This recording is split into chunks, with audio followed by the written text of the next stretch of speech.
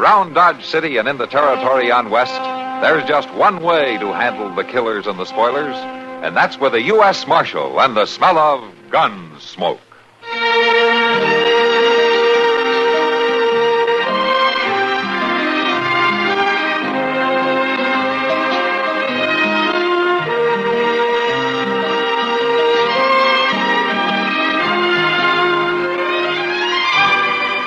Gunsmoke, starring William Conrad. The story of the violence that moved west with young America. And the story of a man who moved with it. I'm that man. Matt Dillon, United States Marshal. The first man they look for and the last they want to meet. It's a chancy job, and it makes a man watchful. And a little lonely.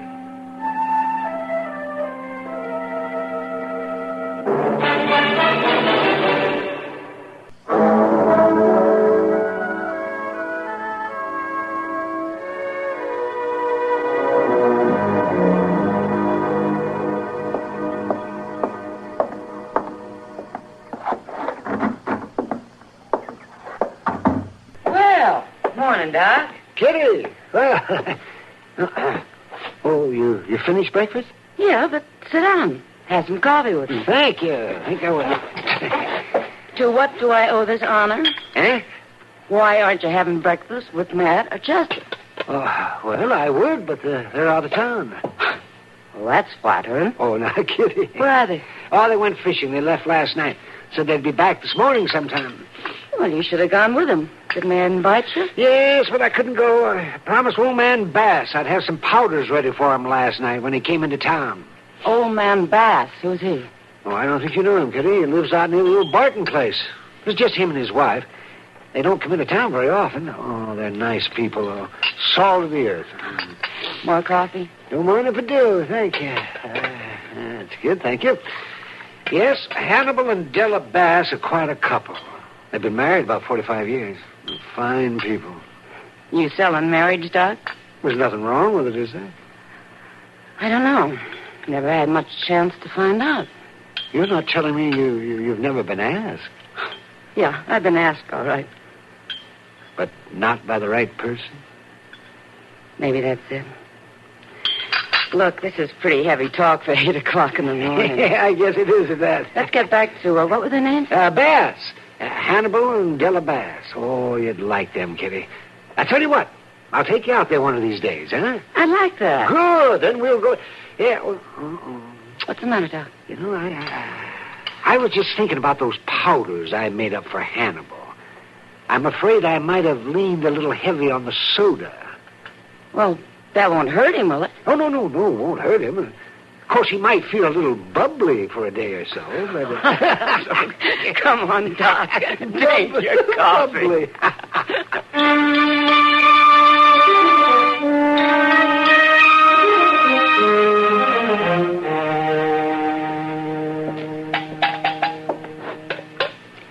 I heard you come back from Dodge last night, Hannibal.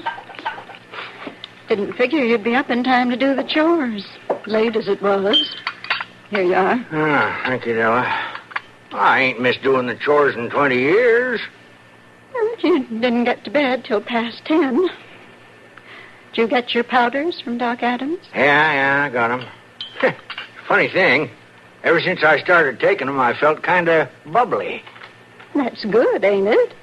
I mean, that's what them powders are for. Sure, that's what them powders are for. He's a good doctor, that Adams fella. Hey, well... Sounds like one of the Schultz got himself caught up. Could be, or could be a wolf. Shotgun's loaded. It's right behind the door there. I got it. We'll see you later.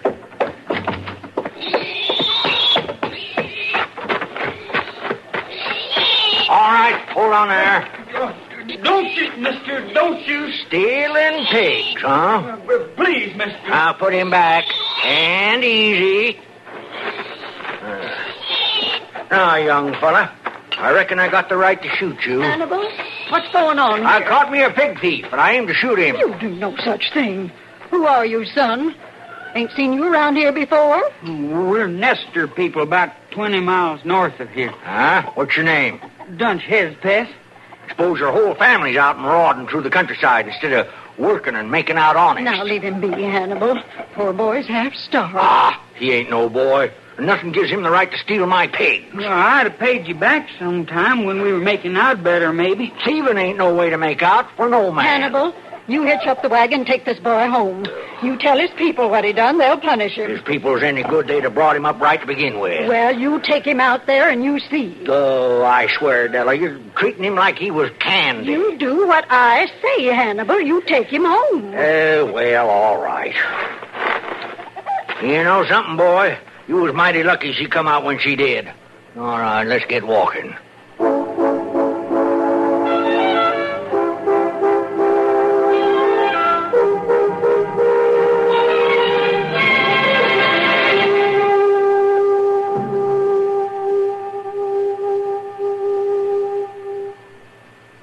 And now here are Edgar Bergen and Charlie McCarthy.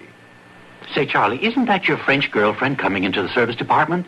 Yeah, Bergen, isn't she a doll? Pardonnez-moi, monsieur. I don't wish to bother you. Oh, think nothing of it. Beautiful women always bother me. It is my automobile. She has a squeak. Oh, poor thing.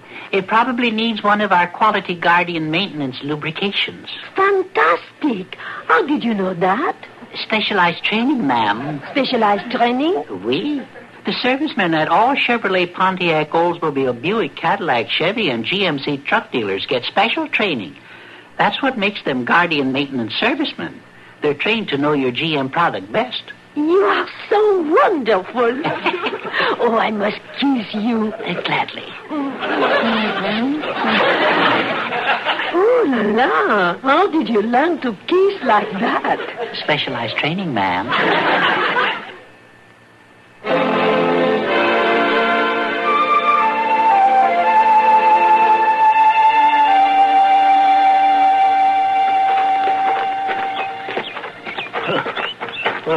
This ain't much of a place you got here, Dunk. Oh, it's poor, but we only been here a month. Well, it won't improve by itself, you know. Ma? Hey, Ma, we got company. Who is it, Dunk? Oh, this here's Hannibal Bass, Ma. How'd it do? Oh, ma'am? Is your husband around? He's been dead 5 years. What is it you want, Mr. Bass? Well, I brung Dunk home so's his pa could whoop him for stealing pigs. Dunk. Well, I didn't figure he'd miss one little old pig. Oh, I'd rather starve than have my boy thief. No, Ma. Things ain't gone too well with us, Mr. Bass. It's hard being a widow woman. All alone. Poor. Oh, well, I didn't know you was a widow woman. That's what I am. Boy, why didn't you tell me about this? All you wanted to do was shoot me. Oh, no. No, I wasn't going to shoot him. I just wanted to scare him. Oh, well, you could still have the law down on him, No, though. I don't have to do that. Maybe he's learned his lesson. No, you're a good man, Mr. Bass, and kind. I could see that right off. Well, I ain't one to hold grudges. I'm just trying to be fair. Oh, what a shame there ain't more men around like you. He's a real gentleman, ain't he, Dunk? You ought to see their place, Ma. You wouldn't believe it. Nice, huh? Oh, I worked hard on that place. Mr. Bass, won't you stay for a cup of chicory? No, thank you, but I'd better be getting back. Mr. Bass, if you're ever through this way again, we'd be proud to have you drop in. Oh, well, thank you, ma'am. Yes, I'll do that. Oh, it gets awful lonesome out here, especially for a woman. Oh, yes, ma'am. It surely must. Well, goodbye. Bye, Mr. Bass. Ma'am, Dunk. You sure calmed him down, Ma. I think he's forgot about the pigs. Yeah. And he'll be back.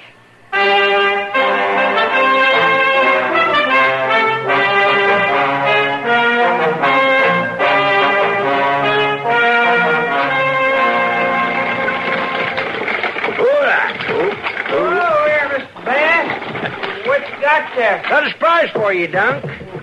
For me? Yeah, you and your ma. Oh, this is for us, all this stuff in the wagon? All for you.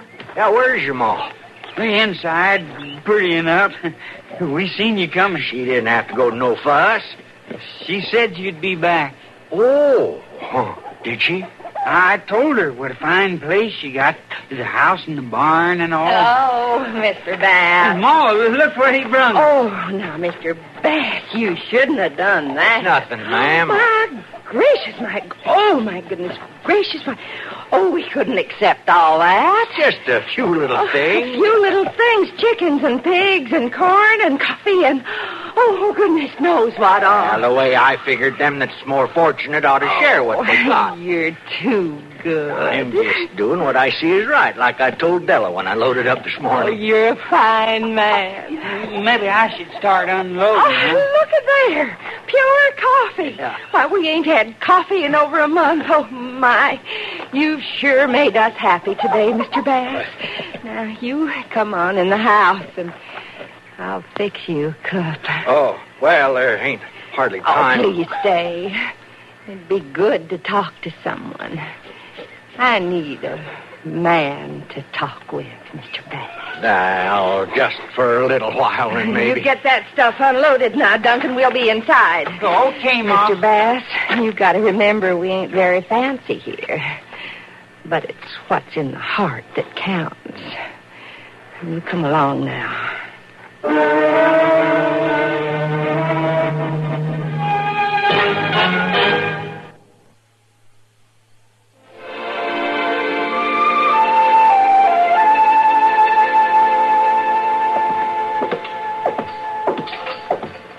Oh, Gondella, where are all my shirts? I can't find a one. There's plenty in the bedroom. Not good ones.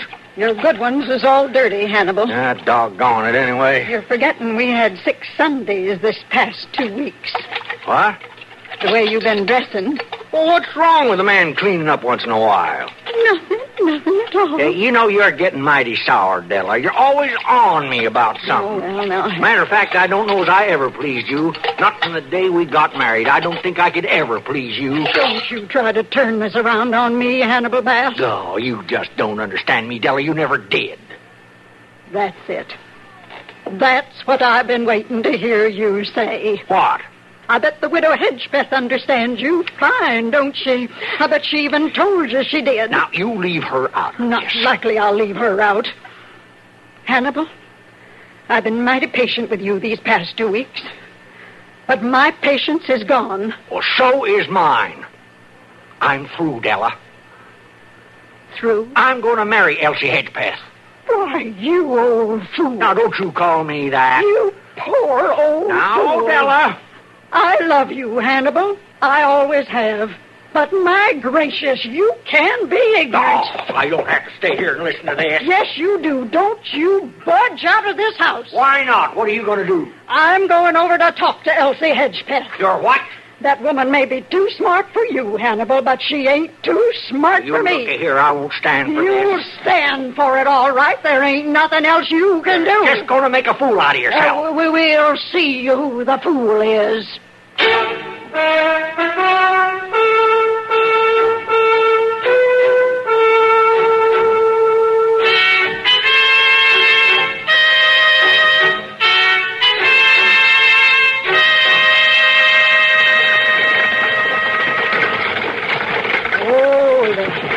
Whoa. Hello? Anybody home? Yes, You Elsie Hedgepeth? that's right. I'm Mrs. Hannibal Bass. Yeah, I kind of figured that. You gonna get down out of that wagon? I'll say what I have to say from here. Go ahead. I just wanted to see what a husband stealer looks like. I ain't stole your husband. No, and you ain't going to. Not that you ain't trying. He's a growed man. He can do what he wants.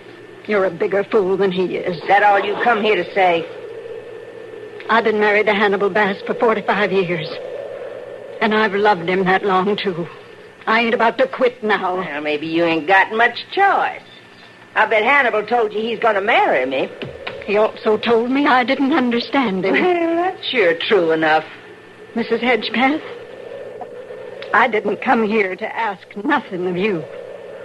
I came here to tell you something. Go ahead. Talk all you want. It won't change nothing. You don't want my husband. All you want is his house and his worldly goods. You admit that? I ain't saying nothing. Well, I want him, and I don't care if he's rich or poor. Now, there's a difference there, ain't there? You're just jealous because you can't hold him no more. All right. There ain't no use talking to you. I'm going to have to show you. Here, now. What are you doing? You put down that rifle. Maybe you'll understand this. You murderer! You shot the heel off of my shoe. Maybe you understand now. Don't shoot! Don't shoot again! Next time it won't be your heel. You think about that, Widow Hedgepath?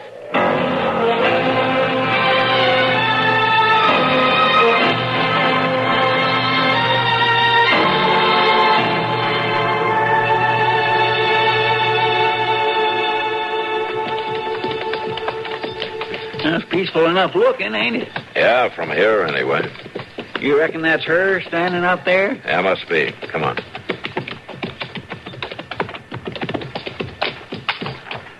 This the Hannibal Bass place, ma'am?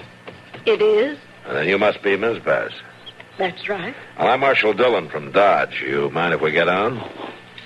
You're welcome, Marshal. Thank you. This is Chester Proudfoot, Miss Bass. How do? Proud to have you here, both of you. Come inside and I'll fix you some coffee. Well, I think I better tell you what we came here for first. Oh? Hannibal ain't in some sort of trouble, is he? No, ma'am.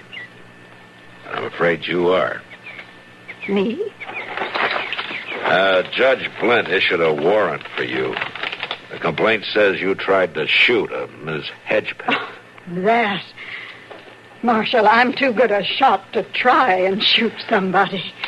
You sure convinced her. She rode all the way to Dodge to tell the judge about it. Did she say anything to him about how she's been trying to steal my husband? To run off with him? No, ma'am. Well, she is. Now, if you'll excuse me, I've got to get this milk inside out of the sun. Can I help you, ma'am? Oh, thank you. I can manage. How can you let her go like that, Mr. Dillon? She'll most likely be back out of that house with a gun. I don't think so. Well, why on earth not? She's a pretty strong-minded lady. Yeah, but I don't think she's a murderer. Maybe the judge got taken in by that Miss Hedgepath a little bit. Here she comes. Miss Bass, where's your husband? Over to the widow woman's, like he's been every day lately. Oh, I see. Marshal, let me tell you something. This is a good farm. Took Hannibal and me a long time, and a lot of hard work to get that house and barn up. 5 years, in fact. If you got some good stock out here, too, hogs and all. We do for a fact. And that's why the widow Hedgepath is after Hannibal. This place. She wants it. But it's still against the law to go around shooting at people, ma'am. I guess you're right. It don't seem to have made no difference anyway. I just wish there was some way to bring Hannibal to his senses. Miss Bass, you said your husband was over at the Hedgepath place, huh? Yes. How do you get there? Straight north. Just follow the trail you come here on. Why? Maybe Chester and I will ride up there. I'd like to have a talk with your husband. That's kind of you, Marshal. But it won't do no good. Well, we'll try anyway. He's going to marry that woman, Marshal. And so far, I haven't been able to think of a thing to stop it. Well, let's see what we can do, Miss Bass. We'll see you later.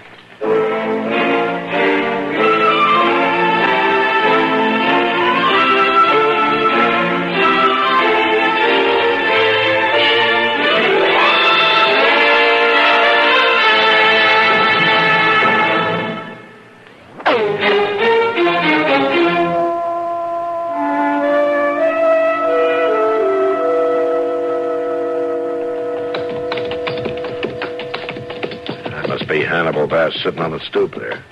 Looks kind of like an old turkey, don't he? I wouldn't let him hear you say that.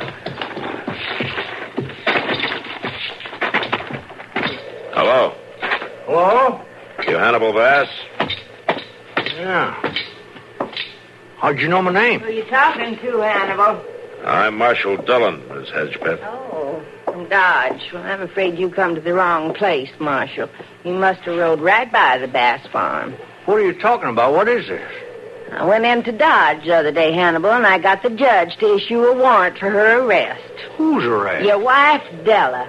You didn't expect me to do nothing about her trying to murder me, did you? You ain't going to put Della in jail, are you, Marshal? No, I'm not. What's this all about? Well, I'll make this real simple, Mr. Bass. This business has gone far enough.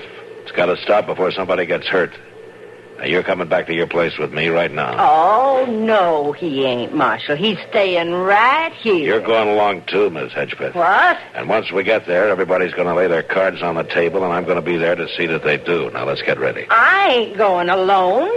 I'm going to take my boy, Dunk. I don't care who you take, but we're starting back as soon as you get your team hitched. Now, let's get going.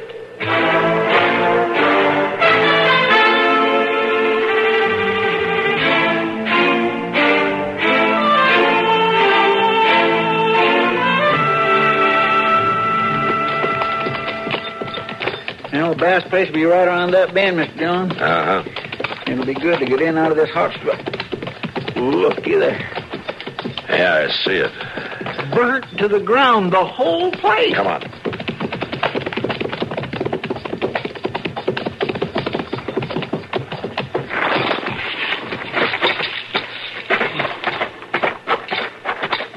Hello there, Marshal Dillon. What happened here? You all right? I'm fine, Marshal. That Hannibal coming? Yes, they're right behind us in the wagon. Good. But your house and the barn, how did it happen? Both of them at the same time? I swear I don't understand it. I think I do, Chester. Just wait.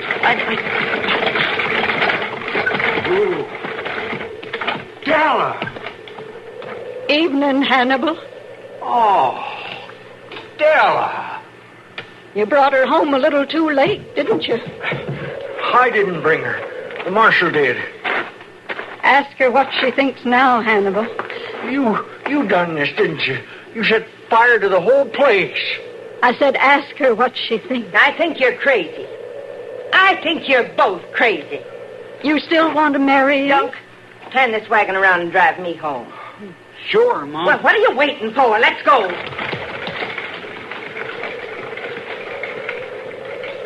Well, Hannibal? You was right, Della. I'm just an old fool. We're going to have to start from scratch again. Well, we done it before. Hannibal, I fixed your favorite supper. Whole beans. Oh, Della. Oh, you're some woman.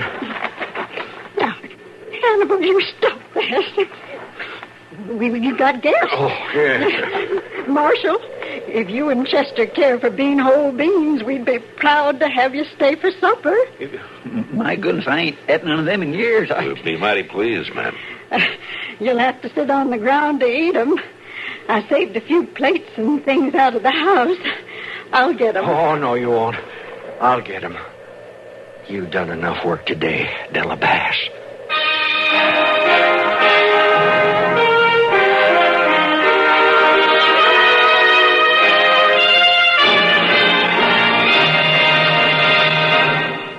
This is your FBI.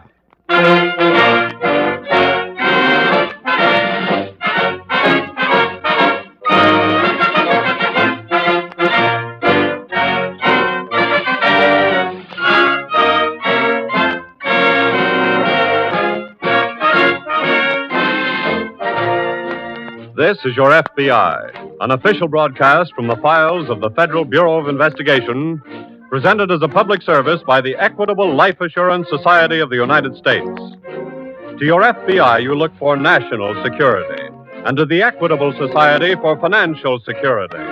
These two great institutions are dedicated to the protection of you, your home, and your country.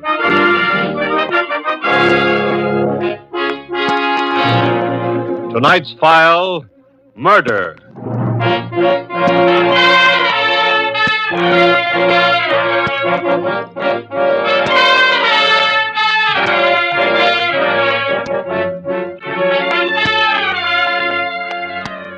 In the crime of murder, final conviction of the killer often depends on evidence which can be revealed only by the microscopes, the test tubes, and other instruments of modern science with which the FBI's vast laboratory is equipped. Whereas the steps leading to the killer's arrest may depend altogether on the intelligence and swift action of the special agent on the case. Tonight's case from the files of your FBI is a dramatic example of how investigative ability brought about the arrest of a brutal killer, after which science convicted him. About 2 miles out from the village of Belford, Massachusetts, sitting well back from the road, is the weather-beaten house occupied by the Creightons.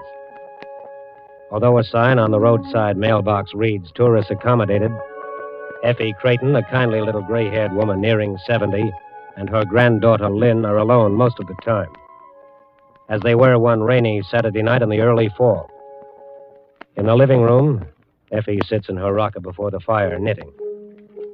Lynn is at the piano, while Blackie, a Scotty, stretches indifferently before the fireplace. Lynn, my dear, couldn't you play something just a little more cheerful? It's not a very cheerful night, Nanny. It feels cold and clammy, like the touch of death. Oh, gracious. Oh, what kind of talk is that? Sometimes rain is warm and friendly, but tonight it's stealthy, like death. Oh, Blackie! Blackie, must you be that way, too? Blackie also feels the night.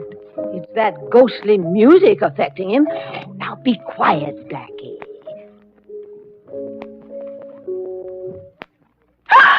Lynn! At the window. Wow! A man's face. I saw it. Oh. It's gone now. Lynn, you've just worked yourself into a state with that graveyard music. No, Nanny, I swear it. I saw a man's face at the window, and Blackie saw it, too. Blackie! Blackie, hush, I say. Oh, Lynn, you've got him all worked up, too. But I tell you, I did see a man's face. Nonsense. Land's sake. The both of you are another... Nanny, I told you. It's just somebody at the door. It's whoever was looking in the window. Fix, go see who it is. No. Well, then I'll go myself. It's probably a traveler just wanting to spend the night. Please, Nanny, don't let him in. Nanny! Blackie, hush that up. I don't see anyone here. Oh. I'm sorry if I frightened you. Oh, it's my old eyes, young man. They just didn't see you right away, standing there in the dark. What do you want? Well, I saw your tourist sign. I've come to try to engage a room. Oh, then come in. Come in. Thanks. Oh, hush, Blackie. You mustn't mind him, young man. Oh, that's all right. You know, I feel that way about strangers sometimes myself. Oh, hello. Hello. What's the matter? Why are you looking at me that way? You were looking in the window a while ago, weren't you? Yes. Why did you do that? Oh, well, please forgive me. You know, I guess that I've seen too many of these horror movies. Now, this house kind of made me think of one of those mystery houses where the mad doctor, he carves up his guests. Oh, good gracious. Yes, that's why I looked in the window, really. Yes, but when I saw a sweet little old lady and a charming young girl... Ah, but we might be just a blind for that mad doctor, you know. I'll take the risk. Well, I've already put my car in your garage, but I'll have to go out and get my bag. Oh, surely, go ahead. What on earth is the matter with you, Blackie? Maybe Blackie senses something we don't. Nonsense. Why, he's a very nice young man. I disagree with you, Granny. Here he comes. Hey, that rain seems to be a bit wet. You get right out of those wet clothes, young man, and I'll scare you up a bite of supper and some hot coffee. Thanks. That'll be awfully nice of you. Get away from that suitcase. I'm sorry. Blackie, now you go on into the living room. Go. What's your name? Oh, I'm sorry. It's Smith, Harold Smith. Well, I'm Effie Creighton. Uh-huh. And this is my granddaughter, Lynn. Oh, hello. How do you do? Will you just be here for the night? No, well, I might be here longer. That is, if I may. Oh, you can stay just as long as you like. Good. I'd like to make a request. Oh, what's that? You see, I didn't tell anyone where I was going, and yes? I just wanted to be alone for a few days. Body just has to do that now and again, I guess. But suppose somebody should happen to inquire of us about you. What shall we tell them? I said nobody knows I'm here. Well, even if they do ask Lynn, we don't have to tell them Mr. Smith is here. Now, it's just you don't worry, young man. We won't say a word to a soul. Thank you.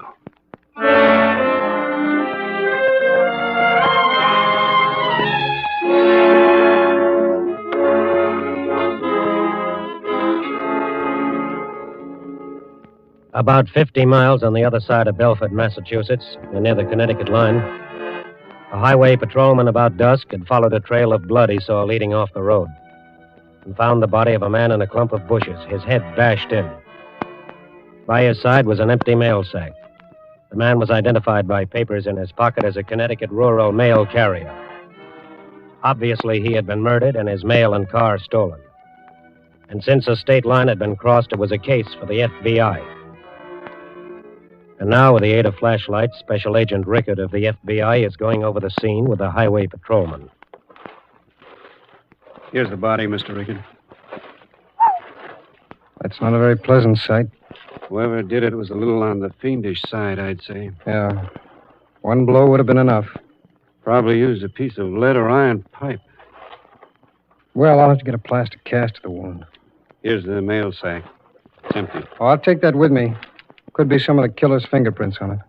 I don't quite figure his motive. He seems to have been badly in need of a car. What about the mail? Oh, just took that along, I guess, in case there was anything of value in it. If he only wanted a car, he could have stolen one with a lot less trouble. Now, to the man who did this kind of a job, killing is no trouble. It's a sadistic pleasure. Yeah.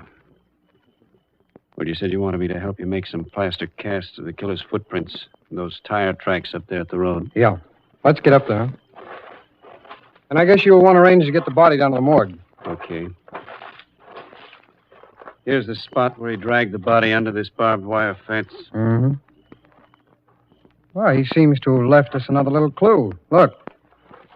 Caught on this barb. Yeah. Tiny piece of cloth of some kind. Mm-hmm. Looks brown to me. Mail carrier wasn't wearing anything of that color.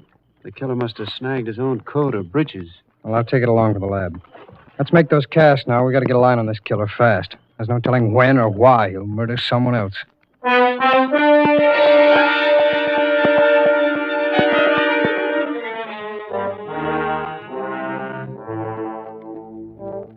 Back at the Creighton house, the young stranger who gave the name of Harold Smith has just finished the light supper Effie Creighton fixed for him and gone to his room at the far end of the hall on the first floor. Effie and her granddaughter, Lynn, are in the kitchen cleaning up the few dishes. Mr. Smith was mighty hungry. He didn't leave a scrap. Nanny, what do you suppose he's got in that suitcase? Why, his clothes, of course. What else?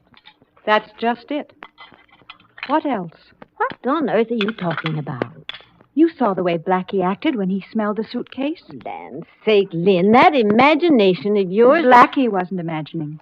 He smelled something wrong. Lynn, I'm going to sell that piano if you don't stop playing spooky music and getting yourself all worked up like this.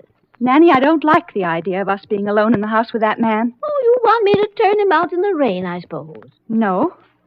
But I can get Uncle Will to come over and spend the night with us. Lynn, he's a nice young man. I'm going to call Uncle Will. He'll laugh at you. But he'll come over. He'd go anywhere if Aunt Sarah'd let him out of the house. Yeah. I'll get him over. Don't worry.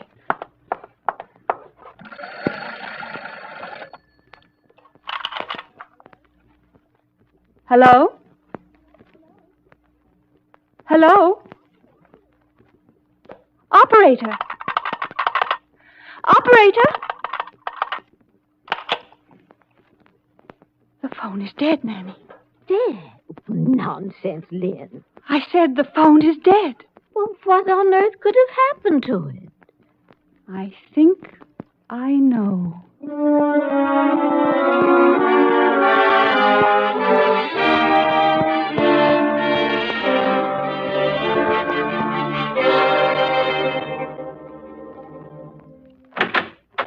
Well, Jim. Hi, Rick.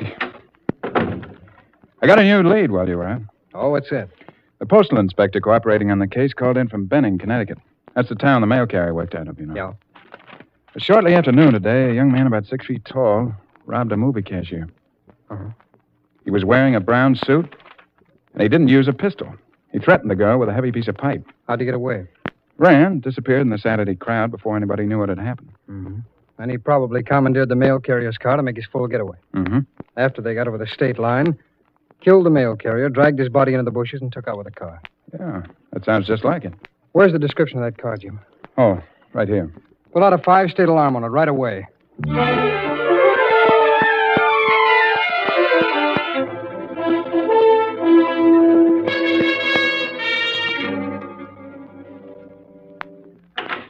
Nanny! Nanny! Good heavens, Lynn. Have you been out in all that rain? Yes. Why? I've checked the phone wires on the side of the house. They've been cut.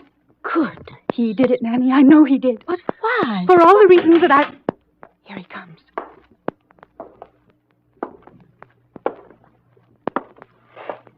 Pardon me. I know you wish that I'd get settled for the night, but I've left something out in my car. Oh, that's all right, Mr. Smith. I want to thank you again for that supper. That was awfully kind of you to fix it for me. I couldn't let you go to bed hungry. Thank you. Excuse me.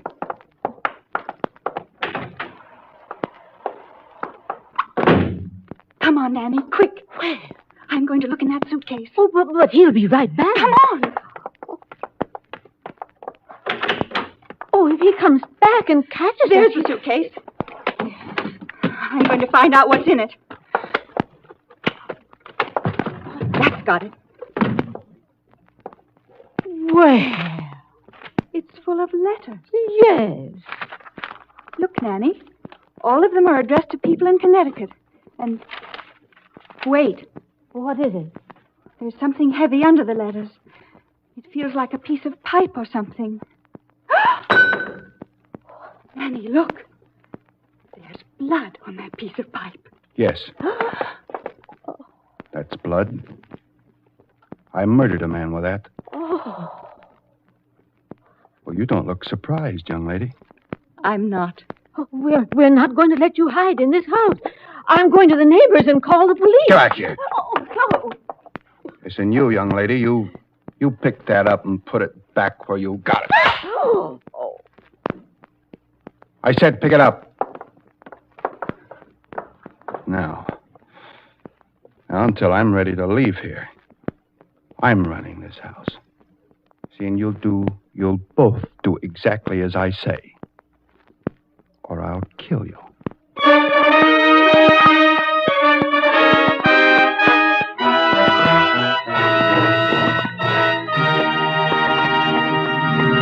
We momentarily close the Equitable Society's presentation of the Federal Bureau of Investigation file on the fugitive killer.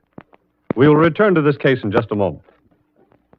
One of our most eminent Americans, Benjamin Franklin, was a great believer in societies. As a young man, he formed his friends into the Leather Apron Club. Later, he organized the first circulating library in America and the first fire company in Philadelphia. And in 1743, he founded the American Philosophical Society.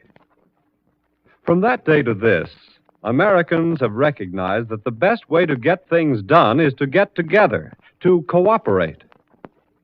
A society to which more Americans belong than almost any other is the Equitable Life Assurance Society of the United States, with more than 3.25 million members. Now, the purpose of the Equitable Society is security, financial security for its members and their families. Equitable members know that their society is something more than a great organization in which they have insured their lives or provided security for their old age. They know that the Equitable Society is truly a society, that they themselves are the sole owners of this society, and that their management has but one end in view. That end is to make membership in the Equitable Society mean the very maximum of protection and security. To accomplish this purpose, Equitable Society funds are invested wisely and soundly. They are used to promote agriculture and home ownership, and to help build up the great industries on which our national prosperity depends. And so, by serving its members, the Equitable Society serves America. And now, back to the file on the fugitive killer.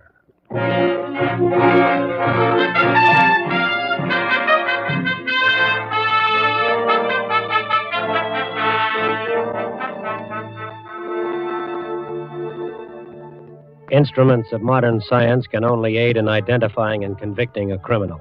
They cannot catch him. That remains solely a job for human intelligence. In the case of the fugitive killer, many clues were now in the FBI laboratory, ready to convict him. But it is up to Special Agent Rickard to find him. It is nearly 1 o'clock in the morning now, and the plane on which Rickard dispatched to Washington fingerprints found on the mail sack near the body of the rural postman was due to arrive in Washington at 11 o'clock.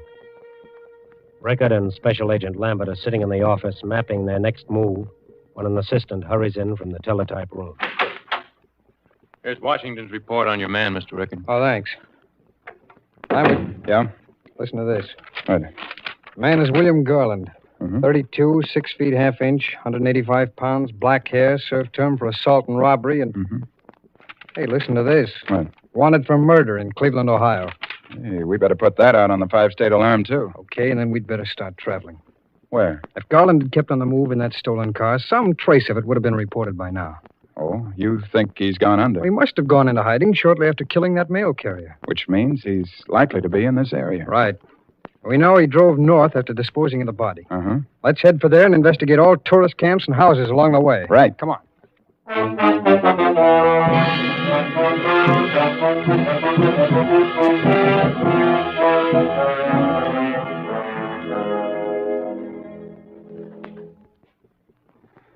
Well, this is really quite a cozy picture, Miss Creighton. Your grandmother dozing in her rocker by the fire. So peaceful. It helps me to think. You see, I'm trying to figure out how to keep from killing you. Why? Well, there might be a better use for you. That's a car entering your driveway, isn't it? Yes. Well, just a minute. You sit down. Whoever it is has seen the light on. Here, I'll answer it. You stay where you are.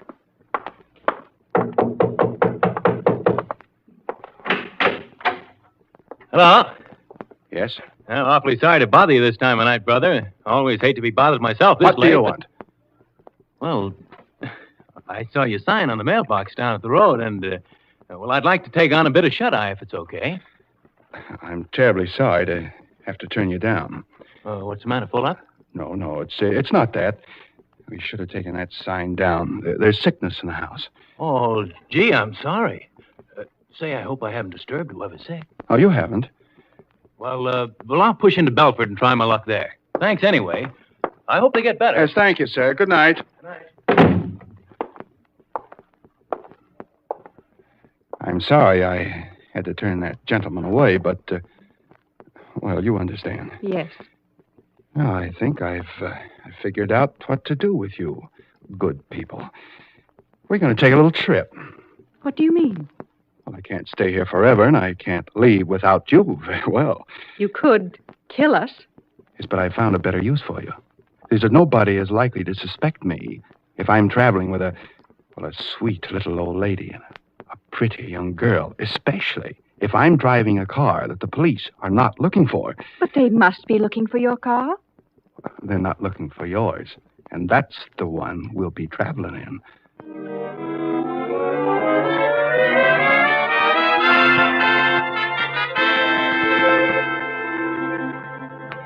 Special agents Rickett and Lambert have investigated every tourist camp and house south of Belford without finding any trace of the killer.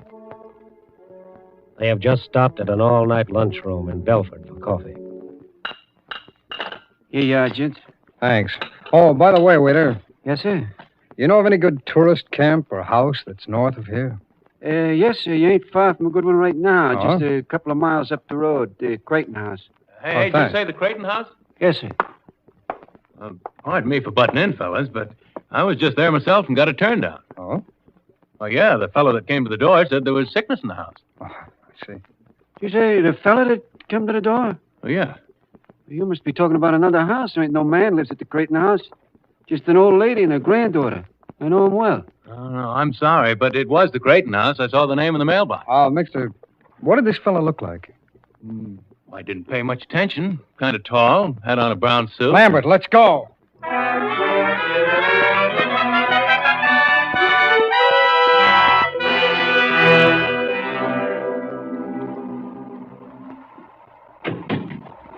Here, now, I'll let you both ride up in the front seat with me. All right, come on. In you go. Take your hands off me. Just where do you think you're taking us? I told you, I'm taking you and your grandmother for a little ride. All right, get in. I said get in there. We're losing time. I'm sorry that Blackie has to miss the trip, but a dog is such a care, you know. There's a car. As I see it. It's going to turn up our drive. Well, that's too bad. They'll have to wait for me to drive out first. Just a minute, please. Don't either of you say a word. What do you want? Want to talk to you. What for? We're special agents of the FBI. Sorry, I can't stop. Okay, Lambert. After him.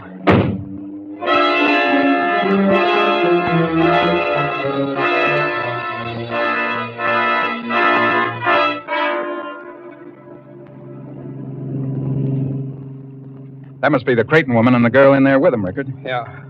Jim, pull up as close to that car as you can. You want me to force him off the road? No, keep your headlights on his rear wheels. I'm going to try and shoot out a tire.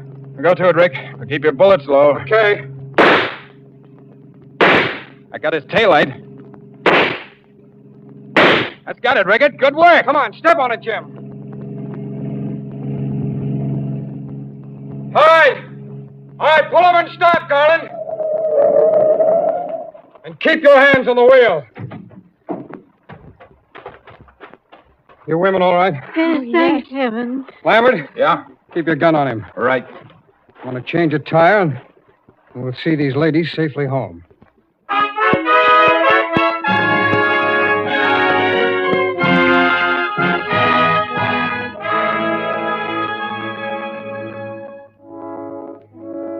The FBI does not make an arrest unless it has sufficient evidence to warrant the arrest.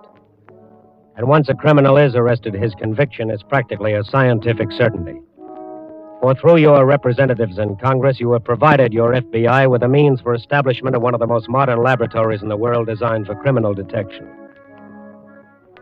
When William Garland was arrested, there was in the FBI laboratory, as evidence against him, a few threads from his suit, plastic cast of his footprints, auto tire tracks, fingerprints from the mail sack, and specimens of blood from the murdered man to match with blood on the murder instrument. This laboratory is working 24 hours a day for your protection, making the road the criminal follows a dead-end street.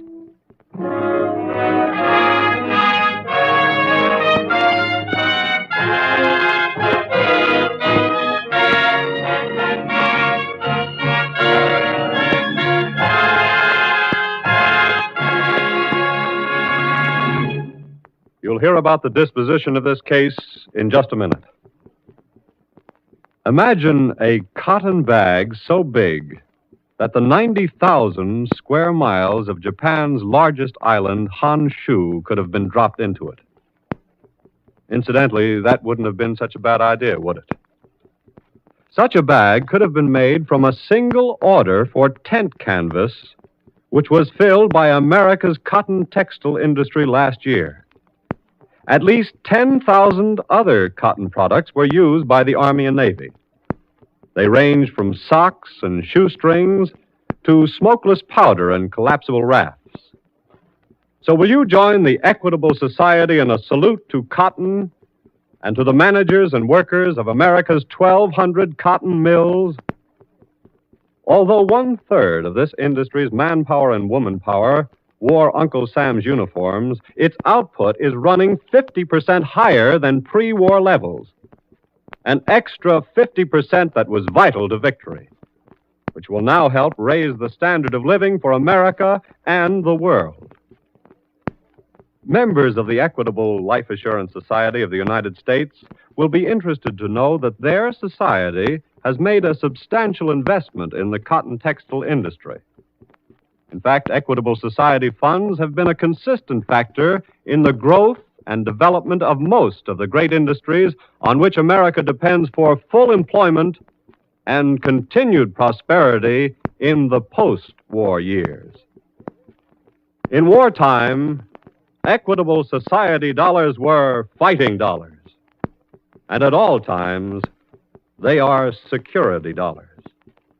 For you, your home, and your country.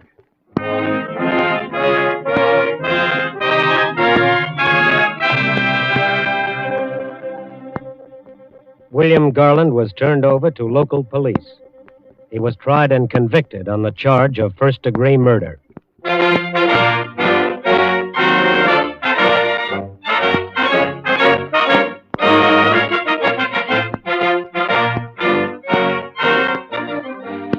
The incidents used in tonight's Equitable Society's broadcast are taken from the files of the Federal Bureau of Investigation.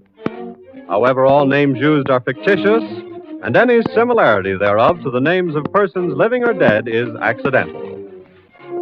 Programs in this series of particular interest to servicemen and women are broadcast overseas through the worldwide facilities of the Armed Forces Radio Service.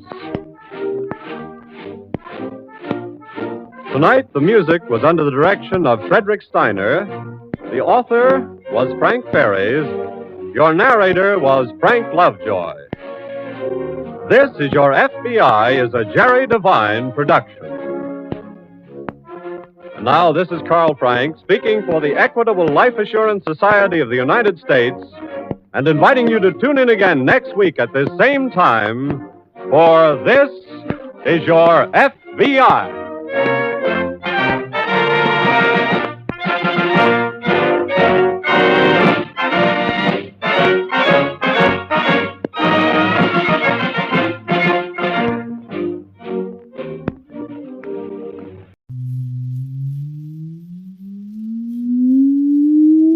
Countdown for blastoff.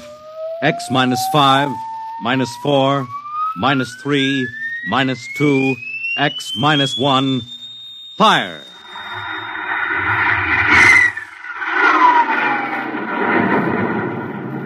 From the far horizons of the unknown come transcribed tales of new dimensions in time and space. These are stories of the future, adventures in which you'll live in 1,000,000 could-be years on 1,000 would-be worlds. The National Broadcasting Company presents X minus 1.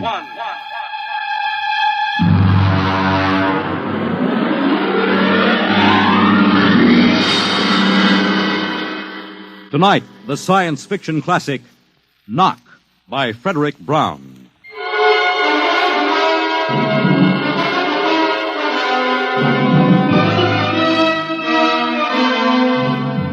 Tonight we have a strange story to tell.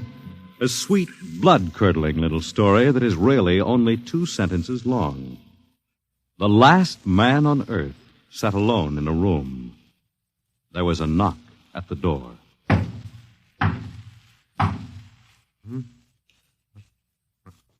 What's that?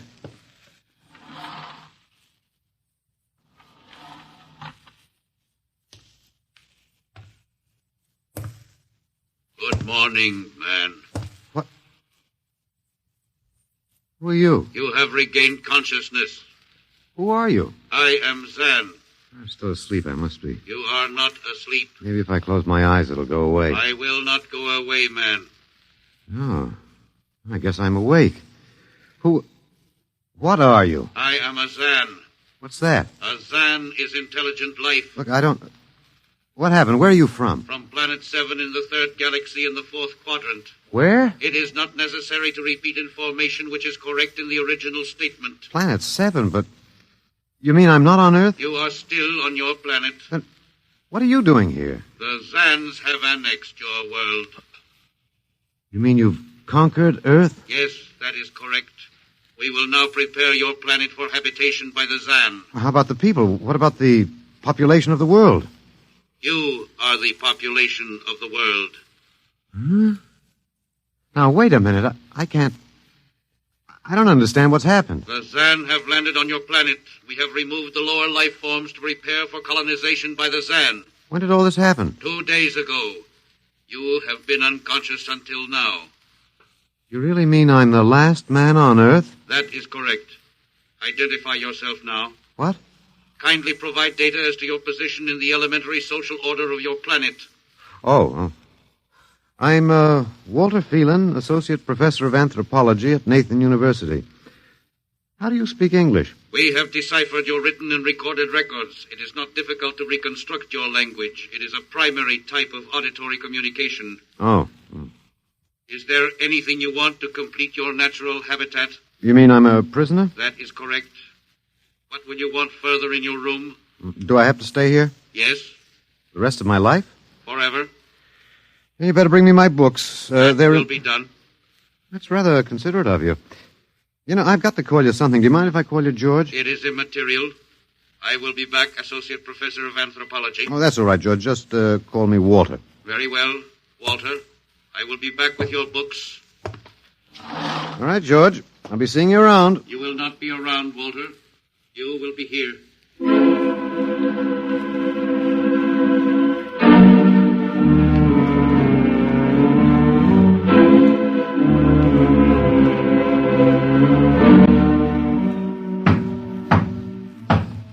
Come in. Oh, hello, George. Hello, Walter. Wait a minute. You're not George. You're different somehow. It makes no difference. The Zan are many, and they are one. Then I'll call you George, too. I'll call you old George. What can I do for you? Point 1. You will please henceforth sit with your chair facing the other way. Uh-huh. I thought so, George. That plain wall is different from the other side, isn't it? That is correct. It is transparent. Yeah, that's what I thought. I'm in a zoo, right? That is correct. How many other animals do you have in the zoo, George? 216. Not complete, George. Even a Bush League zoo could beat that. Did you just pick at random? Yes. All species would have been too many. Male and female, each of 108 kinds. Male and female, huh? Of all the animals? There is a female of your species among the collection. Anyone I know? Well, never mind. It doesn't matter anyway. Well, what do you feed us all, eh? For carnivorous species, we make synthetics. The flora was not hurt by the vibrations which destroyed animal life. Oh, nice for the flora. Well, George, you started out with point 1. I deduce there is a point 2 kicking around somewhere. What is it? Something we do not understand. Oh? 2 of the other animals sleep and do not wake. They are cold. Don't worry, George. It happens in the best regulated zoos. What is wrong with them, Walter? Nothing much. They're just dead. Dead? Mm-hmm. That means stopped. But nothing stopped them. Each was alone. Well, maybe they just died of old age. Old age? I do not understand. You don't? Well, how old are you, George? Your planet went around the sun about 7,000 times since I was born. 7,000 years? Yes, I am still young. Yeah, a babe in arms. Look, George, you've got something to learn about this planet you've hijacked. Here on Earth, we've got somebody you don't know where you come from. An old man with a beard and an hourglass and a scythe. Your vibrations didn't kill him. What is he? Oh, old man Death. Down here, our people and animals live until somebody, the Grim Reaper, stops them. He will stop more? He gets us all, George. With your lifespan, it won't seem like a minute and we'll all be gone. Looks like you made a mistake, George. And I don't think there's much you can do about it. That is not correct. The Zan is a logical being. We will take action.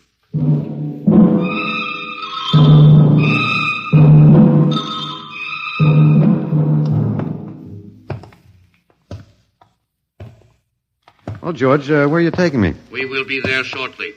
We will bring your books and your chair. You mean my lease is up? I do not understand. It's moving day? That is correct. We are here now. You will live here now, Walter. It is a larger room. Well, be it ever so humble, there's no place like home. Go inside. Oh, be careful with those books, George. Don't lose my... Oh, excuse me. Who are you? What are you doing here? I guess George didn't explain. George tries to be polite, but he hasn't quite caught on yet. I'm Walter Phelan. My name is Grace Evans, Mr. Phelan. What's all this about? Why did they bring me here? I think I know why, but let's go back a bit. Do you know just what has happened otherwise? No, not exactly. Well, I've been talking to George. George? Well, that's what I call them, all of them. There's no way to tell them apart anyway. There aren't many of them here yet. They come from outside the solar system, sort of an advanced scouting party. I saw their spaceship. It's as big as a mountain. Yeah, they're moving in on us.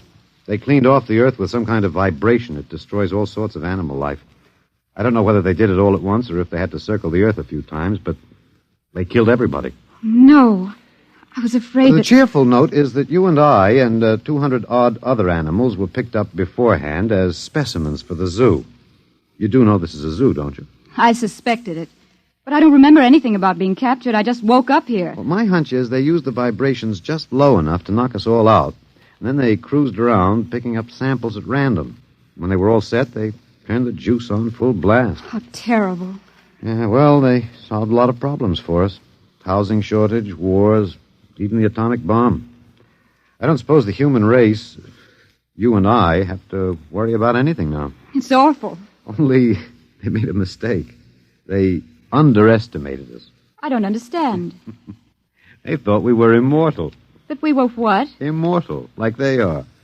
Oh, they can be killed, but the Zans don't know what natural death is. They didn't know anyway until they lost two of us yesterday. You mean there are more than two of us? Oh, not more of our species, no. These were merely fellow animals, a rabbit and a canary. And by the Zan's way of figuring time, the rest of us are only good for a few minutes apiece. It's a joke on them. They figured they had permanent specimens here in the zoo. Well, didn't they even know we'd all die eventually? I don't think so. George, that is the second Zan I saw, told me he was 7,000 years old, and he's young by their standards. When they learned how quickly we die, they were practically shocked to the core, if they have cores. How can you talk that way about it? Academic detachment. I learned it at faculty teas. At any rate, they've decided to reorganize their zoo. 2 by 2. What, are they going to keep us locked up together in this one little room? Yeah, I'm afraid so. There's plenty of furniture, though, and George promised to bring me my chair. We've got to do something. Why? Well, I don't know. It just seems to me we owe it to the human race to do something. Oh, well, perhaps you have a suggestion? There must be some way. They can be killed, you said. Oh, yes, I've been studying them. They look horribly different, but I think they have about the same metabolic and digestive system as we. I think that anything that would kill one of us would kill one of them. But you said 7,000 years. Yeah, I think I figured it out. Now, George cut his, I suppose you'd call it his hand, when he brought in my books. It started to bleed, red blood. But I could see the cut closing as he stood there. By the time he left, it was healed. I don't understand. Well, you see, whatever factor there is in man that makes him grow old is missing in the Zan. Their regenerative powers must be unlimited. They just don't wear out. They go on until they're stopped. Suppose we killed one. There must be some way. Oh, what would be the use? They wouldn't even punish us. They'd just give us our food through a trapdoor and put up a sign saying, "Beware of the man. Dangerous." I don't think they'll even have to bother in your case. I don't see anything funny. I'm sorry. It just reminds me of Martha. Martha? My wife. She died 2 years ago. I'm sorry. Well, not at all. It was a pleasure. That'll be George with my books. Come in. Hello, George. Hello, Walter. Point 1. I have brought your books. Point 1, eh? What else is on your mind? Another creature sleeps and will not wake. Oh? A small feathered one called a duck. Well, it happens, George. I warned you. Old Man Death, the Grim Reaper. I told you about him. Walter, the Council of Zan has met. It has been decided logically that A, no life form can withstand the full strength vibrations with which we cleared your planet. Therefore, the Grim Reaper you spoke of does not exist. Pretty neat, George. What's B? B, the only intelligent life to escape the vibrations is you. Therefore, the logical conclusion is you are stopping these animals by some means unknown to us. George, you are off your trolley. You will tell me now how this is done. You've got me. Yes, we have. It is necessary to save the remaining specimens as long as possible. If we do not get the information, we may be forced to dispense with your species entirely. This means you, Walter, and the female. Now, hold on, George. Don't go off half-cocked. Let me take a look at these animals that won't wake up. I will take you there now. Go first, Walter. After you, my dear George.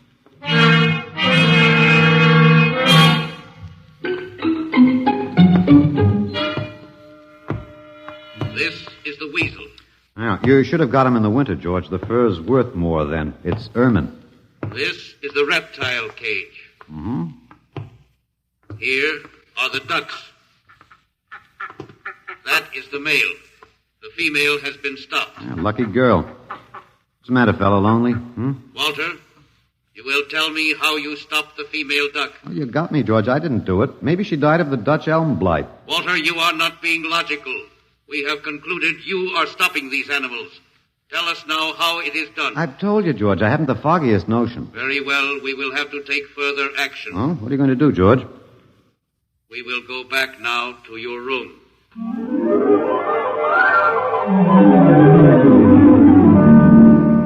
What happened, Mr. Phelan? You might call me Walter. After all, George does. And we have more in common. Please, what happened? Oh, just a duck, a dead duck. George thinks I killed her by remote control. He wants me to tell him how. Did you? Look, I'm just an ordinary anthropologist. There's no telling what those animals died of, just natural causes.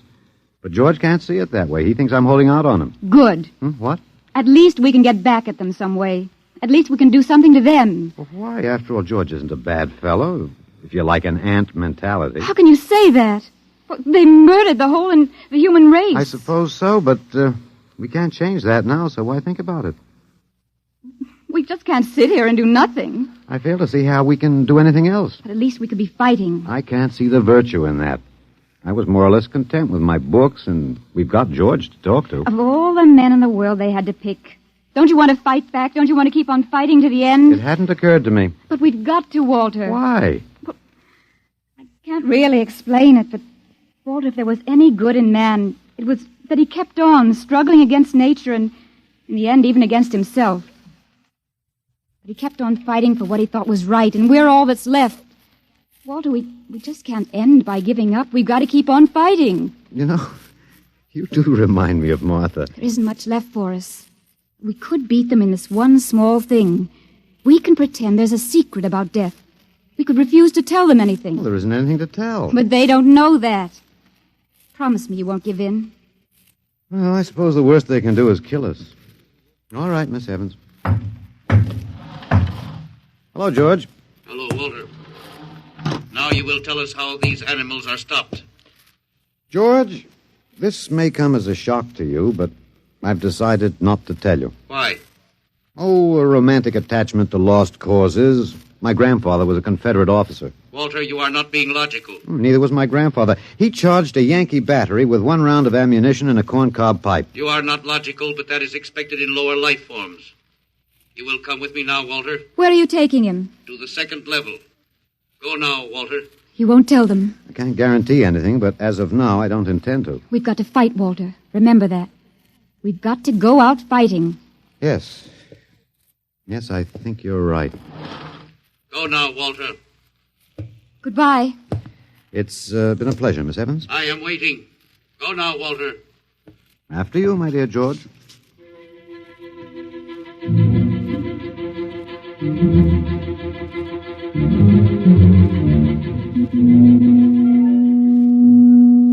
You will tell us now, Walter? That was the 1st level of vibration. There are many more. However, we have calculated that none of them exceed your threshold of unconsciousness. Oh, very clever, George. Of course. You will tell us now, how do you stop these animals? You will tell us now. As of now, no. However, I'm not very brave, if that encourages you, George. You are not being logical, Walter. You're telling me. We will now use vibration level 2.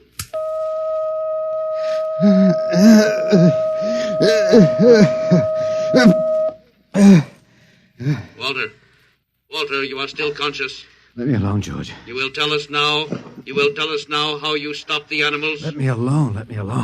We have had vibration levels 1 and 2. There are still 15 more before your threshold of unconsciousness. No. Let me alone. Walter, listen to me. Another creature sleeps and will not wake. We must know now. It's tough. You better start vibrating again, George. No. What? It would not be logical. We have calculated that no further level of vibration will overcome your irrational psychological block. We conclude you will not tell. Let me go? That is correct. That's real nice of you, George. I appreciate it. We have calculated that the resistance of the female of your species will be lower. We will now place her under the vibrations. No, George, you can't do that. No, listen, George. George, there is no secret. Can you understand that?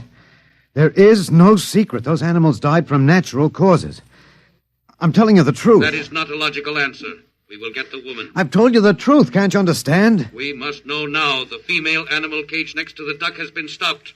We must preserve the survivor. The animal next to the duck? We will bring the woman here. She will tell us after the vibration. No. Listen, George. You want the truth? You want to know how to save the mates of the animals that have been stopped? You will tell us now? Yes, I'll tell you now. I give up. But you've got to promise to leave the woman alone. You promise, George? If we receive the answer from you, Walter, there will be no further need for the vibrations. Well, I guess that'll have to do. All right. Take me to that stopped animal. I'll tell you how to save the mate. Very well, Walter. You are being logical now. We will go.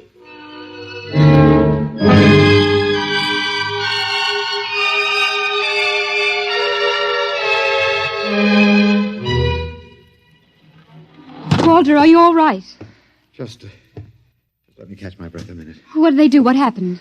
After a while, I told them what they wanted to know. Oh, no. As George pointed out, it seemed to be the logical thing at the time. But you promised. I know. It was our last chance to beat them on even one little thing. Perhaps. You mind if I sit down? You gave up. I suppose you could call it that. I'm very tired. They've beaten us completely then. There isn't even anything we can do. The last of the human race, and we give up. We don't even die fighting. Oh, it isn't that bad. Something might turn up, Martha. What did you call me? Huh? No, I must have said Martha. Sorry, she was my wife. She died 2 years ago. What were you saying? Nothing. It doesn't matter. It's too late. It's too late for the whole human race. What now, George? The Council of the Zan has met. No? Something wrong, George? A Zan has been stopped. What? Zan is dead? That is correct. Well, you didn't believe me, George. But you can die. You can really die. You'll have to get used to that if you're going to stay here. The Council has decided. A, you have in some way stopped this Zan. B, you and the woman must be eliminated. Walter. No, you've got it wrong, George. The Council has decided. This time you will have the full vibration. This time? Walter, what did they do to you? Oh, they have a rather effective third degree. They tortured you, Walter? Yes. And I thought... Oh, Walter, it was all my fault. I wouldn't even have tried without you. I suppose we have a last chance now to end with some dignity. I think you're a very brave man, Walter. No, not very. There isn't much else to do. Do we go now, George? Now, Walter. Wait. What's that? I have been told another Zan has died. Now will you believe me? The Council of the Zan meets now. 2 gone already, and you were with me, George. You know I didn't kill this one. What stopped him then? I told you, it's Old Man Death. You came to the wrong planet, George. Your immortality doesn't go down here. He can stop you, but you can't stop him. And you'll all die if you stick around. What now? The Council has decided. This is a place of death. We will leave your planet. Leave? You mean you're giving up? It is not safe for the Zan. Oh, Walter, they're leaving. They're really going. Come on then, George. And don't hurry back. It would not be logical to do so. We are leaving the Earth now. Goodbye, Walter. Goodbye, George.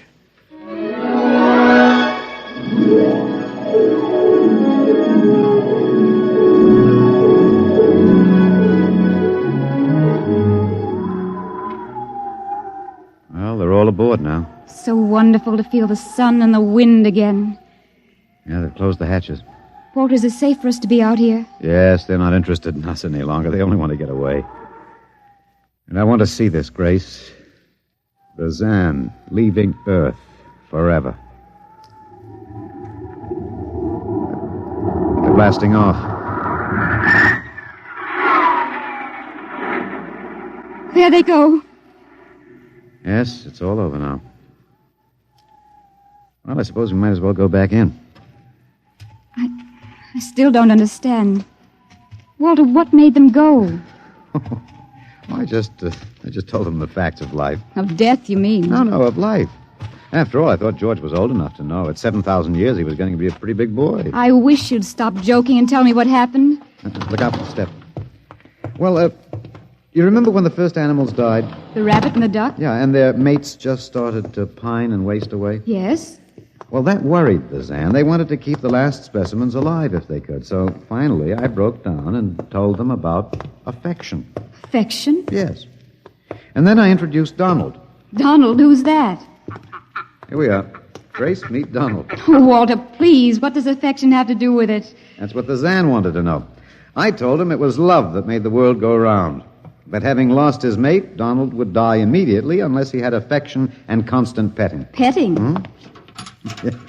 I even showed him how. Here, fella, come on. Come here. Yeah. I held Donald in my arms, and I petted him a while. Then I let the Zan take over with the animal in the next cage. What animal? Take a look. You mean this cage? Mm-hmm. Watch out. Don't go too close. Walter, it's a rattlesnake. Yes. Their metabolism made it impossible for them to die of old age, but I had a hunch that they could be poisoned. Then it was the snake that killed the two Zan. Mm-hmm. They never even knew what bit them. Then you outwitted them, Walter. Well, I suppose... I thought you'd just given up. Oh, Walter, I'm so ashamed. You don't have to be. I had given up. I probably wouldn't have fought if you hadn't pushed me. Well, we've got a world to plan. A new world, Grace. I know. We'll have to decide which animals to let out of the zoo and which ones it'd be safer to keep in. But first, there's a bigger problem. What's that? The human race. Oh. We've got to make a decision about that. Pretty important one. Yes, but... It's been a nice race, even if nobody won it. Of course, it may go backward for a while until it gets its breath, but we can save the books and all the most important things and get it started ahead once more. No. It's the Garden of Eden all over again. But Eve, you'll have to watch out for that snake. Now, don't be ridiculous, Walter. You know, funny, you even blush like Martha. Only you're stronger than she was. Prettier, too. I wish you'd forget about Martha. I think I will, my dear, if you'll give me time. Now, Walter Phelan, you listen to me. If you think for 1 minute that I thought it would never happen to me again. But it is love that makes the world go round. So, Grace, if you could only... No. I wouldn't marry you if you were the last man on earth. But that's exactly what I am. I don't care. I don't even want to talk about it. I'm going out. All right, my dear, but think it over. And please come back.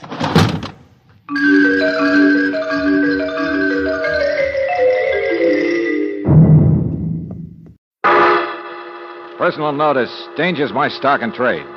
If the job's too tough for you to handle, you got a job for me, George Valentine. Write full details.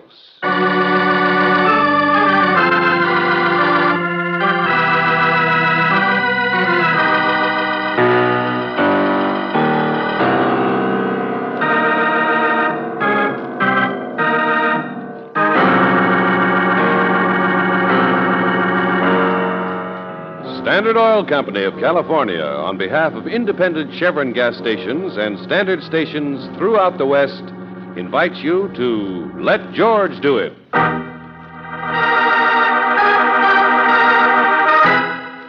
Go Jump in the Lake, another adventure of George Valentine.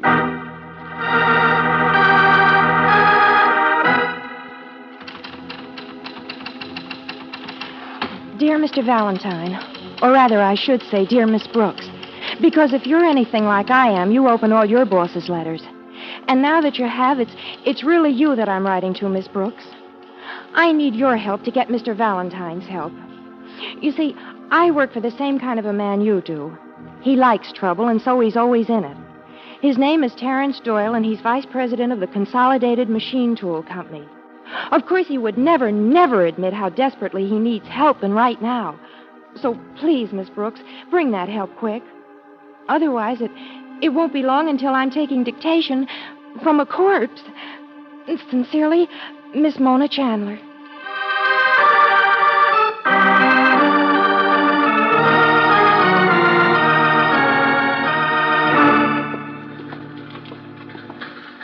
Well, let's try this one, Angel. Uh-oh. I think you're in the wrong office. Excuse us, we were just looking for... Sales department's down on the next floor. Employment's out at the plant. We're looking for Miss Mona Chandler. She's an old friend of mine. Oh. Well, Miss Chandler's pretty busy this afternoon. I asked you to run through some financial statements. Oh, sure, we realize, but... you did, huh? That's right. And she's out. Perhaps if you called later, you could speak... Oh, so I'm a liar. You got back quick, Miss Chandler. Any reason? No, sir. He's not back yet. All right. Friends of yours. Mr. Valentine? I'm Claire Brooks, Mona. Oh, thanks for making it so fast. Sit down, won't you? Yeah, thanks. That boss of yours throws out quite a welcome mat. Yes, and Mona, he's not quite... Well, I expected something a little more Flynnish. What? Oh, no. No, Mr. Doyle's out of town for the day. That was Gil Frank. Mr. Frank. He's the other vice president. He's quite different. Oh, I get it. You mean you're not in love with him? I'd like both of you to understand I don't love Mr. Doyle.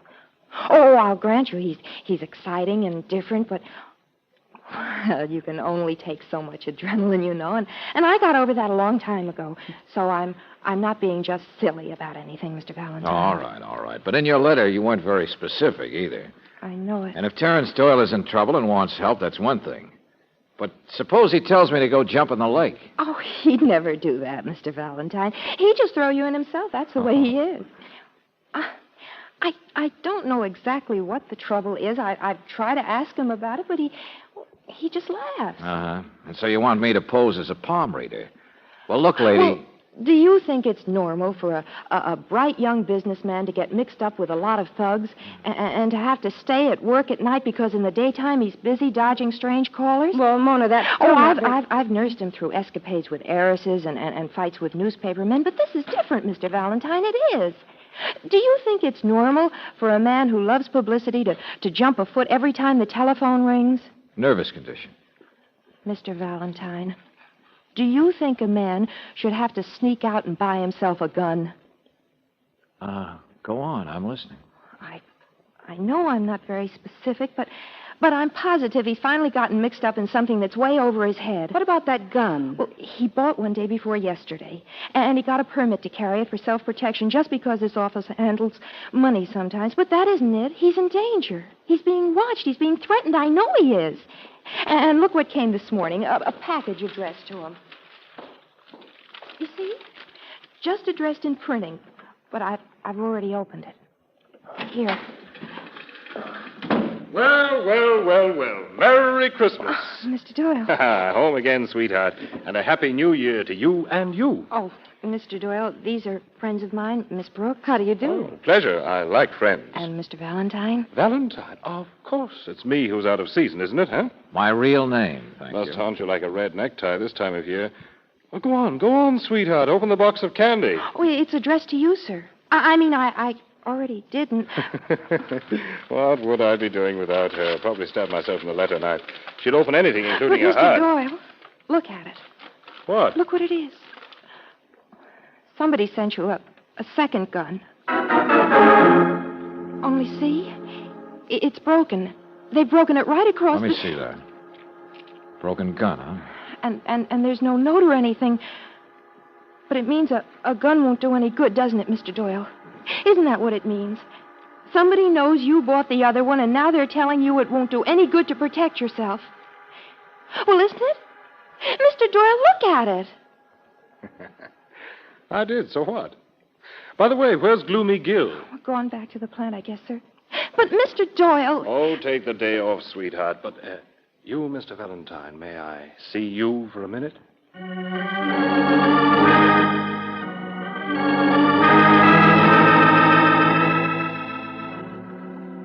My secretary thinks I'm in trouble, doesn't she? Never mind the understatement. What's this all about? She's in love, you know. That stretches a woman's vision. Carries a torch for a blind man. That stick of a man, Gil Frank, only he's too sober to I look said, at what's this all about? What's with you? No reason I should tell you, of course. No. Except I like to keep ladies happy. And I'd rather stop trouble before it happens than pick up the bloody ends of it. Gambling. Yours truly is a few thousand behind in meeting his gambling debts. Now you have it. Suppose I told you you were lying again. Oh, get out of here, will you? If you think the way you act, Buster, fits in with just a little gambling mix-up, you're crazier than I thought you were. It's none of your business, Valentine. Give me that phone. No, I've got it. Hello? Hello, this is Mr. Doyle's office, isn't it? That's right. Then let me speak to him, please. Who shall I say is... If you please, I said, will you let me speak to Mr. Doyle? All right, Valentine. Now let me have it. Thanks. Hello? Yeah, this is Doyle. Hang on a second, will you? Goodbye, Mr. Valentine. Okay, sucker, be the big shot. Be the one-man band. Now, look here, Valentine, I'm sorry. I wish I could tell you, but I just... Well, I don't want to spread this danger, that's all. That's how people get a quick spread on a tombstone. What if it is? I can take care of myself. I can take care of everything. Now, beat it. Go jump in the lake.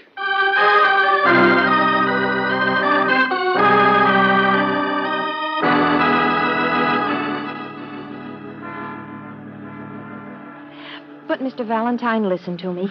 After you went out of the office, Mr. Doyle was still talking on the telephone to somebody. I know, Mom. I opened the door by mistake, and I heard him screaming, "I'm not afraid of you nor any of your thugs." Uh-huh. Where's Gil Frank? I tried to get him to meet you here, Mr. Valentine, the way you asked. I know he can help us because he's noticed the way Mr. Doyle's been acting, too. But I couldn't find him at supper time, and now he's back at the office. And when I rang there, Mr. Doyle himself answered and said that Gil had taken his car out to get some sandwiches, and why did I want him? Okay, I'll find him at his home later on. Well, I do have some more work back at the office. And... Oh, what kind of work, Mona? Mr. Valentine, I've been going over some of the financial things, and one of our accounts is a little short. What? Well, I don't mean anything wrong. And a regular audit doesn't come up till the first anyway, but a special cash account for the executives, well, one of them has had to borrow a little, I guess. How much? A few thousand. Oh, one of those cases, huh? Well, I was told to go jump in the lake. So why don't you just go on back? But, Mr. Valentine, you are going to help, aren't you? I mean, you just can't just leave I don't know me what here. I'm going to do. Maybe nothing. I don't know. I said go on back to the office. Good night. But, Mr. Valentine... Good night, Mona.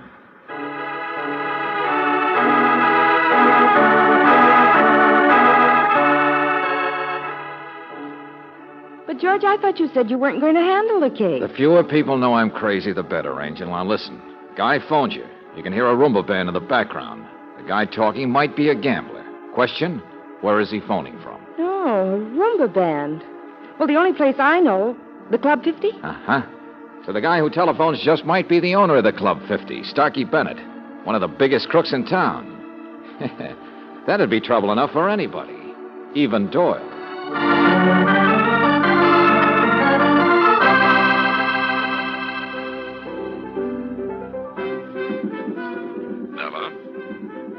Yes, hello.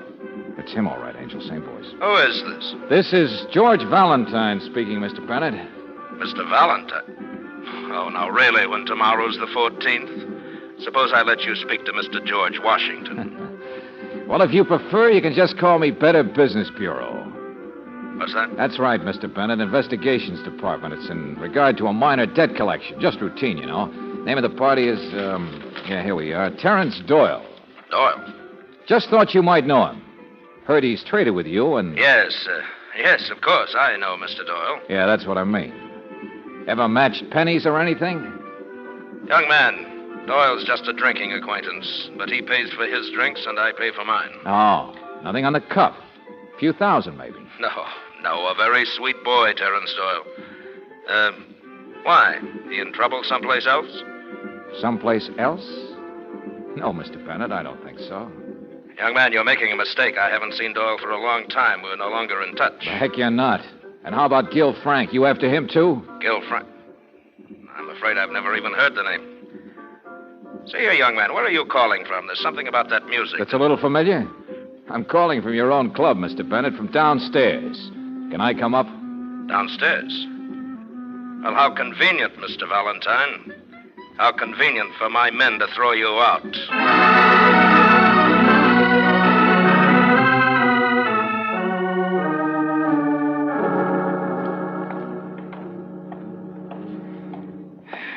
I guess it's just that nobody wants a Valentine, Angel. Here we are, number 316. Yeah.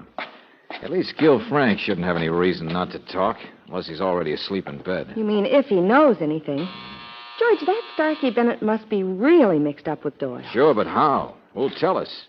Apparently Bennett would like us to think it's nothing but a little minor debt or two. Not the way Doyle's acted, and the gun and everything. Because Starkey Bennett is mixed up with a lot worse things than gambling in this town, and maybe... Yeah. Maybe nobody's answering the door. I wonder if there's a chance we could... George, listen. Huh? No, outside, coming up the street. Huh?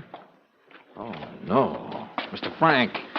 Mr. Frank. George, look at him. His face, there's blood on it, and his clothes are torn. Yeah, here, I've got him. Oh, this guy didn't just tie one on, Angel. Mr. Frank, can you hear me? I'm going home. Let go. That's my home there. He's been beaten up. Yeah. Well, at least he needs help. It's Mr. Valentine, Gil. Do you understand? Can you give us your keys? Valentine? That's right, friend. Now, just take it easy and I'll get you... No. Get away. Leave me alone. What? Leave me alone. I'm all right. Just a little accident, that's all. Go on. Stay out of it. Don't jump in the lake. Hey, Well, that does it. He swung so hard he fell in himself. Brooksy, at last I got company in that lake.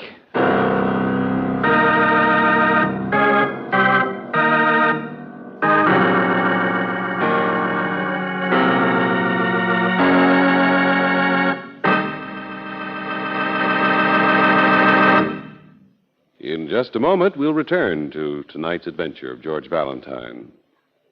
If the family car is a sweetheart and you want to treat it like one, give it Chevron Supreme gasoline tomorrow and every day.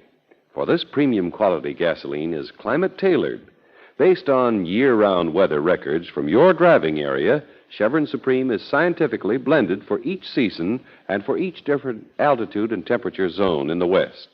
That means any day in the year, wherever you drive, your car performs better when it has Chevron Supreme in the tank. Faster starts, even in cold weather, smoother pickup in traffic, and ping-free power on hills. In fact, you can't buy a better gasoline for today's high-compression engines. Get Chevron Supreme tomorrow at a standard station or an independent Chevron gas station where they say and mean, we take better care of your car.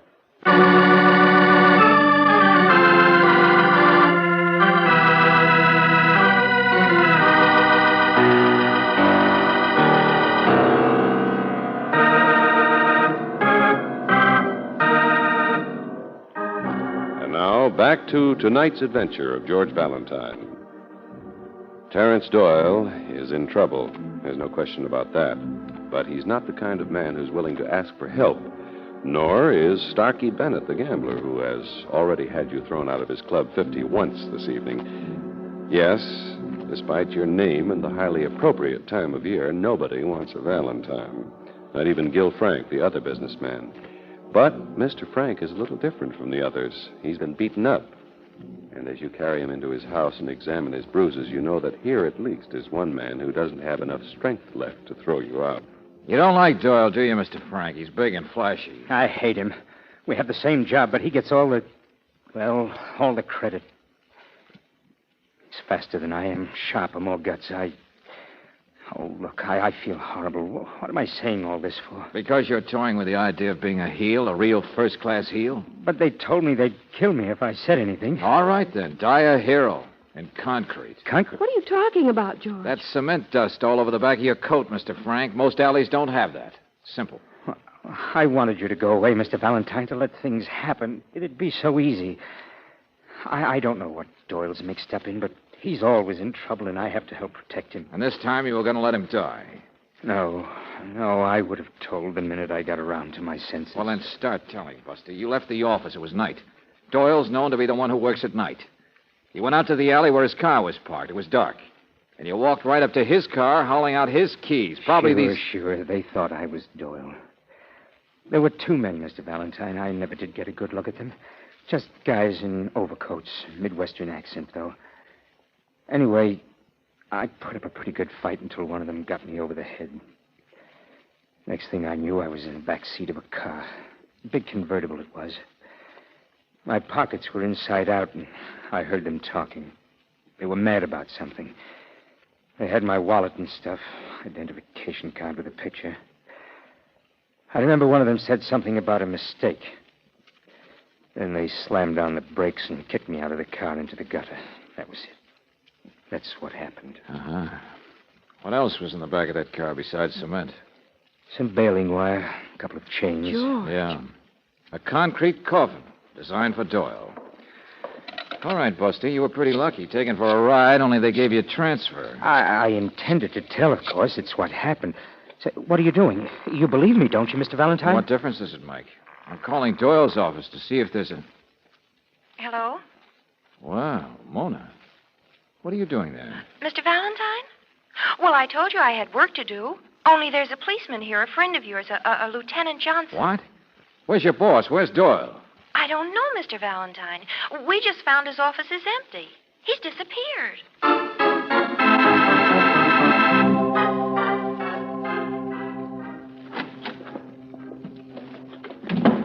Happy Valentine's Day, Valentine. 14 minutes after midnight, and in honor of your name, I probably won't get any sleep until the next midnight. Oh, forget it, Johnson. Now, you take, for instance, two thugs from Kansas City. What's that? Oh, yes, my friend. The police department's ever alert.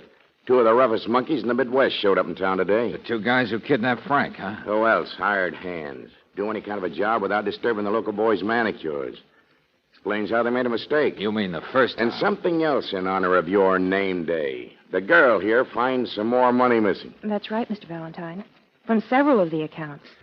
Okay, Johnson, I didn't tell you this was a peanut case. Who in this town would hire thugs like those two? And who'd like to get a businessman all mixed up with him so he could engineer a pipeline into a rich company's books, sweat a man into dipping into the till for maybe a few $100,000, then have the thugs rub him out before any link between them was found? All right. Send some boys out after Starkey Bennett. I already have. But where's Doyle? He's the kingpin. Let's find him while he can still talk. Mr. Doyle is down at the plant. Huh? Yeah, he's all right for a while. Noticed his car was gone, didn't you? Well, after you called, we found a note. He went to meet the plant manager about something. It's just What's business. that, Miss Chandler? Yeah, take a look here, Mr. Frank. Mona, somebody at Harbor Plant phone says plant manager wants to see me. Urgent. Tell Gil where Here, please. What's the matter, handwriting? No, it's his, all right. But I was down at the plant in the late afternoon. I thought I told Doyle. The plant manager wasn't feeling well. He went home to go to bed. So Doyle's all right for a while, huh, Johnson? Going to meet the little man who isn't there. Come on.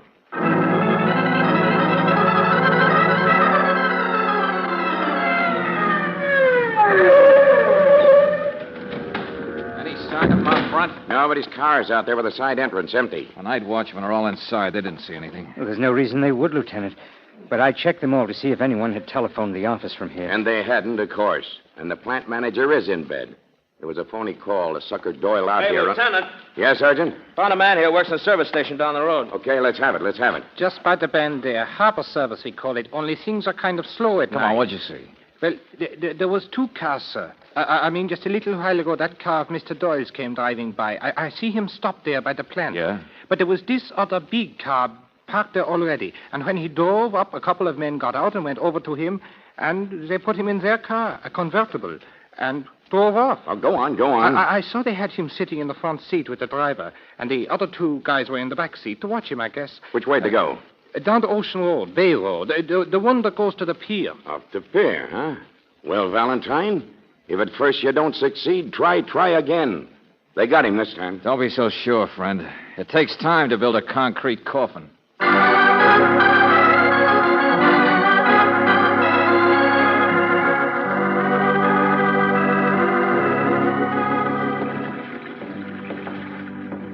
Hey, you see?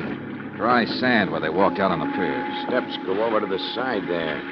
Pretty shallow water to dump a guy. Oh, wait a minute now. Take a look down here. Huh? Easy. Bastards, slippery planks. Look, the boat was tied up. They cut it loose. They got him out there someplace where it's deeper. Let me see that line. Sure. The rope's still dry where they cut it. Not even wet from the fog yet. Only we'll never be able to see far enough with a searchlight to... Listen. Hear the motor out there? Huh? Well, Johnson, there's a big live bait boat here on the other side of the pier. What? Well, why didn't you say so? Let's steal it. Sergeant, where's the rest of that crew? Come on, Sergeant.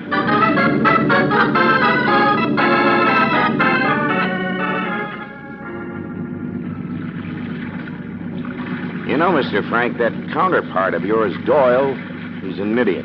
I suppose so. Yeah, the big, strong boys who want excitement. Want to take care of everything themselves, don't want help. Well, he was apparently in pretty deep, Lieutenant. A man can't ask help when he has to admit he's dipped into his company's money. I'm not so sure. Somebody was apparently strong-arming him. Somebody like Starkey Bennett. Gets a hold on him through gambling and then twists his arm for some real money. We picked up that motor again, Johnson. The guy aboard can hear it. Oh, you mean so now the other boat can hear us? Sure, they're running all right, but we're faster. Oh, cold, isn't it? It certainly is. 14th of February, Mr. Valentine. I wonder how many smart people will come up to you today and ask He's you... tired of the gag already, Mr. Frank. Hey, listen. Yeah, we're getting closer now. But closer to what? Is Doyle dead or alive? Valentine Starkey gave you a lot of double talk, but somehow I don't think he'd have done that if he was the guy who hired 2 killers in Kansas City to get rid of Doyle this very same night. Yes, that makes sense. But if Bennett didn't hire those killers... But he'd make a great fall guy, though, wouldn't he? Hey, wait a minute, hold it. There goes the searchlight. A lot of fog. Lieutenant. Hey, they're shooting. Duck down. Don't cut that motor. Get him, Sergeant. Yeah. Look, he's alive, Johnson. 3 guys in the boat. Well, they can't get away now. Those men. Those are the ones, the thugs. But he's fighting with them. Oh, hurry it up, Sergeant. Give it the gas. Look out. There he goes. He's overboard. Cut the motor, Sergeant. Cut it. Get a line out there, Mac. Come on. Hey, you can see him in the water. He's swimming. Sergeant, pull it up closer, can't you? And there goes Kansas City, out into the fog again. Can't even hear the motor. Hurry it up, will you? That guy's all right. I can reach him. I'll get him. Well, all right, come on, step on it. Come on now. Here you go. Give me a hand. Easy, Dusty. Come on. How are you, Doyle? You all right? Oh, there was better condition. Well, don't just stand there, Sergeant. Get those motors going. No, Johnson, wait a minute. We can worry about those guys when we get back to shore. Oh, yeah. And in this fog, they can land any place they want. They'll be back in Kansas City by the time... I said, wait a minute. They won't get away. Optimus. They're pretty tough, I can tell you that. You're quite a guy, Doyle. I'm proud of the Irish. Well, I'm a little glad to meet you, too, this time. But you should have asked for help a long time ago, Doyle. Like I started to tell Mr. Frank, a guy shouldn't work alone.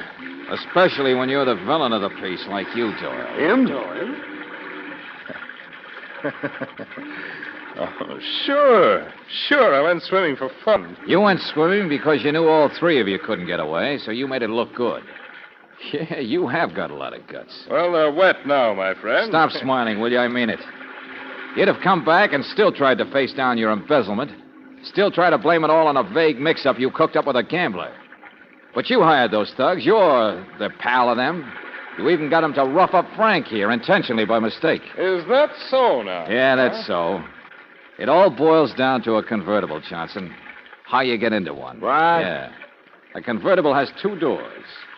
Well, a guy in a service station saw you riding in the front seat of that car, Doyle. Well, what of it? They forced me to. Well, who has to climb in the car last? Man in the front seat, isn't it? Did you ever hear of anybody being taken for a ride who got in the car last? Hey. Really? That. All right, so it's not conclusive. But we can ask the boys. They'll be easy to find, Johnson. An embezzler needs to throw the police off his trail. Well, for years we might have dragged this bay for this guy's body. I would have been dead. The cement. Sure. It was a great act. All the clues. But they fit with something else. These guys didn't come down here for murder. They came to take a longer ride. They came to meet a ship. Well, ask the Coast Guard to pick up your thugs, Riley, off the nearest slow boat to China. Valentine. No. No, you're wrong. I didn't do any of these That's things. all there is, Doyle. There isn't any more. Unless you'd like to go jump in the lake.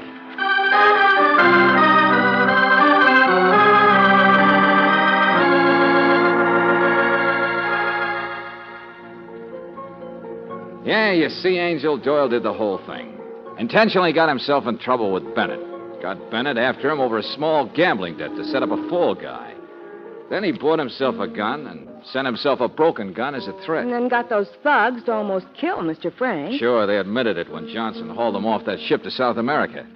Oh, it was a neat, exciting plot, all right, up to the point where he pretended to be suckered into going down to the bay to his own death.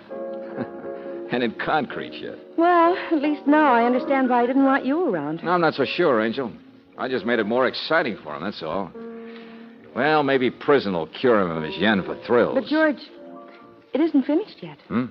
I mean, I've noticed all night people have been starting to say something else to you besides jump in the lake. They've beaten around the bush, sort of, and said it was the 14th of February. Why, Brooksy, what do you mean? But maybe none of them really wanted to say it. Only it is the 14th of February, and, well, I've got to get it out of my system, so. So? George, will you be my Valentine?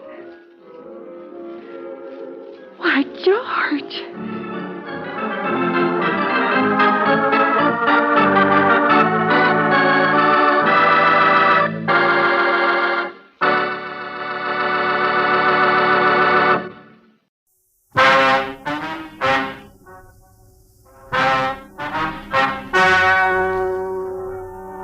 Ladies and gentlemen, the story you are about to hear is true.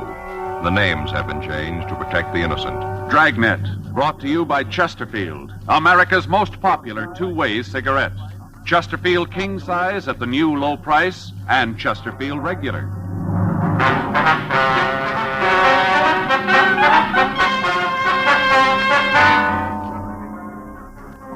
You're a detective sergeant. You're assigned to homicide detail. A man has been shot down on a street corner of your city. There's no apparent motive, no lead to the assailant. Your job, find him. What a pair. What a buy. They're talking about Chesterfield King Size at the new low price. And Chesterfield Regular. They're the quality twins. Either way you like them, you get the same highest quality, the same low nicotine, the same wonderful taste and mildness. A refreshing smoke every time. Yes, the Chesterfield you smoke today is the best cigarette ever made. And it's America's most popular two-way cigarette. So buy a carton today. King-size Chesterfield at the new low price. Or Chesterfield Regular. What a pair they are. They satisfy millions. They're best for you.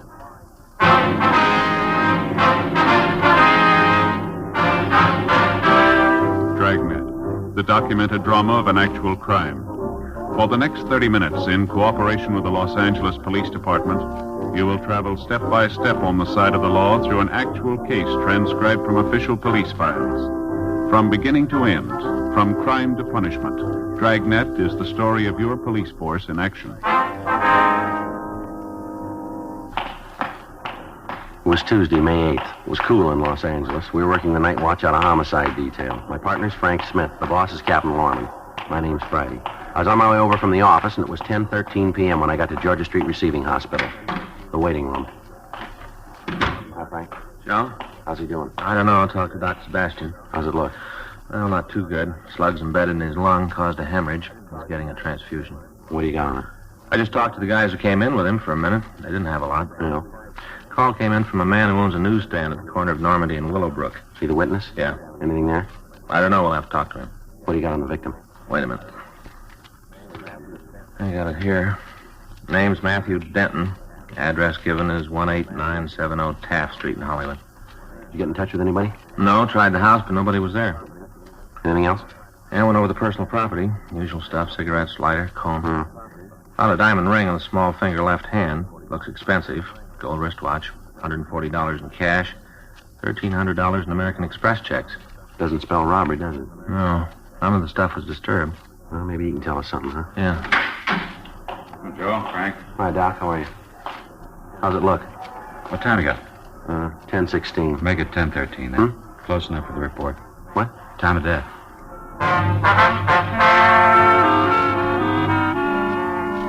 Matthew Trevor Denton, WMA, 31 years, 5'9", 164 pounds, had stopped living at 10:13 p.m. on May 8th. We didn't know who he was or why he died. Before we left the hospital, we put in a call to Denton's address, but we got no answer. We checked the name and description through R&I. There was no record on the dead man. At 10:48 p.m., we left Georgia Street and drove over to the scene of the shooting, where we talked to the witness, Andrew Cates. Right over there is where it happened. The bus stop. Uh-huh. I was standing right here. Right here. Mm-hmm. I saw the whole thing happen. Yes, sir. About what time was that, Mr. Cates? Oh, I guess it was 9:30 or so. I see. I was just standing here, and bang, bang, 2 shots. Did you see what led up to the shooting? Well, what do you mean, led up? Well, I mean, did you see what happened before? Oh, yeah, whole thing. Uh-huh. Would you tell us about it? Sure. All right. Go ahead. Well, one of those nights where just nothing went right, you know what I mean. Uh-huh. I started off with my wife burning the coffee. I wouldn't think a person could do that, would you? Burn the coffee? So I go ahead? I had a big argument before I left home. I just started off that way. Yes, sir. Got on here and took over. About what time did you open the stand, sir? Oh, I was 7:30 in the morning. Try to get breakfast business. You know, people on the way to eat, stop off for early paper. I see. I try to get them. All right. I open her up in the morning, and then there's a school kid takes over for me about 3 in the afternoon. He's here until around 6:30 when I come back from supper. I see. That's when she burned the coffee, night supper. All right. You want to tell us about the shooting? Oh, sure. Kind of hard, you know. This is the first time for me. How's that?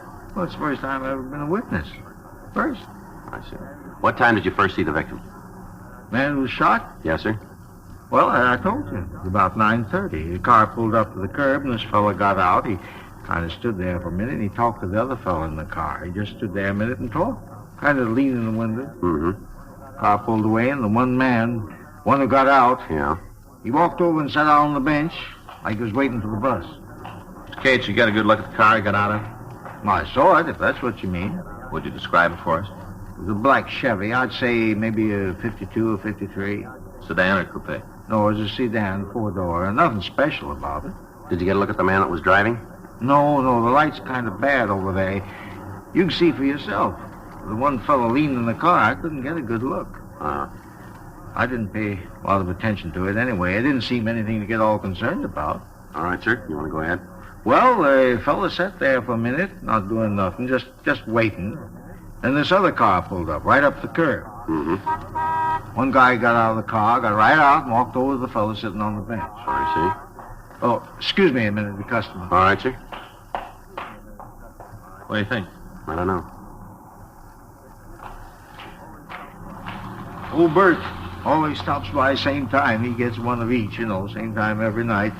Good old Bert. Yes, sir. I wonder if you go ahead with your story.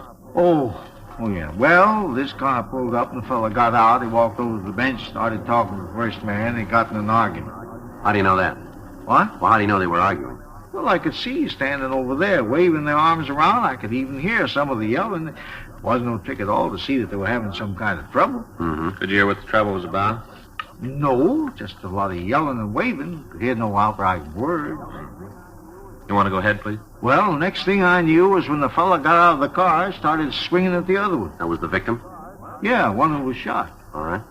Well, you just bet the guy tackled more than he could handle. The victim fella started to clean up on this other one. He just started to mop the street with it. I see. That's when the guy who was waiting in the car got out and run over to help his friends, you see. Mm-hmm. 3 of them kind of struggled around for a while, then the one from the car pulled the gun. Bang, bang. 2 shots. First guy dropped right down on the sidewalk. The other 2 got in the car and took off. Went roaring down Normandy. That way. Can you describe the second car? Well, not too good.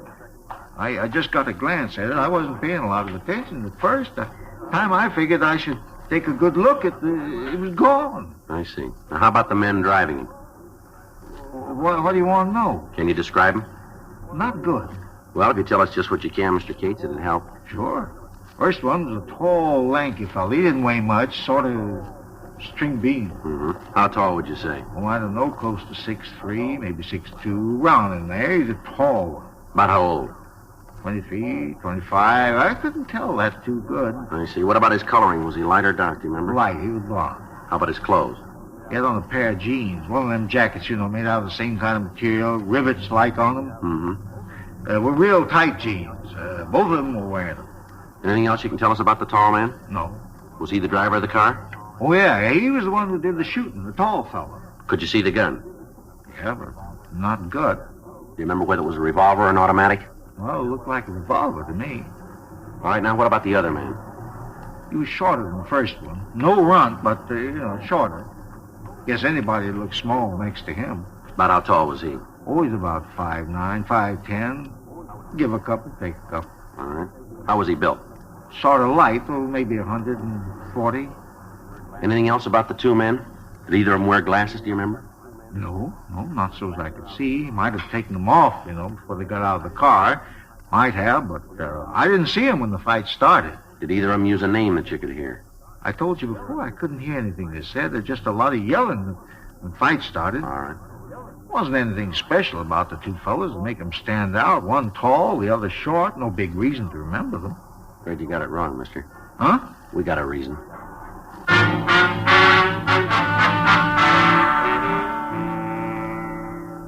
We made arrangements for Andrew Cates to come down to the office and look through the mug books. The rest of the neighborhood was checked again, but we were unable to find anyone else who'd witnessed the shooting. While we'd been talking to Cates, a team of detectives from Homicide Detail had gone out to the victim's house. They didn't find anyone at home, but when they spoke to the neighbors, they were told that Matthew Denton's wife was in a hospital. Frank and I checked with her doctor and found out that she was in the maternity ward. He recommended that we delay talking to the woman as long as possible since she was in a weakened condition. From the hospital records, we found that Denton was employed by an advertising agency. We checked with the nurses on duty and found that he'd left the hospital with another man.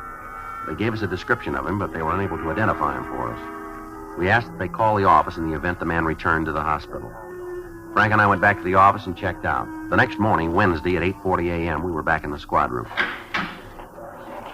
Yes, sir. You looking for somebody? I'd like to see somebody about this story in the paper. Which one is that, sir? About the shooting last night, corner Normandy and Willowbrook. All right. What is it you want to talk about? Are you the officers handling the case? Yes, sir. My name's Sterling Hall. I think maybe I can help you out. All right. Want to have a seat, Mr. Hall? Sure here, thing, right here's thanks. fine. Sit right here. Thank you. It's my partner, Frank Smith. My name's Friday. How do you do, Mr. Smith? All right. What do you got? Well, it says here in the paper where Denton left the hospital with the man. It says you're looking for him. That's right. Well, you don't have to look no further. I'm him. You were with Denton last night, were you? Just said that. All right. How long were you together? Till about 9:30. They dropped him off at the bus stand right where he was shot. All right, I wonder if you can start at the beginning and tell us the whole story, will you? Sure thing. Well, you see, I got a lady friend, same hospital as Denton's wife. I was over there last night to say hello. I brought her a box of caramels and said hello. Uh-huh. But I was on my way out the place, and I stopped off for a cup of coffee in that little old shop they got there. You know, where they has the gifts, books on what to name the baby and all. Yeah, I know it. Well, I was having a cup of coffee, and this here Denton come in. He wanted to buy a little plant for his wife. They just had a baby. Wanted to send her something. I see. Now, we got to talking and had a cup of coffee. It turned out he didn't have his car, so I asked him if I could give him a ride home. He was kind of nervous and all. New father. Yes, sir. We left the hospital, and he said it wasn't necessary for me to take him all the way home. Said for me to just drop him off at the bus stand. Told me there was one right near his house. All right. Well, on the way, we was following this car, and all of a sudden it stops. No signal, nothing. Just slams on the brakes, and we rammed into it. Well, didn't hardly do no damage to the other car. Broke one of my headlights is all, but didn't hurt the other car at all. I see. Go Now, ahead. two fellers got out, and they walked back, and they started a little ruckus. Said we was speeding and driving reckless, all that kind of stuff, real loud. And this Denton, he'd tell them to shove off. Said their car wasn't hurt at all, and said not to make a big thing out of it. He told them it was their fault anyway. Were you still in the car? No, we got out to see what damage had occurred. I see. Now, these two guys started to get rugged now, like they wanted to start some real trouble, and Denton said if they wanted to make a problem out of it, the thing to do was to call the cops and make a complaint. What'd they say to that? Nothing, just said to forget it, and then they got in the car and shoved off. Mm-hmm. Now, I didn't see him again, but I got to thinking about it this morning when I saw the story in the paper. You think it might have been one of them two who shot Denton? Well, we don't know, sir. Can you give us a description of the men? Sure thing. Now, one of them was real tall. The other one was about my height. It'll be about 5'8"? 5'8 3/4. All right. Can you give us a description of the car? Yes, sir. It was a light blue Ford. One of them new ones, you know, with the plastic on top. Yes, sir. I took a good look at it. Matter of fact, I kind of thought there might be some trouble about the accident. I didn't want to be out on a limb with my insurance company, so I made sure. Yeah. I got the license number.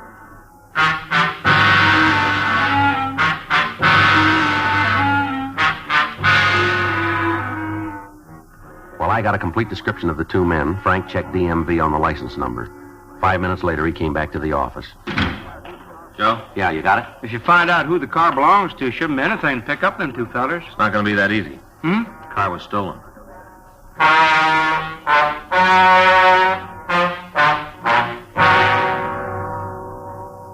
Before Frank and I left the office, we made arrangements for Sterling Hall to check the mug books in the hope that he might be able to identify the suspects. At 11:20 a.m., we drove over to talk to the registered owner of the stolen car. He told us that the vehicle had been taken from a parking lot the day before and that he'd made an immediate report on it to the police. Additional broadcasts were gotten out on the automobile and on the suspects. That afternoon, we drove over and talked to the victim's wife.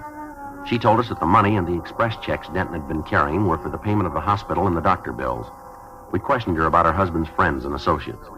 Although we had the story given us by Sterling Hall, it seemed unlikely that the man was killed as the result of an argument over a minor traffic accident. We spent the rest of the day interviewing people who knew the victim. From them, we learned that Denton was well-liked and was respected. He took an active interest in neighborhood clubs and events. The more we went into his background, the more convinced we became that he'd been killed by the men in the stolen Ford. 2 days passed. On Saturday, May 12th, the vehicle was found abandoned. A stakeout was placed on it, and when no one approached it, the crew from Leighton Prince went over the car. They found several partial fingerprints, but not enough for classification. The prints were photographed and held for evidence. Frank and I continued to work on the killing. A month went by without additional information turning up. On Tuesday, June 19th, we got a call from burglary detail. Yeah, No, nothing. Where'd he come from?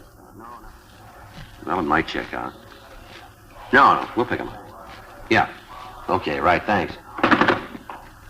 Mac over in burglary. Yeah? He says they just picked up a guy for receiving. Uh-huh. Tried to make a deal. Said if he got a break, he might be able to help us clean up something. Say what it was? Yeah, he did. The Denton killing.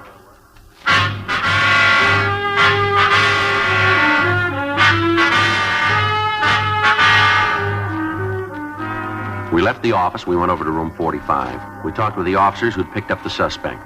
They told us that they found a large quantity of stolen automobile supplies in his possession.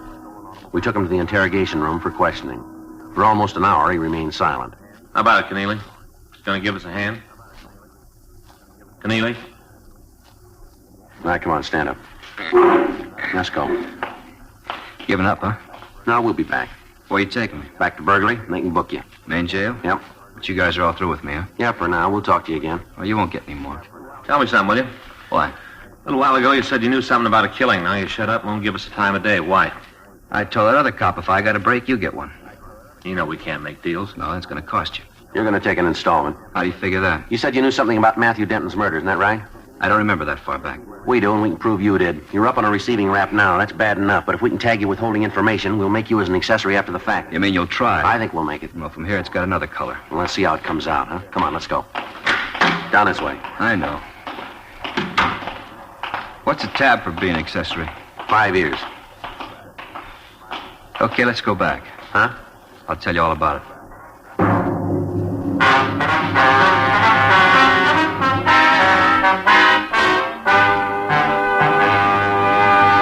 You are listening to Dragnet, the authentic story of your police force in action. In regular or king size, you can get 'em either way. The best smoke ever made's the Chesterfield you buy today. Smokers coast to coast are changing, it's a cinch to do. Here's all you have to say to get the one that's best for you. Chesterfield's for me, Chesterfield's for me. You just say it's Chesterfield's for me.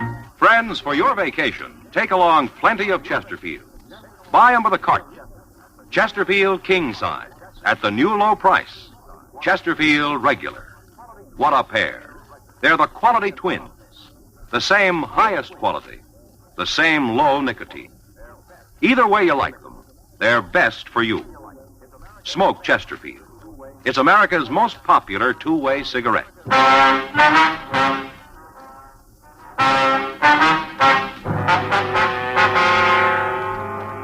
returned Harold Keneally to the interrogation room. We put out a call to Gene Bechtel to come and take a statement. Keneally asked that we send out for some coffee for him. Frank went down the hall and brought back 3 cups. After he'd finished his, Keneally leaned back. It's good coffee. Strong. I like it that way. Yeah, well, now that you've had the clatch, let's start the story. What do you say? Sure. What do you want to know? Who are the 2 men? I don't know. Now, you going to start this all over again, are you? I'm giving it to you on the line. I don't know who they are. What do you know about them? Not much. A couple of guys are doing pretty good with radios. You one of their customers? Yeah, me and a half a dozen others. You know who they are? Well, you're not going to get the names. All right, let's get back to 2 men. Why do you think they had something to do with Denton? Well, about 3 weeks ago, they was in my place, had 5 new radios, the kind with the bar to pick the stations, you know, like the new cads. Yeah, I know. I had 5 of them, wanted to turn them over. Yeah.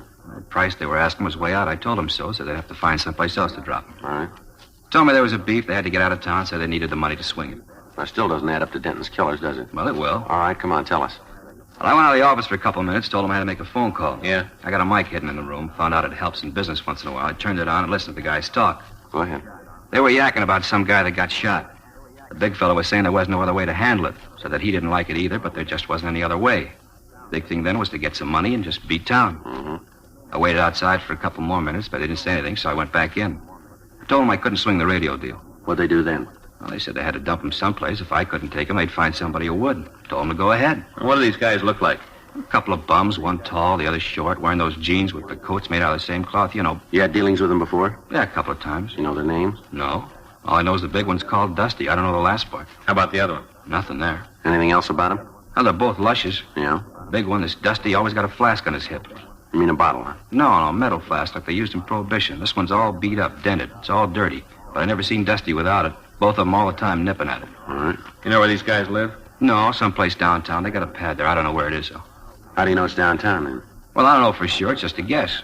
Did you ever hear either one of them say anything about a job? Not those 2. They never done a day's work in their lives. The only thing they're good at is lifting radios. They wouldn't work steady if stealing was legal. That all they take, radios? All I've ever seen. Guess they got a gimmick. Figure they can make a living with them. Why change? Mm-hmm. I guess they do pretty good. I don't know. I paid them enough times. All right, anything else you can tell us? No. They work with anybody else, do you know? Not that I've ever heard. How about close friends? None. They say when they'd be back to your place? No, they don't have a regular route. When they pick up some things, they come in. If they got nothing to sell, I don't see them. When'd you see them last? The time I told you about. They still around? Well, I don't know. Rumble says they are. I haven't seen them myself. You know where we can reach them? No, you don't make an appointment with them. You know if these guys have ever been arrested? Well, we never talked about it. Where they seem to feel about cops, though, you sure figure they feel. They from L.A., do you know? I don't think so. Never heard them say. Only done business with them a couple of times. We never got real buddy-buddy. Mm-hmm. They don't go that chummy set much. All right, Keneally. Anything more you want to tell us? I guess that's it. All right, come on. Why don't you check the books? Yeah. Hey, can you spring another cup of that coffee? It's sure good. About the best I ever tasted. Hey, wait a minute. Yeah? There's one more thing about the guys you're after. All right. Take it easy with them. Like I told you, they're both lushes. I think they're off their rockers. Yeah, we'll watch it. Well, you better. They're packing heavy. Yeah. Any way you slice it, they're loaded.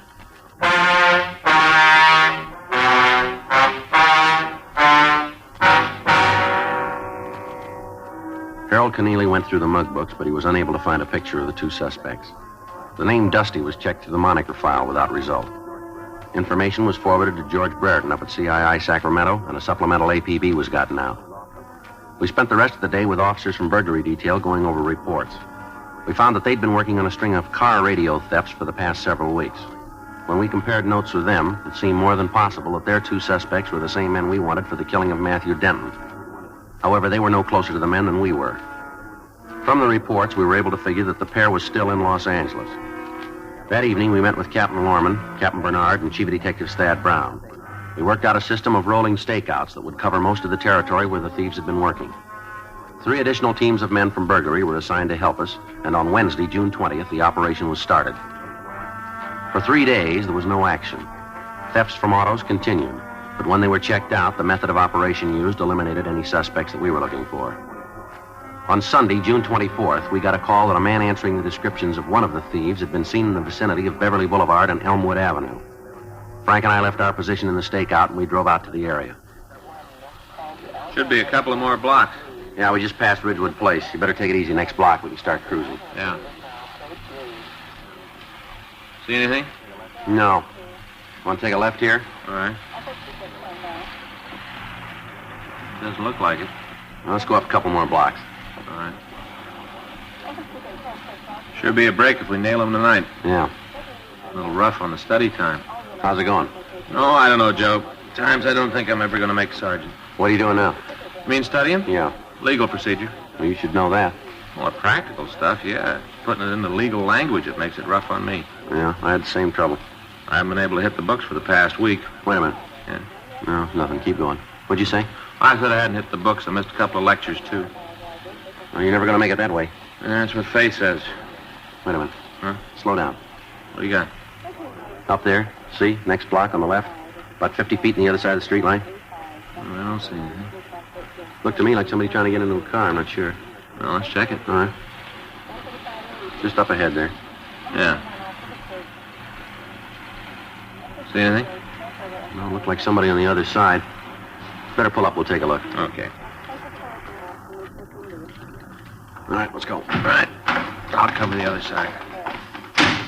Take it easy. If it's the one we want, they're heavy. All right.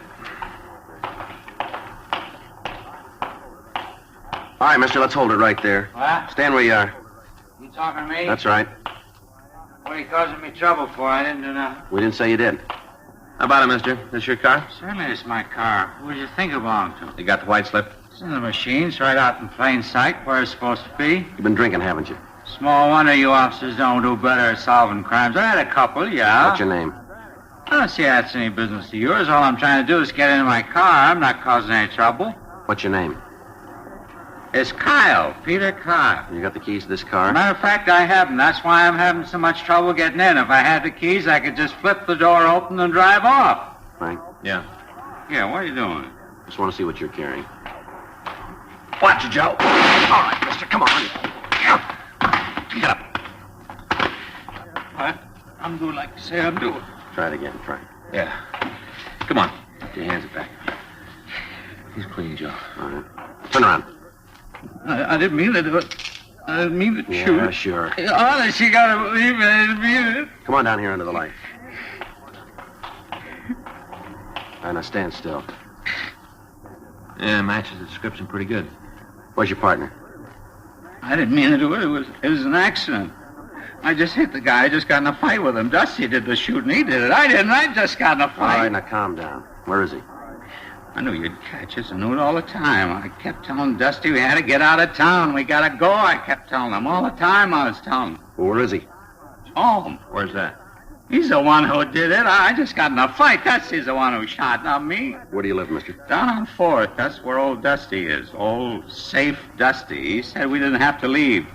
He said you'd never catch us. All right, let's go. Old Dusty is always right. Always knows what he's doing all the time. Never makes a mistake. Not old Dusty. Yeah, well, he made one this time, didn't he?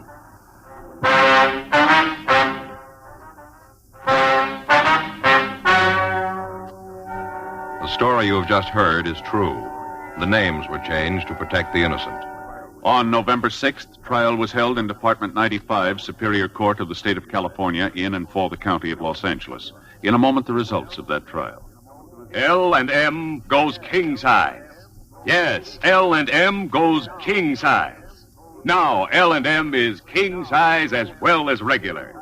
Both have the same low price. Both have the miracle tip for the effective filtration you need. Yes, it's the filter that counts. And L&M has the best.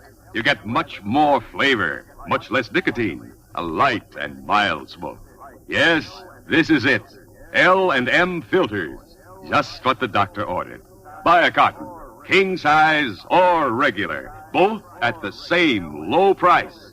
L&M filters, America's highest quality and best filter tip cigarette.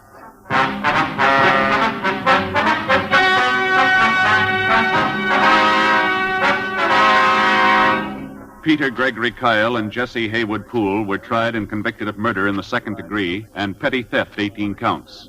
They received punishment as prescribed by law. Petty theft is punishable by imprisonment for a period of not more than 1 year in the county jail. Second-degree murder is punishable by imprisonment for a period of from 5 years to life. And now the Whistler's strange story. Whirlpool. He wasn't sure when it began. It was too much like walking in the middle of a nightmare, and then remaining in it, living in it. The shipwreck, the confusion, it was all there again, coming back to him. But slowly, hazily. And there was a strange buzzing in his ears, pressure and the sound of the sea, a whirlpool of confusion.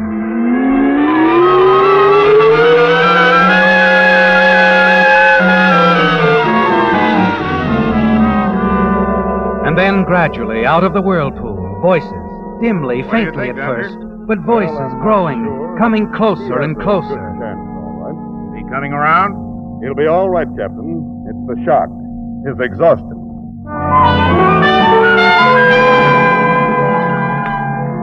But through it all, one thing seemed clear, in focus.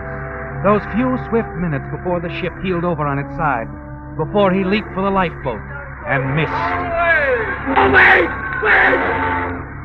There was a girl, yes, a girl, standing in the companionway just outside her cabin. He remembered her face, her fair skin, her clear eyes, wild as he shouted at her frantically. Hey, don't stand there. Get up to the deck, the lifeboats. Boats? Oh, yes, I was Wait, is there anybody inside, in the cabin? The cabin? There is? No. No, I'm alone. Then go on up these stairs. There isn't much time. Hurry.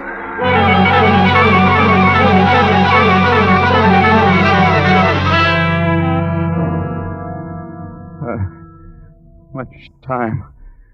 Whatever? Much time. Yeah. That was going through it all over again. He's better, though. He's coming around, Captain. Hastings. Mr. Hastings. What? Mr. Hastings, now, you're safe. They got you in time. Can you hear me?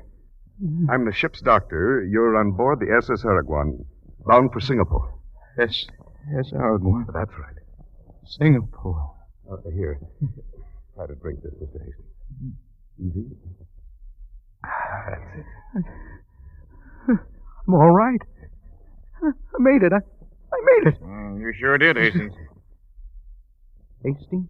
There couldn't be any mistake about his identity, Captain?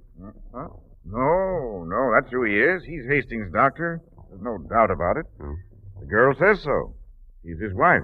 Oh, I see. Could you get her to come in here, Captain? What? My wife? No, Now, just relax. You're suffering from shock, Mr. Hastings. Exhaustion and severe shock. Oh, but Would you come in, Mrs. Hastings? My husband, is he all right, Captain? Just come in, please. No, I haven't any. You stop, Marty. The protest dying in your throat as you struggle up to one elbow and look toward the door. It's the same girl, isn't it? The one you faced in the companionway and shouted at. But now she's coming toward you, speaking differently. Very differently. My darling, I was so afraid for you. But I told them you'd pull through when I told them who you were. What? Doctor, he isn't delirious. Oh, no, don't worry, Mrs. Hastings. Mrs. Hastings. Yes, dear. Doc. Oh, yes, Mr. Hastings? Can you leave us alone a minute? Oh, why, surely. I want to be with my wife. Certainly. Captain, we'll wait out on deck. Anything you say. Okay. Now, you want to tell me what it's all about? Darling, you shouldn't try to talk. Skip it. I can talk. They fished me out. I'm okay, see? Okay. Of course you are, dear. And the name's South. Like this or in a full-dress suit. It's South. Marty South. It's a nice name. I like it. Oh, that's fine. And you're... Mrs. Stephen Hastings of the Shanghai Hastings. You can call me Lucille. What about Mr. Hastings? My husband is dead. One that didn't make it? One that didn't make it. What happened to him? How come I don't know. Stop asking me. Stop looking at me like that. Like what? He was like that. Stephen. In the cabin when we first heard the alarm, he just sat there staring. And you ran out and left him? No, he wouldn't budge. It was as if he didn't want to. As if he welcomed it. Welcome what? The chance to die? I don't know. You couldn't get him out? No. Couldn't send anybody back after him? I didn't think of something like that happening. I couldn't think. You've been thinking since. Yes. Plenty, I'll bet. Well, come on, I'm waiting. My husband, Stephen, had some money coming to him. It's waiting for him now in Singapore. Waiting for a Mr. Hastings to pick it up. The name Mr. Hastings will be 30,000 now, 30,000 in a couple of weeks. $50,000 altogether. Half of it could be yours, Marty. Oh, you're crazy. To begin with, how can you pass me off as your husband here on board? There were quite a few survivors, I've heard. Nobody knew him. He stayed in his cabin half the voyage. Most of the others were picked up by the Khalifa. Oh, we'll see them in Singapore. No, we won't. The Khalifa's heading for the United States, and we don't know a soul in Singapore. Where does this money come from? From an old friend in Shanghai, E.J. Galloway, former business partner of my husband. You see, E.J. made a mistake once. Business deal in Singapore. I found out about it. I told Stephen what to ask for. He did. They got results. Shakedown, huh? He must have felt great giving his old pal the blackmail pitch. Oh, we didn't have to do that. E.J. doesn't know we're the blackmailers. He thinks Stephen is the go-between to pick up the money in Singapore and make the payoff there. You see, that's where the blackmailer lives. Nice guy, your husband. He was, as a matter of fact, but weak. Terribly weak. No, he almost got sick sometimes just thinking about it, about blackmailing his old friend. Why'd he go ahead with it? He liked me. Why? Oh, now you don't mean that. I can be quite appealing. Maybe. Guys like Stephen Hastings. Not the guys like Marty South. You guessed it. How about running along? All right. Oh, wait a minute. Yes? That boat, when it was sinking, did somebody come up to you, ask if there was anybody else in the cabin? I don't remember. With excitement, you know. Yeah, I know. Okay. That's all for now? That's all for any time. We'll see. If you get lonesome for me, darling, Stephen, just tell the doctor.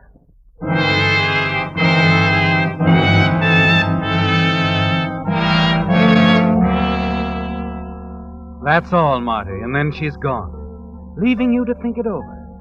But you know her kind. Lucille is a man-trap, and you figure she'll be back soon to try to help you make up your mind. But that's where you make a mistake, isn't it, Marty? Because she doesn't come back. Not in a few hours, not even that night. She just leaves you alone.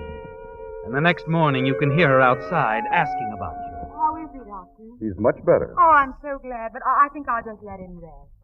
Yes, Marty. She lets you rest and think.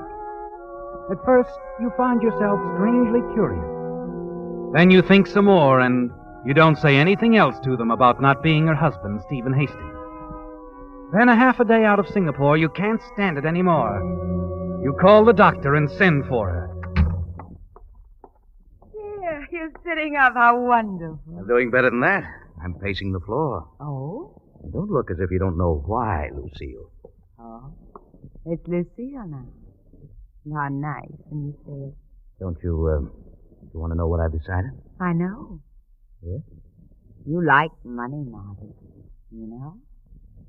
I think you like me. A little? You hit it with the first part. But get this. I know what I'm going into. It includes you only because you're necessary to my immediate prosperity. I'm very necessary, darling. So is your having a husband, Stephen. Okay, I'll keep him alive for a while. Darling, I knew you would. You're a pretty smart gal, but here's something you don't know. Your husband made a big mistake when he fell in love with you. I'm not going to make the same mistake. I can't afford to. Oh? I never let love interfere with my plans. It's bad business. Oh, everything all right, Mrs. Hastings? What? Oh, yes, fine, Doctor. Isn't it, dear? I guess so. Sure it is. And don't worry, darling, you'll feel better. Everything's going to be so much better soon.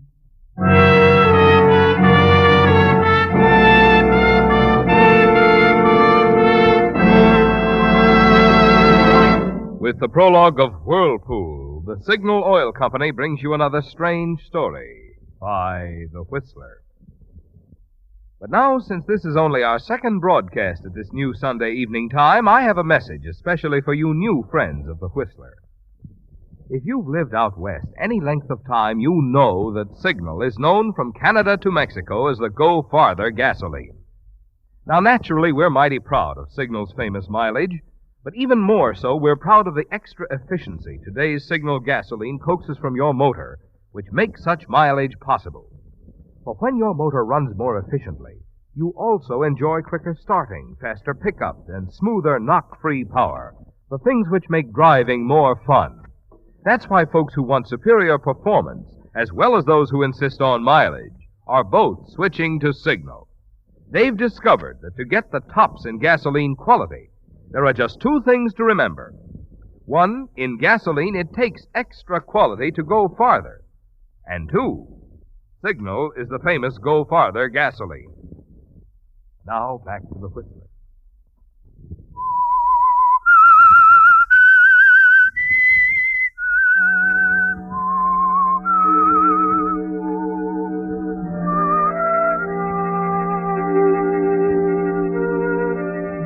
You made a decision, didn't you, Marty? About Lucille Hastings and the money waiting for Stephen Hastings in Singapore, when she suddenly thrust opportunity into your hands by asking you to pose as her dead husband, Stephen Hastings. But there's another thing you've decided on, and that's more important than anything else. You're not going to make the same mistake he did, are you, Marty? No, you're not going to fall in love with Lucille, because that doesn't fit in with your plans at all. Money is the most important thing, isn't it? It always has been, even though you don't have much of it at the moment. And you've never let a woman interfere. You've never let your heart rule your head where money is concerned.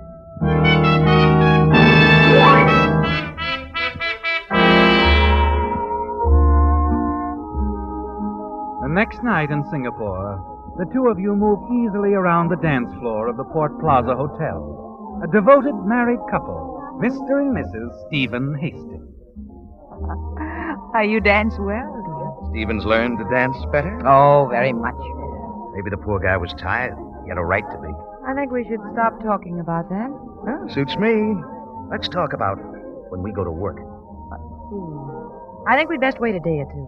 You can go there Wednesday for the first payment. The second will be ready in a couple of weeks.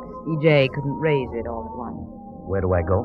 I'll have to look at E.J.'s letter again for the exact address. It's a little tailor shop somewhere on Ponderosa Street. You don't have to look again. Not with that memory. It's a tailor shop. Why Wednesday? No reason. I just think it's best. All right? Maybe it is. Maybe it isn't. I don't get all this mystery. There isn't any mystery, I told you. If Galloway stood still for a 50-grand shakedown, why didn't he just give it to you or send it to you direct? Why all this movie stuff? This was my idea, not E.J.'s. You see, in case E.J. couldn't raise the money or changed his mind or decided to talk with the authorities, I thought it would be much better for me if I were far away. With me for the fall guy if anything goes wrong here. Nothing can go wrong here. There's no crime in having your coat pressed. What do I do when I get to this tailor shop? Like I said, you just have your coat pressed. You can wait for it if you want to. Tell them you're Mr. Hastings. What if they want proof? They can call the hotel and ask Mrs. Hastings. But they won't. Relax, darling. Sorry, I can't relax. Not till I've had my coat pressed.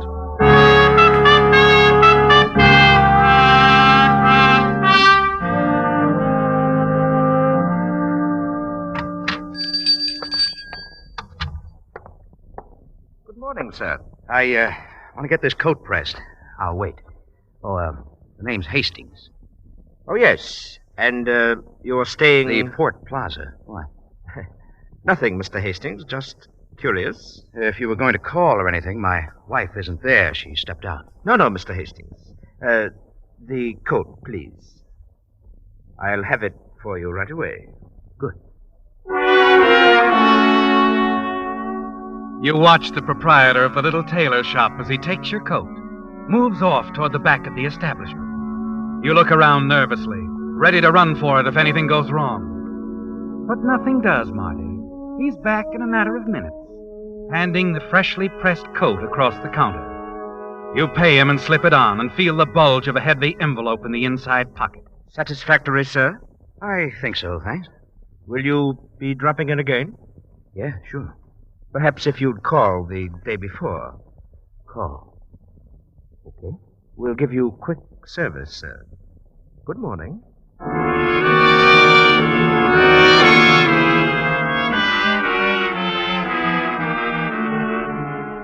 Half a block away, you open the envelope and look inside. It's there, Marty. $20,000 in crisp, unmarked bills. Half of it yours. The payoff, just as Lucille described it. You smile as you put it away, because you're thinking how easy it would be to quit right now. Walk out on Lucille, cold. But there's still another payoff. Another $30,000. It would be stupid of you to walk out now, wouldn't it? And then your pulse quickens and you glance back. There's someone following you, Marty. And you realize that Lucille is still thinking as fast as ever. That she's guessed that you might pick up the money a day earlier and not wait until Wednesday. You turn, hurry down the street on your way back to the hotel.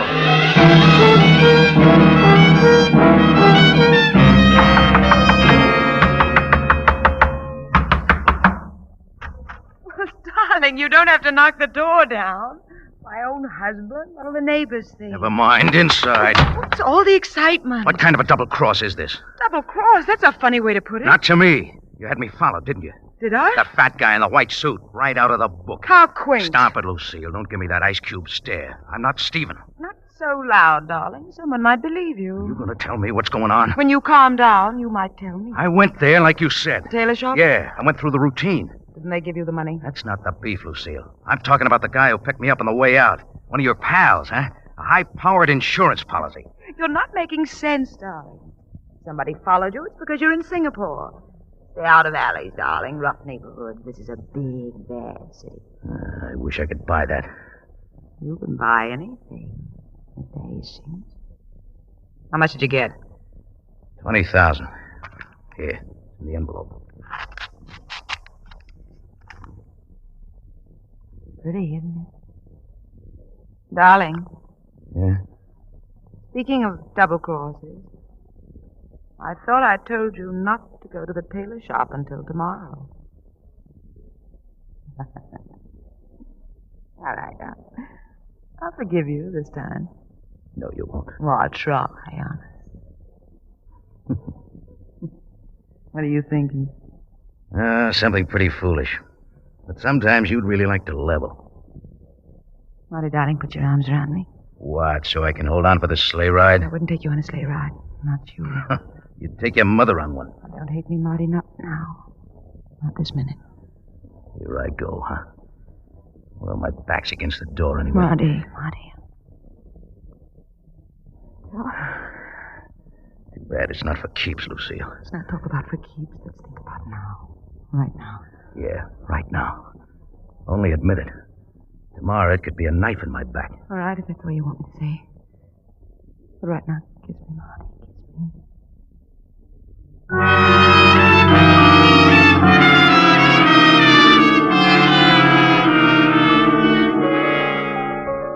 Your mind is spinning as you leave her, Marty.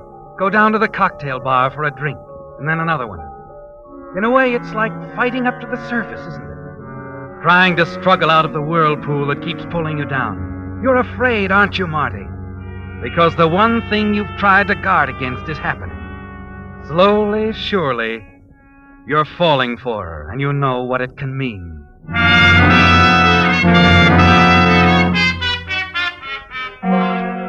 You don't do anything about it the next day, or in the days that follow.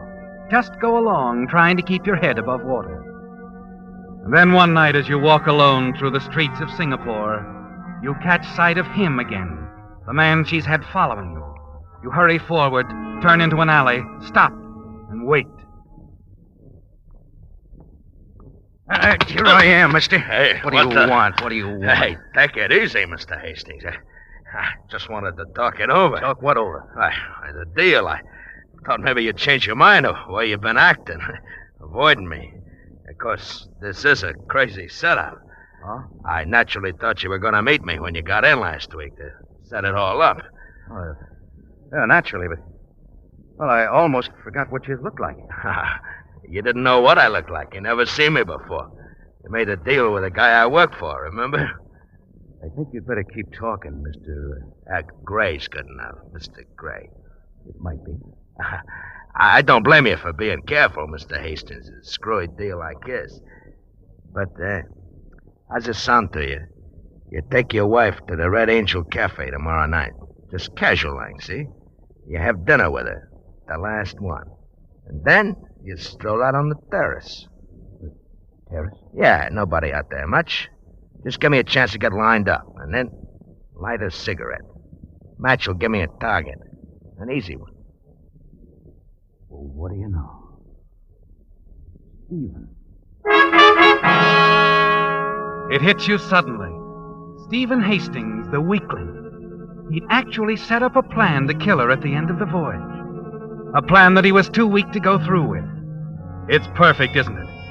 You can get rid of Lucille tomorrow night, and a few days later you can drop around to the tailor shop, pick up the rest of the money, and leave town. But you're not sure that this is the way you want it to be. Not even for $50,000. What's the matter, Mr. Hastings? You change your mind? Change my mind? Well, I'd like a little more time to think it over. Look, I've been doing some traveling. I want the $5,000 that you agreed to pay my employer, Mr. Hastings, huh? 5,000. Yeah. Okay, you'll get it. Want to leave it in your hotel box? Small, new bills, cash? Sure. Mr. Gray. Yeah. If the money's in the box, tomorrow night, you'll see us. My wife and me at the Red Angel Cafe. On the terrace? Yeah. I'm to light her cigarette.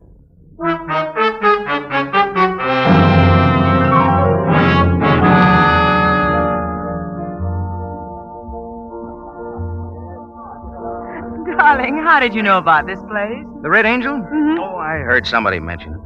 Like it? Very much. And I like you for bringing me. Lucille, You want to talk? Come on. Where are we going? Out on the terrace. Oh, but... Okay, the terrace. You see the lights from the harbor. Beautiful. Yeah. Marty, you were going to tell me something inside? Yeah, I was. I think I know what it is. You know, Marty, you're not like Stephen at all. You're anything but weak. Except when it comes to putting this sort of thing into words. Give me a cigarette, darling. What? I said give me a cigarette. Anything wrong with that? No. Nothing wrong. Yeah, here you are. Thank you, Marty. You know, just the way you're looking now tells me something. You do love me, don't you? I don't know. Do I? Would you give me a light? Light? Sure. You're really beautiful, Lucille. Marty. You're something I'll never forget. Here. Here's your light. Thank you, darling.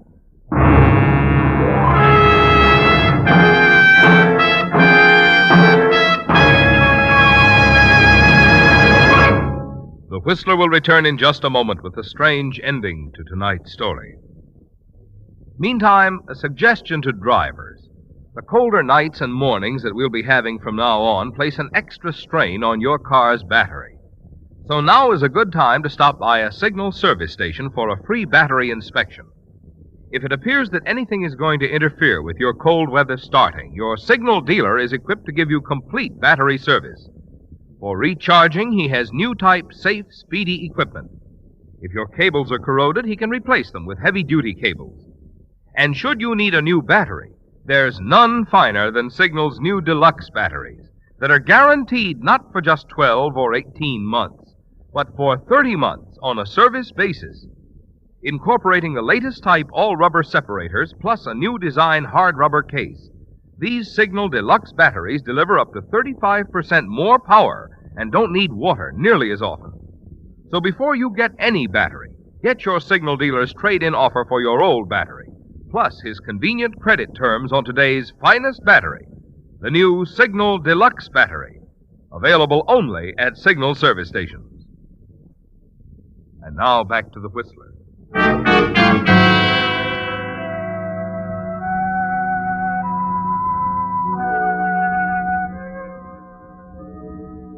It was like a whirlpool, the shipwreck, the swirling waters, Marty South fighting his way through the sea, awakening to find a new life and wealth placed in his hands by Lucille Hastings.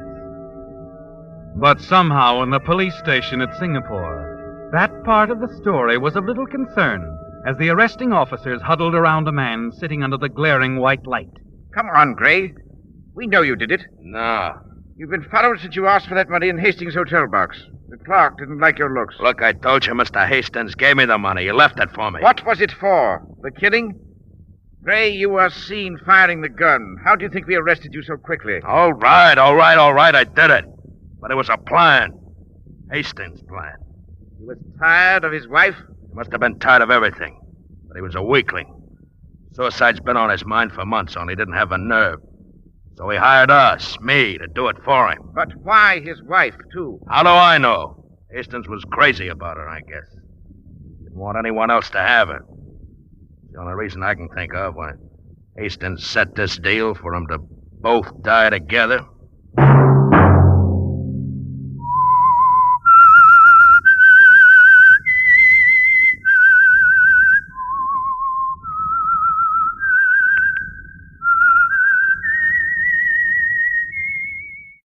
Adventures in time and space, told in future tense. Dimension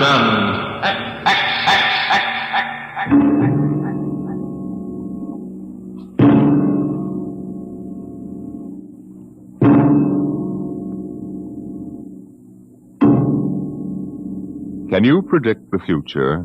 Can you tell what will happen in 100 years? Or in 10? Or in the next minute? Can you look beyond the known dimensions of time and space into the unknown, Dimension X? Tonight we have a strange story to tell. A sweet, blood-curdling little story that is really only 2 sentences long. The last man on Earth sat alone in a room. There was a knock on the door.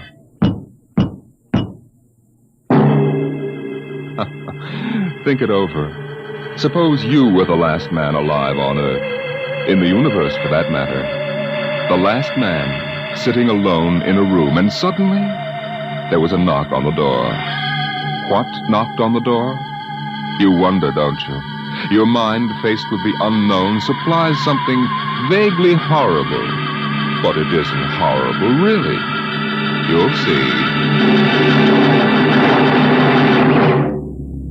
The last man on Earth sat alone in a room. There was a knock on the door. What? Oh, what's that?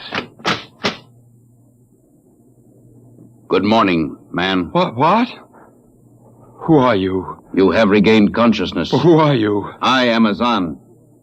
Maybe if I close my eyes, it'll go away. I will not go away, man.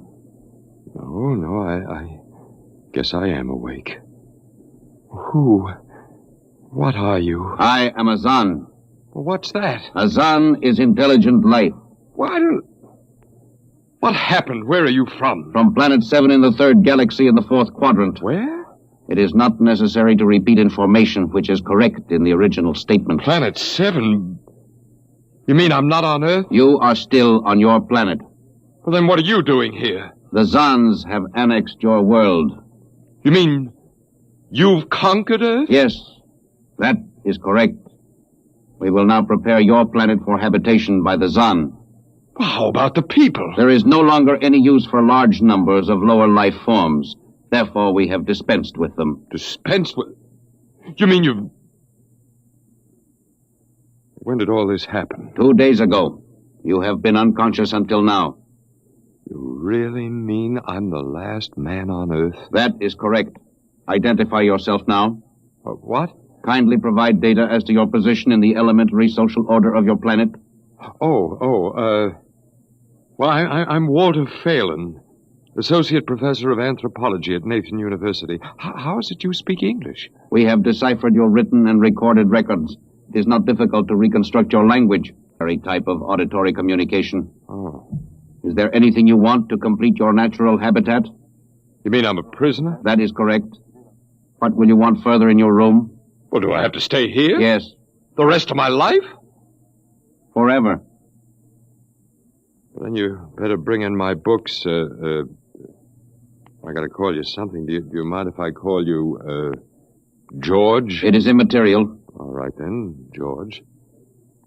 You know, I can't really believe this.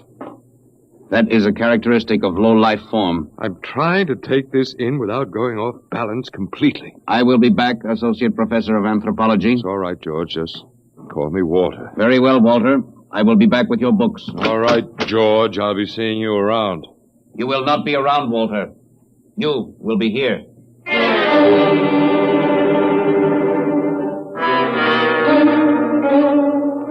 Yes, the last man on Earth sat alone in a room. A rather peculiar room. He just noticed how peculiar it was, and he'd been studying out the reason for its peculiarity. His conclusion didn't horrify him, but it annoyed him. There was a knock on the door. Come in. Oh. Hello, George. Hello, Walter. What can I do for you? Point 1, you will please henceforth sit with your chair pointed the other way. I thought so.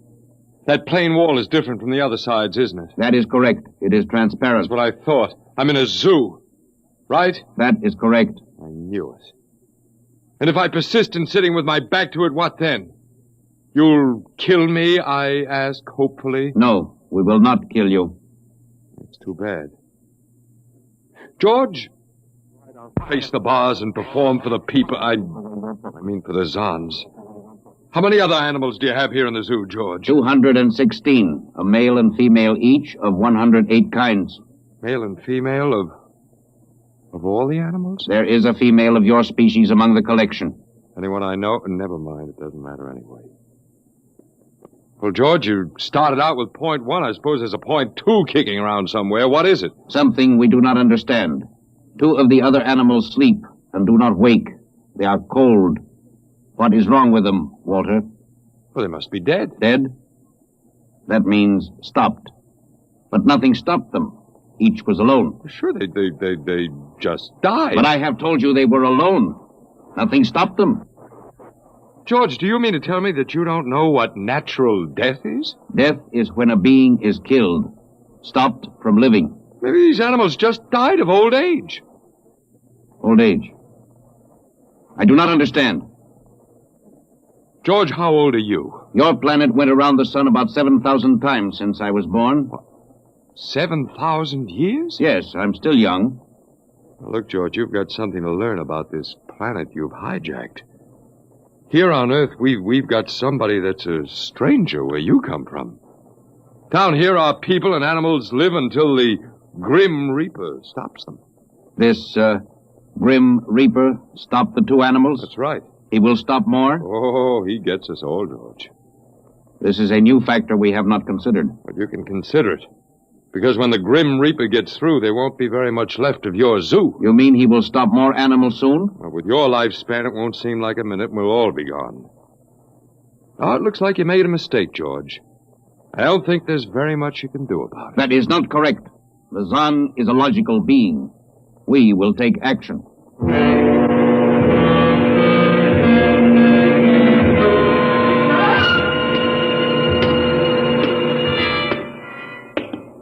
Where are you taking me, George? We will be there shortly. You mean, it's moving day? That is correct. We are here now. You will live here now, Walter. It is a larger room. Well, be it ever so humble. Go inside. Be careful with those books, George. Don't lose... Excuse me. Who are you? What are you doing here? Well, I guess George didn't explain. George tries to be polite, but he hasn't quite caught on yet. I'm Walter Phelan. My name is Grace Evans, Mr. Phelan. What is all this about? Why did they bring me here? I think I know why. Why? You see, I've been talking to George. George? Well, that's what I call them, all of them. There's no way to tell them apart anyway. There aren't many of them here, yet. They come from outside the solar system, sort of an advanced scouting party. Yes, I saw their spaceship. It's as big as a mountain. They're moving in on us. They cleaned off the earth with some kind of vibration that destroys all sorts of animal life. They killed everybody. Oh, no. I was afraid. Well, the cheerful note is that you and I and 200-odd other animals were picked up beforehand as specimens for the zoo. You know that this is a zoo, don't you? Yes. I suspected it. But I don't remember anything about being captured. I just woke up here. Well, they solved a lot of problems for us. Housing shortages, wars. I don't suppose the human race, you and I, that is, have to worry about anything now. It's awful. Only they made one mistake. They overestimated us. I don't understand. They thought we were immortal. That we were what? Immortal, like they are. Oh, they can be killed. The Zons don't know what natural death is. They didn't know anyway until they lost 2 of us yesterday. You mean there are more than 2 of us? No more of our species. These were merely brother animals. A rabbit and a canary. And by the Zons' way of figuring time, the rest of us are only good for a few minutes apiece anyway. That's a joke on them. They figured they had permanent specimens here in their zoo. But didn't they know that we'd all die eventually? No, I don't think so. See, George told me he was 7,000 years old and he's supposed to be young. When they learned how quickly we die, well, they were probably shocked to the core. If they have cause. How can you talk that way about it? Academic detachment. I learned it at faculty teas. At any rate, they've decided to reorganize their zoo 2 by 2. Oh. Sure, they figure we'll last longer collectively, if not individually. But if they think... That is, if you think for 1 minute... No, don't worry. I don't. But are they going to keep us locked up together in this one little room? I'm afraid so. It's horrible. I agree with you perfectly, my dear. But all personal considerations aside, the least favor we can do the human race is to let it end with us. I don't see much point in continuing it just for an exhibition in a zoo. How can you just sit here and lecture? Habit. But we've got to do something. Why? I don't know. It just seems we owe it to the human race to do something. You got a suggestion? There must be some way. They can be killed, you said. I think that anything that would kill one of us would kill one of them. You see, I figured it out, I think. George cut his... Well, I suppose you'd call it his hand when he brought in my books. It started to bleed, red blood, but I could see the cut closing just as he stood there. And by the time he left, it was healed. Don't understand. Don't you see, whatever factor there is in man that makes him grow old is missing in the Zon. They just go on and on and on until they're stopped. Yes. But suppose we killed one. There must be some way. Well, but what would be the use? They wouldn't even punish us. They just give us our food through a trap door and put a sign out saying, "Beware of the man, dangerous." I don't think they'd have to bother in your case. I don't see anything funny. I'm sorry. Just reminds me of Martha. Martha? My wife. She died 2 years ago. I'm sorry. No, not at all. Oh, it'll be George with my books. Come in. Hello, George. Hello, Walter. Point 1, I have brought your books.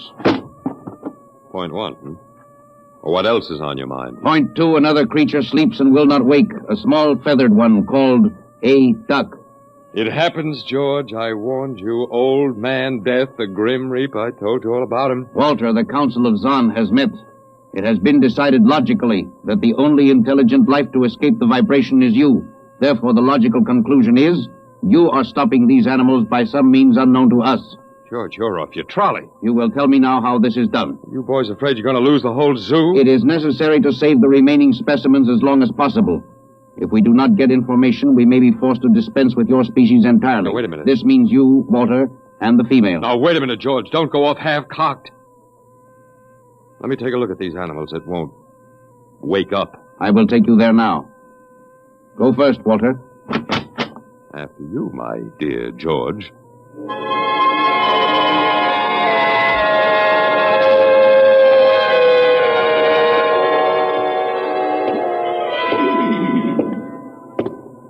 This is the weasel. I should have got him in the winter, George. The fur's worth more then. Then it's an ermine. This is the reptile cage. Here are the ducks. This is the male. The female has been stopped. Lucky girl. What's the matter, fella? You lonely down there? Walter, you will tell me how you stopped the female duck. You got me, George. I didn't do it. Maybe she died of the Dutch elm blight. Walter, you are not being logical. We have concluded you are stopping these animals. Tell us how it is done. I told you, George, I haven't the foggiest notion. Very well. We will have to take further action. Well, what are you going to do, George? We have methods of action you will know soon. We will go back now to your room.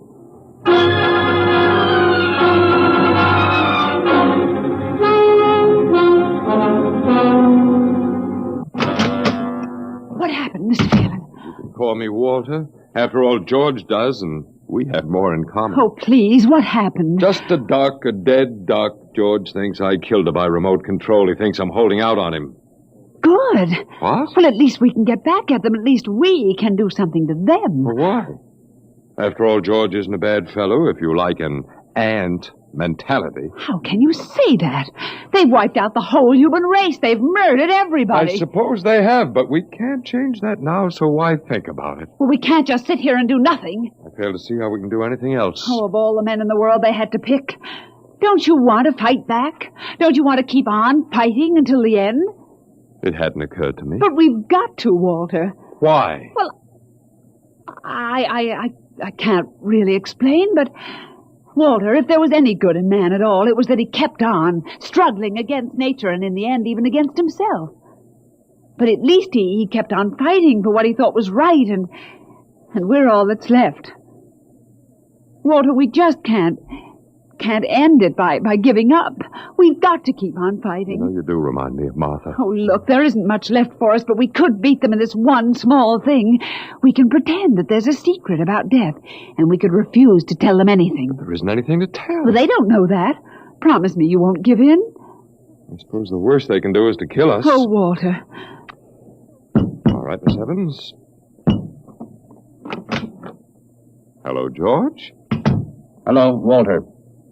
Now, you will tell us how these animals are stopped? George, this may come as a great shock to you, but I've decided not to tell you. Why? Oh, call it a romantic attachment to lost causes. My grandfather was a Confederate officer. Walter, you are not being logical, but that is expected in lower life forms. You will come with me now, Walter. Where are you taking him? To the second level.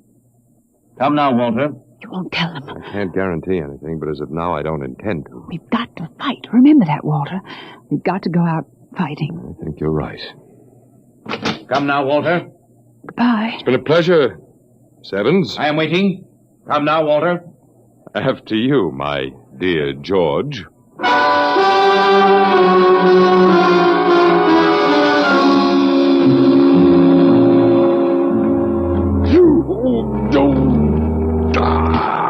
You will tell us now, Walter? That was the first level of vibration. There are many more. However, we have calculated that none of them exceed your threshold of unconsciousness. Oh, very clever, George. Of course. You will tell us now, how do you stop these animals?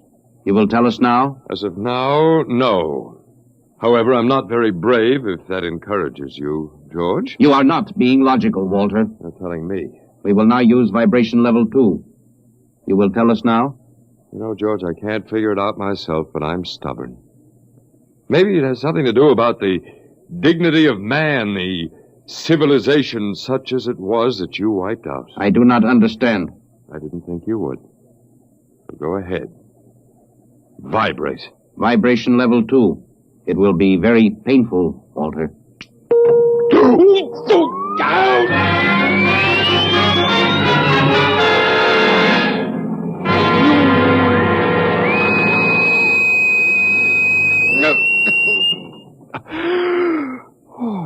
Walter? Walter? You are still conscious. Let me alone, George. You will tell us now. You will tell us how you stopped the animals. Let me alone. We have had vibration levels 1 through 10. There are still 15 more before your threshold of unconsciousness. No, let me alone. Walter, listen to me. Another creature sleeps and will not wake. We must know now. That's tough. You better start vibrating again, George. No. What? It would not be logical. We have calculated that no further level of vibration will overcome your irrational psychological block.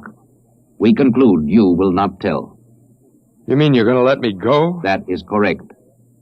That's real nice of you, George. I appreciate it. We have calculated that the resistance of the female of your species will be lower.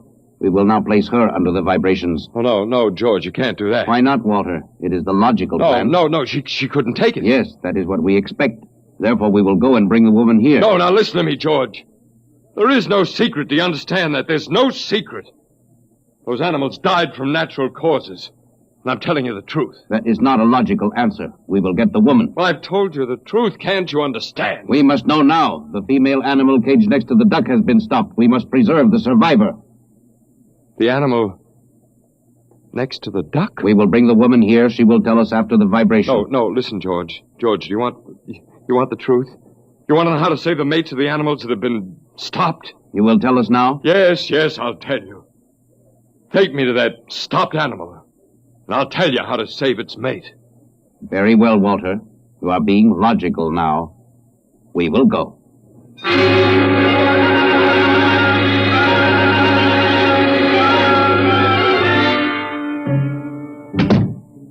Walter, are you all right? Yeah, just let me catch my breath a minute. What happened? Well, after a while, I told them what they wanted to know. You didn't. Sure, as George pointed out, it seemed to be the logical thing at the time. You gave up? I suppose you can call it that. Look, I'm very bad. Something might turn up, Martha. But they've beaten us completely then. There isn't anything we can do after the human race. And we give up. We don't even die fighting. You call me?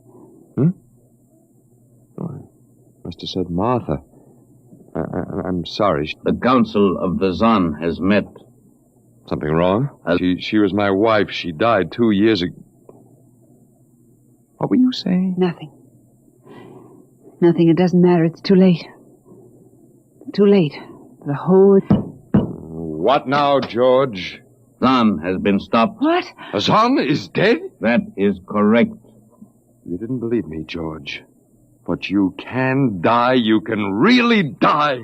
You'll have to get used to that if you're going to stay here. The Council has decided. A, you have in some way stopped this Zon. B, you and the woman must be eliminated. You got it wrong, George. I didn't stop that Zon. It's just death. It gets all of us here. You will be eliminated now. But, George, it won't do any good to kill us. It won't save you. Everything that lives on Earth must die. That is not logical. But it's true. The Council has decided. This time, you will have the full vibration. This time? Walter, what did they do to you? They have a rather effective third degree. They tortured you, Walter? Yes. And Walter, it was all my fault. I wouldn't even have tried without you. I suppose we have a last chance now to end with some dignity. I think you're a very brave man. Well, there isn't much else to do. Do we go now, George? Now, Walter. Wait, what's that? I have been told another Zon has died. Now will you believe me? The Council of the Zon meets now. 2 gone already, and you were with me, George. You know I didn't kill this one. What stopped him then? I told you it's old man death. You came to the wrong planet, George. Your immortality doesn't go down here. He can stop you, but you can't stop him. And you'll all die if you stick around. And now what? The Council has decided this is a place of death. We will leave your planet. Leave? You mean you're giving up? It is not safe for the Zon. Walter, they're leaving. They're really going. Go on then, George, and don't hurry back. It would not be logical to do so. We are leaving the Earth now. Goodbye, Walter. Goodbye, George.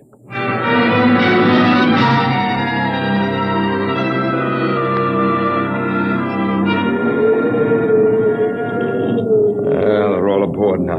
Oh, so wonderful to feel the wind and the sun again. Close the hatches. Walter, is it safe for us to be out here? Sure, they're not interested in us any longer. They only want to get away. And I want to see this, Grace, the Zon leaving Earth forever. Now they're blasting off.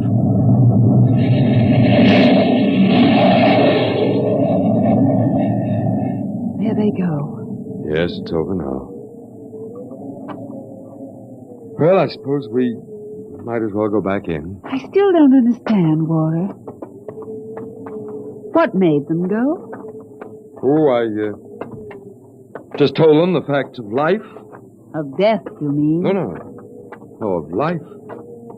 After all, I thought George was old enough to know at 7,000 years he was getting to be a pretty big boy. I wish you'd stop joking and tell me what happened. Look out for the steps. Well, do you remember when the first animals died? Yes, the rabbit and the canary. And their mates just started to pine and waste away? Yes. Well, that worried the Zon. They wanted to keep the last specimens alive if they could. So, finally, I broke down and told them about affection. Affection? Mm-hmm. And then I introduced Donald. Donald? Who's that? Here we are. Oh. Come here. Grace, I want you to meet Donald. Oh, Walter, please. What does affection have to do with it? Well, that's what the Zon wanted to know. I told him it was love that made the world go round, that having lost his mate, Donald would die immediately unless he had affection and constant petting. Petting? Mm-hmm. I even showed him how. Come here, fella. Come here. Yes, I held Donald in my arms and petted him a while, and then I let the Zon take over with the animal in the next cage. What animal? Take a look. Hey, watch out. Don't go Walter, too close. It's a rattlesnake. Yes, it's a rattlesnake. The Zon's metabolism made it impossible for them to die of old age, but I had a hunch they could be poisoned. Then it was the snake that killed the two Zon. They never even knew what bit them. And you outwitted them, Walter. I suppose. And I thought you'd just given up. Oh, Walter, I'm so proud of you. You don't have to be. I had given up. I probably wouldn't have fought at all if you hadn't pushed me. Well,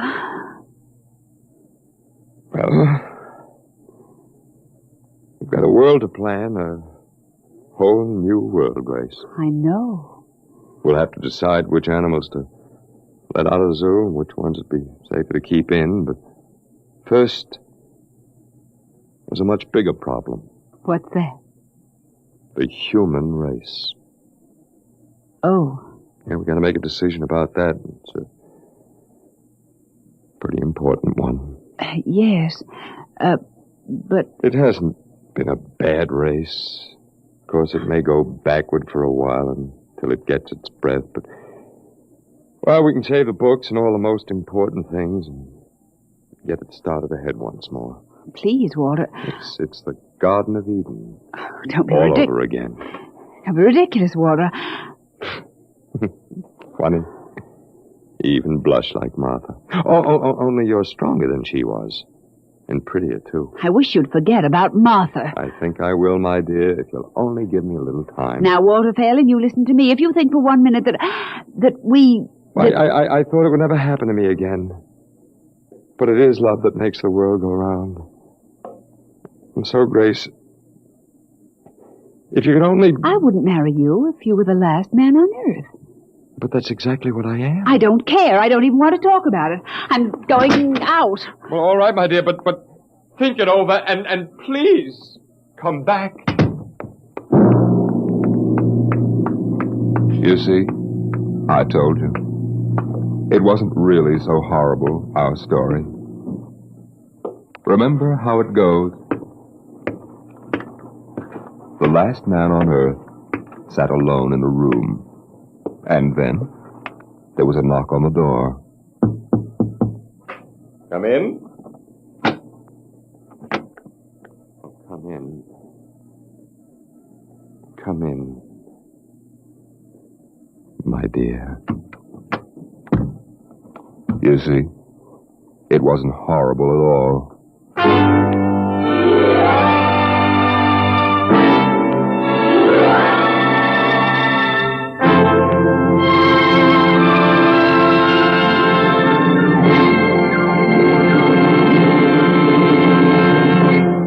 have just heard the Frederick Brown story entitled Knock, an adventure in time, space, and the unknown world of the future. The world of Dimension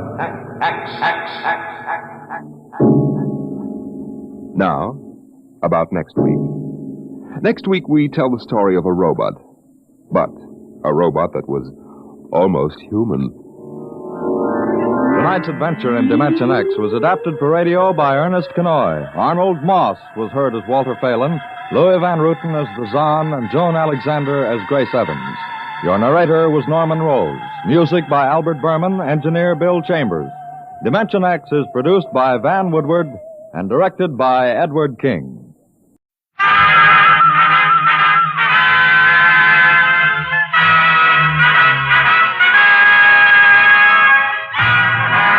Of the Texas Rangers, starring Joel McRae as Ranger Jace Pearson. Another authentic reenactment of a case transcribed from the files of the Texas Rangers.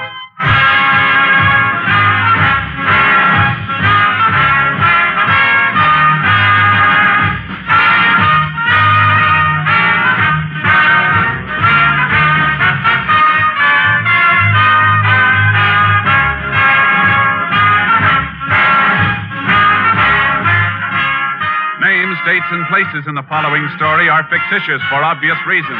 The events themselves are a matter of record.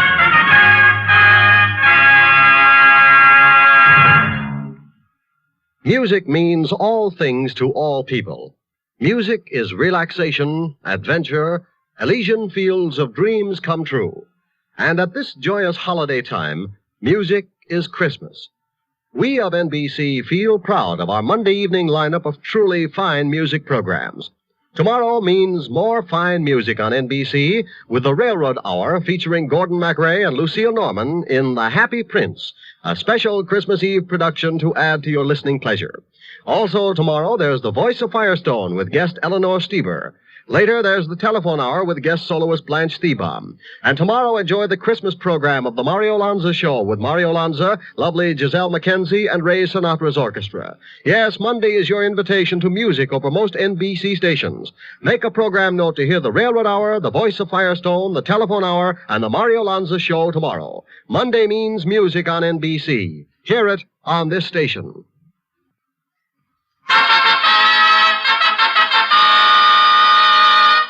And now, from the files of the Texas Rangers, the case called Christmas Payoff.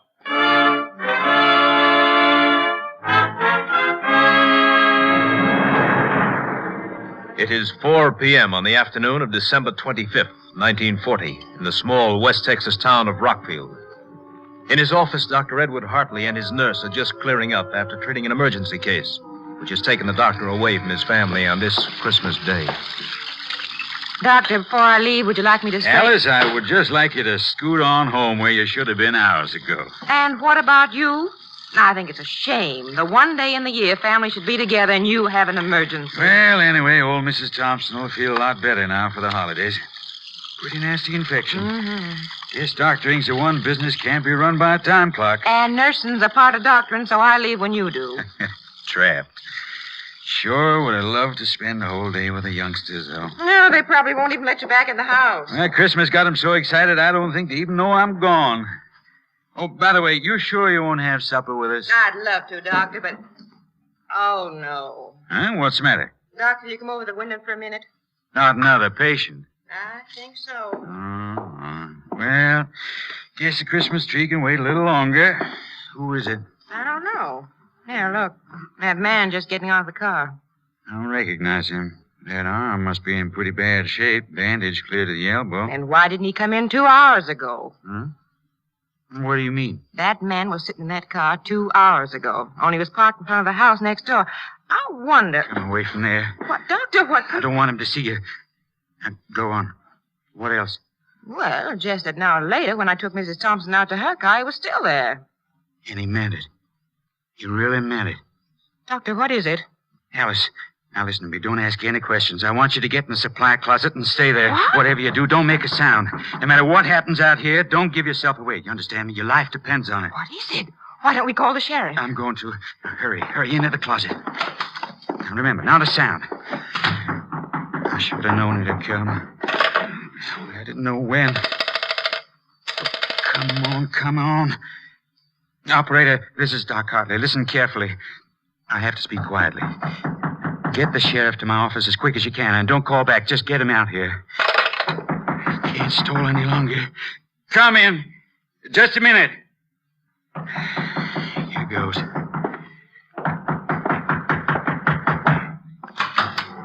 Yes? You Doc Hartley? That's right. Well, can I come in? Oh, of course. Come in. No, that's the supply closet. My dispensary is this way. Now, if you'll just get up on the table.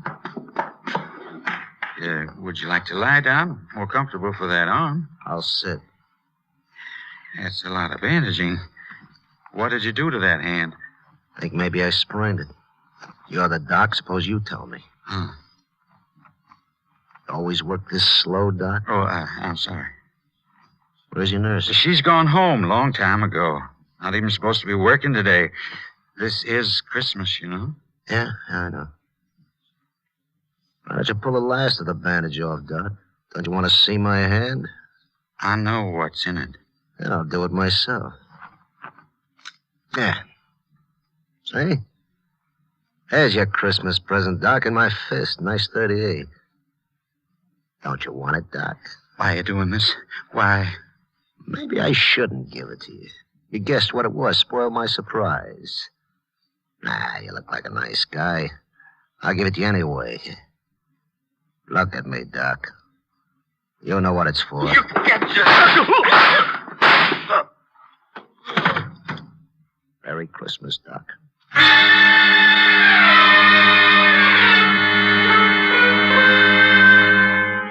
Sheriff Lon McGill, on arriving at the scene of the crime, found Dr. Hartley dead and Nurse Alice Leonard in a state of physical collapse. He immediately asked for the help of the Texas Rangers.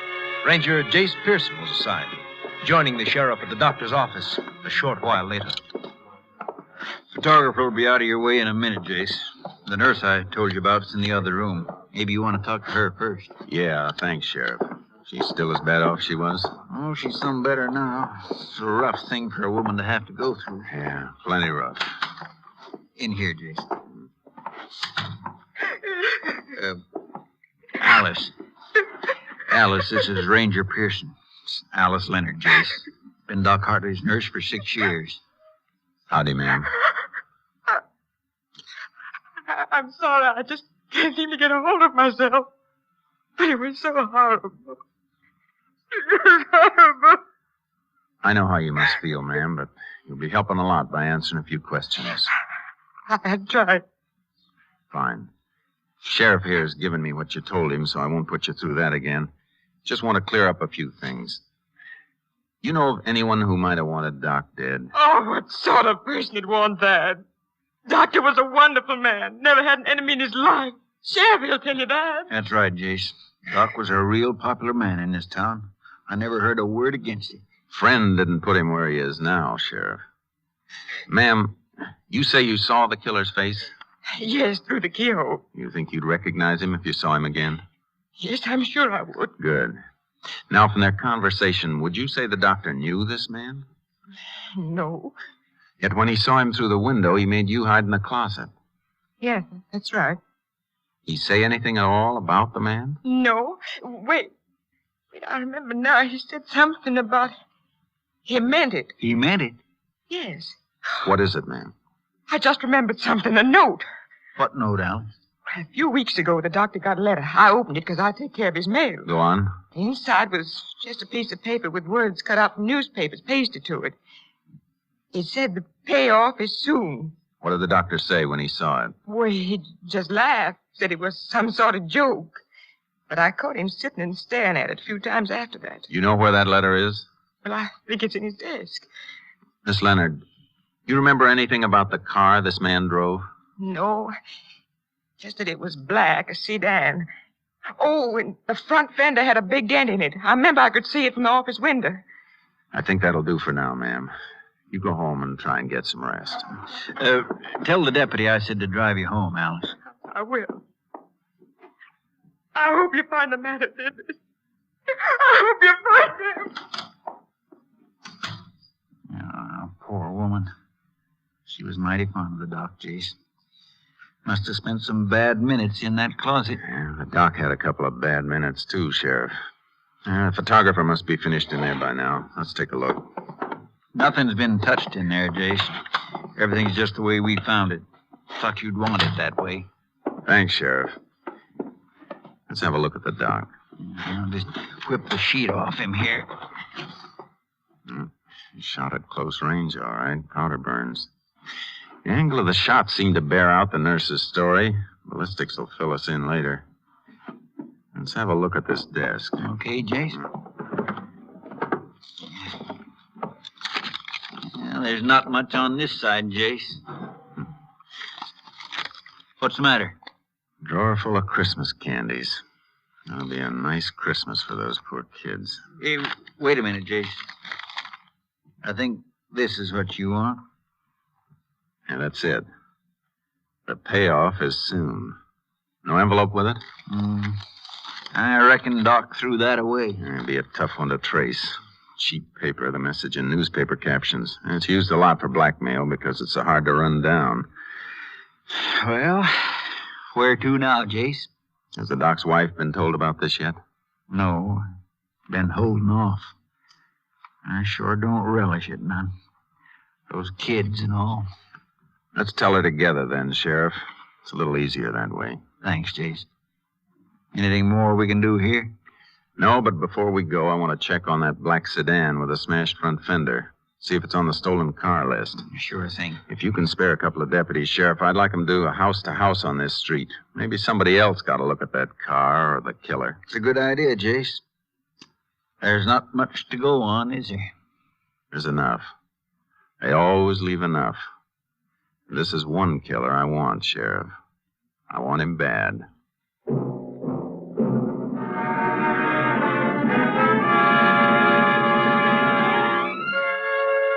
A black sedan with a smashed front fender was on the stolen car list. We finished our calls and left. 15 minutes later, we stood in front of a large, neat house on a well-kept street.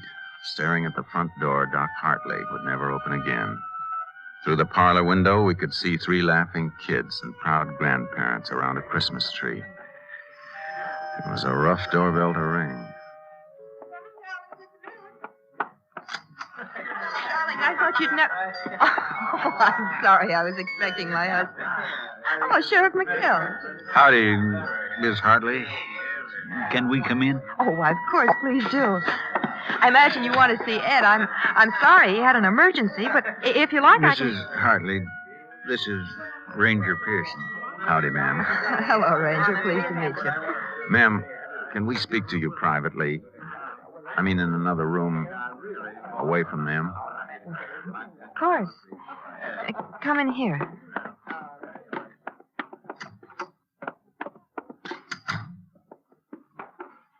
Well, what is it? Ma'am, it's best to say it quickly. Your husband, he's been killed. Oh, no. Here, you better sit down, Miss Hartley. Yeah. I'm sorry, ma'am. How did it happen? He was shot, ma'am, by a man who came in asking for treatment. I want to find that man, Mrs. Hartley. I know how you feel at a time like this, but if you could answer a few questions, it'd help. I'll try. Has anyone threatened your husband that you know of? Did he seem worried lately? No. Did anyone call him today beside the woman he went to treat? Just a man. What man? A little past noon, the phone rang. Some man asked for my husband. I told him he was at the office on an emergency, and he just hung up. You recognize the voice, Mrs. Hartley? No. Just one more question, ma'am. Do you know of anyone who had a grudge against the doctor who'd have wanted this to happen? No. Nobody. Nobody except... Except who? Oh, I was thinking of that man, the one he sent to prison. Sent to prison, ma'am? I think I can explain that, Jace. You mean that Nixon thing, Miss Hartley? Yes. Well, it happened a couple of years back, Jace.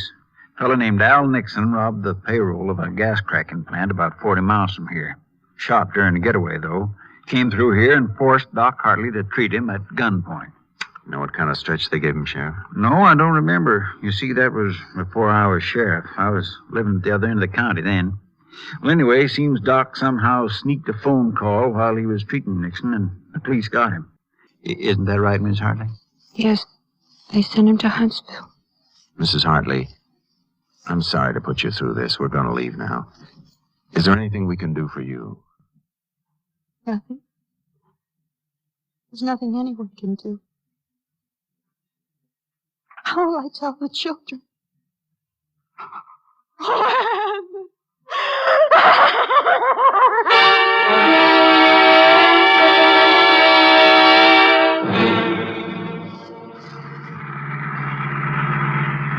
Call from KTXA ought to be in any minute now, Sheriff. I still don't see why you asked him for that rundown on Nixon, Jace. You thinking maybe he's out? I don't know, Sheriff, but I sure want to find out. Nixon's got a real good motive for this killing. Well, I got to go with you on that. But... KTXA hold it, to Sheriff. Unit 10. That's KTXA to Unit 10. Unit 10 to KTXA. Go ahead. Have information you requested. Al Nixon, sentenced life term, Huntsville Penitentiary, December 1937. Money from gas cracking plant payroll never recovered. 10-4. Unit 10 clear. KTXA Austin. Well, that kind of kills that, don't it, Jace? Man with the best motive of all is serving life at Huntsville. It's still too good to pass by, Sheriff. What do you mean? Look, Nixon may be in Huntsville for life, but that doesn't change his motive. It's still good. So good I want to see him. I'm going to Huntsville in the morning.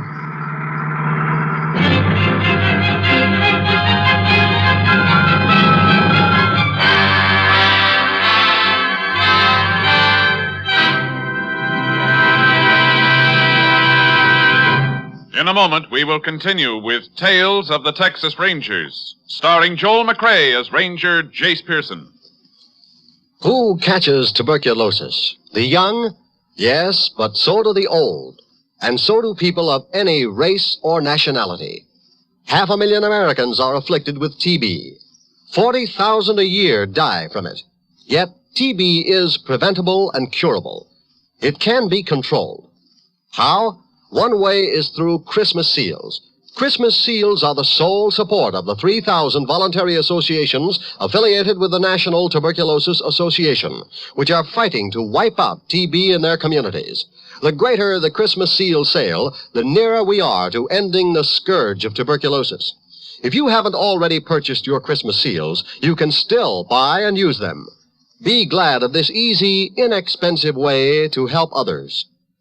Be grateful for the opportunity to help safeguard your own home against the dread white plague.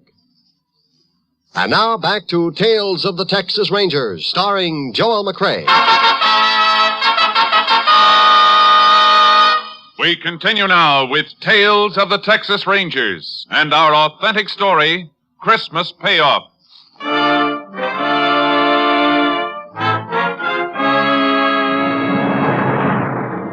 Next morning, I left Nurse Alice Leonard with the sheriff to begin the long job of trying to pick a killer's picture out of the gallery. Then I headed for Huntsville. I wasn't in the visiting room 5 minutes when Nixon was brought in. A brutal-looking little man who shuffled forward and sat across the table from me, waiting for me to talk. My name's Pearson, Nixon. Ranger Pearson. What do you want, a medal for remembering your name? I want some answers. And if I don't give them to you, you'll have me arrested, huh? You remember Dr. Hartley, Nixon? Yeah, I remember him. Look around. Ain't this good reason to remember him? He didn't put you here. You put yourself here. Hartley put me here. Oh, but don't you worry a head about me, Ranger. I'll make out. Yeah, you worry about Hartley. Hartley's dead, Nixon. You mean that? He's dead. Shot to death. Something funny, Nixon? Sure. Don't you get it? He put me in here, now he's dead, but I'm still alive. Ooh, you cops, you're all so smart, ain't you? Sure, you got me, but you never got the money. And best of all, Hartley is dead. You're in the right place, Nixon. So that's why you're here, huh? Maybe I killed him, huh? Sure. I'll confess. I just walked through the walls, knocked him off, and flew back like a bird. Phone call for you, Ranger. You can take it in the office. All right, guard. Thanks. You through with Nixon?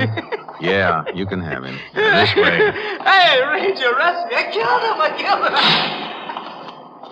him. In there, Ranger. Thanks. Hello? Sheriff McGill, Jace. How are you making out? Old trail, Sheriff. Nixon's no help. How'd you come out? Nurse picked out a picture, Jace. Swears it's him. Fella named Lou Crowder.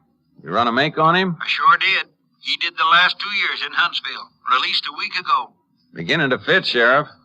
Any more on that car? I was just coming to that. They found it about 100 miles from here. Abandoned in some brush just outside of Crest City.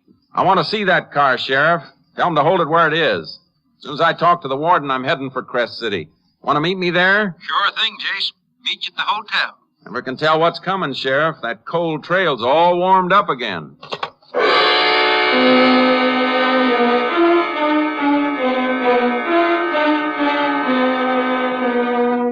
I had my talk with the warden and then met the sheriff in Crest City.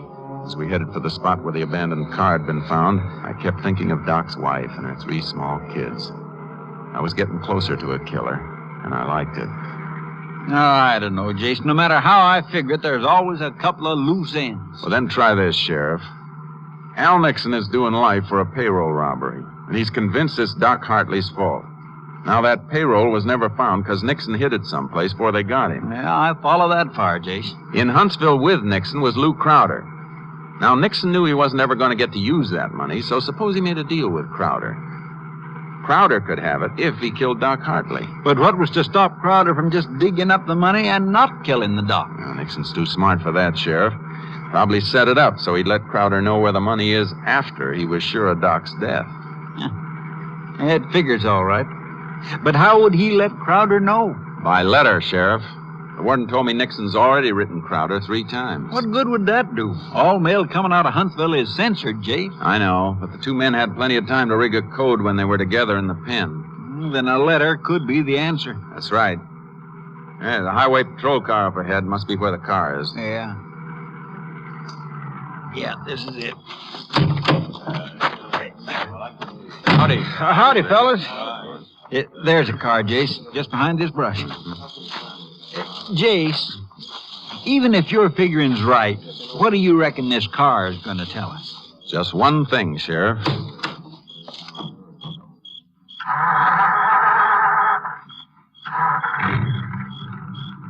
That's it. I don't get it, Jace. You will. Look, would Crowder want to hang around a town he'd killed a man in? No, reckon not. But if he's expecting a letter from Nixon, he's got a light someplace to get it. What are you driving at? Put this together. This car's still in running order. Crowder didn't have to leave it. That makes Crest City a pretty good bet for the place the letter's going to be picked up. But what if Crowder's already picked the letter up? It's not likely. Nixon didn't even know about the killing till I told him today. He'd want to be sure before he paid off. What if Nixon double-crosses Crowder? Suppose he don't send the letter telling where the money is. He'll send it, Sheriff. I got a good look at Nixon's face when I told him Doc was dead. He'll send it.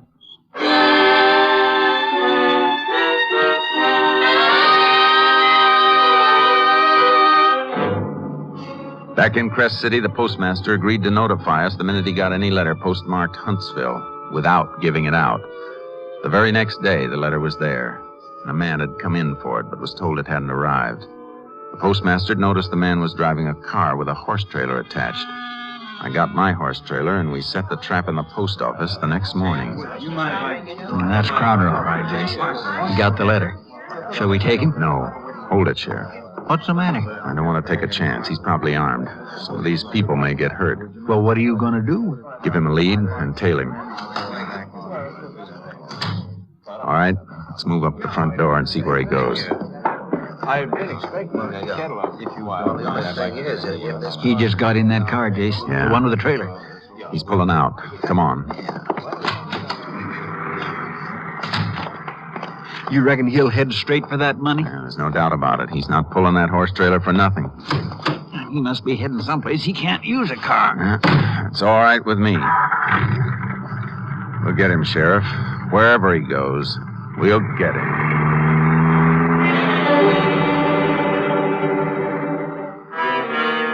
For almost 3 hours, we trailed Crowder by car, never getting too near him, just pinpointing him. When the country got rough, he left his car and switched to the horse he'd been pulling. So did we. We gave him a bigger lead and just followed his tracks. Awful rough climb, Jace. You sure we're following him? I don't see any tracks. I'm following him all right, Sheriff. Didn't you just see that turned rock, moist on one side? A hoof did that. Beats me how you spot him. Hold it, Sheriff. Oh. It's a drop-off just ahead. I want to look.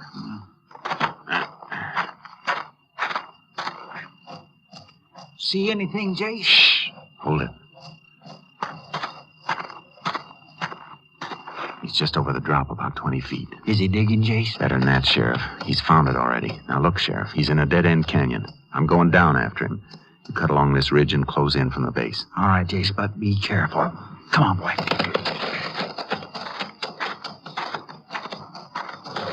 Crowder! Get your hands up. You'll never take me, copper! That's a warning, Crowder. Next one will be through your head. Now throw your gun away. All right, don't shoot. Your single hands are up. Keep them there. Look, Ranger. There's $30,000 here. I'll make a deal with you. Take half the money. Just give me a chance. Like the chance you gave Doc? You're not going to get that money. No, you don't. Give me that knife. You all right, Jace? Yeah, I'm all right, Sheriff. You were taking an awful chance that way, Jace. Yeah, I know it, Sheriff. I had a bad minute there when I saw his knife glint in the sun. Thought you'd have to gun him for sure. I didn't want it that way. I had to take Crowder alive, Sheriff. He's my Christmas present to the warden at Huntsville.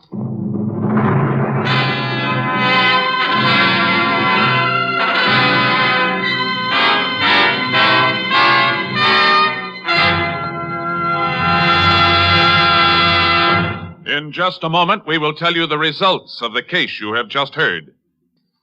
With Christmas just around the corner, we at NBC hope that you all will have a joyful, happy holiday season. With the program scheduled on the NBC Radio Network, we will try to add to your listening pleasure as you relax and tune for your favorite entertainers. Special programs are planned by all of our NBC shows, and we know that you will want to hear as many of them as you possibly can. To put it in musical form, here is a holiday wish from the NBC Chimes. Happy holiday, happy listening, happy holiday, happy listening. NBC wishes you a season of good cheer.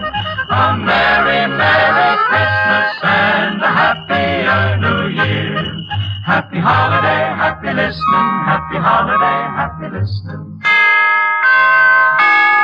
Yes, from all of us at NBC to all of you throughout the country comes this sincere, hearty wish for a Merry Christmas.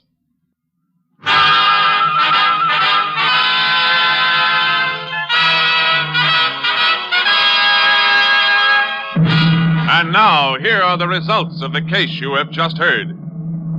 On February 3rd, 1941, Al Nixon was removed from Huntsville Penitentiary to stand trial along with Lou Crowder for the premeditated murder of Dr. Hartley. Both men were found guilty. The sentence, death in the electric chair.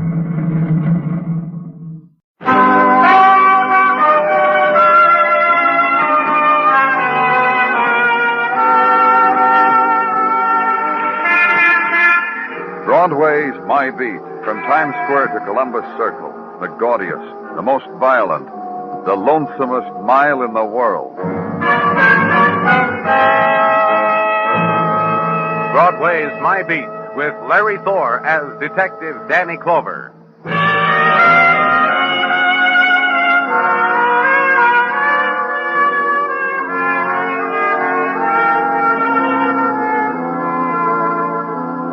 On the days before Christmas, Broadway dances along to carols that flow from sequined loudspeakers. The kids mash their noses against the plate glass, lick it, and watch. And it's all there. The mechanical clown, the tin man dancing a jig on the tin box, the toy army precisely to scale with the latest equipment, mechanized. and eyes are bright with desire and hope. It's the one time in the year when odds are better that dreams will come true. So make a wish on a neon star.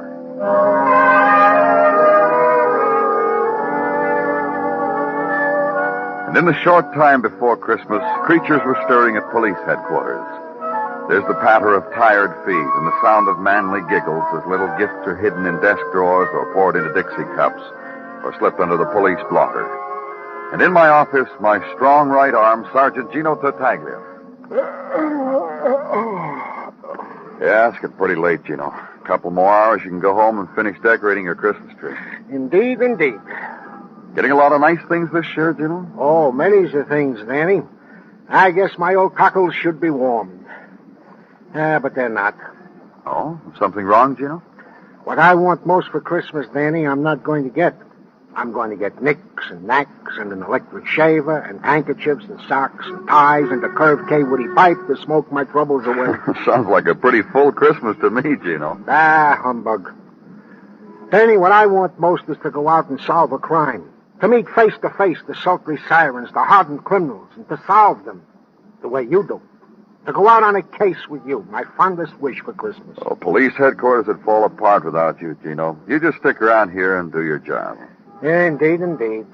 I just thought I'd let you know, that's all. Oh, well. I'm going downstairs for some coffee. I'll be back soon. Roger.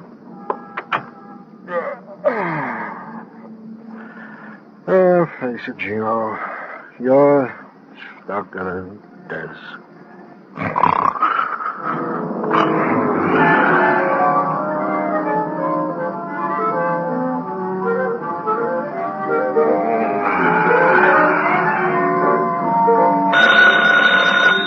Yeah? Oh, phone, Gino. Sergeant Gino Tartaglia speaking. Yes. Yes. Yeah, right away. Danny! Hey, Danny! Yeah, what's the matter, Gino? I haven't gotten my coffee yet. Coffee? At a time like this? Buddy Malpaugh, the ne'er-do-well millionaire. What? What about him? What about him? He has been slugged. Let's go, Gino. Did you say let? Of course, on a case like this, I'll need you, Gino. Come on.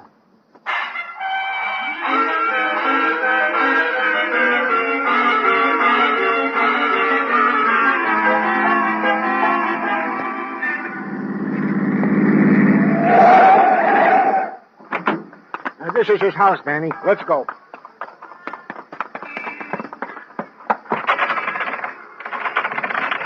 It's locked. Yeah. Stand aside, Danny. We can go in now, Danny. Gino. Yeah? We could have rung the bell. Who's got time? You coming? For here, Gino. Back of the sofa. Oh, yeah. Take a note, Danny. Yes, Sergeant. Buddy Malpaugh, the unconscious ne'er-do-well millionaire, battered and bludgeoned on the supraoccipital region of the cranium, back of the skull, Danny. Slugged on the supraoccipital by assailant unknown. From the size of the lump on Buddy Malpaugh's heretofore refined head, conclude that said lump was administered by a blunt weapon 3 millimeters by 5, of the irregular contour and lead pipe consistency. You got that, Danny? Yes, Sergeant. Hold it. I got a P.S. To wit, luxurious apartment of said ne'er-do-well millionaire, one Buddy Malpaugh, ransacked and left in disarray. P.P.S. The butler of said household will have his work cut out for him. Shall I phone it in now, Sergeant? Don't move. Huh? The drapes just moved. All right. You, behind those drapes. Out. With your hands clasped behind your neck. Out.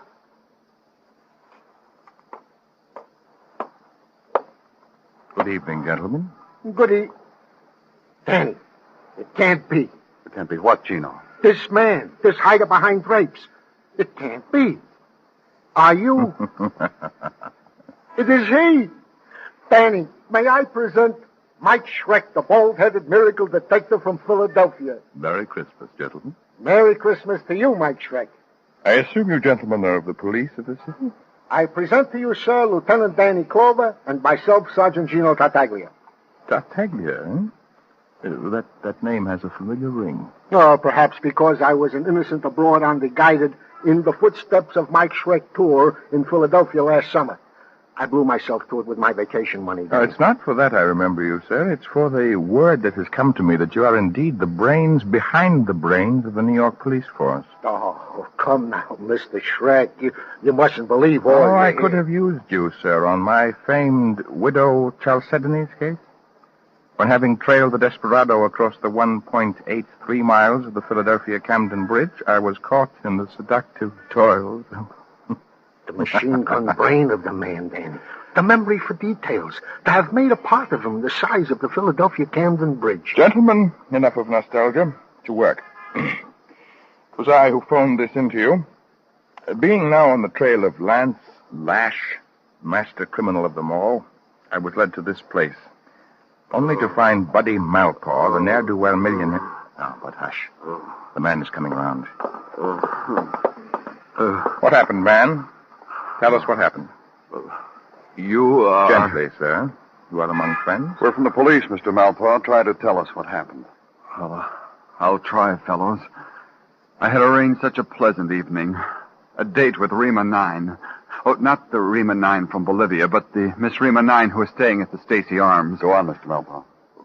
Rima was to meet me here at 9:30. However, at precisely at 9, the doorbell rang. I went to open it. There was no one there. No one? No one. A prank, I thought. I started back into the apartment. Suddenly, the pain, the awful pain screaming through my skull. It was no prank, I assure you. No, Where is it? Where is it? Where's what, Mr. Malpaugh? It's gone. It was here in this case. It's gone. What's gone, Mr. Malpaugh? I prized it more than... the jeweled scimitar of Genghis Khan. The jeweled scimitar of Genghis Khan. The jewel... What's going on here, Sergeant? Read your notes, man. Read your notes. And watch the sergeant as he considers the attitude of the distressed man, the desolation of him, the sergeant's compassion, understanding. The most precious thing of Malpaugh's life, the jeweled scimitar of Genghis Khan, was gone now, vanished, lost, strayed, stolen, purloined. The sergeant's gentleness and the knowledge of it caught up with Malpaugh, took hold, displaced everything until it was only emptiness, void, vacuum, space, nothing. And finally, the ne'er-do-well millionaire's rejection of it. And turn now, and Sergeant Tartaglia nods sagely. Open the door for him, and leave.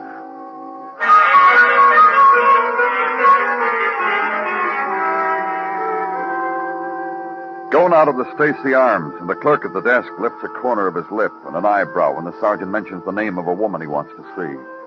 The long ride up on the elevator. Walk down the carpeted corridor. The sprig of Christmas holly above the brass door knocker. This time we'll knock, Danny.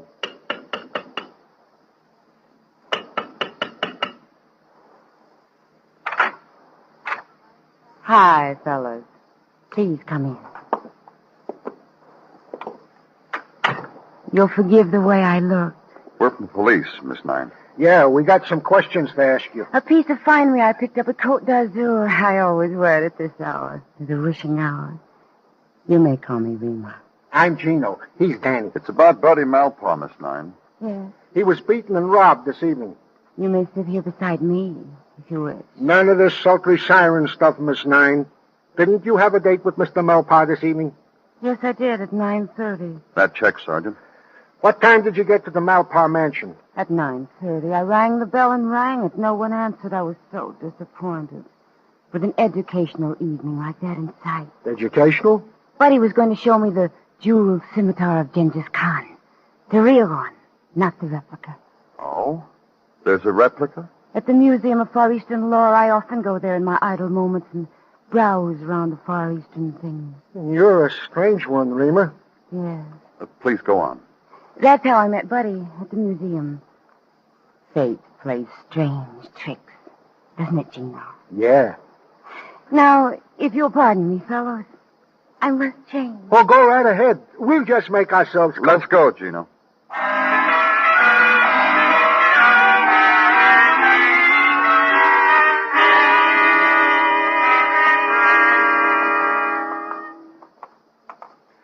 We are sorry, Mr. Zoic, that we have made you open your museum to us at such a late hour. It is always a pleasure, Sergeant, to indulge the whims of the cultured, though they be policemen. Thank you, Mr. Zoic. Not at all.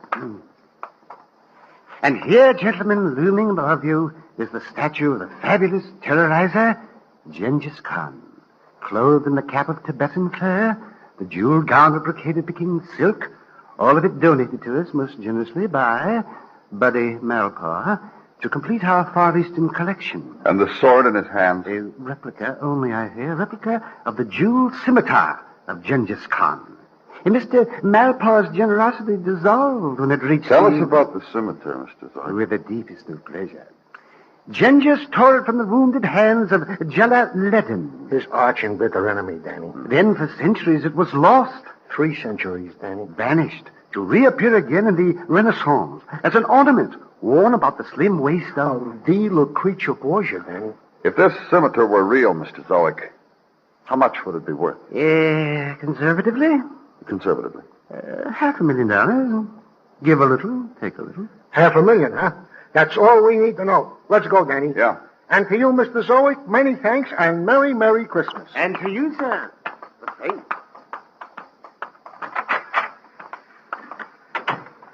$500,000, Danny. No wonder Mr. Malpaugh, the ne'er-do-well millionaire. Gino, hit the ground, hit the... Gino, you're... Yeah. Help me, Danny. I've been shot. Oh.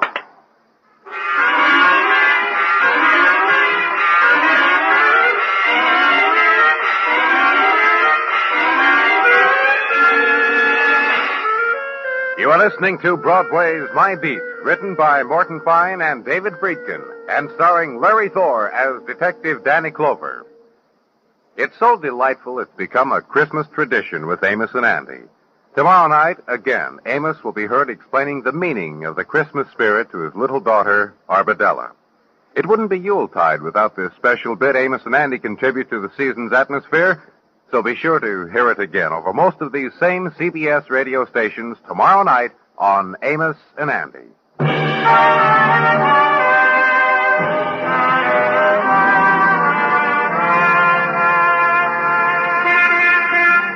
As the winds move to the place of the year's dying, the Mazdas on Broadway's Translux arrange themselves in merry thoughts. Suitable for Christmas past, Christmas present, Christmas future. Broadway walks by, glances up, smiles, hurries to buy the last-minute gift for the last-minute friend. Crosby sings the tune that's in your heart. The corner Santa Claus winks, and the golden girl stops you, asks which way to Gimbel's, invites you to come along and show her. The budget term dreams are coming true, kid. So go live a little.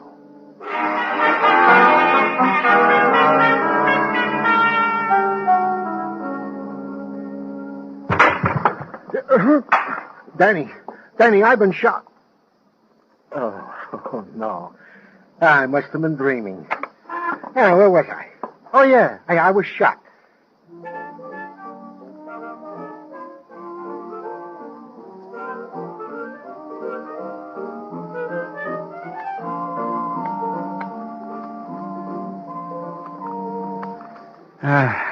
There you are, Sergeant. As good as new. My thanks, Dr. Sinsky.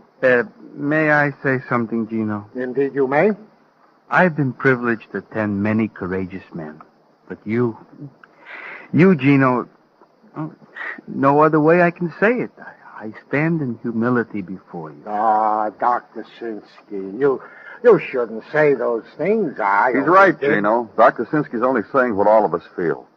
We've already initiated proceedings for an award for bravery beyond the call of duty. Danny, Dr. Sinsky, dear true friends. I know not what to... May I? Go right ahead, son. Thank you. Sergeant Gino Tartaglia speaking. Yes? Yes. Yes. That was my trick. Evil has come to him. Get me a squad car. But Gino, never mind the hole in my head. Danny, a squad car.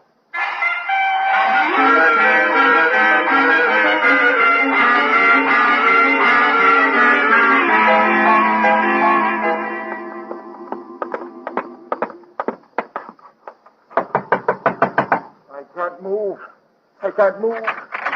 The door's locked, Gino. One side. After you, Danny. Mr. Shrek, what happened to you? Landslash. The master criminal of them all? I give the devil his due. You haven't told us what happened, Mr. Shrek. Please, gentlemen, please. You hook me up? Oh, of course. Now, be gentle with him, Danny. Yeah. Over here on the bed. Now, tell us about it. Oh, my friends, I feel I have failed you. Oh, don't talk like that. After all, how many people have come face to face with Landslash and lived to tell about it? Give the devil his due. Yes. Now, would you mind telling us what happened? I came here to my rooms. Sparsely furnished, you'll admit, but the way I like it. No furbelows to distract my attention. I needed to think. I knew I was once again hot on the trail of Landslash. Once again from the ends of the earth. Listen to the man, Danny. We had met, Landslash and I. The last time on the lonely Isle Mauritius, when we battled hand to hand on top of old Farfangan, the volcano. Yeah, I know, but what happened tonight? As is my wont before I retired, I looked under my bed, gentlemen, and there he was, Landslash. So you got under too and started a fight with him, huh? Yes, it was nip and tuck under there, but if the devil has... But why did he come here, Mr. Shrek? He thought I had the jeweled scimitar of Genghis Khan. And as you know, gentlemen, I have not. As you... Would you mind, Sergeant? Oh, of course. Yes? Yes. Yes. How do you like that, Danny? Like what? Rema 9. The sultry siren? Yeah, she was picked up on a disorderly conduct charge. And you know what she had with her? No, I don't. A scimitar. And it was smashed to pieces. Let's go, Danny. If I were you, I'd try a poultice, Mr. Shrek.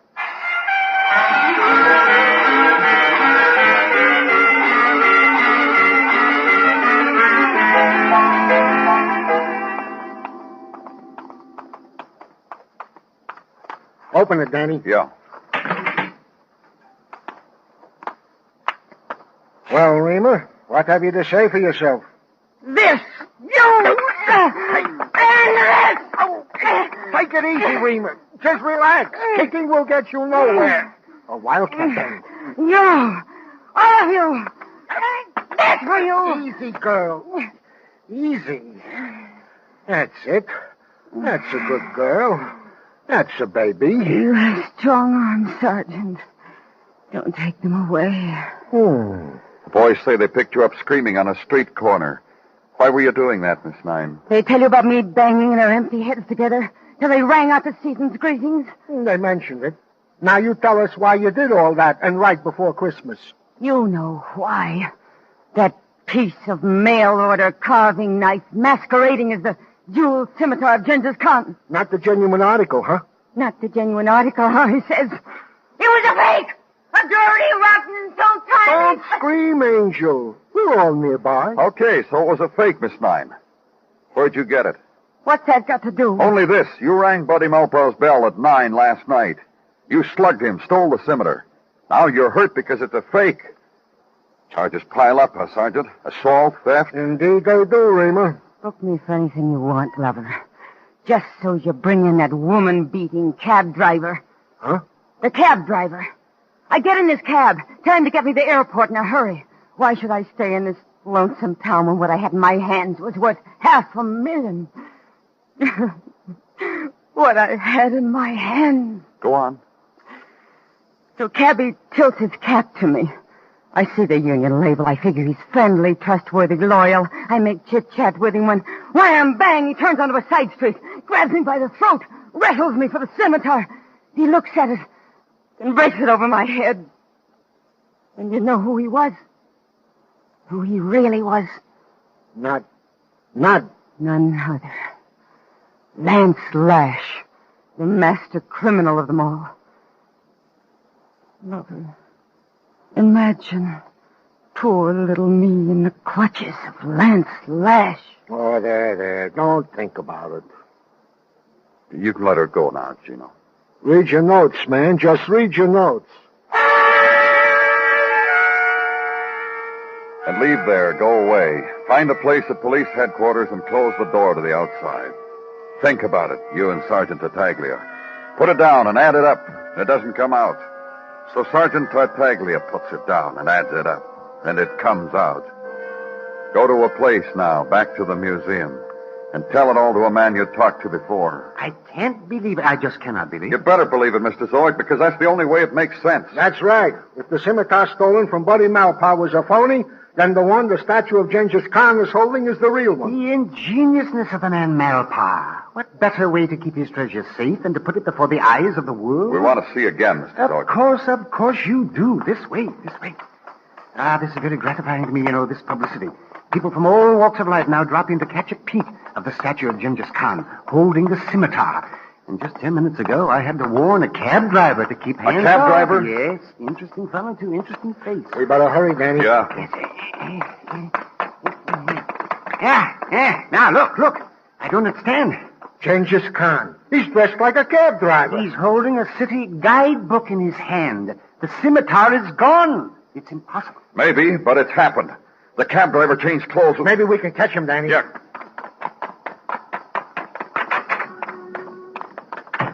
And maybe that man sitting on the steps saw him. Let's ask him. Hey, mister. Hello. Did you see a man come out of here a few minutes ago? Well, I guess I did. I've been sitting here for the last hour. Did you notice anything strange about any of them, the way one of them was dressed? Let me see now. This man had on a fur cap and a brocaded robe. He was carrying a scimitar. Oh, sure, I saw him. I didn't pay him no mind, though. I just figured he was from California. Let's go, Gino. Danny, I think I got it. Got what? Get in the car and I'll tell you all about it. Where are we going? To see Mike Schreck, the bald-headed miracle detective from Philadelphia. I think we're at trail's end.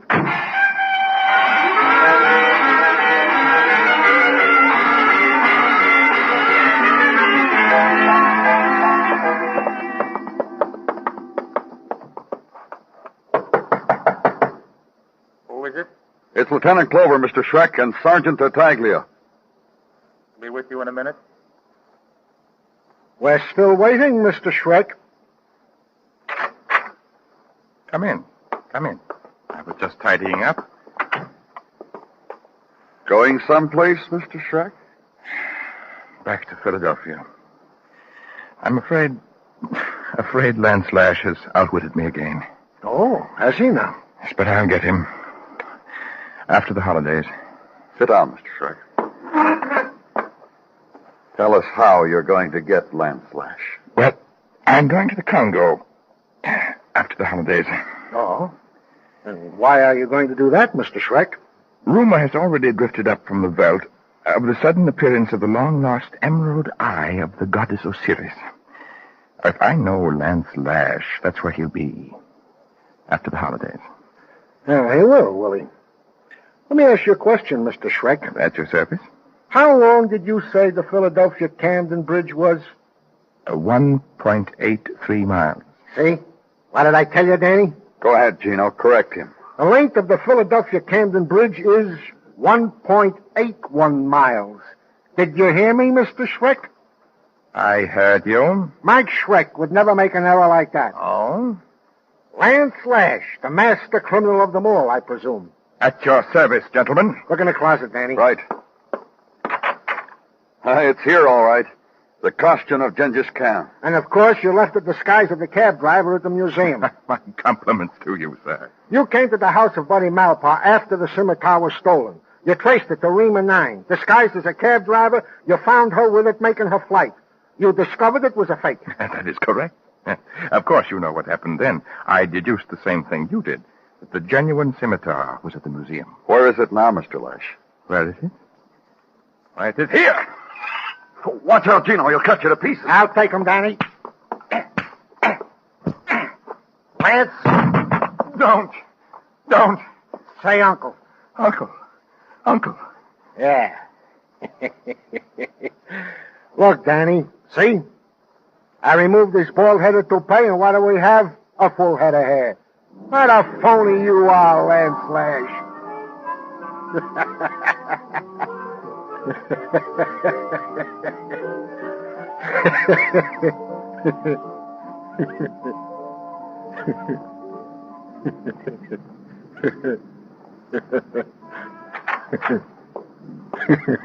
Gino. Come on, Gino, wake up. Come on. Huh? You fell asleep, Gino. Huh? Yeah, I must have dozed. No calls, huh? Yeah, from... No calls. What's the matter with you, Gino? Danny. Yeah? I had a dream, Danny. I was a big hero. I went out on a case with you. A dream, huh? I want to tell you something, Gino. What? When something happens to you, something real, and then it's over, you know what you have left? Memory. Yeah, Danny. That's right. When a dream's over, and you can remember it, you have the same thing. A memory. That's all anything is, Gino. A memory. Then I got my Christmas wish, huh, Danny? Sure you did. Go on home now. Sure. Merry Christmas, Danny. Merry Christmas, Gino.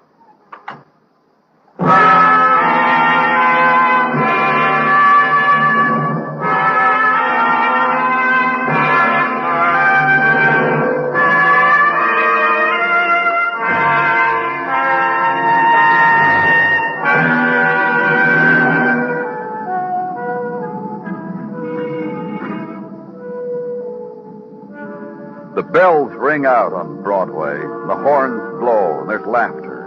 The translux spells out peace on earth, goodwill to men. You read it and believe it, because it's Christmas time, the time for believing in miracles. The crowd pushes you along, and you're part of it. It makes you happy. It's Broadway, the gaudiest, the most violent, the lonesomest mile in the world. Broadway. My beat.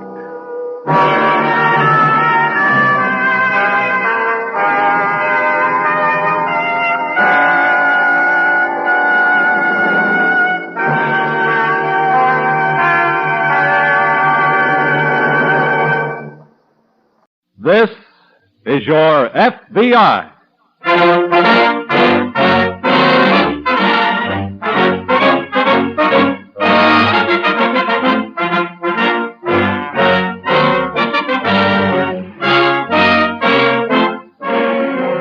This is your FBI, an official broadcast from the files of the Federal Bureau of Investigation, presented as a public service by the Equitable Life Assurance Society of the United States. To your FBI, you look for national security, and to the Equitable Society for financial security. These two great institutions are dedicated to the protection of you, your home, and your country.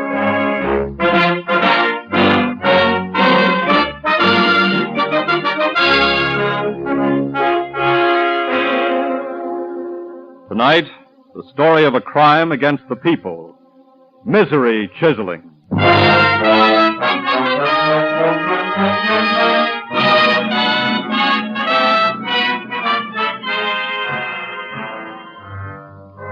Crawling on one of the lower rungs of the criminal scale is the breed known as the Misery Chiseler.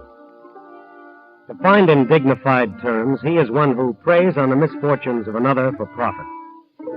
In language more becoming him, he is a parasite who exists on human sorrow, heartache, and misery. The war, with its backwash of heartaches here at home, has given the Misery Chiseler a rich field in which to work. Through the cooperation of the victims, however, the FBI has already bagged scores of these despicable criminals and is continuously warring against them. But a Misery Chiseler is not too easily caught, because he has robbed his victim and disappeared before the victim realizes or even suspects that he or she has been robbed.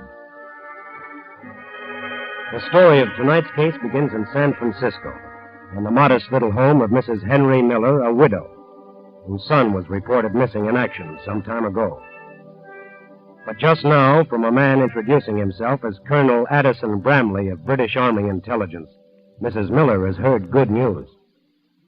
You don't know how I've prayed, Colonel Bramley, that this might be true. I understand. That my son was alive, even though a prisoner of the Japanese. Yes, it is much better to know that than nothing at all. I know.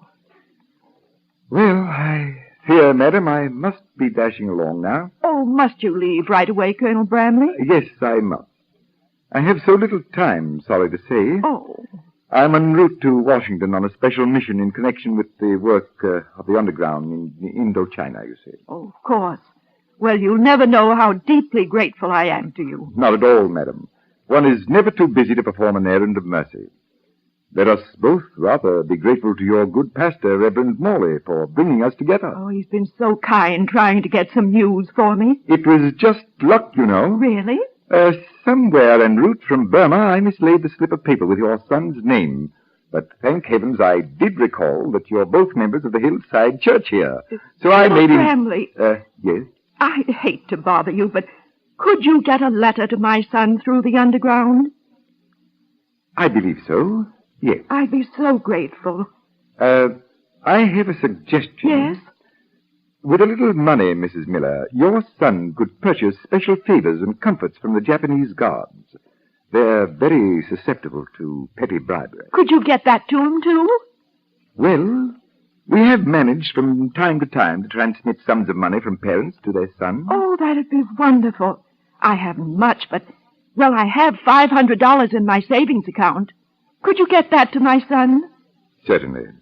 And I can assure you, madam, that such a sum would improve your boy's circumstances immeasurably. Then I'll go to the bank the first thing in the morning. Oh, but that'd be too late for you. No, not at all. My plane for Washington doesn't leave until 11 a.m. I could meet you in the lobby of my hotel just before going to the airfield. Oh, thank you, Colonel Bramley. My dear madam, it's been a pleasure.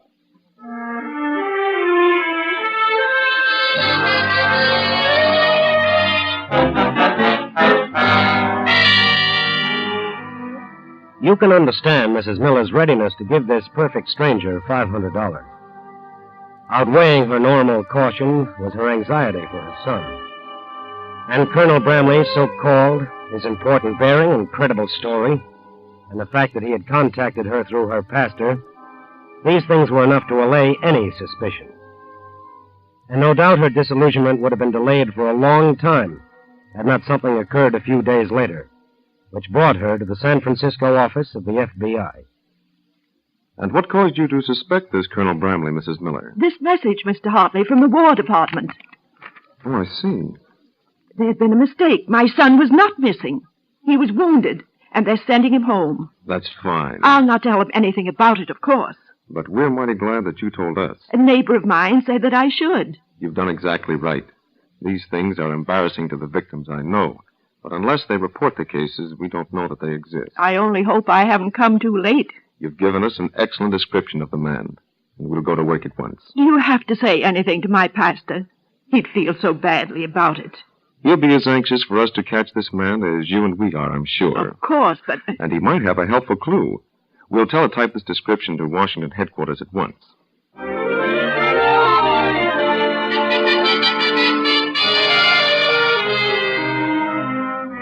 During the next few hours, every hotel, every airline, railroad, and bus ticket office in San Francisco was checked by FBI agents. But no trace of any Colonel Bramley or anyone fitting Mrs. Miller's general description of him. Later that evening, a teletype message is coming into the FBI office as Special Agent Hartley enters. What's coming in, John? Answer from Washington. They say no information on Colonel Bramley or anyone fitting general description in personal files. Tried to get fingerprints. Well, I did just that, and I got them. You did? Where? I think our Colonel Bramley made a mistake calling on Mrs. Miller's pastor. What do you mean? The pastor had Bramley sign his guest book. Huh? Look. Bramley signed on the right-hand page and had to press down the left-hand page with his left fingers while he signed. Reverend Morley saw him do it. Well, he certainly left some fingerprints. Yes. They were going to send these specimens off to Washington right away.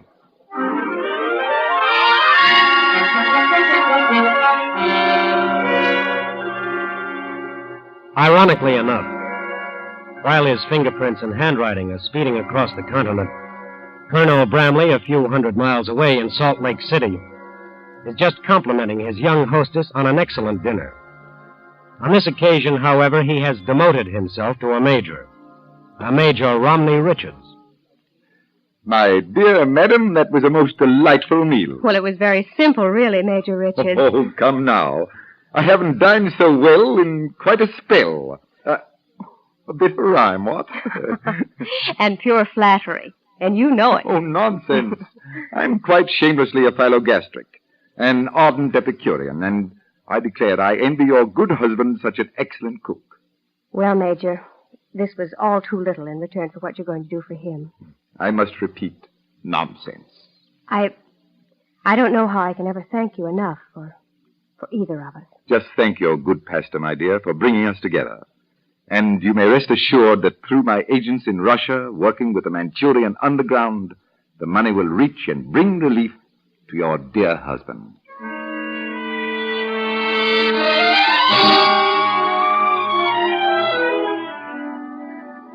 Another day, another city, and another victim, and still free to pursue his loathsome profession. But in San Francisco, he had left a trace, and in both cities, he had left a pattern of operation.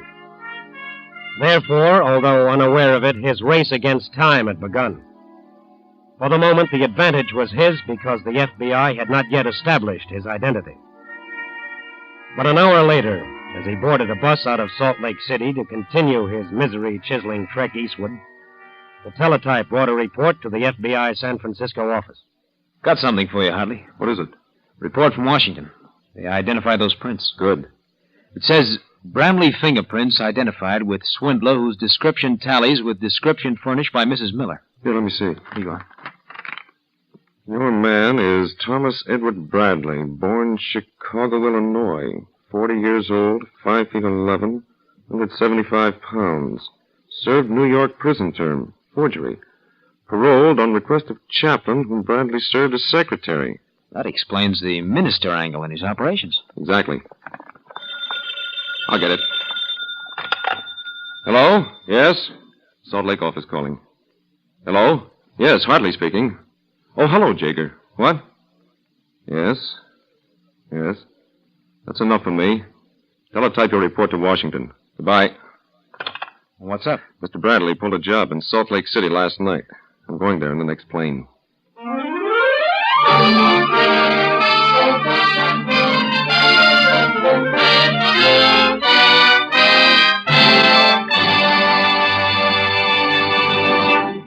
We momentarily close the Federal Bureau of Investigation file on Thomas Bradley, Misery Chiseler.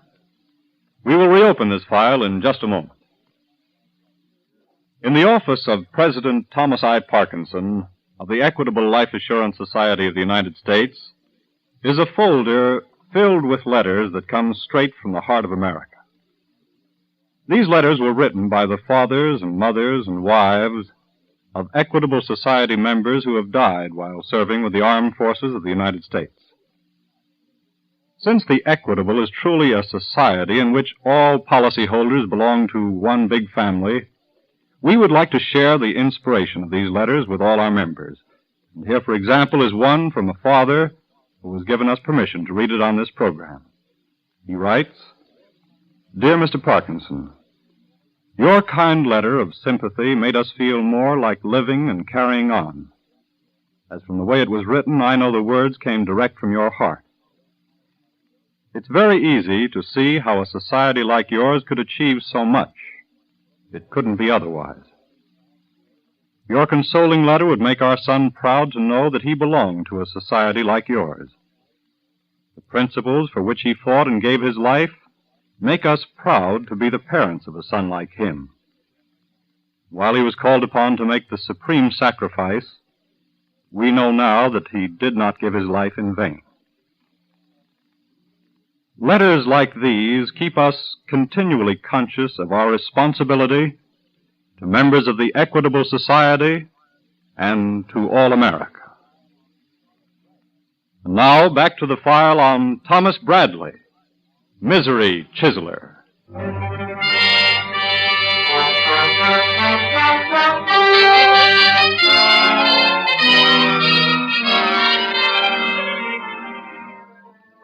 Unfortunately, a misery chiseler nearly always leaves a large number of victims in his wake. But the more promptly the victims report their cases, the shorter becomes the criminal's trail. Mrs. Miller in San Francisco did not report her case for 3 days, although she was not to blame for that. But this gave the criminal, Thomas Edward Bradley, a 3-day start. The FBI lost another day establishing his identity. And a 4-day start in an area as broad as America is quite a handicap in pursuing a criminal who must keep on the move. The FBI now had Bradley's description and his pattern of operation, and all FBI field offices throughout the country had been alerted. His race against the FBI and time had begun in earnest, and already he had lost ground. The report of the fresh case in Salt Lake City had cut Bradley's lead from 4 days to 36 hours. At this moment, Special Agent Hartley, bent on picking up Bradley's trail, has landed in a passenger plane on Salt Lake City's airport. Hartley, Oh, hello, Jager. not much use in you stopping off here. What's the story? When Washington alerted us this afternoon, we contacted all ministers. Yes? One of them reported a Major Richards. He had sent him to a Mrs. Warner. Her story is in this report here. What about Bradley? We checked, and he left on a bus at 9:30 last night for Denver.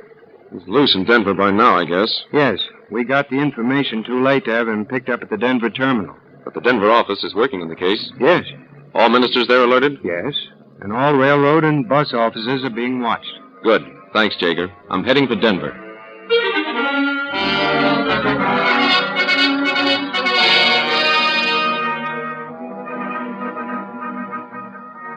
Special Agent Hartley arrived in Denver about 4 a.m. The FBI agents there had uncovered no trace of Bradley. But he had to be somewhere in the city. Hotels and rooming houses were checked. No Bradley. And by that afternoon, no minister had reported any contact with him. But Bradley was at work that afternoon, just the same. What a glorious drive this is, Mrs. Curtis. I never tire of it, Colonel Ashley. I dare say you couldn't. If it weren't for this beastly war and the work I must do, I should love to tarry in the midst of this scenic splendor for a season myself. You must come back someday. You may be sure I shall. But for now, I'm afraid we must be turning back toward the city. Oh. Colonel Ashley. Yes. How soon will the money reach my son? The underground in occupied China is doing a splendid job, Mrs. Curtis. Your son should receive the money within a fortnight.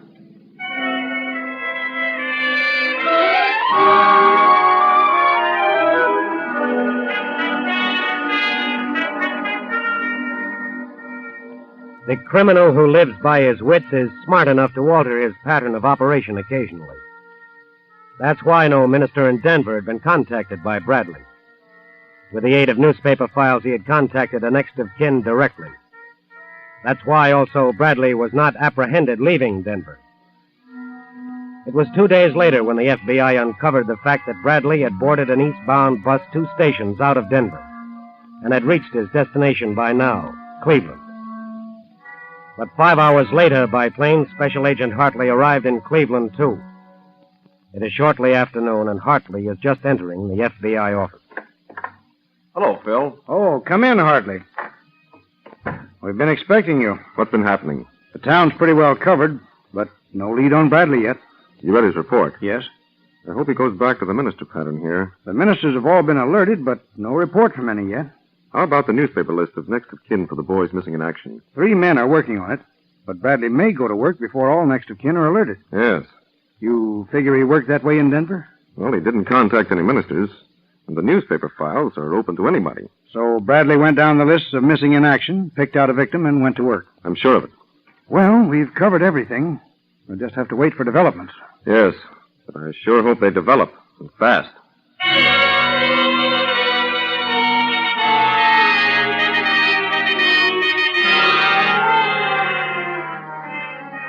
It is now 7 p.m., and nothing is developed for the FBI. But at this moment, in a Cleveland suburb, a Mrs. Paul Everett's front doorbell rings.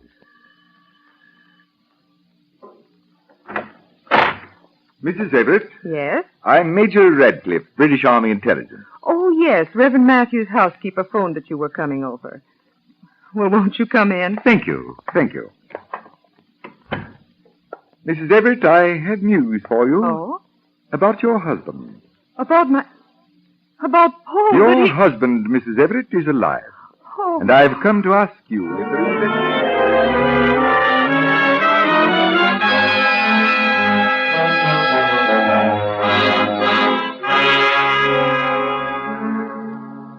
Reverend Matthews' housekeeper sent Bradley to Mrs. Everett's house. But why wasn't the FBI notified? While Bradley goes to work on his prospective victim, the minutes, the hours drag by in the FBI office. Well, Phil, it doesn't look like things are going to develop. No. Bradley is going into action here. We should have heard by now. I know. I'll get it. Robert speaking. This is Reverend Matthews. Yes, Reverend? I was out all afternoon and neglected to tell my housekeeper about your warning. Yes. I have just returned, and she tells me she directed a Major Radcliffe to Mrs. Paul Everett's house. Yes. He's probably still there. What's the address? 1625 Lenway Boulevard. Lenway Boulevard. Thank you very much, Reverend. One of the ministers, Phil? Yes. Here's a name and address. Mrs. Paul Everett. I think Bradley's there. Good. I'll get a cab. You phone the woman and tell her to hold Bradley. Right.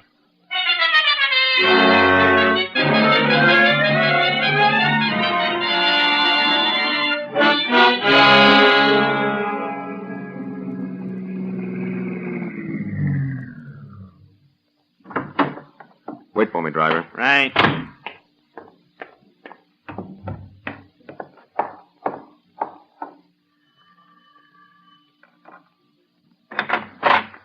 How do you do? Yes?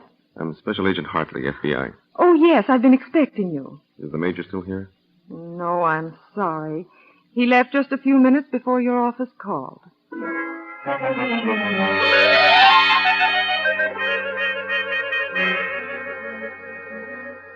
Another miss, but this time by a margin of only a few minutes. This meant Bradley was still in Cleveland. If he tried to register at a hotel or a trenchant rooming house, clerks were keeping a sharp lookout for a man of his description with a British accent. If he tried to leave the city, airline, bus, and railroad ticket offices were alerted by the FBI, all waiting for Bradley to make a move.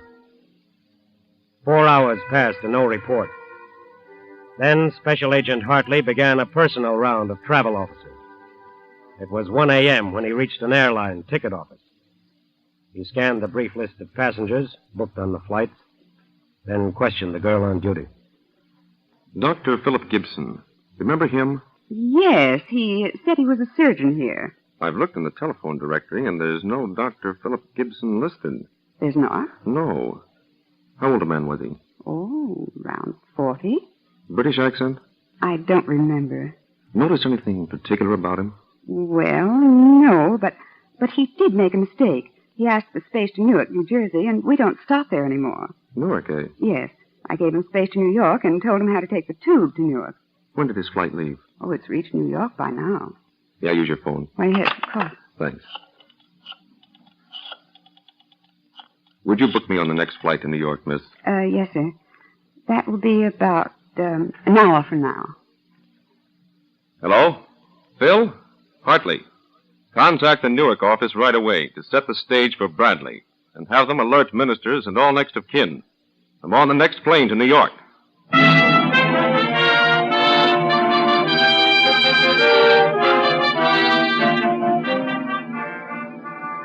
Hartley arrived at the Newark office of the FBI about 6 a.m. By noon, the stage was set. Ministers alerted. Next of kin of boys missing in action alerted. Everything was in readiness.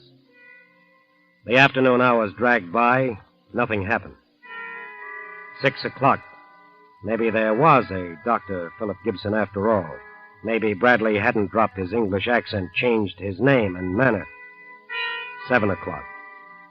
7:30. At 8 o'clock, a Mrs. George Wiley, a resident of Newark, was entertaining a guest in her living room. Some more tea, Colonel Barton? No, thank you. It was delicious, but I can't name the blend for the life of me. Oh, gracious, I wouldn't know either. To me, tea is tea, except in the Chinese restaurant.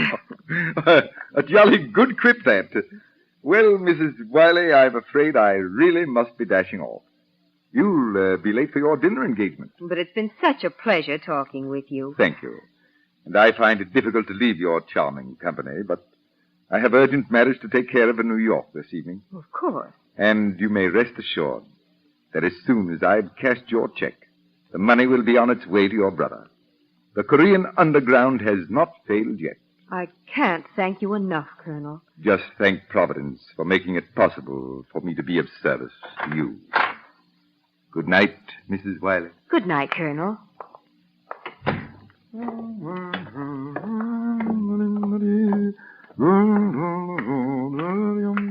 Oh, just a minute, please. I beg your pardon? You should. For making me chase you all the way from San Francisco. What the devil are you talking about, sir, and just who are you? I'm a special agent of the FBI. The FBI? That's right. I'd like to ask you some questions. Look here, young man. Do you know to whom you're speaking? Yes, I do, Mr. Bradley. Bradley? Yes. Thomas Edward Bradley. Bad check artist, forger, swindler, and misery chiseler. Heaven! Wanted for impersonating an officer of a country with whom the United States is at peace. Gad, man, is that true? It is. Then I trust the FBI will exhibit proper regard for this country's international relations and take such an utter scoundrel out of circulation.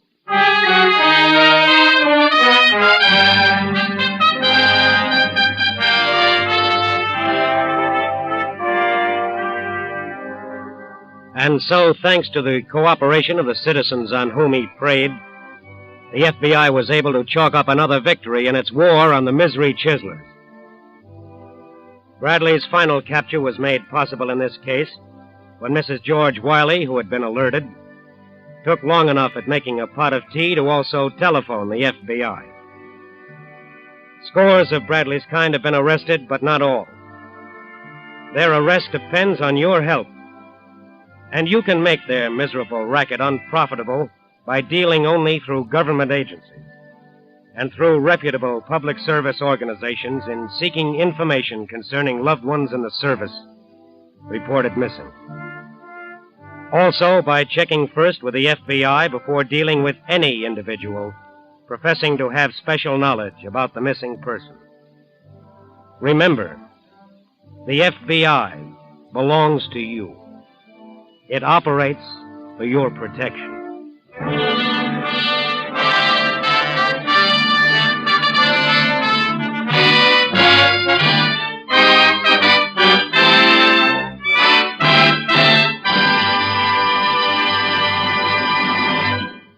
You'll hear about the disposition of this case in just a minute. Do you know what would happen if every single piece of farm machinery in America wore out tomorrow? Well, among other things, it would mean that war production would come to a dead stop. People now living in cities would have to hurry back to the farm. Actually, to get in the wheat crop alone without the aid of mechanical equipment would require the services of every able-bodied person in America plus millions of foreign workers. So will you join the Equitable Society in a salute to an indispensable industry, a salute to the men and women who manufacture and the dealers who service farm equipment, who have built the huge backlog of tractors, binders, and combines that have sowed and harvested our record wartime crops? For many years, funds of the Equitable Life Assurance Society of the United States have been invested in this industry, which has done an incredible job of war production and at the same time has manufactured the parts necessary to keep farm equipment from wearing out. Today, although thousands of young farmers have exchanged their overalls for Uncle Sam's uniforms, America is still well fed, thanks to the farm equipment industry. In wartime, Equitable Society dollars are fighting dollars. And at all times, they are security dollars. For you, your home, and your country.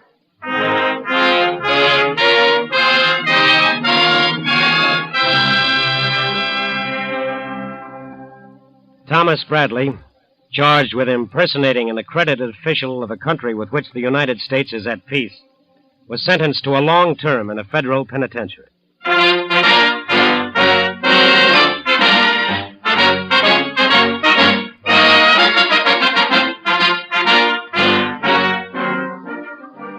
The incidents used in tonight's broadcast are taken from the files of the Federal Bureau of Investigation. However, all names used are fictitious, and any similarity thereof to the names of persons living or dead is accidental. Programs in this series of particular interest to servicemen and women are broadcast overseas through the worldwide facilities of the Armed Forces Radio Service. Tonight, the music was under the direction of Van Cleve, the author was Frank Ferries, and your narrator was Frank Lovejoy. This is Your FBI is a Jerry Devine production. And now this is Carl Frank speaking for the Equitable Life Assurance Society of the United States and inviting you to tune in again next week at this same time for This is Your FBI.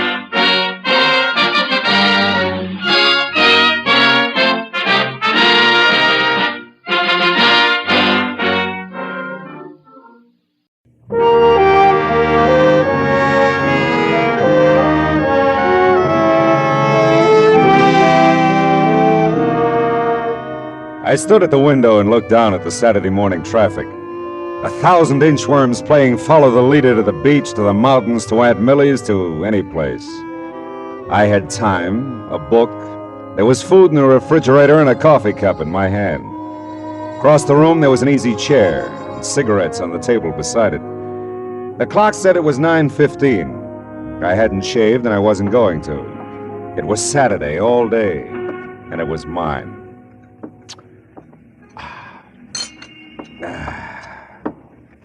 Now, let's see, where was I? Oh, yeah, here it is. She was the most breathtaking thing he'd ever seen. She lay back on the divan, stretched, smiled languorously up at him. Oh, no. Okay. Hello. Mr. Marlowe? Mr. Philip Marlowe? Speaking.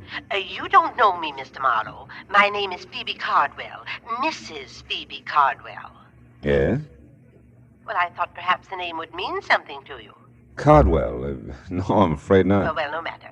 You do help people, don't you? I mean, if someone is missing, you find them. Well, sometimes, Mrs. Cardwell. It all depends. Have you checked the police? Oh, no, my dear, no, I wouldn't think of that. Oh? You see, it's Stevens, my chauffeur.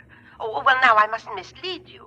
Strictly speaking, he is not my chauffeur. But strictly speaking, he is missing. Yes, at least he seems to be, and I don't trust phones entirely, Mr. Marlowe.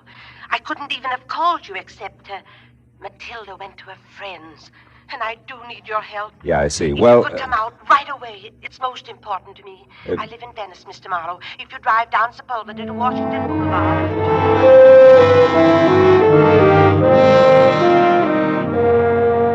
Well, what do you do? Maybe I thought about my grandmother. Maybe I thought of $25 a day. I don't know.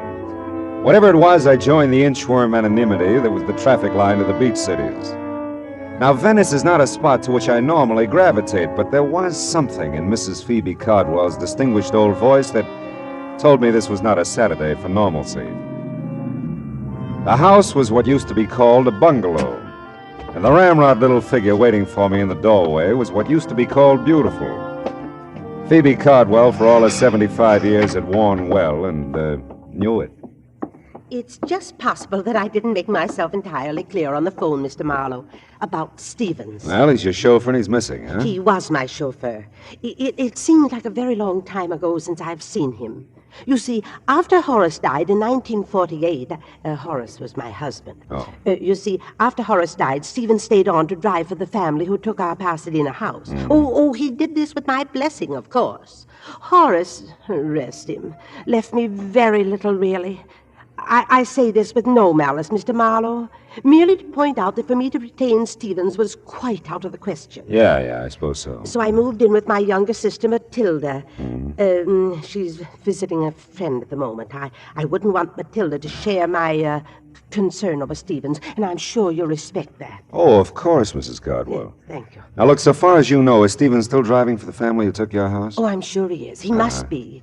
It's just that, well, on Thursdays, his day off, he always brought the limousine over to take me for rides and run my little errands. Oh, understand now. The Brandts are fully aware of this. That's the family he works for. Who have my home in Pasadena.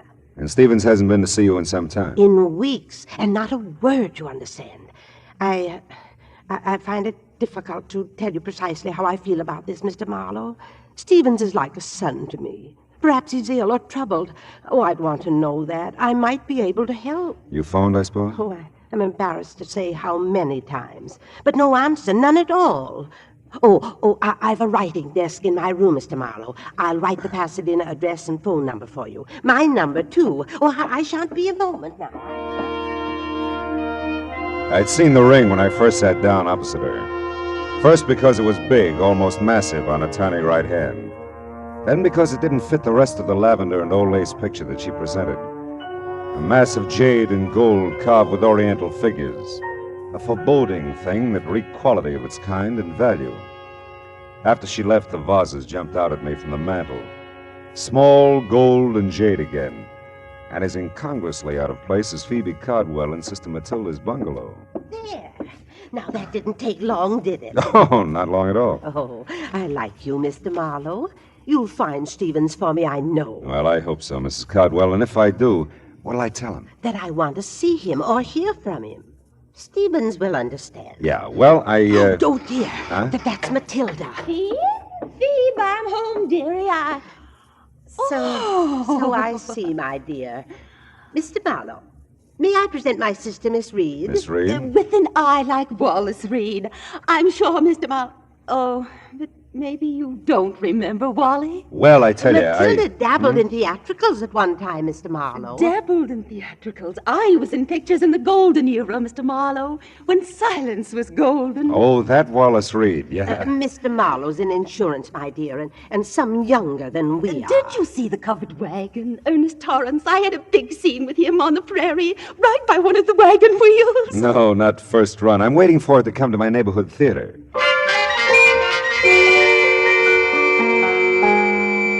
Matilda was a doll. Real live Cupid doll, but her role in this thing was strictly comedy relief. The drama, if there was any, was Phoebe Cardwell. A missing chauffeur that wasn't hers anymore, and the glaring memory of jade and gold that didn't seem to fit anywhere. Well, I missed a house on Orange Grove Avenue by 2 numbers, parked the car, and walked back. The old Cardwell place was set well back from the street, and its solid red brick looked big, important, and empty. Nobody home. Nobody home. At first I thought there were 3 honey-colored Afghans on the lawn next door. But the one in the middle was talking to me. And as I walked closer, I could see she was by far the prettiest. And undoubtedly something more than man's best friend. The Brants are at Emerald Bay for the summer. I thought I'd told everyone. Yeah, well, I'm the one who forgot to ask you. My name's Marlowe. I'm Kip Harcourt. Margaret Really. Kip's for the reserve section. Hello, Kip. I've never seen you before. Yeah, well, believe me, I'm sorry. I believe you, Marlowe. Yeah, I got a first name. I like Marlowe. Oh. Forget about the Brants. Come on and play on this side of the hedge. I don't know the Pasadena rules. Same as Texas. No. Looks like we're going to have to move over. I'll give Stevens a raise for this. Thought you said nobody was home. Stevens doesn't count. He does with me. Don't move. I want to remember you like this always. You'll be back, Marlowe? This you know. Hey, Stevens! Stevens, wait a minute. I'd like to see you. Yes, sir? I'd like to talk to you about Mrs. Cardwell. Is something wrong, sir? Oh, no. She's fine. I'm Philip Marlowe, Stevens. Is there someplace we can have a visit? They're upstairs over the garage in my quarters, sir. Come along. Mrs. Cardwell isn't ailing, is she, sir? Oh, no, looked fine when I left it less than an hour ago. Oh, I'm glad to hear that. Yeah, here we are. Come inside, sir. Hey, nice place you've got here, Stevens. It's a bit stuffy in here, I'm afraid. I've been closed up a few days. Oh. There now. Sit down, sir. Thanks. Say, Stevens, Mrs. Cardwell misses you, and you can drop the sir with me. Marlowe will do. Well, I'll try, sir. Mr. Marlowe. With a habit of 20 years or so, you know. Sure. Now, Mrs. Cardwell misses me? Is that what you've come to tell me? Well, that's about all she told me, Stevens. I understand you skipped a few of your regular Thursday visits with her, and, well, she's concerned about you. Well, I must say that's generous of her. Of course, it's not been a few visits at all, Mr. Marlowe. I've missed the last 2 Thursdays, and for a quite legitimate reason. My employers, the Brants, have opened their Emerald Bay place. Yeah, so Kip told me. Miss Harcourt, I mean. Mrs. Harcourt, sir? Oh, really? That's too bad. Is it, sir? Yeah. Well, look, Mrs. Cardwell seems like a nice old lady. You know what you mean to her. It's not just you she misses, you understand? It's a way of life, something she was part of and enjoyed. Status, I think they call it.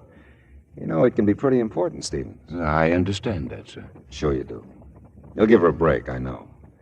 Call her now that you're back in town. You know, keep in touch, huh? Yes, Oh, excuse me. Sure. Don't leave, sir, please. There's something I'd like to ask you. Stevens seemed like a right guy.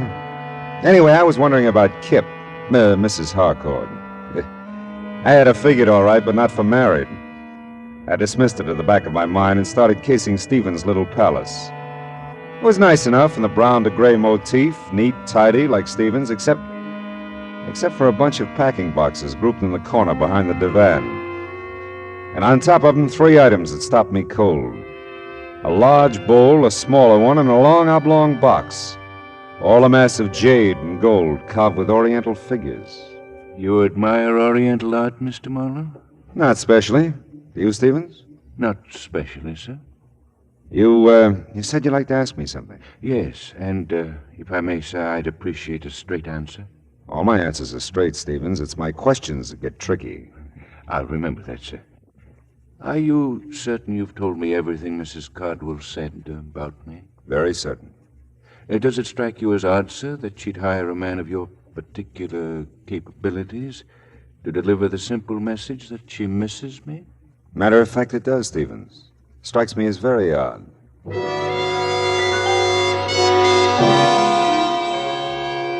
I couldn't tell Stevens anymore because I didn't know anymore. It was my turn to ask questions, but I didn't have any yet. I was closing in on a pretty good one as I started down the drive again, but it got lost in the shuffle. I knew you'd be back, Marlowe. You always arrive unannounced, don't you, Mrs. Harcourt? Henry's in Balboa. You're here. Henry's out of his mind. Don't you want a drink or something? Yes, Kip. There is something I want. Well, come on. At the moment, a telephone. Come on anyway. You know, Marlowe, you're an odd one. Yeah, everybody says so, yeah. You're really coming into the house to use the phone, aren't you? Well, like I said, I'm an odd one. Yeah. Where is it? To the right in the library. Thanks. Are you a friend of Stevens? Why? Because you're not a friend of the Brants. Yeah, well, I'm really a friend of Mrs. Cardwell's. Phoebe's? Why didn't you say so? Would it have mattered? Well, little. I lived next door to Phoebe and Horace for years. Here? Here. It's my house. Henry married my money. Poor Phoebe. Horace didn't leave her a thing. No one understood it. Leans against the estate as big as a house. Big as the Cardwell house? That's how the Brants got it. Mm-hmm. Is she still interested in art, or do you know? Oh, I think so, only on maybe not such big scale. Beautiful wings she donated to the museum. I guess she never gets over here anymore. No, not much.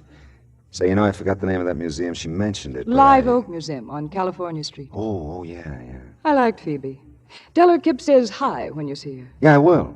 You still want to use the phone, Marlowe?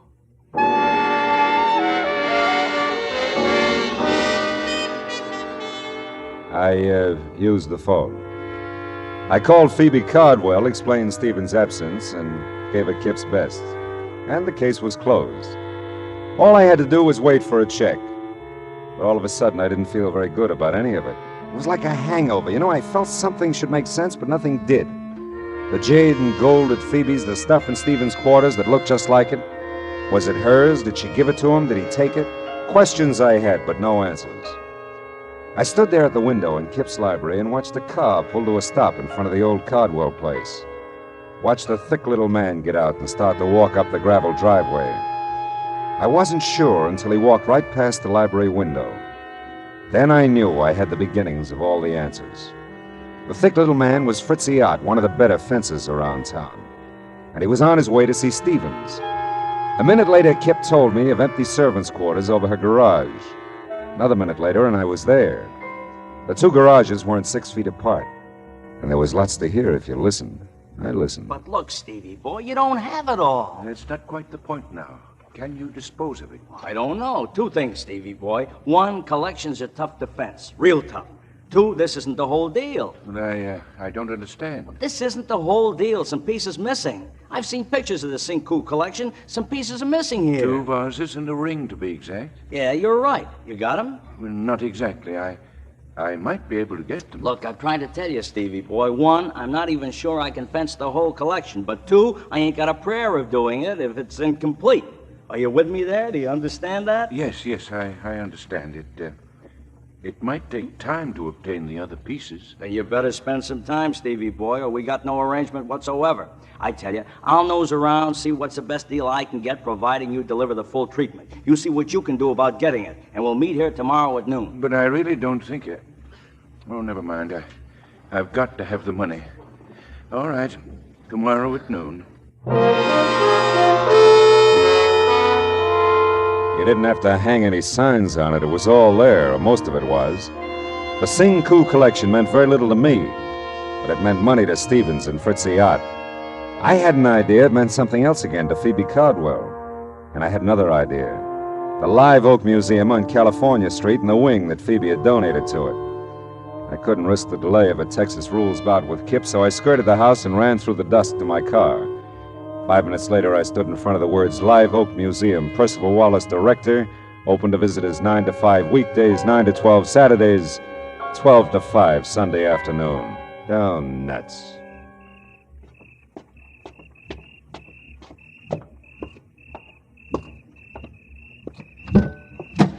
Not interested in art, eh, Mr. Marlowe? We've done that bit, Stevens. My answer was not specially. I dislike dissuading you in this manner, sir, but I'm a quite accurate shot. You know, I believe that, Stevens. If I can't persuade you with this warning, I'll not hesitate to use this gun.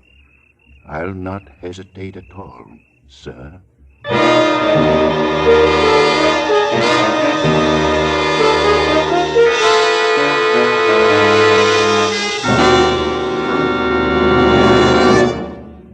In just a moment, we will return to the second act of Philip Marlowe. But first, now that vacation time is here, our streets and highways are more crowded than ever. Don't take chances. Obey the traffic rules and drive carefully. The life you save may be your own. And now with our star, Gerald Moore, the second act of Philip Marlowe, and tonight's story, The Dear Dead Days.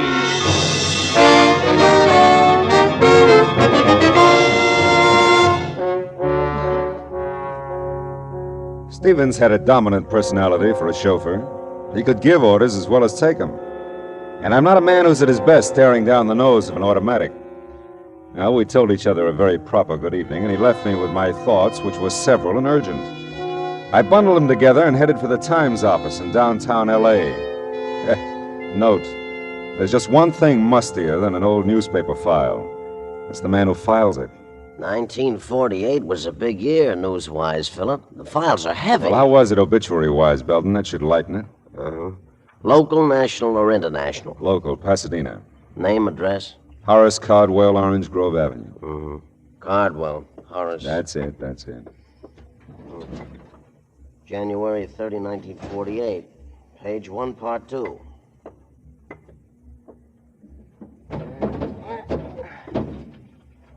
That's a good spot, page 1, part 2. Best local obit spot in the paper. Oh, I'll bet Horace was proud like anything. Oh. Let's see here. Candy. Oh, here it is. Mm-hmm. Mr. Cardwell is survived by his wife, Phoebe Reed Cardwell, at home. Period. Nothing. Hey, Belton, you got one for her? Her? Phoebe Cardwell. When'd she go? She hasn't. She's somebody? She's somebody. Cardwell, Mrs. Horace, parenthesis, Phoebe Reed, close parenthesis, Triad Belton. All right. She could be more. She'll never make part 2, page 1 at this rate. Yeah, that's too bad, but read it anyway, huh? Born Waterloo, Iowa, June 7th, 1876. She's Gemini, Philip. That's wonderful. Will you just read? Oh, yeah. Okay. Married Horace Caldwell, so-and-so. Moved to California. She was so-and-so. Oh, Chairman of Art and Culture Committee, Live Oak Museum, Pasadena. That's it. Go ahead. Traveled extensively all over the world, brought back many valuable paintings and objects d'art. Yeah, it's reasonable.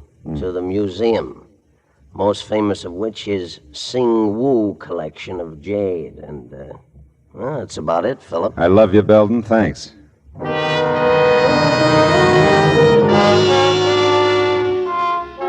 So Phoebe had brought the Singwoo Jade collection to Live Oak Museum in the first place. Now she had some of it, Stevens had more. And Fritzy Ott was even now nosing around for a taker. Where did that leave the museum? Nowhere, so far as I knew. Except closed till noon tomorrow, Sunday. And noon tomorrow, Sunday, would be too late. Fritzy and Stevens would be together by that time. Note: Percival Wallace is a quiet little man who doesn't like to talk to private eyes about museum business at home or anywhere. The museum has operated for 30 years, Mr. Marlowe, and not one shred of notoriety. Not one shred. Well, I think we can keep the record clean, Mr. Wallace. All I want to know is when the Sing Woo collection was stolen from the museum. I didn't say it was stolen. I said we no longer had it. Okay, you no longer have it. How long have you no longer had it? And it was since Christmas week, 1947. Would you notify the police? Certainly not. Why? Mr. Marlowe, I tried to tell you, not one shred of notoriety in 30 years. Yeah, but it's a valuable collection and it's missing. The board of directors did subscribe to a reward, Mr. Marlowe. Only a fraction of the Sing Woo's real worth, of course. A mere $20,000. But, of course, this was done very quietly. Very quietly. So quietly, nobody knows about it. All right, tell me, did Mrs. Cardwell contribute to the reward? I don't recall. And you wouldn't say if she did. Thanks, Mr. Wallace. You're just downright bully.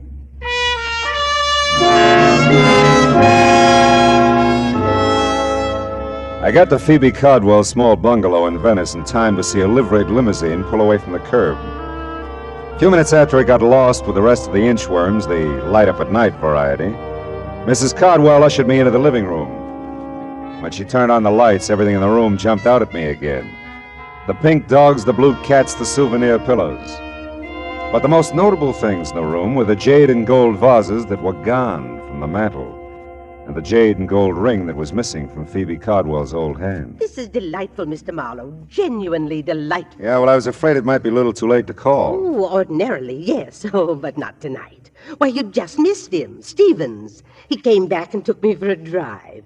I just this minute got home. Oh, that's fine. Oh, thanks to you, Mr. Marlowe. I'm so grateful. He hadn't forgotten about me, you know. No, he'd been busy. Oh, sure, yeah. I bet he has. I'm embarrassed not to have mentioned it sooner, but I have your money for you. Your fee. Oh, there's no hurry, honey. In fact, I've done so little that I... No, I won't hear of that. I'll pay you in full, of course. All right.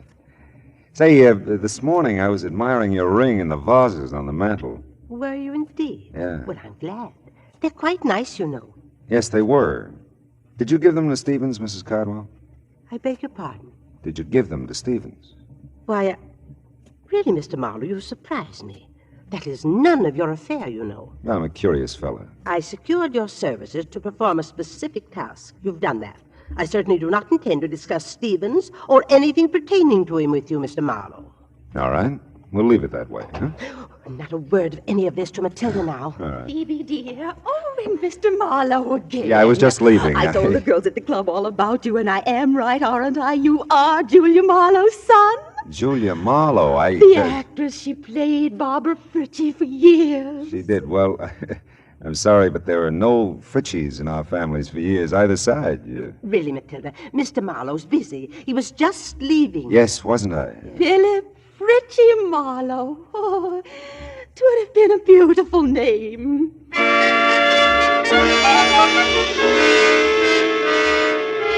The lights in Kip Harcourt's house were off when I got back to Pasadena. Those in Stevens' quarters above the garage were still on. It was better that way. I wasn't worried about Stevens' automatic anymore. There was a very good chance he wouldn't use it. Hey, Stevens! It's Marlowe. Open up. Apparently, I didn't make myself clear, Mr. Marlowe, sir. If you still want to try your aim when I finish talking, I'll be a willing target.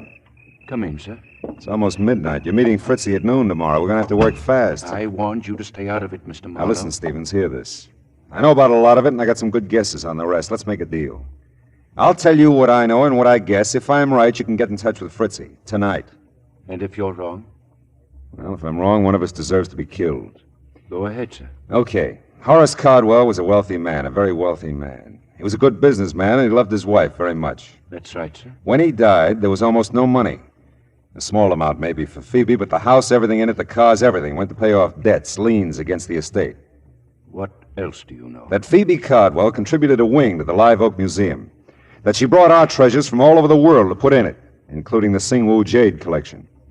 That the collection's been missing from the Cardwell wing since Christmas 1947. Horace died of a cerebral hemorrhage in January 1948. And nobody wants to talk about who took the collection, least of all the people at the Live Oak Museum. And, what do you guess from all this, sir? That a man, even a very wealthy man, can run out of money. Especially if he has a wife who's a wonderful woman, but with an eye and a hand for expensive art treasures. Phoebe's sick, Stevens. Kleptomania is an illness. I know, sir. It's been such a well-guarded secret.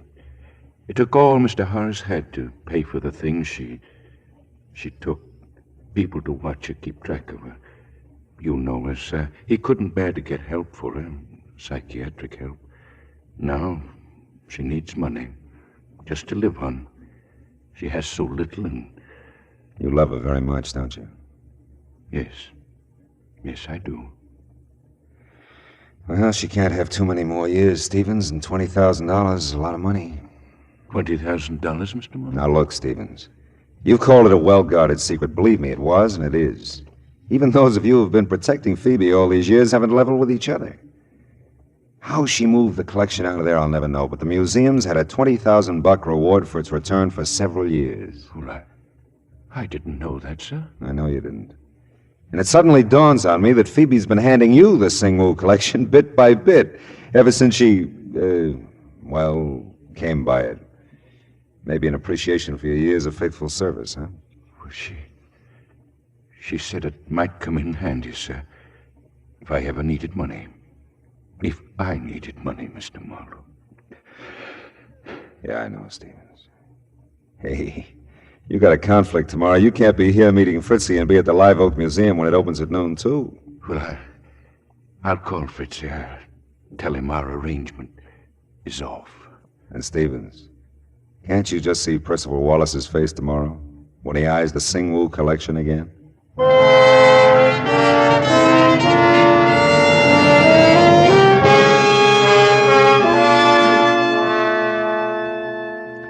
Footnote to a happy ending. By 12:30 Sunday afternoon, the museum had the collection, Stevens had a certified check for $20,000, and we had an understanding that Phoebe Cardwell would suddenly discover that Horace had left her some money after all. $20,000 in a checking account that had somehow been overlooked till now. Oh well, the rest of Sunday was all mine. And I stood at my window and looked down on 1,000 inchworms playing Follow the Leader. Back from the beach, the mountains, from Aunt Millie's, from anywhere. All kinds of people. Nice people.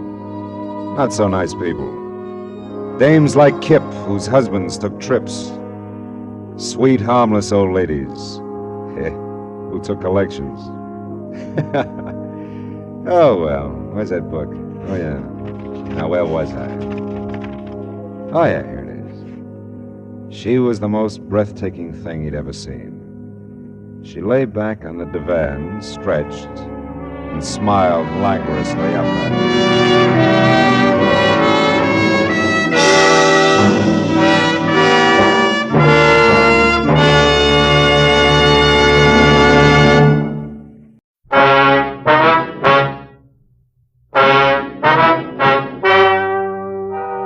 Ladies and gentlemen, the story you're about to hear is true.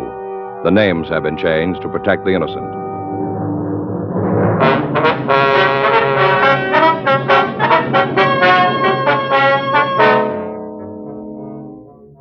You're a detective sergeant. You're assigned to juvenile detail. You get a call from Georgia Street Receiving Hospital. A 2-year-old child has been brought in.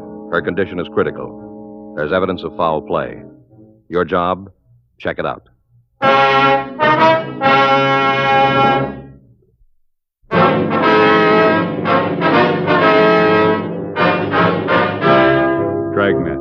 the documented drama of an actual crime. For the next 30 minutes, in cooperation with the Los Angeles Police Department, you will travel step by step on the side of the law through an actual case transcribed from official police files.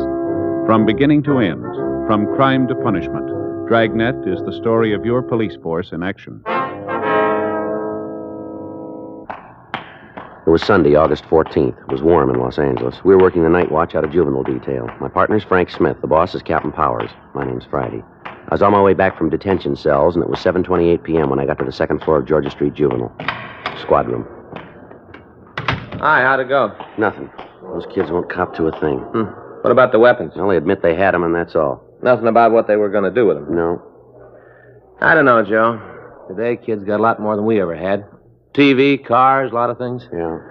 Still seems like they aren't happy unless they're figuring how to beat somebody's brains out. Well, it doesn't go for all of them. Well, enough to give us a headache. Yeah. Now take those kids upstairs. If they spent the same time doing something constructive that they do making the zip guns and saps, they'd have something worthwhile, something worth remembering. Well, maybe it'll work out the same way. What do you mean? They won't forget this. Juvenile, Friday. Yeah, Doc. When'd she come in? Anybody with her? Give me that again, will you? Yeah, I got it. Okay. We'll check it. That's right. We'll get back to you later. Thanks, Doc. Bye. It was Dr. Sebastian. Yeah? Just brought a little girl into emergency. Had convulsions. How's she doing? Dead on arrival. Frank and I notified Homicide Division, then we left the office and drove out to the address I'd gotten on the phone. 1784 Malabar Street was a small wooden house set on the back of the lot. A dead oak tree in the front yard was overgrown with ivy. Several broken and rusted children's toys were half hidden in the weeds near the front porch. We rang the front doorbell. Somebody ought to be home. The lights are on. Yeah. Let's try it again.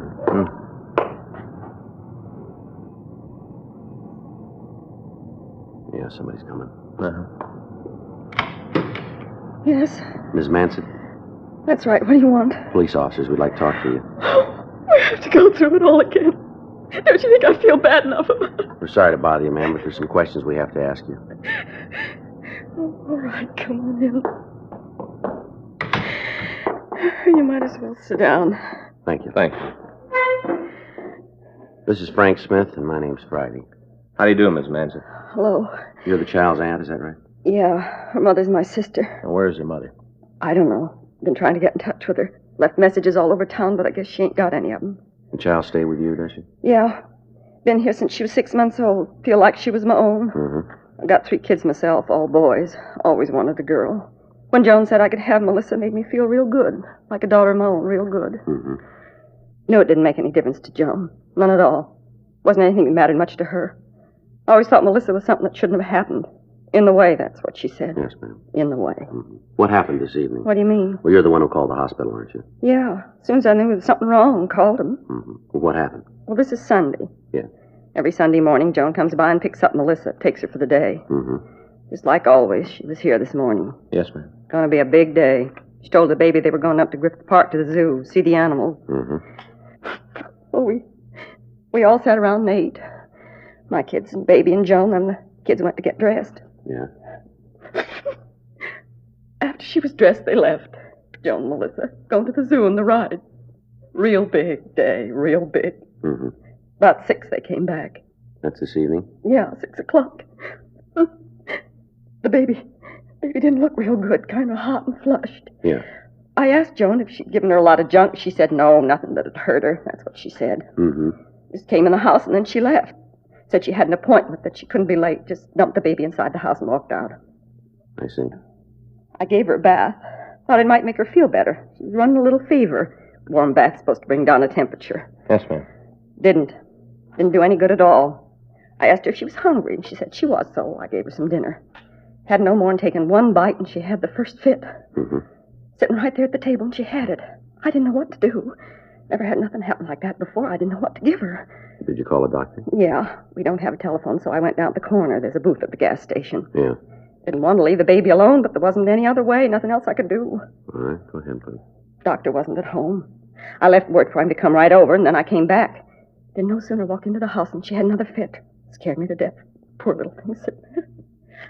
I could see she was in pain, terrible pain, and there wasn't anything I could do for her. I just couldn't wait anymore. I went back and called the emergency hospital, asked them to send an ambulance, told them it was important and to send somebody right away. A couple of minutes after that, the men got here and took her away. Poor little thing. Yes, ma'am. She looked at me, like asking me to stop the pain, begging me, almost tore my heart right out of my chest to see her so little. Almost killed me. Yes. She was dead when they got her there. Didn't even live long enough for them to try and save her, not even that long. Yes, ma'am, we know. Just a baby. 2 years old and she's dead. Just a tiny little baby. Oh, that would hardly seem fair. A lot of people could die and it wouldn't make any difference, but not her. She was beautiful. Just beautiful, like my daughter, like my own. You sure there isn't something we can get for you, Miss Manson? No, nothing. Isn't anything that'll help now. Nothing at all. Now, ma'am, has there been any history of this type of attack in your family? You mean fit? Epilepsy? Anything of that nature? No, never been anything like that. Well, now, did the child tell you that she felt sick? Mm-mm. We didn't have no idea there was something wrong until it was too late. Did she complain of stomach cramps, do you remember? No, she didn't. What'd you have for dinner? Ground meat, potatoes, green beans. Couldn't have been that made her sick. We all ate the same thing. The kids and me, none of us had any trouble. Is your sister separated from her husband? Yeah, they hadn't been together for over a year. Been that long anyway, I suppose. He's supposed to contribute support, but he doesn't, not a dime. I see. Did she provide support for the little girl? She was the baby's mother, but that's as far as it went. Came to caring for Melissa and it landed in my lap. Remember when she had roseola? Joan didn't even come over and see her, just didn't care. Mailed a little doll for the baby. Guess that was supposed to make up for her mother not being there. Can you tell us where we can contact your sister? Sure. Place over on Hewitt Street. Got an apartment there. You have the address? Yeah. Won't do much good to go over there, though. Why's that? Well, she probably ain't home. Chances are she's out someplace running around having a good time. I see. Don't even know that baby's dead. Hasn't got the slightest idea. I will go and see her. Hope you won't mind waiting for her to show up. You're going to have to. Probably wait a long time. Yes, ma'am. She don't care about the baby. Never did. Told me a couple of times. Just a rock around her neck. Talked about it, how hard it was for her to get a husband with a kid. All the time, how the baby was making it hard for her. Mm-hmm. All she ever thought about herself. Didn't want anything to interfere with that, just herself. She won't care about the baby. She won't care at all. Probably won't even talk to you. I think she will. Why should she? No reason for her to even see you. Yes, there is. What? We're trying to find out why the child died. Oh, she just got sick, that's all. There isn't anything more to it. Melissa just got sick. You seem pretty sure about it. Of course I am. Couldn't be anything else. You think it was anything else? You think there was something wrong? We don't know yet. Well, then talk to Joan. Ask her. Anything wrong with Melissa that happened today? She ought to be able to tell you. Talk to her. Yes, ma'am. That's what we'll do. Hope it does you some good. It wouldn't surprise me a bit if she knows what had happened. What's that? She's probably got an idea. I wouldn't want her to know I told you this. What do you mean?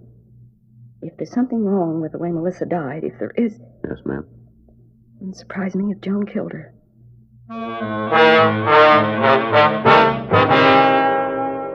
Frank and I left the house and drove over to the apartment on Hewitt Street. The name on the mailbox read Joan Guyman.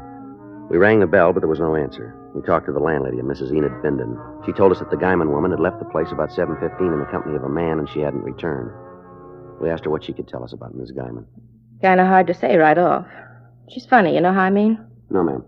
Well, there's a lot of people who don't like her, lots of them. They think she's kind of wild, the way she runs around, partying it up. You'll hear a lot of talk about her. Gotta kind of make up your own mind about it. Mm-hmm. You any idea where we can find her? No, could be in half a dozen places. She starts on a run, she's liable not to slow down for a couple of days. You know the man she's with? Sorry, I can't help you there. I've seen him before, but not many times. I don't think Joan goes out with him much. Mm-hmm.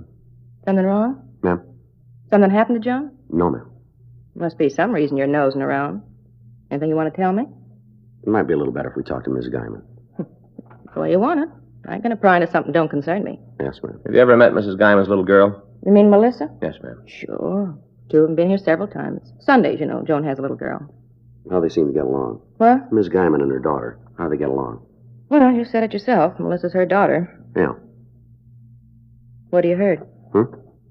Somebody's been talking about how Joan treats the kid. Well, maybe you better tell her. I don't want to get her in no trouble. You understand that? Yeah. Well, I'd be down here watching the television, maybe doing some ironing, and I'd hear Joan yell at the baby. Loud. She used words a kid shouldn't hear, not that young. Yes, ma'am. Of course, not that those kind of words are ever good for a youngster, but sure not for one only 2 years old. Yeah. Anyway, she'd yell for a while, then it'd be quiet. Guess she hit the kid a couple times. Things calmed down. Now, do you know if Mrs. Guyman ever hit her daughter? Well, sure. I saw it with my own eyes. We had words about it. Well, Joan told me to mind my own business. Said to keep my nose where it belonged. Told me how Melissa was her kid, and if she thought a slap would do some good, she was going to give it. She did. Only a couple times they weren't slaps. What do you mean? Like this. With a closed fist. Hit her right along here. Right above the ear. A couple times in the face. I saw the kid with a black eye myself, sure. Does Mr. Guyman see his wife? Not that I know. She said a couple times that he doesn't. I don't think she even knows where he is. Kind of sad, you know. Yeah? What happened? That's how all the trouble started. Mr. Guyman. Both of them used to live here when they got married. First off, they seemed pretty happy. Didn't have no idea there was anything wrong. Then when the baby was born, the trouble started. Wasn't long before the whole building knew about it. Of course, there was a couple of people who had an idea before. What's that? About her. Yeah? Oh, running around, down to the bars, drinking, talking with other men. Now, I'm not a prude. Never been anybody who could say that about me. Nobody. But I just don't believe in married women doing it. Not them. That's what caused the trouble then, huh? You just put it down to that. Oh, my, they had some big arguments. Big ones. Hear 'em all over the building. All over the block, I guess, if he was listening. Well, it wasn't long after that he walked out on her. Left her flat with a baby. I see. Packed right up and moved out. Even took his phonograph records, everything. Don't think she's seen him since. Well, are they divorced, do you know? I don't know about that. A couple times she's talked about getting one. I don't think she's ever gone through with it. I see. No, she's planning on it. How's that? She wants to get married again. Told me that 100 times, how she wants to find a man and settle down. Just about all she talks about. Guess the big problem is Melissa. What do you mean? Well, I know she's had the chance. I know that for sure. A couple of the men have even talked to me about it. About how they want to marry Joan. Build a home for her. All comes back to the same thing. What's that? The kid. None of the men want a ready-made family. They're all willing to have one of their own, but it ain't easy for a woman with a 2-year-old child. Not easy at all. I know she thought a couple times about leaving the kid with his sister. Some kind of problem there, too. Seems they were always fighting about it. Do you know what the arguments were about? Sure. Joan's sister didn't think she was doing enough to support the kid, you know. Figured she ought to have more money. Any of these quarrels ever get violent? Yeah, I heard them upstairs, yelling and screaming at each other. Almost as bad as Joan and her husband. Sister saying that either she had to hand over more money or else take Melissa out of the house. Joan saying that she didn't care what happened to the kid, yelling all over the place. Terrible the way they carried on. Be honest about it, I don't think either one of them really wanted the little girl. Neither one of them. Is that right? Both been just as happy if she'd never been born. Poor little kid. Wonder they didn't try to put her in another home, you know. Find some people who wanted her. Would have given her a chance to grow up being loved. That's right. Least they could have done, given the little kid a chance. Oh, I don't know. Maybe someday Joan will wake up, realize what she's doing.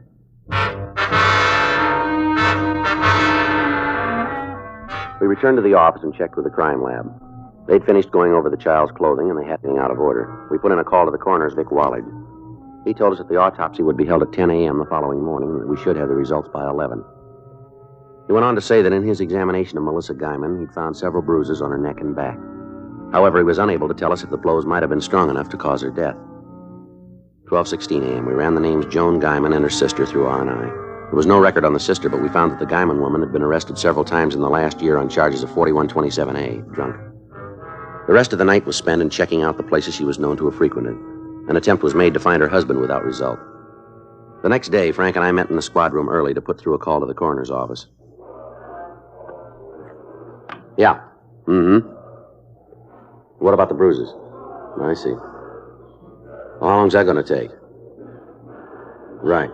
We'll keep in touch with you. Okay. Bye. How about it?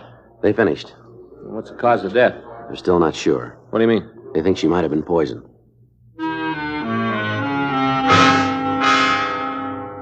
The autopsy had failed to show the cause of death of Melissa Guyman. Further tests were to be conducted. In the meantime, the search for her mother continued.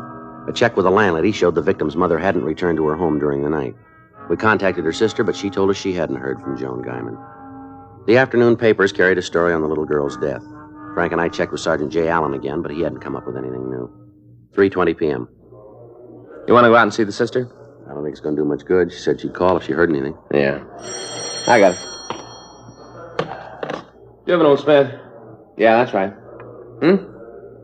Yeah, we have. Well, where are you? All right, stay right there. That's right. Huh? As soon as we can.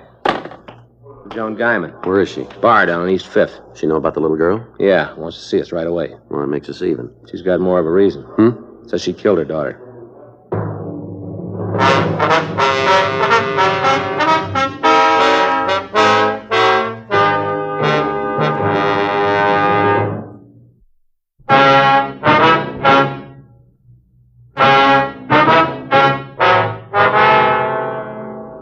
Frank and I left the city hall and drove over to the bar. When we walked into the place, it appeared to be deserted. The bartender told us there was a woman answering the description we gave him in one of the rear booths. Joan Guyman was in her late 20s, but she looked at least 40. She'd been drinking heavily, and she'd been crying. Yeah? Something you're looking for? You're Miss Guyman? That's right. Who are you? Police officers. Frank Smith. My name's Friday. Yeah. I knew you'd be here. I knew it good. Why don't you sit right down and make yourself comfortable? Which one of you fellas I talked to? You talked to me. Yeah. Well, then you know why I asked you to come down here? Yes, ma'am. You want to tell us about it? No. How's that? You asked me if I wanted to talk about it. Well, I don't. I don't even want to think about it. I wish it never happened. Is that right? You probably think it's funny I'm not crying, don't you? Don't you? You think there's something wrong with me? My baby's dead and I'm not crying? Well, do you want to know why? You want to know? Why don't you tell us, lady?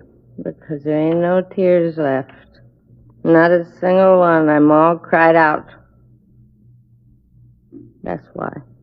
You better put that down. You've had enough of that. I think I ought to have a lot more. A lot more. You said you killed your little girl, is that right? That's right. Well, tell us about it, will you? No reason not to. No reason for anything anymore. All right, go ahead. I killed her. I killed her. It's like I'd put a gun up to her head. I killed her. Is this the same? Go ahead. Poor old kid. She didn't want much. Hardly anything.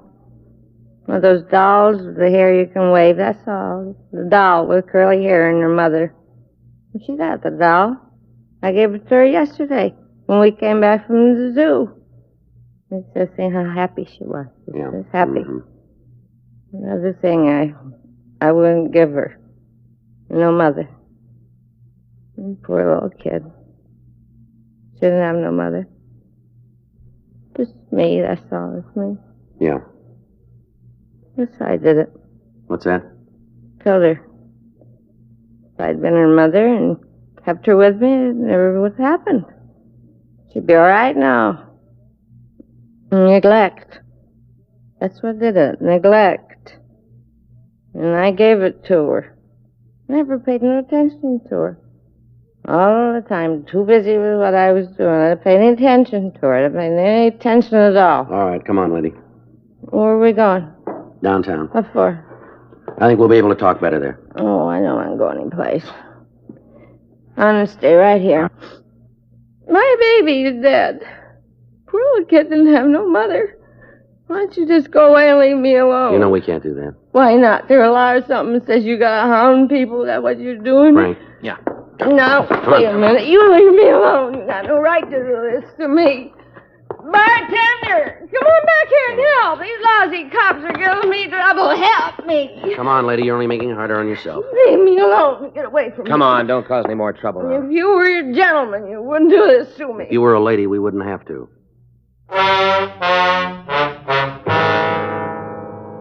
We took the woman back to the city hall. After several cups of hot coffee, she straightened out enough to give us a story. She went over each step of the previous day, naming all of the places she and her daughter had gone and all of the foods they'd eaten. There was no apparent cause for the child's death. In talking to her, we found that the child was wearing different clothing when she was brought to the hospital. Frank and I drove out to Mrs. Guyman's sister's home and picked up the dress and the coat the little girl had worn. It was turned over to the crime lab. 2:15 p.m. Juvenile Friday. Yeah. I don't know. We'll have to check it. Right. Yeah, as soon as we know, right. Ray Pinker over at the lab. Yeah? Just finished going over the little girl's dress. Find anything? A couple of stains. Yeah? Traces of poison. Along with the crew from the crime lab, Frank, Mrs. Guyman, and I went back to her apartment where a thorough search was started. From the analysis of the stains found on the child's dress, Sergeant J. Allen said the death might have been caused by minute quantities of poison in another fluid. While he and his crew went over the apartment, Frank and I talked to Mrs. Guyman. Couldn't be anything here. Was the child alone at all yesterday? No, I don't think so. We went to the zoo and came back here. Gave her the doll, and we played with that for a while. Mm-hmm. Did you leave the apartment at all? Yeah. Went down to the corner to make a phone call. Only gone a couple of minutes. Your daughter was here alone then? Yes, but she couldn't have gotten into anything. I was only gone a little while. Still playing with the doll when I got back. Miss Guyman, our crime lab seems to think she might have been poisoned by some sort of polish. What do you mean? Looks like a metal polish of some kind. I don't have any of that in the house. You sure? Certainly. I don't know, my place. They have to tear everything up like this. It'll all be straightened out. I hope so. Seems like there's never going to be an end to it. Joe? Yeah, Jane. See you a minute? What do you got? I think this is it. I found out in the kitchen under the sink. Metal polish. Yeah. Isn't one of the standard brands. Certainly isn't one of the off brands either, is it? I've never seen it before. No. The bottle's almost empty. Cap was off when we found it. Any chance it might have spilled out? No, it doesn't look like it. None on the floor around the bottle. Hey, you want to come out in the kitchen? We'll check it for prints. All right. They got the kid out there. All right. Can you tell for sure, Jay? No, we can get an idea, though. There, Joe, it's coming through. You see there? Yeah. What do you think? Have to roll the child's prints to be sure. Looks like it, though. The fingers are pretty small. There, you can see yourself. Pretty tiny. Yeah. Well, I guess that does it. Mm-hmm. Okay, thanks, Jay. What'd they find? You know how it happened? We think so, yeah. How? We found an empty bottle of metal polish in the kitchen. Looks like your daughter drank some of it. She couldn't have. I was with her all the time. She couldn't have gotten to it. You said you left her alone. But not that long. She didn't have time. I was only gone a couple of minutes. That's all. Just a couple of minutes. That was long enough. It's not true. You're just making it up, trying to make it all my fault. No, ma'am. Yes, you are. You're trying to make out I did kill her. You're saying it's my fault. Well, it isn't. Well, then you tell us. Huh? Whose fault is it?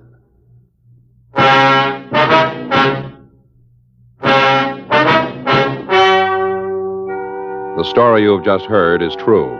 The names were changed to protect the innocent. On August 18th, an inquest was held in the coroner's office in and for the county of Los Angeles, state of California. In a moment, the results of that inquest.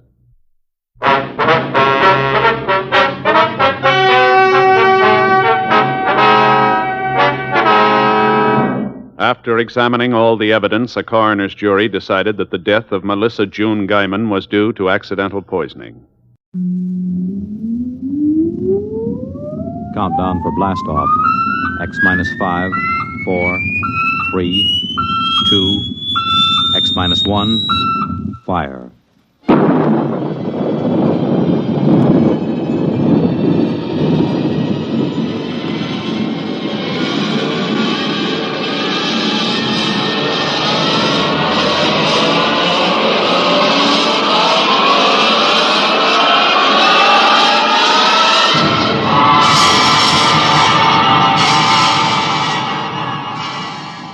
From the far horizons of the unknown come transcribed tales of new dimensions in time and space.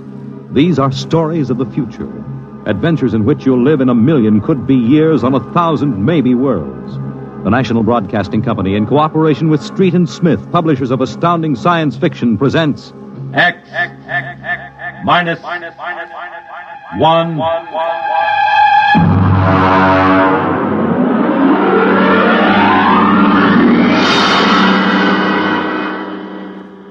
Tonight's story, To the Future, by Ray Bradbury.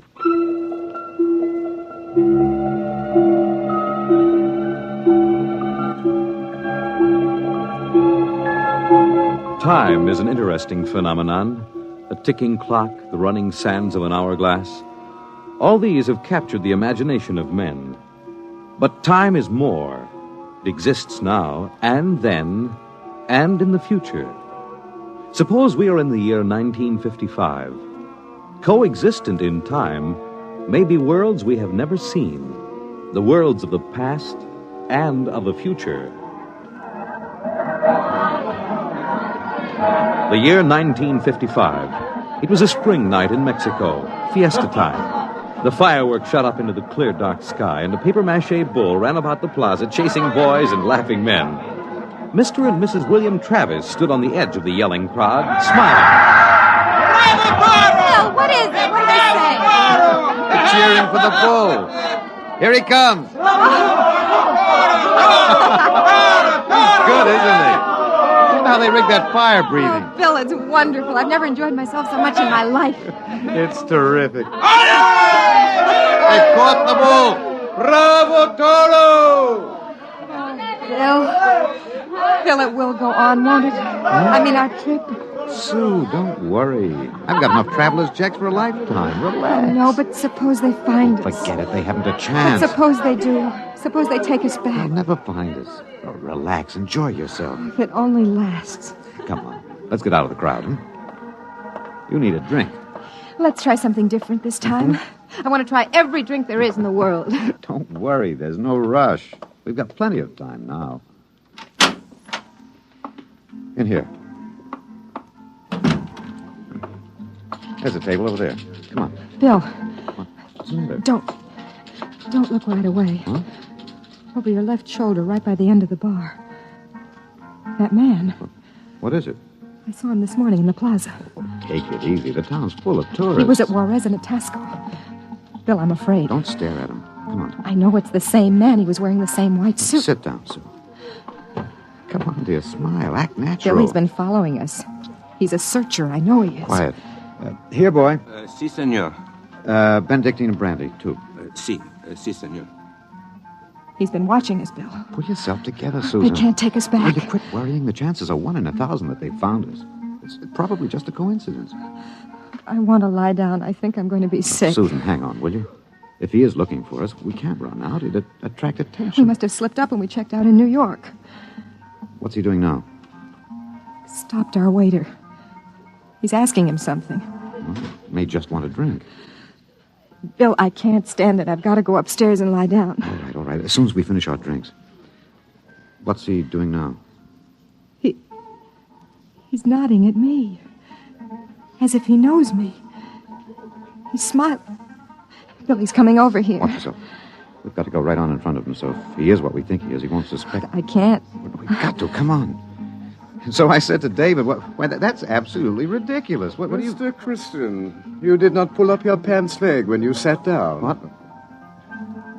I'm afraid you've got the wrong person. My name isn't Chrysler. Kristen. Oh. I'm William Travis. I don't see what my pants leg has to do with it. Mind if I sit down? See, everyone nowadays pulls up his pants leg when he sits down. Like this. See, it keeps the trouser from bagging at the knees.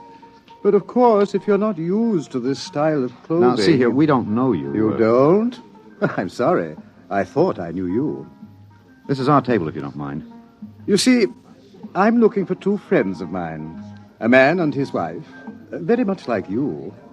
The man is an atomic scientist. The wife, a bacteriologist. Very important people. They work on government business. What are you talking about? And when I find my friends, I'm going to take them home with me. Look here, Mr. Sims. That will do for now. Well, look, I understand you thought you knew us, but you see, you're mistaken. If you'll excuse us, my wife and I were just going up to our room. We have to make an early start in the morning. Oh, going for a trip? Acapulco, perhaps? Oh, a lovely spot. Never mind where we're going. Yes, of course. You don't like crowds, tourists. Probably like to get off the beaten path. You know, I have a vacation folder here that might interest you. Please, Bill, let's go. It's put out by an outfit that calls itself Travel in Time, Incorporated. Travel in time? Yes. They've come up with a rather intriguing idea. Here. Travel in Time, Incorporated can costume you, put you in the crowd at any place and time in history. We guarantee to teach you any language you need to move freely in any year without risk of detection. This summer, why not escape from the worries of our modern world? Take your vacation in time. That's impossible, of course. Ah, but think what it would mean. A chance to escape all the tensions of an unpleasant life. War, insecurity, fear. Suppose you were a scientist working on a dangerous bomb project. Or you, Mrs. Travis. Suppose you were a bacteriologist working on disease cultures, and you had a chance to escape all that, to take a vacation 200 years in the past. It would be wonderful, wouldn't it, to escape to a more peaceful world? A trip back to 1955? 1955? But you said a vacation in the past. So I did. But you see, 1955 is the past. If you come from the year 2155. 2155? Yes. Terrible times, most unpleasant. A war raging, an atomic, bacteriological war. Terrible times, with none of the little comforts we enjoy today. Like this fine Havana cigar. Well, I want to go upstairs. I want to lie down. If you were living then, think of how wonderful it would be to take a vacation in time. Back to now. Suppose a young couple like yourselves took a trip to 1955 and didn't want to come back. Do you know what would happen? The government sends a searcher back to look for them. This is all fantastic The nonsense. searcher finds them and brings them back. Back to that miserable, insane, stark, pleasureless world of 2155. A pity, isn't it? Look here, Sims. Well, do you think I shall find my two friends, Mr. Travis? Bill, please take me upstairs. I don't feel well. Oh, is the lady feeling a bit ill? How unfortunate. Here are the drinks, senor. Ah. Well, shall we drink a toast? To 2155. To the future.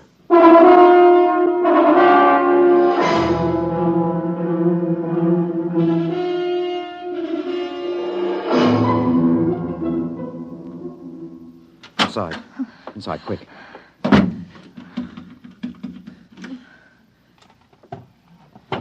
What are you doing? Shoving a chair under the doorknob. He knows. He's been following us. He's a searcher. Look, keep quiet, Sue. I want to think. You're going to take us back. It isn't over yet. I've got a headache. I'll get you an aspirin. What will they do to us? I don't know. Something slipped. Something must have slipped. But we were so careful. The searchers are trained to watch for detail. Things like not pulling up my trousers. It started them thinking, there's a man who isn't used to ancient clothes. I could kill myself for giving it away. No, it was my walk. These high heels. Here. Thanks. The nerve of that Sim sitting there looking us up and down like animals, smoking those stinking cigarettes. I know, that's how I first noticed him at Tasco. He had 4 bottles of liqueurs and a pile of chocolates. Yes, he still hasn't gotten over that first greedy hunger. We've got to look out for that. It's the sure sign of somebody from the future. Trying to make up for a lifetime of shortages by stuffing yourself sick. Remember our first night? Bill, I can't stand it. We've got to get out of here. What are you doing? Packing. Get the suitcases out. It's no use. What do you mean? We can get to Acapulco by morning. Don't you think he's watching us? We could get away. No. We've got to sit tight. Maybe he isn't sure of us yet. Maybe we can still figure out some way to escape. Come on now. We'll need our strength. We'd better try to get some sleep.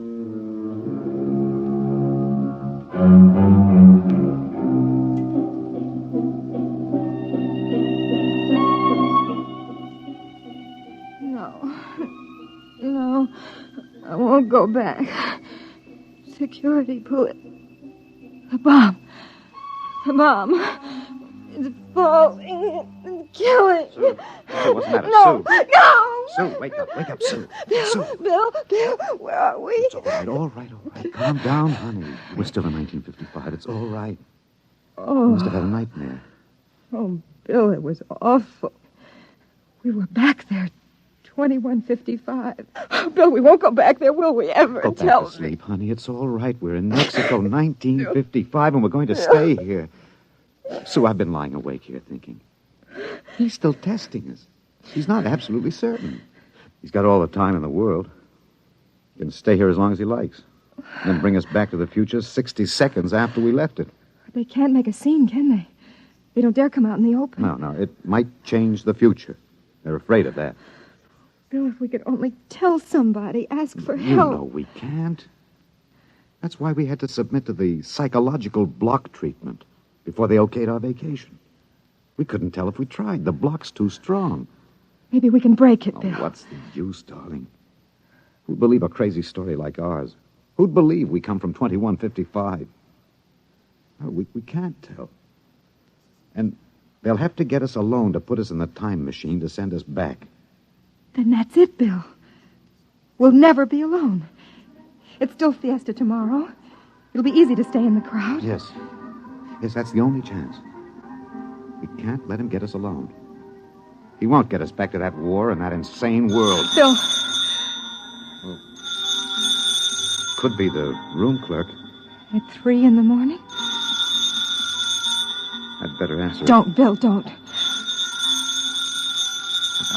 I've got to. Hello? Hello? Mr. Travis? What's the idea? It's 3 in the morning. Yes.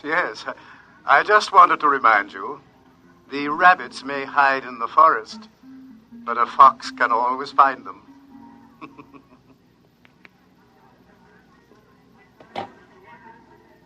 What was it, Bill? Bill. Never mind. Come on. Let's get some sleep. While we can.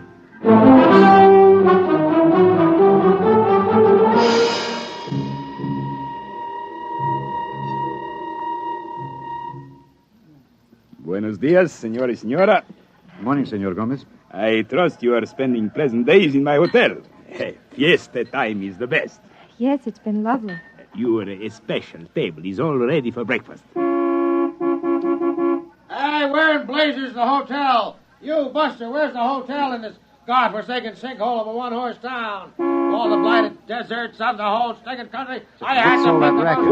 Great excitement, very great. What is it?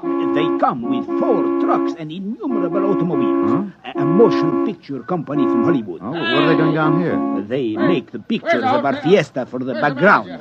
That fat man, the one with the most colorful shirt, he is the chief. Manager! Director. Manager! Where's the manager of this Adobe flea bag? Coming, senor. You will excuse me, senor. I hope the table is satisfactory. Coming, senor. This is a break, Sue. That movie company will draw crowds, and that helps us. When can we leave, Bill? Oh, not today. He'd be... Okay, kids, end of the line. Ciao. Get it up, Maxwell, and lay off the pepper. I got a note, sir. Bill, there's Sims across the dining room. I can't do anything now, not with these actors coming in. Gloria, you sit next to Papa. No. Max, make sure nobody monkeys with the trucks and the gear. Right, Chief. Do we have to eat at this crummy joint, Joe? Cheer up, sweetie. Your mere presence makes this chasins and truck roll into one. No, not this early in the morning, Joe. I couldn't stand it. Okay. Anything you want, laddies. It's on the dear old expense account. They look happy, don't they? There's an idea.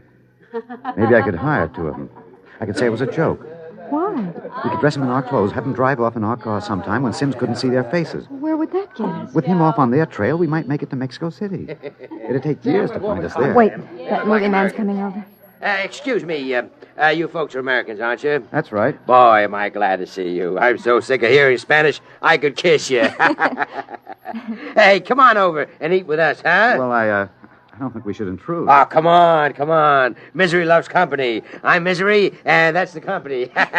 We're from Hollywood. So I understand. Yeah. Boy, would I like to be there. I'm Joe Melton. I'm the director. I'm William Travis. This is my wife, Susan. Mutual. Come on over, kids. Join the party. Cheer us up. Only no tamales. I burned out 3 kidneys on tamales since I came over the border. Boy, am I funny, huh? Wonderful. Well, come on over. Hey, kiddies, I got new blood. Brother Yanks. Just a moment, Mr. Travis. I thought you might be breakfasting with me, alone. Sorry. I got him first, Mac. You want to join us? No, I've already ordered.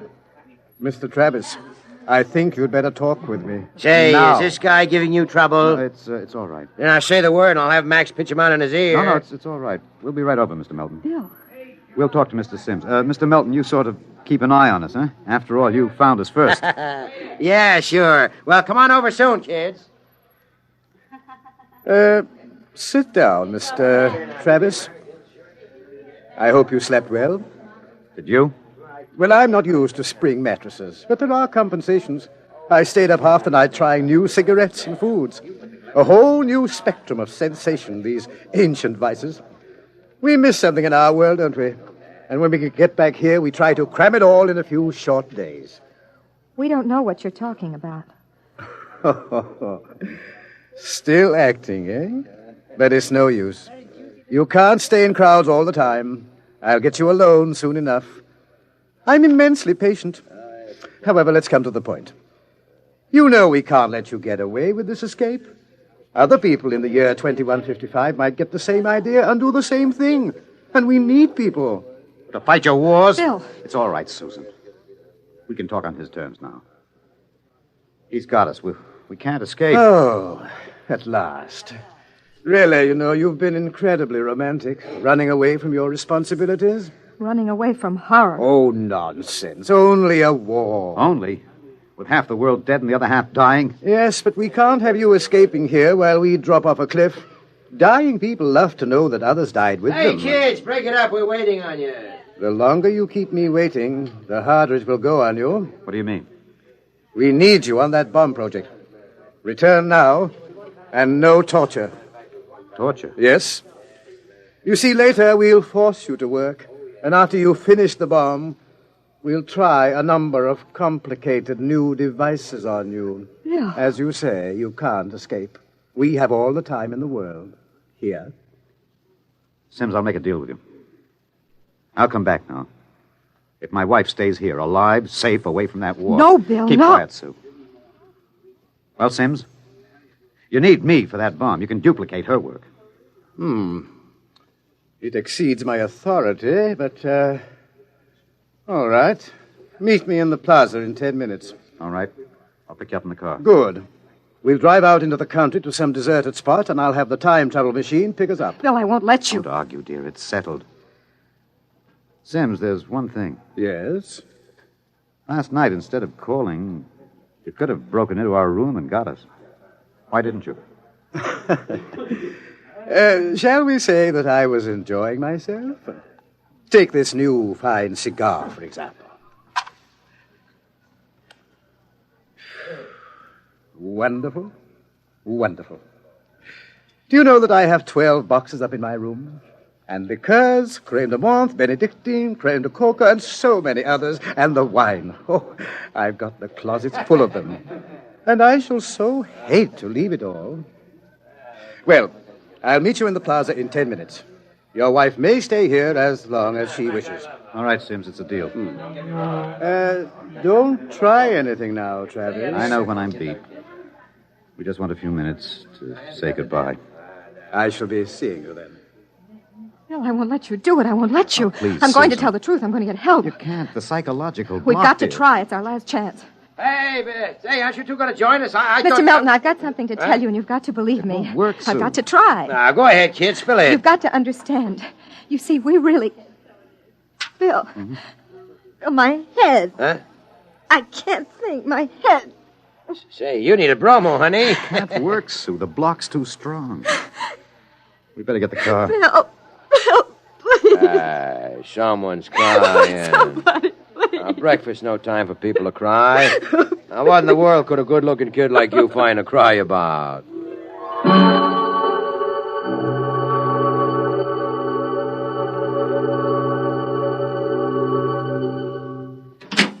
Bill, I won't let you do it. Don't make it hard, Susan. Let me go back with you. We'll get through some way. You think I'd let you go back to that war? Sue, please stop. We haven't got much But it time. was so wonderful here, Bill. Bill, please. There he is, smoking those Turkish cigarettes, waiting for There us. must be some way we can both stay here. Maybe there is. Bill, what are you going to do? Hang on, Sue, and duck when I tell No, you. Bill, you're heading right for him. He's not going to get either of us now. Down, Sue, down.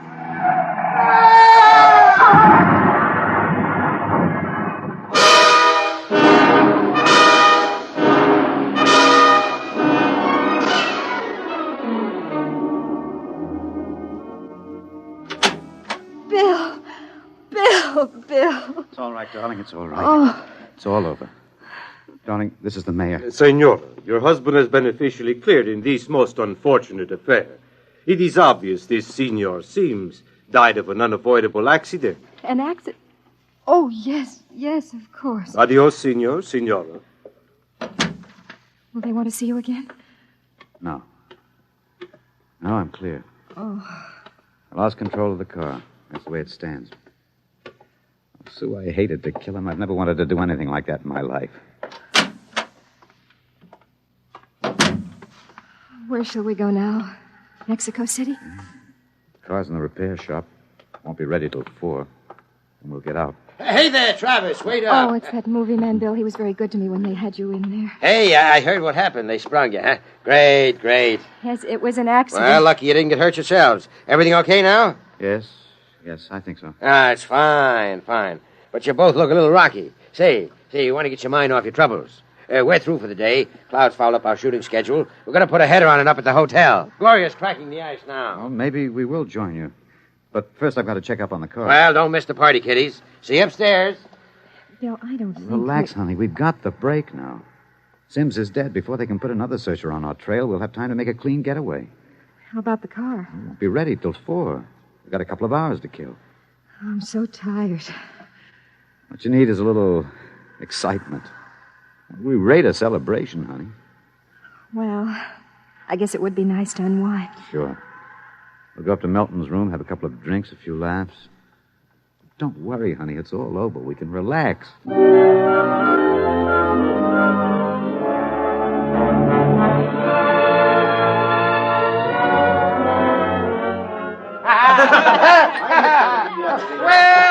Well, Kitty. Well, we thought we'd join you, Mr. Melton.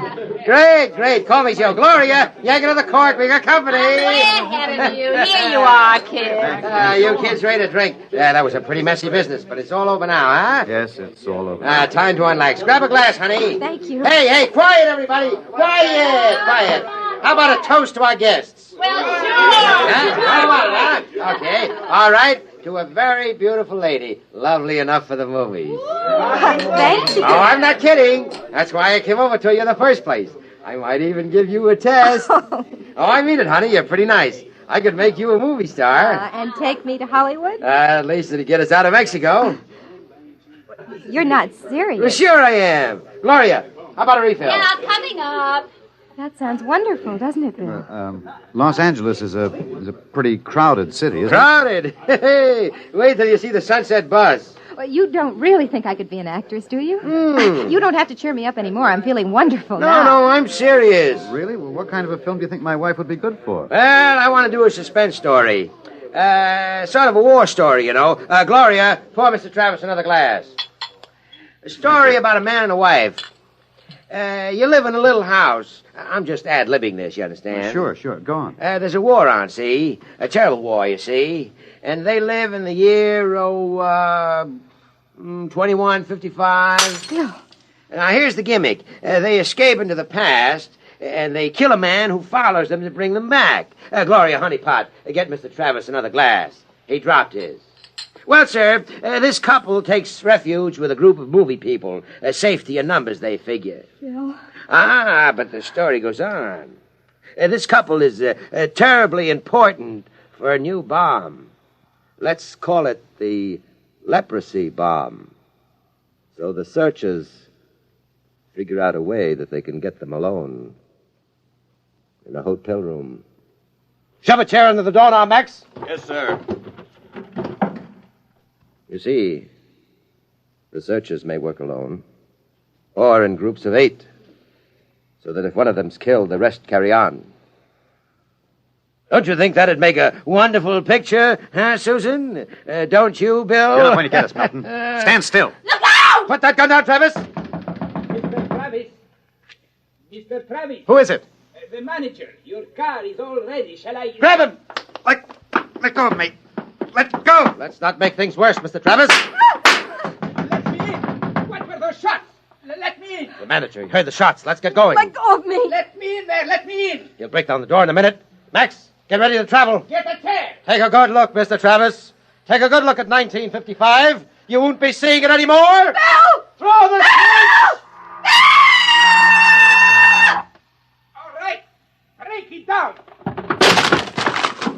Tut! Where are they? I was at the door. I heard them inside. They're gone. The windows. No, the iron bars are undisturbed.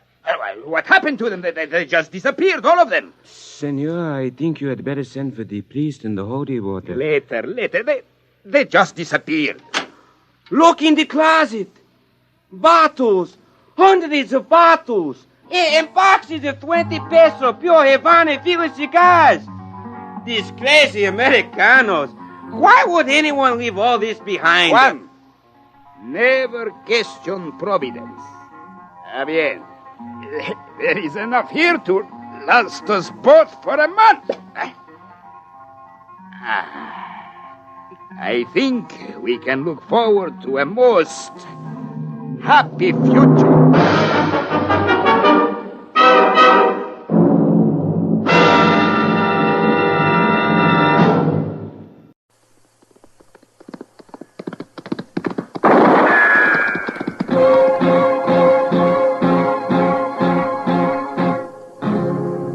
Gunsmoke.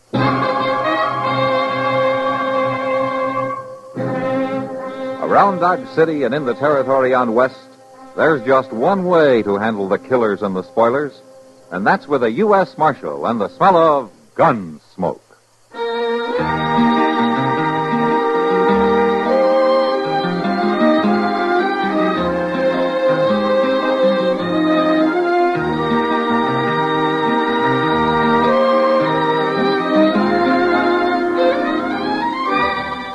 Gunsmoke, starring William Conrad. The story of the violence that moved west with young America. And the story of a man who moved with it. I'm that man. Matt Dillon, United States Marshal. The first man they look for and the last they want to meet. It's a chancy job, and it makes a man watchful. And a little lonely.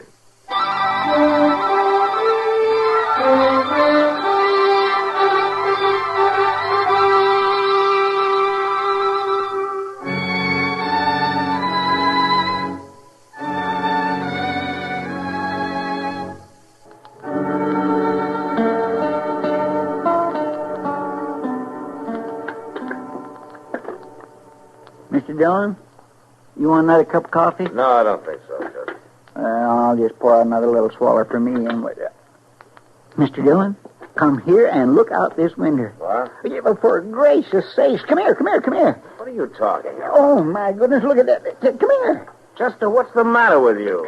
She's coming here, Mr. Dillon. Who's coming here? I don't know, but she is the prettiest girl I ever seen in all my life. Why, she just can't be real. She is the one prettiest girl I ever... Good morning, gentlemen. Good morning, ma'am. Well, won't you come in? Thank you, sir. Would one of you gentlemen be the United States Marshal here? Yes, ma'am, I am. Matt Dillon. Is there anything I can do for you? Well, my name is Colleen Tawney, Marshal Dillon. And I've got the most terrible, awful trouble you ever heard of. Oh? Well, would you like to sit down and tell me about it? Well, that's mighty kind of you, Marshal. Here, take this chair, Miss Colleen. Let me dust it off a little bit for you. But I'm right obliged to you, Mr... Chester Wesley Prowse. How do you do, ma'am? I'm proud to make your acquaintance, Mr. Chester. There you are. Thank you. I just love people. They're always so nice to you. Except that... Oh. You, mentioned some kind of trouble? I'm an orphan, Marshal Dillon. All alone in this world. Oh? I was brought up by a dear old aunt, mostly in the South. But then she took me to San Francisco. And last month, she passed away. Oh, that's too bad, Miss Tawney. Colleen. Just about everybody calls me Colleen. It's kind of Irish, I reckon. Though I'm more Southern than most anything else. You are? I came from San Francisco on the stagecoach. And I had just enough money to get me to my kinfolks down south. If I got any kinfolks anymore. And I could just kill whoever done it, Marshal Dillon. Whoever did what, ma'am? What took all my money? I put my pocketbook on that baggage truck just for a minute. Over at the depot it was. People are always so nice to you. You just don't think. Somebody robbed you, is that it? Every living cent I had in this world. Why, I'm a pauper, Marshal Dillon. I'm destitute. Oh, well, can I fetch you a dipper of water or something, Miss Colleen? I'm all alone without nobody to turn to, nor even a roof over my head, or anything to eat, or anything. Well, now, it's not as bad as all that, ma'am. It's not? Really? Well, I think we can fix you up with a room over at the Dodge House for a few days. You could? Well, by that time, something may turn up. Maybe we can get your money back. Really? Would you like a dipper of water, Miss Colleen? I knew the minute I walked in that door you'd help me. Miss Colleen, would you like a dipper of water? No, thank you, Mr. Chester. I just knew if I told you my troubles, Marshal Dillon, you'd just make everything all right again. Well, you don't have to worry about a thing. I'll arrange with Mr. Dobie over at the Dodge House. Well, good morning, all. Oh, yes, it was a mighty fine morning, too. Well, I didn't know you had company, man. This is Dr. Adams, Miss Colleen Tawney. Well, I'm pleased to meet you, miss. Are you a real doctor, a physician? Oh, yes, indeed, young lady. My goodness. Welcome to Dodge City. And if you want me for anything, my office is just upstairs. Doc, You know, medical examination, diagnosis, treatment, services, medicine, drugs, anything you need. And I won't charge you a cent. Person has to look after his health, you know. Chester, will you take Miss Tawney over to the Dodge House? I'd be glad to, Mr. Dillon. This way, ma'am. Oh, you're all just so nice. I think people are just wonderful. I'll be in touch with you, ma'am. I sure do hope so. Bye. Goodbye. Well, Doc, there goes trouble. Trouble? A girl who looks like that? Why, Matt, she's like a dream in spring. She's as wide-eyed and helpless as a newborn baby. Yeah, Doc, that's exactly what I mean.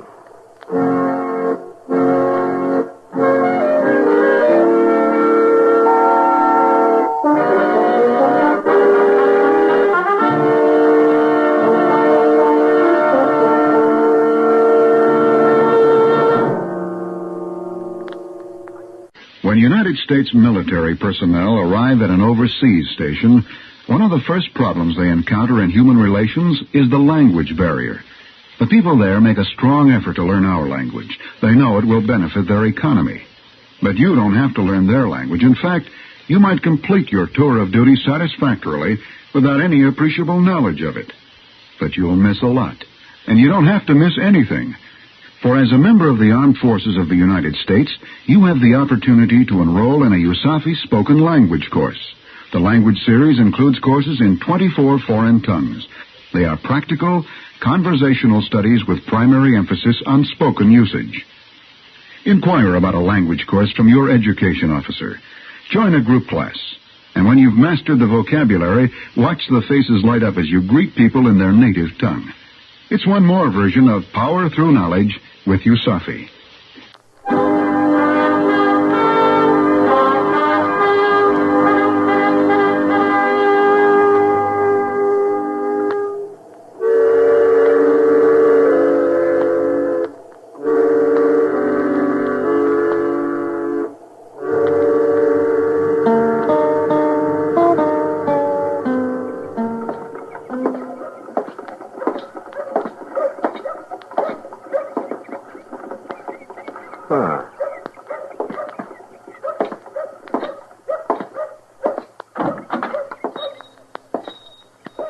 Well, good afternoon, Matthew. How are you, Miles?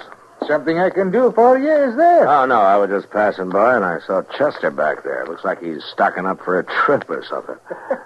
I haven't seen any of his money yet. Well, you're not likely to. Chester isn't exactly the biggest spender in the world. Oh, I've often suspected that, Matthew.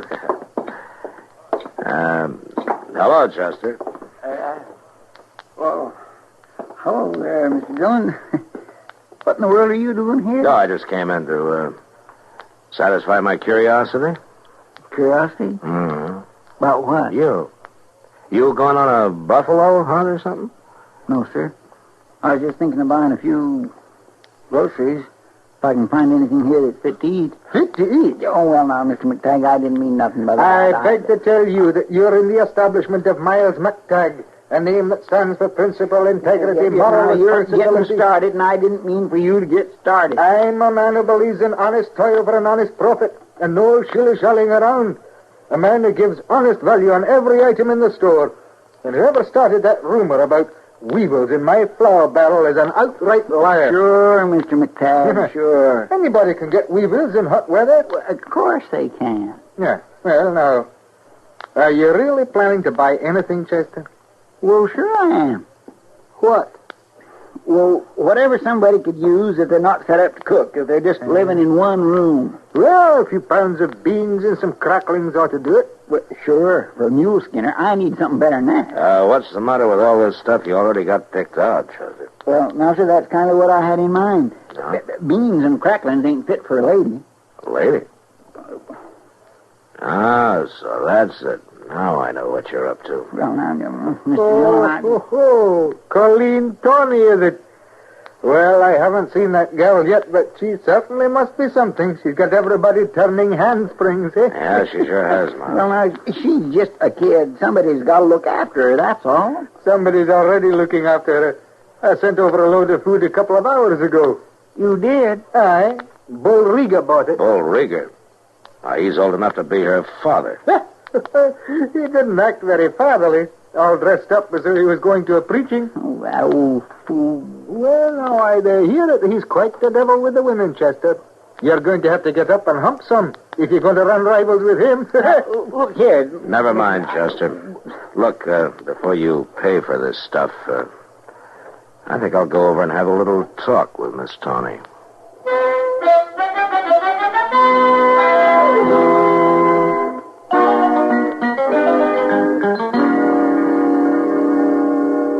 Goodness. Oh, I'm just sure you must be mistaken, Marshal Dillon. Why, he seems to be about the nicest man a girl would ever want to meet. Look, Miss Tawny, you're young, and I've known Bull Rieger for a long time. He's a rough, tough, hard-living old devil, and he's just no kind of a man a young girl ought to associate with, that's all. Oh, my dear aunt always said, rest her soul, that innocence is its own defense. Yeah, but your aunt never met Bull Rieger. Now, Marshal Dillon, Mr. Rieger is just being kind and helpful, just like you are. Yeah, sure. Everybody's been so nice and thoughtful. Mr. Chester's already been by 3 times today. Doc was here, That too. old goat here, too. He took my temperature and my pulse and said I was just fine as far as he could tell. Yeah, And well, Mr. look, Rieger just insisted on helping me. He said he had a little old empty house up the street. Yeah, that would be the old Sackler place. Well, he said I could just live in it for nothing as long as I pleased. And, of course, I told him I wouldn't think of such a thing. Well, good. And then he said he'd give me the house. Give it to you? Mm-hmm. That's exactly what I've done.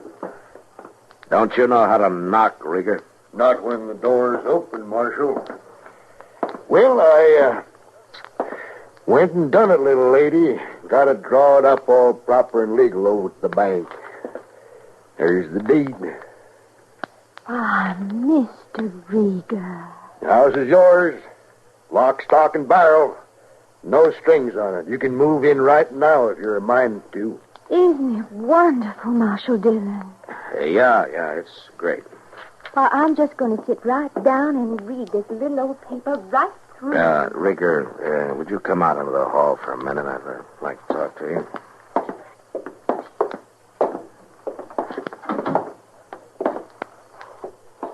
I know what you're going to say, Marshal. That girl's just a kid, Rieger. I'm aiming to marry that little lady, if she'll have me. You're what? Oh, I know, Marshal. I've been kind of cussed all my life, but you're seeing a changed man standing here. I'd better be, Rieger. Or I'll change you myself, and don't you forget it.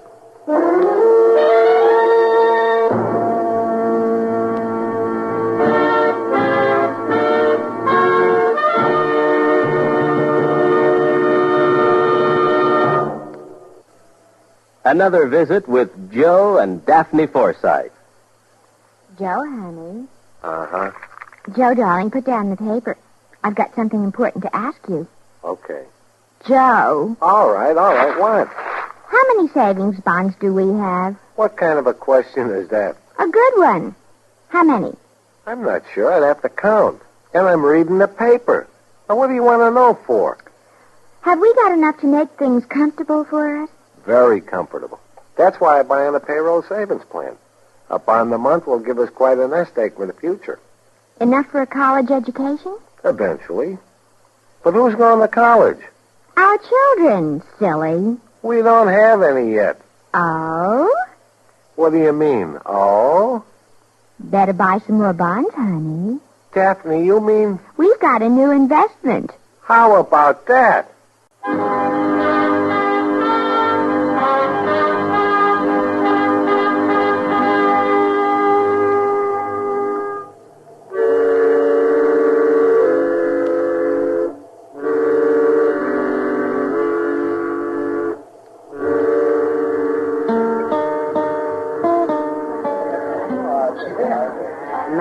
You men are all alike. Every last one of you. Is that something you just learned recently, Kitty? No. But I sure been reminded of it the last 3 days, watching them all flutter around that little Colleen Tawny. Now, don't count me in on that, Kitty. I'm only helping her. She's just a kid. Well, she's done pretty well for just a kid. Flat broke 3 days ago. Now she's got a house of her own, enough food to last her a month. Okay. Chester runs over there 3 and 4 times a day with something else for her to eat. Doc stops by morning and night to check on her health. I feel sorry for her, Kitty. She's an orphan. She probably drowned her parents. Now, Kitty. Matt, I know these helpless little southern belles, especially the big green-eyed kind. Sam will never hire one here in the Long Branch, and I go right along with him. But why?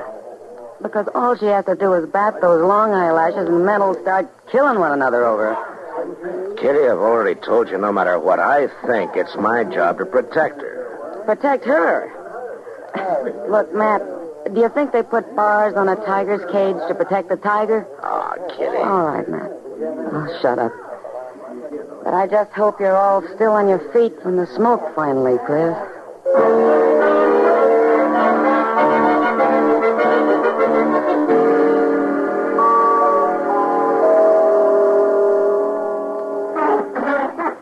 Well, it's getting late, Matt. Yeah, that's right, Doc. It's getting Guess I late. better be running along. Won't do you any good, though, Doc. Bull Rieger's calling on her. He's been over there all evening. He has? Uh-huh.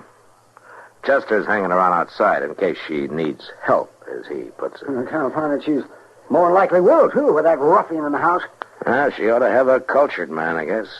Nice and refined. You happen to know anybody like that, Doc?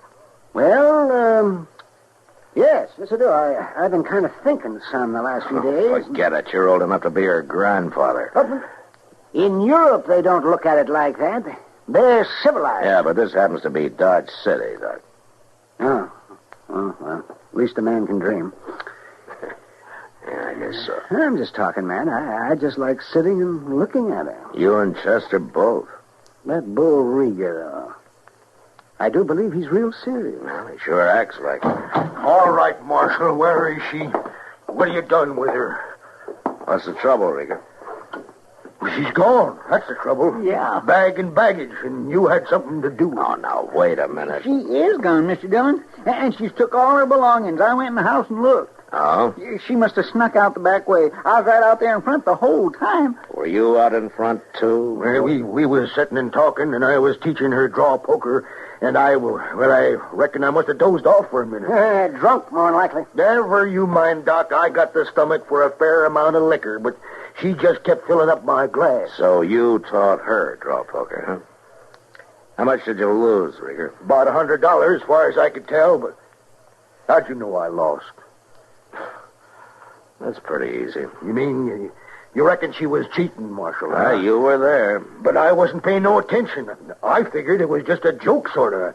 I kept plaguing her to marry me, and she was She was wearing a real pretty lacy thing. And you paid too much for it, Rieger. Oh, come on in, Miles. It's open house. I could have sold you one of them house robes for half the price. Never mind that now. You got to do something, Marshal. You got to find her. She left town on the 10 o'clock train. Are you sure of that, Miles? I walked up to the station. Fine young woman. I'm real glad I didn't meet her any sooner. I might have cut up as crazy as Rieger Now, here. Marshal, you got to send a wire. Have her took off the train. Are you willing to go into court, Rieger, and tell what happened? Yes, I sure am, Marshal. I'd go in. No, I'd be laughing the stock of the country. All right. At least she couldn't take the house with her. No, and the mighty lucky thing for me, she couldn't. What do you mean? She sold it to me. Signed over the deed and everything. $600 cash. What? Well, it's worth $1,000. Aye, that's about what I figured it at. Marshal, I'm sorry, Rieger, but you gave it to her. No strings. Now, if she wanted to sell it to Miles, she had a legal right to. If I get my hands on that girl, so help me, I'll... You won't do anything, Rieger. Nobody will. We've all been outsmarted. There's nothing we can do about it but just sit still and keep our mouth shut. Yeah, but I'd... Doc's right. You forget it, Rieger. You can afford it. Well, at least we've learned one thing from all this. What's that? It's like a friend of mine said to me last night. I don't put bars on a tiger's cage to protect the tiger.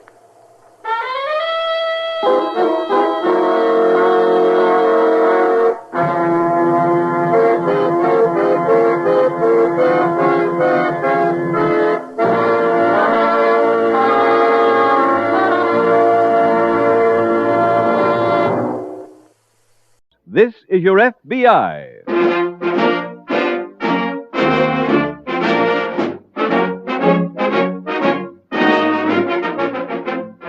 This is your FBI, the official broadcast from the files of the Federal Bureau of Investigation. Presented transcribed as a public service by the Equitable Life Assurance Society of the United States and the Equitable Society's representative in your community.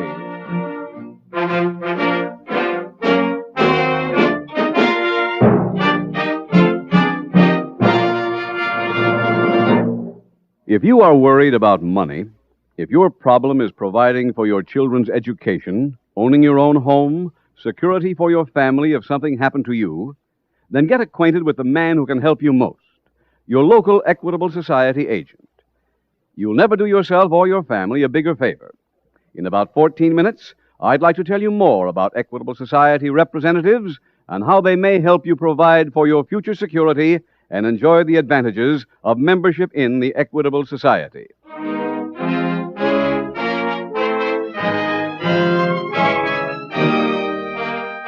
Tonight, the subject of our FBI file, Interstate Transportation of Gambling Devices. Its title, Jackpot.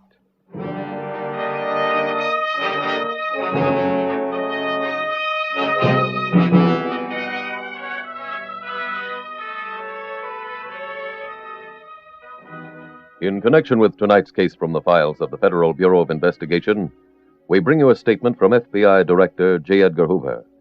I quote, "The experience of your FBI in observing the growth of crime in the Prohibition era, its sharp decline in the mid-30s, and now its gradual rise convinces me of one thing. Crime is basically a problem to be met and solved on the local level. In facing this task, one fact is certain. In those communities where public opinion is enlightened and aroused, crime is at a minimum. In such communities, crime has not become entrenched. It does not enjoy unholy alliances with those in public office. And it is unable to secure recruits from the usual incubators of crime, the honky-tonk saloon, the gambling dive, the cheap pool hall. My experience has also taught me another fact that bears on this subject, and that is invariably true. Local law enforcement in any city is only as effective as the citizens demand."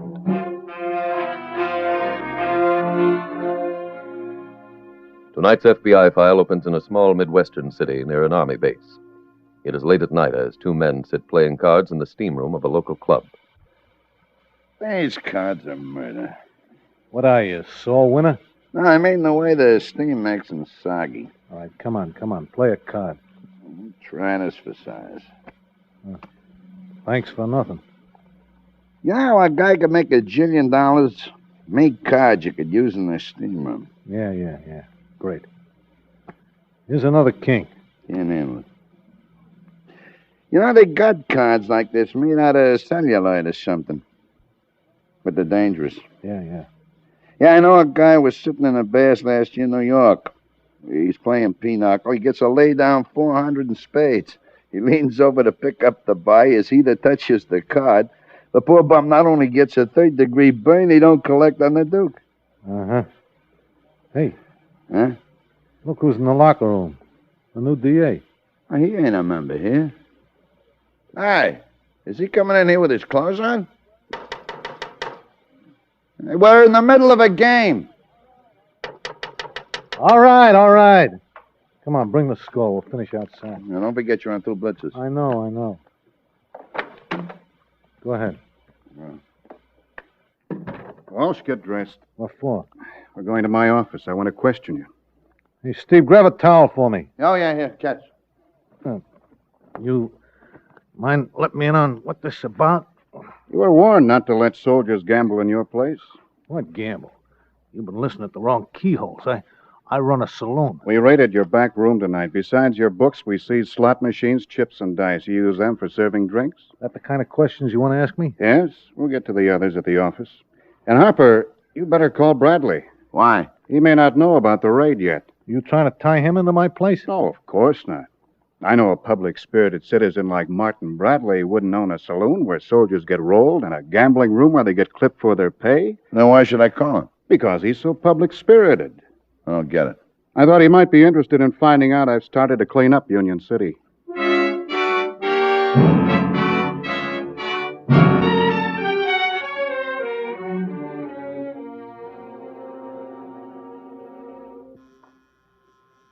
Come in. Hello, Steve. Mr. B, that new DA snagged Frank. Yes, so I understand. Who told you? One of the elevator boys at City Hall phoned. Did he tell you the DA knocked off the back room? No, but I assumed that when the watchman at the city warehouse called. He said the slot machines arrived. Why does this DA want to make so much trouble? He's young, Steve. He said to tell you he's cleaning up the town. Don't take it seriously. A lot of men are reformers. Till you find out what their price is. I'll have a talk with him tomorrow. Yeah, how about the machines? I've made arrangements for them. What's the name of the man who owns a small moving company on the north side? North side? The one who stuck a couple of thousand to the dice table. Oh, Dan Douglas? Yes. Call him tonight. Tell him his account is wiped clean after he drives to the city warehouse at 1:30. The watchman will show him where our machines are. Well, he'll do it for less than 2 G's. Steve, never look for a bargain in life preservers. Have Douglas deliver the machines to Harry Chester's place in Freeport. Okay to use the phone here? Yes, when you're finished, call Frank's apartment. If he's back from the DA's, I'll talk to him.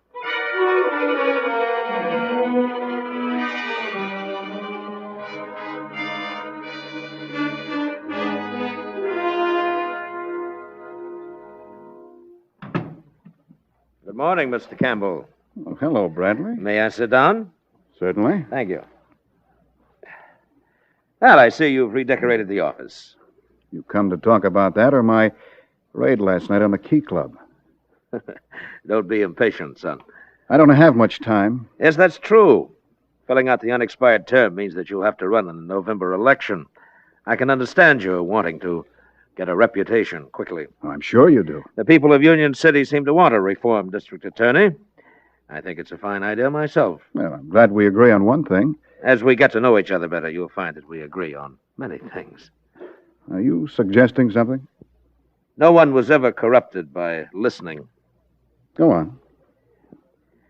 You can be a very successful reformer by raiding one place a week with photographers at your side. Would you pick that one place a week? If you like. Then you admit you run them all. I haven't admitted anything. I've only offered to help you try to clean up the city. And what would you like in return? Let the rest stay open. You do own them all, don't you? Well, for the sake of discussion, assume that I do. There's nothing wrong in it. I've never taught anyone to drink or gamble. You think that excuses you? I'm not looking for an excuse. For some people, drinking and gambling are biological necessities. A man who supplies those things is as important to the community as a doctor. In the next few months, I'm going to prove you're wrong. How? By closing every place I find breaking the law.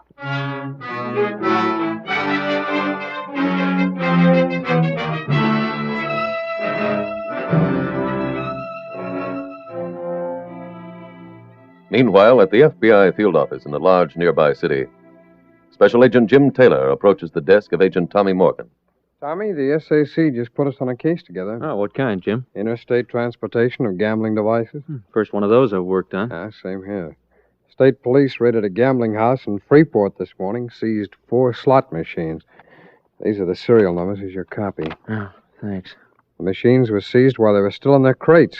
The spare parts were wrapped in yesterday's Union City Journal. Oh? Mm-hmm. Our problem is to find out who took them across the state line. Who owns the gambling house in Freeport? A man named Harry Chester. Wouldn't he be suspect number 1? Yeah, ordinarily, but from what he told the state police, he can account for every minute of the last 48 hours, and if he's telling the truth, he hasn't been out of Freeport. I see. The SAC suggested that you go there and look into Chester's alibi. You going to Union City? Yeah. If you want me, check with the district attorney's office.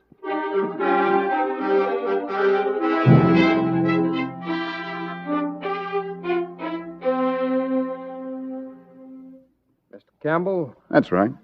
My name is Jim Taylor, sir, the FBI. Oh, nice to meet you. Thank you. My office was supposed to call you. Yes, they did. And I've got the records you wanted. Oh, that's fine.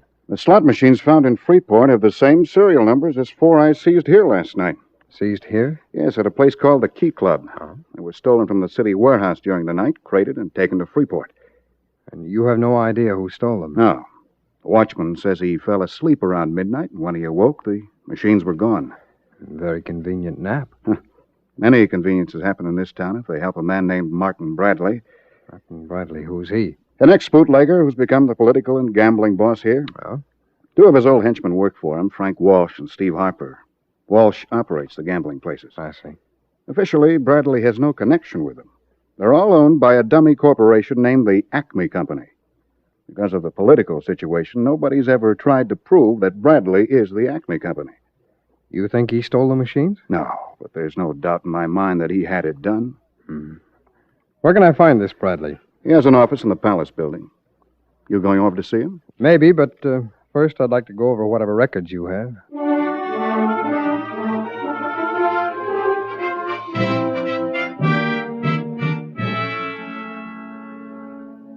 Sit anywhere, Mr. Taylor. Thank you. I came over to ask you a few questions. Well, go right ahead. District Attorney Campbell told me he raided a local gambling casino called the Key Club last night. Yes, I saw that in the paper. Well, Mr. Bradley, he's under the impression that the Acme Company, which owns the club, is really you. You know, I'm sorry for Campbell. He's looking for a dragon to slay. Unfortunately, the supply here is very limited. The State Bureau of Records lists a man named Paul Crane as owner of the Acme Company. You know him? No.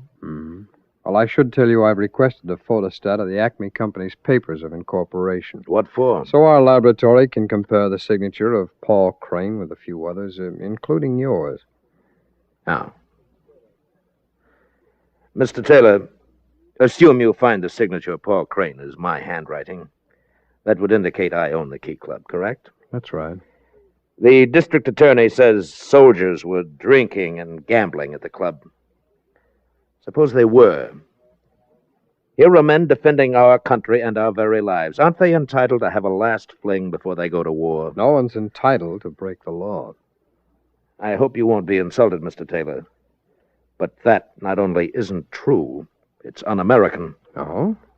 In what way? In a democracy, the wishes of the people should be respected. They didn't like prohibition, so they drank. They don't like the blue-nose laws here, so they violate them. And they're better off doing it where the games are honest than getting cheated in an alley crap game. Well, there's really no point in our discussing this, because gambling in Union City is strictly a local law enforcement problem. I agree thoroughly. I'm here to investigate the transportation of 4 slot machines from Union City to Freeport. Moving gambling devices or causing them to be moved across a state line violates a federal statute. And how does that concern me? The slot machines found in Freeport are the same ones that the district attorney seized at the Key Club. Now, somebody moved them across the state line. My job is to find that somebody. Well, I wish I could help you. You have any idea at all how they got to Freeport? Well, according to the paper, the district attorney placed them in the city warehouse. Why not ask him? Thank you. Leaving so soon, Mr. Taylor? Unless there's something you can tell me. Yeah, well, I'll walk to the door with you. Are you staying in Union City very long? Well, that's hard to say. Well, if you got the time, maybe we can have another chat. Yes, we'll do that. Goodbye. Bye, Mr. Bradley.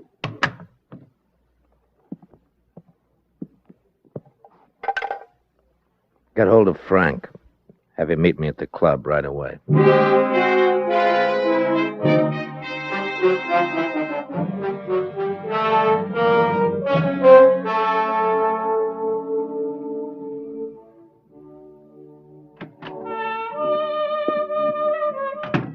Sorry I'm late. Sit down, Frank. And you too, Steve. Thanks. I had a visit a little while ago from an FBI man. We violated a federal law shipping those machines to Freeport. How do they know we shipped them? They don't. That's why I called this meeting. When Dan Douglas delivered those slot machines to Harry Chester, I told Chester to give him a blank check. I had Douglas type up the check, and then to make it look more official, I used the check writer here at the club to fill in the amount. Now, as you know, I usually run the business, so everything depends on me. This time, though, we're all depending on an outsider, on Douglas. Don't worry about him. He won't talk. But I want him to. Huh? One of the reasons for my success is that I never overmatch myself. We can't fight the FBI, so we're joining them. They want to know who shipped those machines to Freeport. Yeah, but if Douglas talks... Unless he loses his nerve, he'll explain about picking up the slot machines at the city warehouse, taking them to Harry Chester, and then delivering Chester's check to his partner, the district attorney.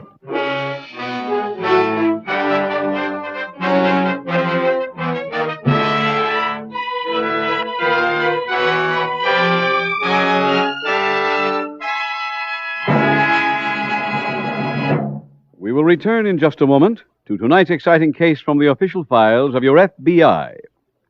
But now here's a message from Mr. John Farnell, a member of the Equitable Society for 6 years. Mr. Farnell, will you tell our audience what decided you to become a member of the Equitable Society? Mr. Keating, I was listening to this program, and I heard about a life insurance plan that sounded like what I needed. So I called up my local Equitable Society representative and asked him to drop in and tell me more. Well, I did myself and my family a big favor when I called him.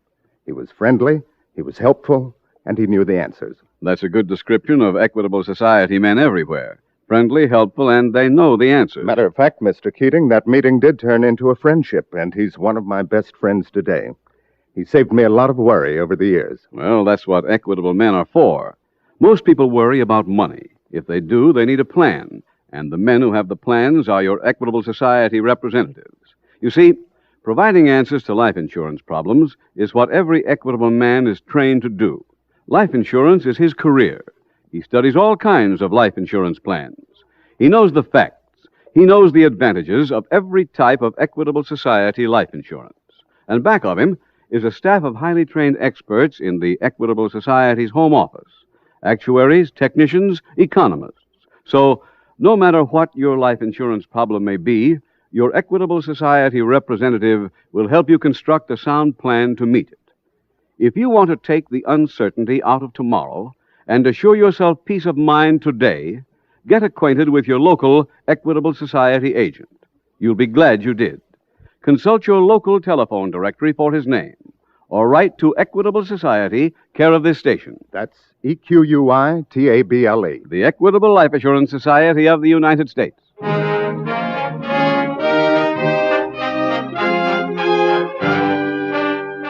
And now back to tonight's FBI file, Jackpot.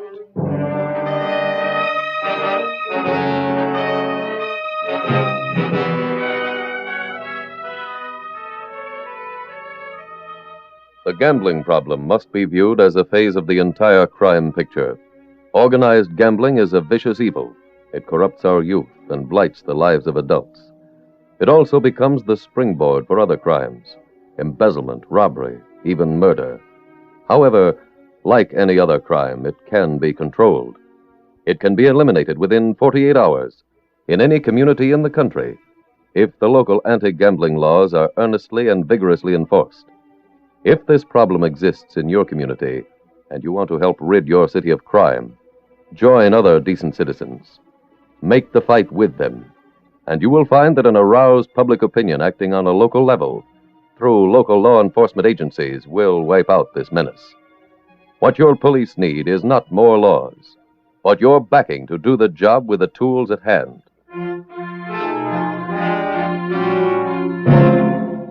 Tonight's file continues at the FBI field office.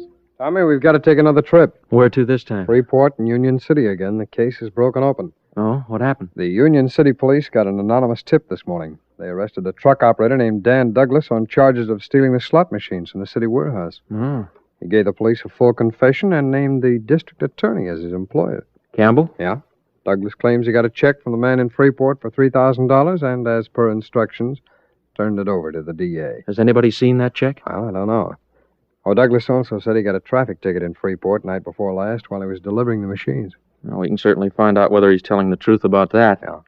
You spoken to the DA? No, not yet. But if you'll cover the Freeport angle, re-interview the boss of that gambling casino, I'll handle the Union City end.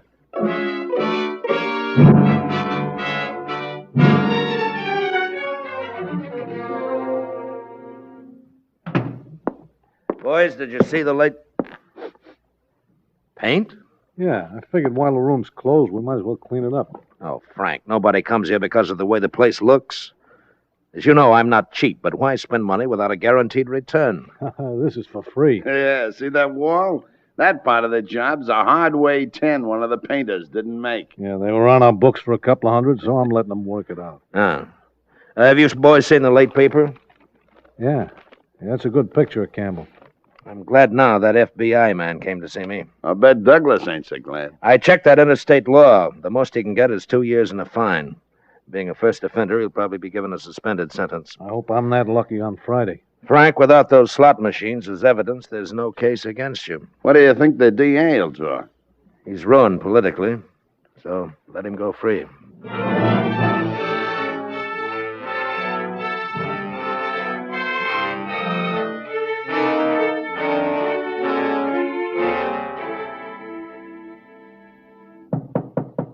Come in. Hello, Taylor. Oh, hello, Campbell. I asked you over to the hotel here because I thought it'd be a little more private than your office. I don't have an office. Oh? A few minutes after you called, I was informed that I'm on involuntary leave of absence till after the grand jury hearing Friday. Wow. Have you seen anyone else since you got here? The truck driver and the bookkeeper at the bank. I'm just writing a report now on the interviews. Douglas repeat the same lies he told the police? Well, his statement was the same. You don't think I'm guilty, too, do you? Well, as you know, it makes no difference what a special agent thinks about a case. We're prohibited from making any recommendations or drawing any conclusions in our reports. All we can include are facts. What facts could you have gotten from Douglas? Well, he told me he gave you a check of Harry Chester's for $3,000. That's a lie. Your account at the bank shows a deposit of that amount made by a check drawn on a Freeport bank. I never deposited that money. But anybody else could have put it into my account, or yours. Did you see the deposit slip? Yes, it was typed. Oh. Tell me, why should Douglas try to implicate you? Bradley's behind it. Douglas owes him a lot of money. Oh, can you prove that? Yes. When I raided the Key Club, I not only seized gambling equipment, I took their books and files. I remember the name Dan Douglas among the debtors. Where are those records now? In my office, but I can't get them. Well, maybe I can get a court order to examine them. That's possible. Have you checked Douglas's story over in Freeport? Another agent's doing that. I see. Well, Taylor, whatever happens, I'd like to thank you for one thing. You're the only person in Union City who's looking for facts, not headlines.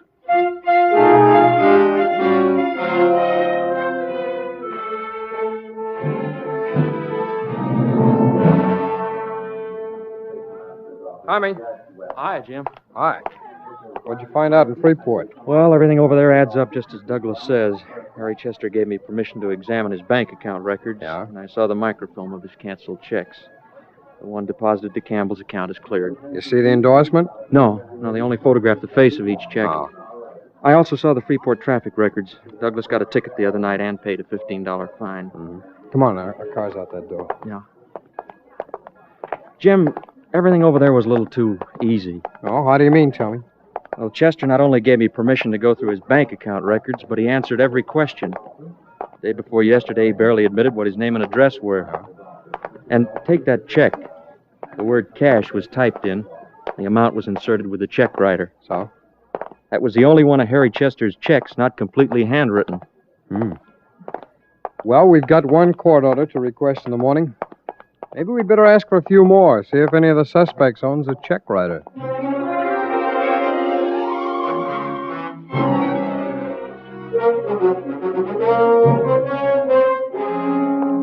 Jim, here's the microfilm on the Key Club checks. Good. Put it on the projector, will you? There. That's tight. Okay. Looks like the same check writer as the Freeport check. Well, the laboratory can tell us for sure.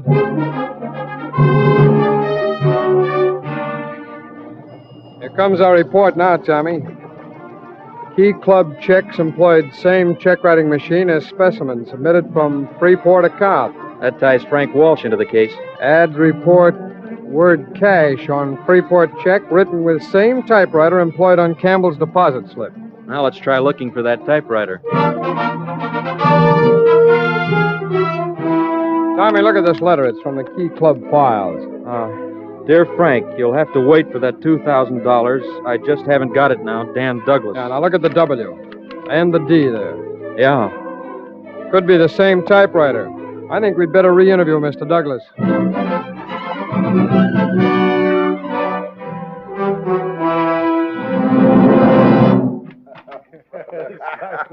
I'm glad I got up for this. Well, if it isn't Mr. Campbell. Yeah, didn't he used to be the DA? Steve, don't gloat. Can't you see the poor man's not feeling very well? What do you want, Bradley?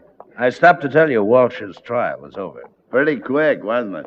I assume from your smiles the verdict was not guilty. There was no verdict. There wasn't even tried. Really, Mr. Campbell, you should know there can't be a case without any evidence. Yeah, come by the club tonight. We're having a big party. No, thanks. I don't suppose you'll feel much like partying after you get through in there. That is the grand jury room, isn't it? You've testified enough to know. I'm sorry to see you take it this way, Campbell. Pardon me, Bradley. Oh, hello there, Mr. Taylor. I've just been to city jail re-interviewing Dan Douglas. Who? Dan Douglas, the truck driver who took those slot machines over to Freeport. Oh, yes. He gave us a full confession.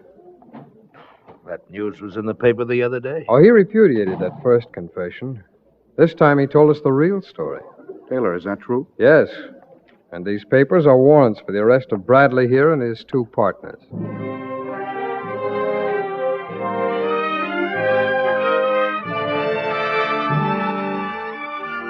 Tried and convicted in federal court, Bradley was fined and sentenced to a prison term. Walsh and Harper also received prison sentences. The arrest of the trio who had tried to frame District Attorney Campbell was announced to the grand jury when it met. As a result, the expected indictment was never voted, and Campbell resumed office.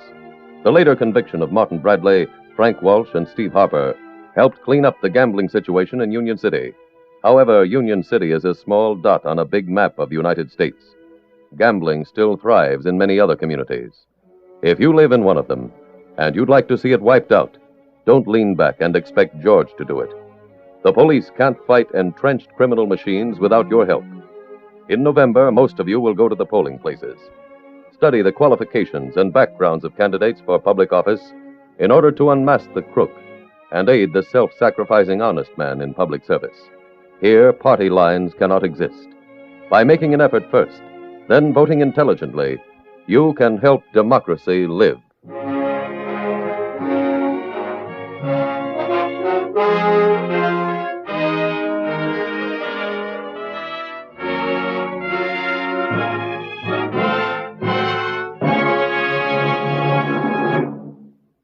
Did you ever stop to realize that the surest way to remove the major worry in American life, money, is by life insurance?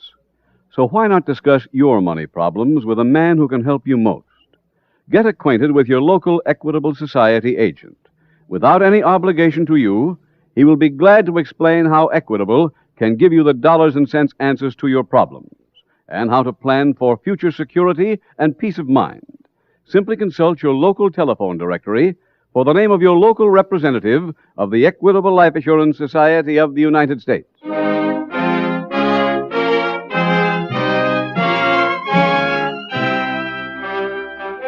Next week, we will dramatize another case from the files of the Federal Bureau of Investigation. Its subject, auto theft. Its title, The Respectable Felon. The incidents used in tonight's Equitable Life Assurance Society's broadcast are adapted from the files of the Federal Bureau of Investigation. However, all names used are fictitious, and any similarity thereof to the names of places or persons living or dead is accidental. Tonight, the music was composed and conducted by Frederick Steiner. The author was Jerry D. Lewis. Your narrator was William Woodson, and Special Agent Taylor was played by Stacey Harris.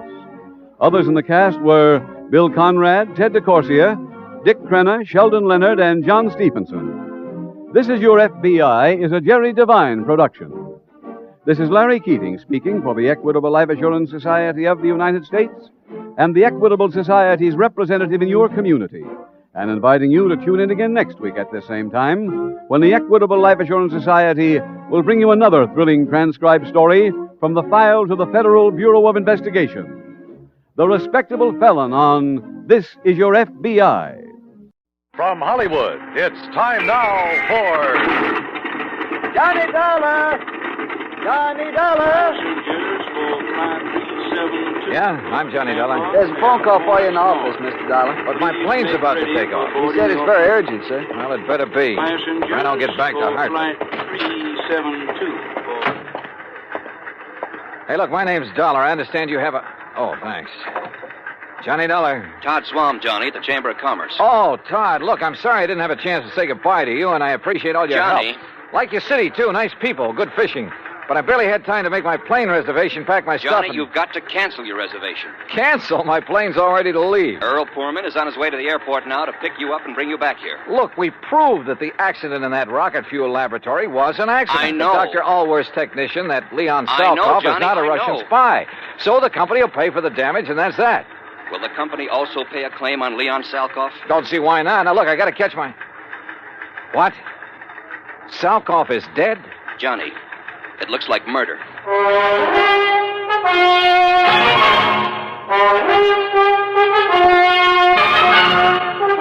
Bob Bailey in the exciting adventures of the man with the action-packed expense account, America's fabulous freelance insurance investigator. Yours truly, Johnny Dollar. And now, Act One of yours truly, Johnny Dollar.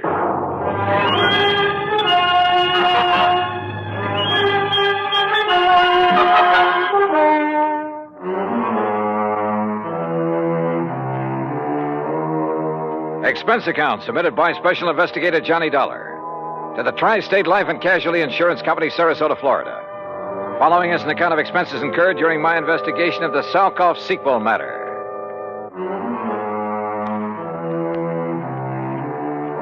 Expense account item 1, $3, no show penalty for canceling the flight back to Hartford. By the time I hung up the phone on Todd Swam, Earl Poorman had pulled a shiny new Cad into the airport parking lot, and we took off. I'm glad Todd caught you before you climbed aboard that plane, Johnny. Earl, he said that Leon Salkoff had been murdered. That's what it looks like. Well, what happened? Actually, he's just disappeared. But under circumstances that make it look like he's been murdered. Any idea who? Johnny, you know as well as I do that he was pretty deep in subversive activities during the last war. Yeah, but he's been given a clean slate, at least so far as our country is concerned. Right. But then, wait a minute. If some of his old pals, and we know there are plenty of them in this country, working for the other side. Right. If they know he's working for us, the first thing they'd do for the sake of their great and glorious cause would be to eliminate one Leon Salkoff. Yeah, or at the very least persuade him, and I mean torture him, into telling the formula of the stuff he's helped Dr. Allworth develop. Exactly. Where and how did it happen? Well, you'll have to get the details from Todd Swam. Us common people aren't even allowed to know where Allworth's lab is hidden away, you know. That's why I'm taking you to see Todd. Then drive on.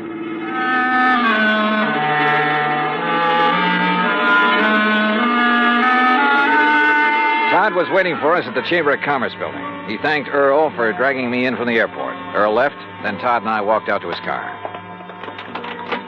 Here, Johnny, use my car. You know where to go. Out to the lab? Yes. You still haven't told me what happened to Leon Salkoff. Because I don't know exactly. Dr. Allworth called me from the nearest phone down there, told me Salkoff is gone, and that he's sure he was murdered. Have you dragged the police in on this? No, but I telephoned the FBI in Washington. They've promised to send a man.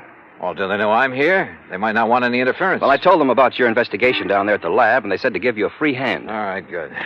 Well, I better get going. Johnny, let me know what you find out.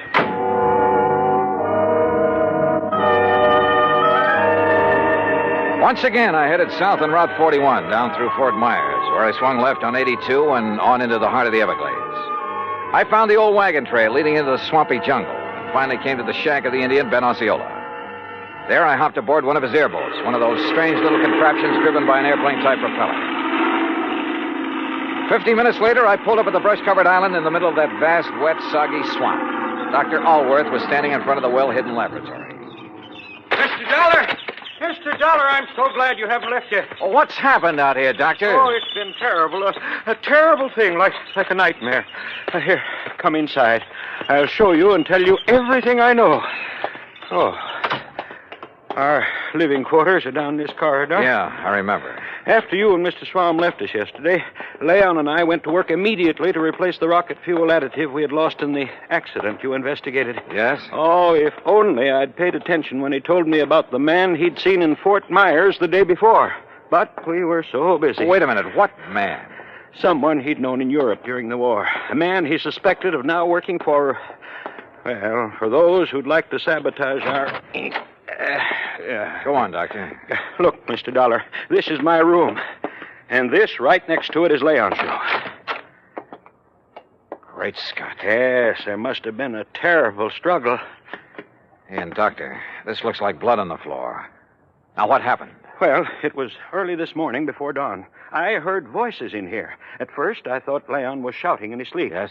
But then he began to call for help, and I heard the furniture being knocked about. Well, didn't you come in here? Something had been shoved against my door. This table. I couldn't open it. Then I heard the shot. I heard Leon scream with pain. Then another shot. Oh, terrible, terrible, terrible. Go on, Doctor. Then I heard them drag poor Leon's body away outside. But how did you get out of your room? By placing my bed as you see it now, I was able to brace my feet against it, force the table away from my door. Now, come, Mr. Dollar. All right. I pursued them down this hall, but by the time I reached the outside door, they were gone. But unless they had an airboat. They must have, hidden somewhere on the edge of this little island. Oh, there are 1,000 places in the brush and trees where it could have been hidden. Do you see? Look, 1,000 places. I don't see Leon's airboat out here, only yours. They took it. That's why I think there was more than one of them. And now I must leave you. You what? I must go into a telephone. I'll be back as soon as possible. Well, now, look, wait a minute.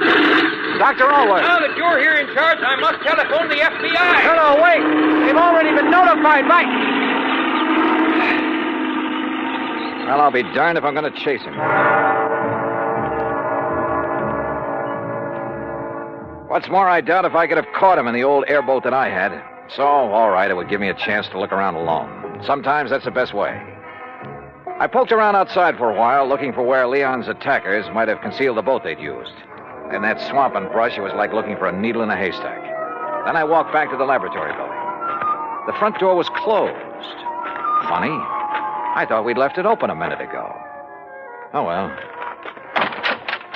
Huh? Oh, no, you don't. Oh.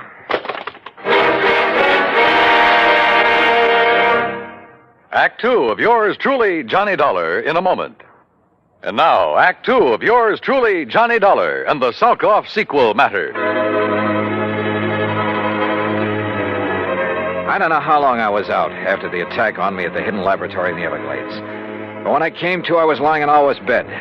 Across the room at a desk sat a well-dressed man going through files of papers and folders. I played possum because I wanted time to think.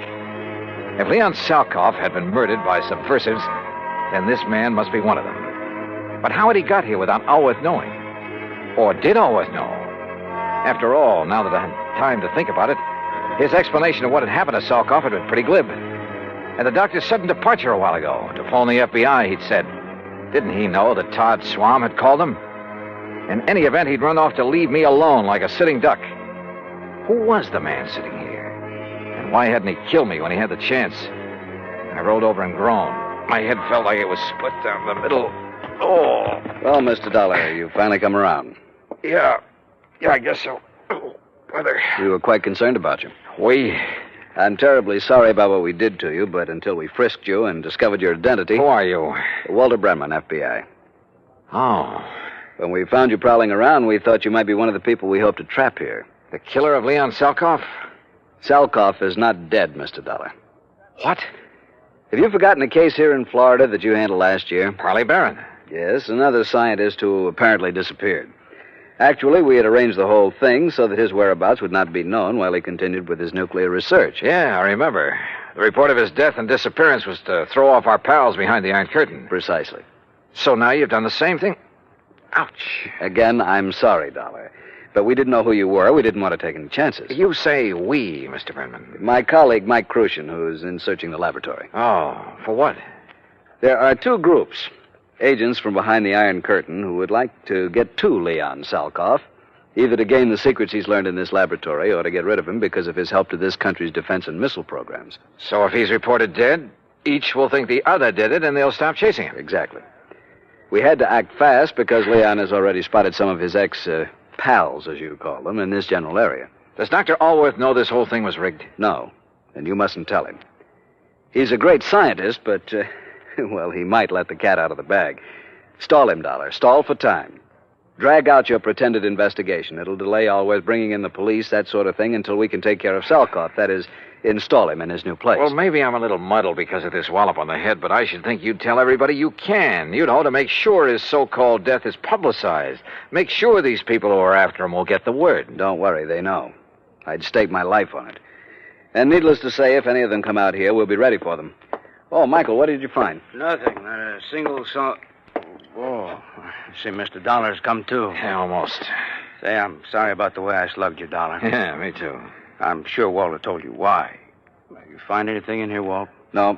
I'm afraid we'll have to go back. Oh, Dollar. Yeah? I take it Dr. Allworth is in on one of his usual all-day trips for supplies? Yeah, something like that. We've got to leave you for a while. You have your gun. You know what to do if anyone suspicious comes around. Well, now, look. When the doctor comes back, I'll have to tell him you've been here. Fine, and that we'll be back. Well, yes. We'll be back. Oh, sure, yeah. Well, Dollar, we'll see you later, huh? Now, you rest. You need it. You're not kidding. Come along, Mike.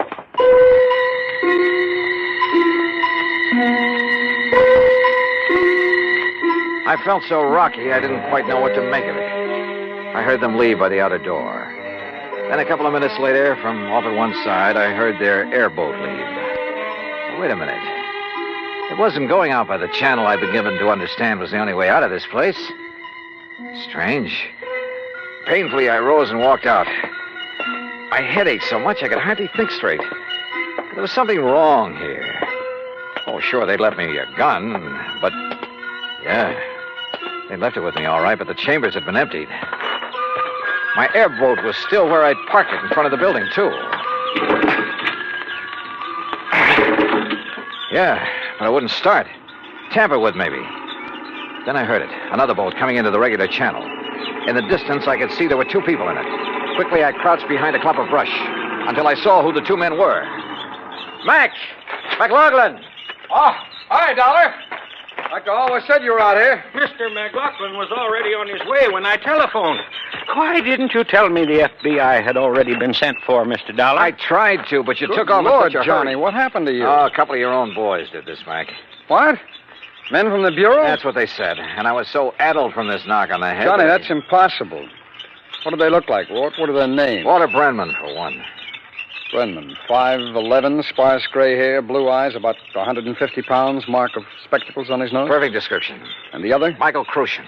Heavy set, maybe 5'6", about 200 pounds. Right. Small scar above the right eye, heavy, almost gravelly voice. Yeah.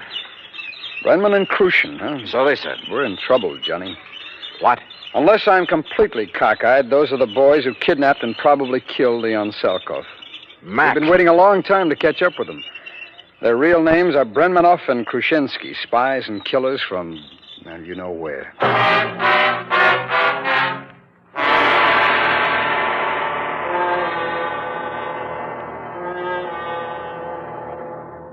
Act 3 of yours truly, Johnny Dollar, in a moment.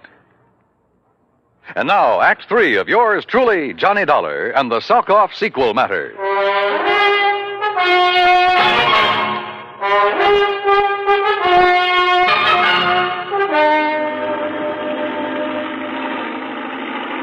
McLaughlin, my old friend of the FBI, gave Dr. Allworth a gun with instructions to lock himself into his lab and shoot on sight anybody who set foot on the island before we got back. Then we took off in the airboat.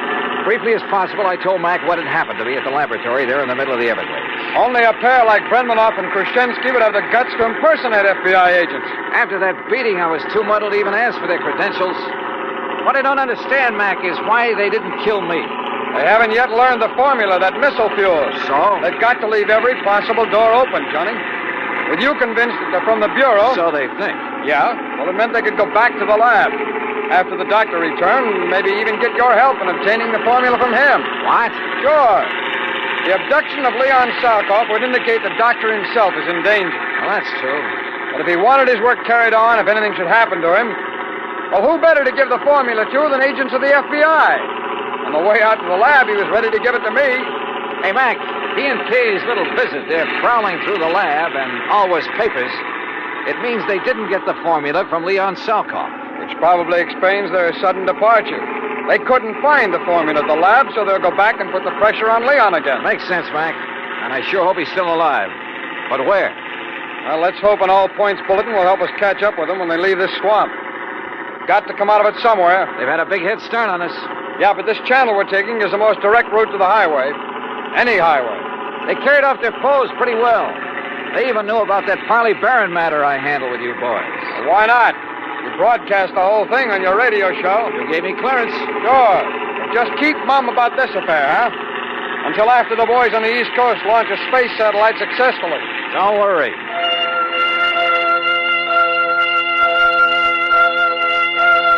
A few minutes later, we pulled up at Ben Osceola's shack at the head of the bayou where we'd left our car. We use mine, Johnny. It's better equipped than yours for whatever we may run into. I saw what he meant, because in back of the seat was a regular arsenal. As we tore out of the jungle and headed south on Highway 29, Mac short-waved in all points to every town in the area and to the state police. Keep me posted. Over. We're heading south, Johnny, because you said that's the way they left the island by airboat. Right, Mac. But with the way those rivers and bayous twist around in the swamp, they could come out anywhere. Well, I know this country pretty well. They'd almost have to go south to hit this or any other highway. Now, you keep your eye peeled for any side roads that might lead into where they could land their boat, will you? Hey, look, what about this car that's coming at us? Man, he's really stepping on it. That's okay, Johnny. It's a police car. Police, huh? Sure. But did you see who was driving it and who was sitting beside him? What? Yeah, Krushinsky. And our old pal Brenman. Hold on to your hat. They must have heard the all points. Well, if they didn't, they're hearing it now in that car. And if that thing is souped up like most police Don't cars... worry, boy. They won't get away from this old boiler.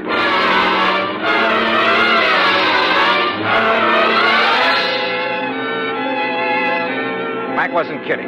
How we held the road at over 100 miles an hour, I'll never know. Thanks to the siren on the stolen police car, the road ahead was kept clear. They must have recognized me, though, when we passed. When we finally started to pull up on them, they fired the first shot. I can't weave at this speed, Johnny. Stay down low. I've loaded this gun from the stub in the back. Watch. Put that lemon squeezer away. Grab the Tommy gun in back of the seat. Right. You got it? I got it. All right, Mac, keep your hands on the wheel. Those boys can really shoot. I told you, the killers. Let them have it. Right. Aim for the tires, Johnny. Aim for the tires. Hold it. Hold it. You've got them. They're going off the road. Mac, if they hit that row of cypress trees, they're gone.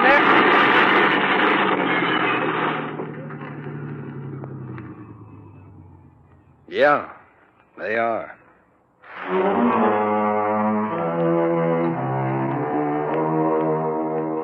Leon Salkoff? Well, I'm afraid he gave more than his skill and efforts to the country he loved that had taken him under its wing.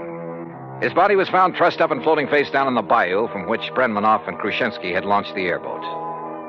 Dr. Allworth? Well, now that a U.S. space satellite is carrying out its mission, he's safely and officially working in a government laboratory. Expense account total, including incidentals and the trip back to Hartford? Oh, forget it. If in any way it helped to get the Explorer out in space, in orbit, it's on me. Yours truly, Johnny Dollar.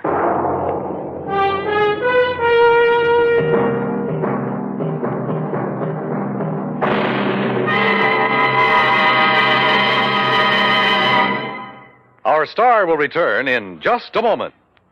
Now, here is our star to tell you about next week's story. Next week, a trip to a mining town out near Denver, Colorado. And for me, it's a little too close to the wild, wild west. Join us, won't you? Yours truly, Johnny Dollar.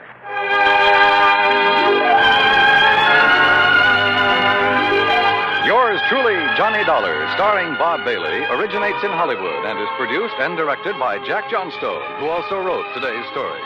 Heard in our cast were Herb Ellis, Vic Perrin, Harry Bartell, Jack Crucian, Lou Merrill, and Stacey Harris.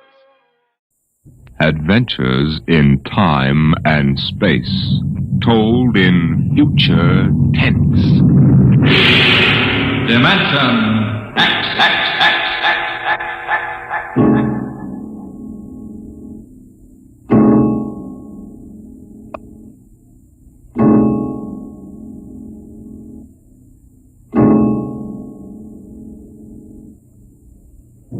When man first crossed the vast distances of outer space to land on strange worlds, he found that someone had been there before him. The ruined canals of Mars, the smashed cities of Titan and Centaurus II and III, all these were evidence that 100,000 years ago, a race of intelligent beings built their cities across the galaxy. They knew space travel, atomic power, astrophysics, and engineering. And then they destroyed themselves completely, so that of all the cities on 1,000 worlds, only dust and rubble remained. Why? Why did these beings obliterate all record of themselves? That is the mystery of the lost race. The freighter Carillia, bound out of Earth for Cetus Alpha 2, came into normal flight after 103 days in overdrive. The stars were unfamiliar. The constellations known on Earth had disappeared. But there was a yellow sun off the port, and about it revolved 3 planets.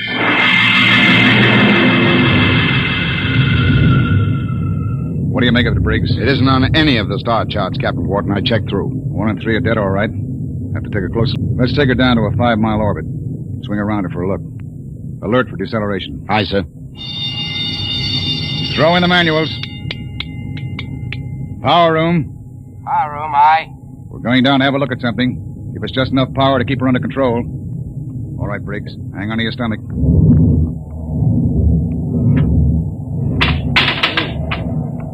You sent for me, Captain Wharton? Come in, Mr. Howell. Do you mind if I sit down?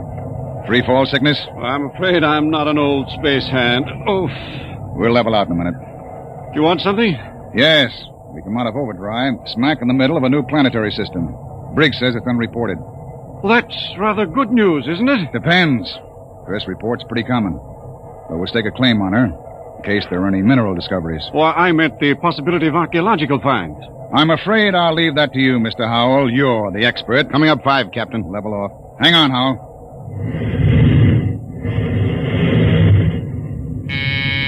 Power room. Hold her steady she goes. We'll orbit at slow cruising speed. All right. Clear the scope, Briggs. Aye, sir. Nice-looking piece of real estate. Well, the Space Guard requires I check up for radioactives, gold, and lost race rooms. You're landing? Landing? I've got a schedule to keep, Mr. Howell. I can't sit down on every lump of dirt I run into. We'll do a spectroscope check, and I figured you'd spot any ruins. All right. Wait a minute. There in the lower quadrant. What? That bald spot in the vegetation. Those are ruins, all right. Are you sure, Howell? Yes. I've seen the lost race rubble on Centaurus II. There. You can see it plainly, dust and rubble. No, that's what I get for calling in an expert. Briggs, stand by to take it down to 5,000 feet. Aye, sir. All this stinking luck. There goes my schedule.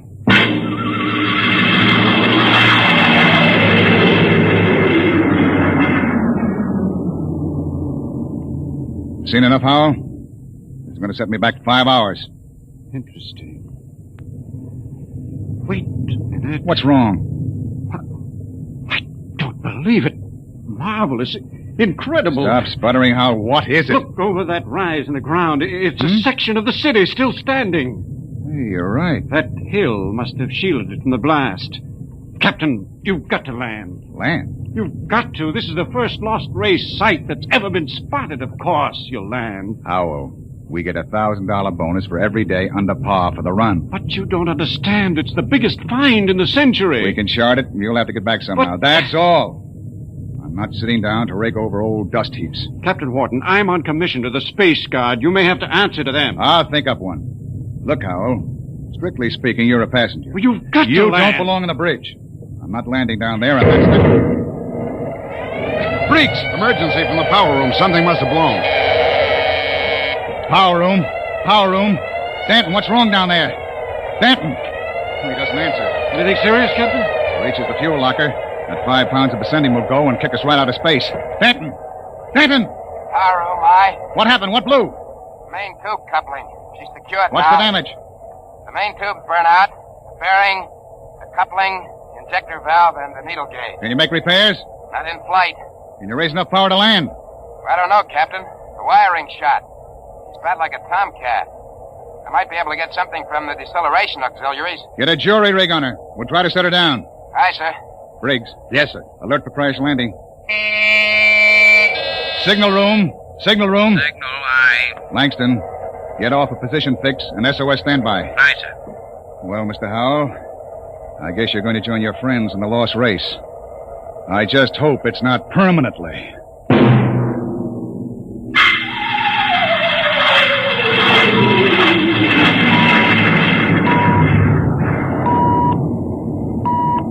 Leveled off now, Captain. Trim her up a point. That's it. She's bucking bad. 5 more minutes and the hull plates will shake loose. Power room. Stand by for bow blast on signal. Power ready. I'm going to try for that clearing. Too narrow. 2 to 1 for $1. All right. Hang on.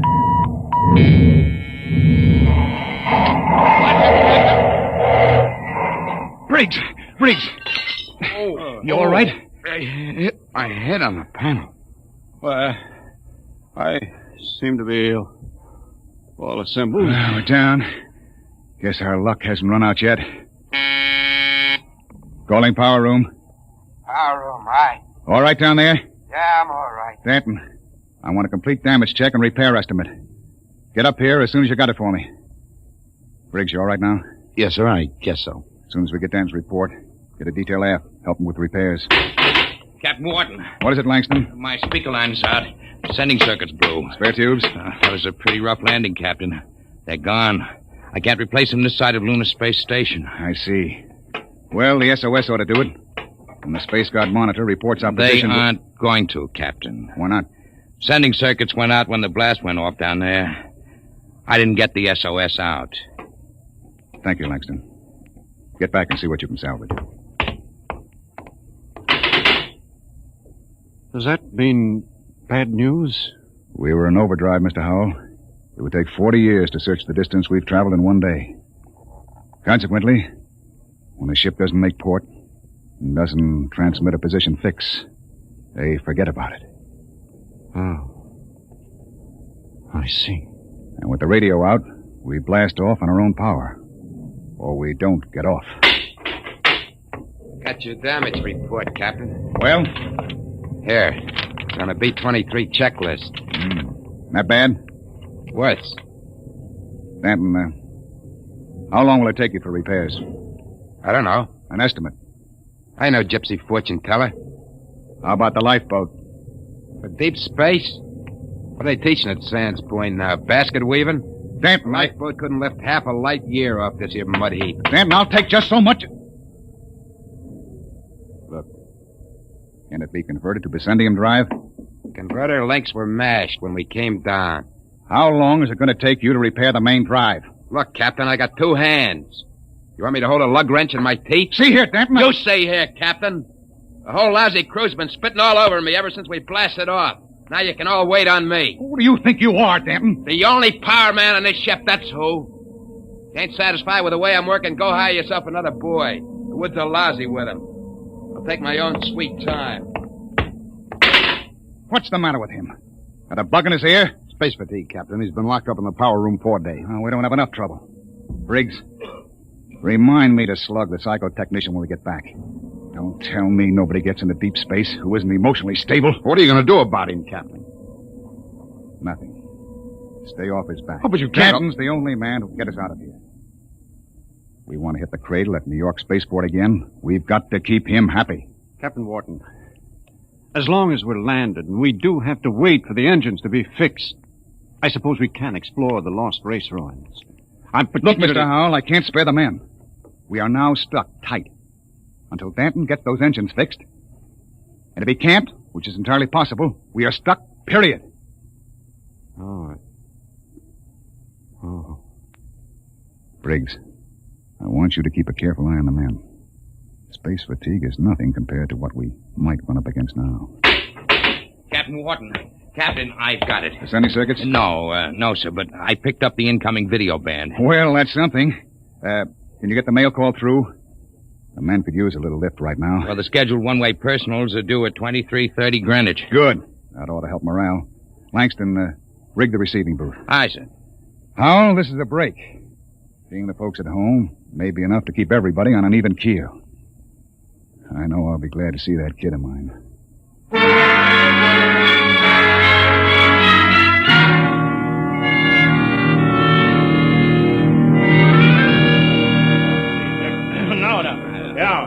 Mr. Langston, get Hanson out of the booth. You wear the glass right off the tube. Take it easy, Williams. Everybody gets 3 minutes. Hey, Kelly, I bet that dame of yours burned up the circuits, huh? How'd you know it was his girl? You can't tell through the booth. Well, who else would call that eight? What'd you say, Kelly? Oh, nothing. She don't have to. She just stands in front of the pickup tube and, oh, brother. I can just see that. Hey, it's a boy. A boy? Alice had a boy. They're going to show him to me in the circuit tomorrow. Congratulations. Who's next, Mr. Langston? The last call's coming through now on ticker. It's for Williams. Well, wait a minute, Williams. Well, let go of my arm. What here. happened to my call? No call today, Dan. You're a liar, Langston. Hey. My girl calls on every scheduled circuit. That must be mine. Let go, Dad. Maybe Janie was busy waiting tables at the lunchroom. What do you know about her, Hanson? You kidding? She's a swell kid. Everybody at New York Spaceport knows her. Yeah, I've seen you hanging around Jane, too. Now, wait a minute, Danton. Take it easy, Dan. You and Williams made this up between you, didn't you? You're going to take my call, huh, William? You're space happy. You used to hang around with her before I cut you out. Now, listen, Danton, you were lucky enough to get her. Let well enough alone. You bet I got her all right, and you're not going to steal her back. Williams, I'm going to... Are you crazy? Danton! Get him off! You lying. Get him off! Hey, what's going on in here? Let him I'm fight! going to kill you double-crossing... Behind my back! Grab him, Hanson. Get his arm. Let go of me! Nobody took your call. Now, calm down, Dad. I'll fix all of you. Look out. He's got a wrench. Danton! He's nuts. Nobody gets a call. Nobody. How do you like that, Williams? You ain't going to hear from Janie no more. How do you like that? After him. Kelly! Hanson! The airlock. He's left the ship. Let him go, the jealous screwball. Sure. But that's the only man who can get us off of here.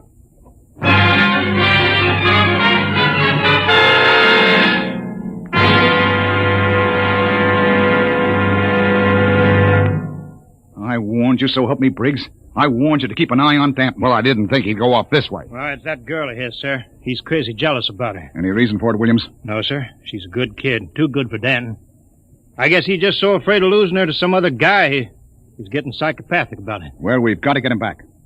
I want every man equipped and ready for search parties immediately. Aye, sir. Williams, rig some portable searchlights. And issue hand blasters and radiation tickers. Kelly. Aye, sir. You had the second party. If you find Danton, send up a signal flare. Aye, sir. Unless we do find him, we'll be on this planet until the next freighter stumbles on us. Maybe 10,000 years from now.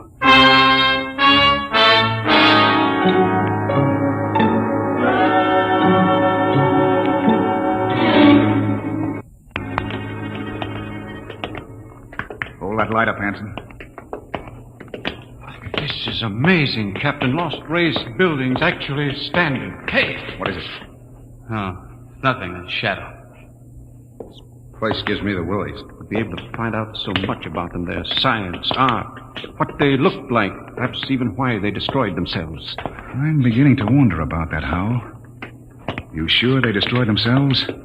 Maybe they lost a war to another race. The winners would have left traces. Genghis Khan, the Mongol emperor, left a pile of skulls as a monument after he destroyed his enemies, but there's been nothing like that found. No clues at all, Nothing. When they decided to wipe themselves out, they did a thorough job. But why? That's what we've been asking for 50 years. They wanted to end like that. Captain, there's a rise ahead. Keep going. Anything on your side, Briggs? No, sir. Hanson, what is it? I don't know, sir. It's a funny kind of a glow. I guess I shot without thinking. Don't get trigger happy. Howell. Yes, sir? Where do you think the light is coming from? Down there. It's an amphitheater. Stone seats and a hood. It looks like a band shell. What's up, Captain? Wait a minute. Well, Howell?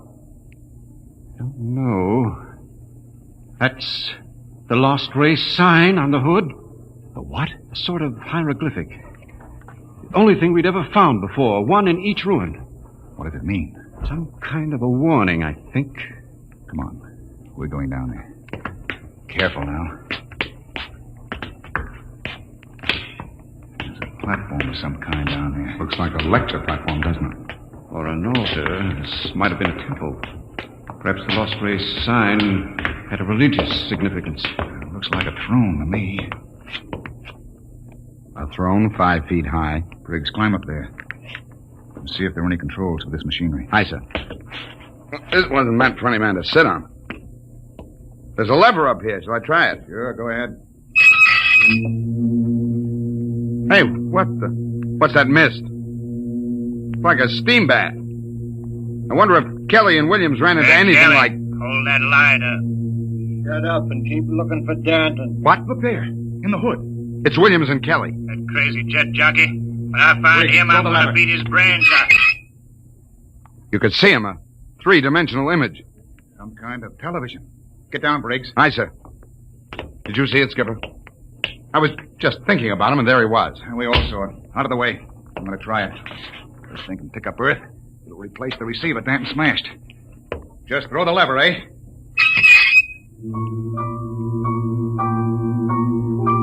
What? That's my son. I'll be darned. His music lesson. Say, it reaches Earth all right. What? Imagine. Television without a transmitter. Looks like the Lost Race was ahead of us in more ways than one. Go up and try it, Howell. Amazing, amazing. Television without a transmitter. This machine may be the clue to the mystery of the Lost Race. I'll try it. Mary, I've told you I like my paper first in the morning. If that youngster wants to know how the Tigers did, let him wait until I am... My father in Detroit. Remarkable, Captain. You can see the whole room clearly. Say, how about me, Captain? Let me get up there. I'd like to see my baby. Alice told me all about it. Out! What's the matter, Hanson? I kicked something, a wrench. Well, hold it up. What? It's Danton's. That means he's been here. We're on his trail, all right. Come on, Howell, let's go. But the baby wouldn't take a minute, Captain. Later, Hanson. We've got to find Danton first. All right, now, let's get moving. Hold it. What's that? The recall flare. Kelly and his men have found Danton. Oh, I hope that crazy fool is in one piece. We start back now, Captain? Yes. That came from the ship. Another flare? No, that was an explosion. That's all we need now. Something more to happen to the ship.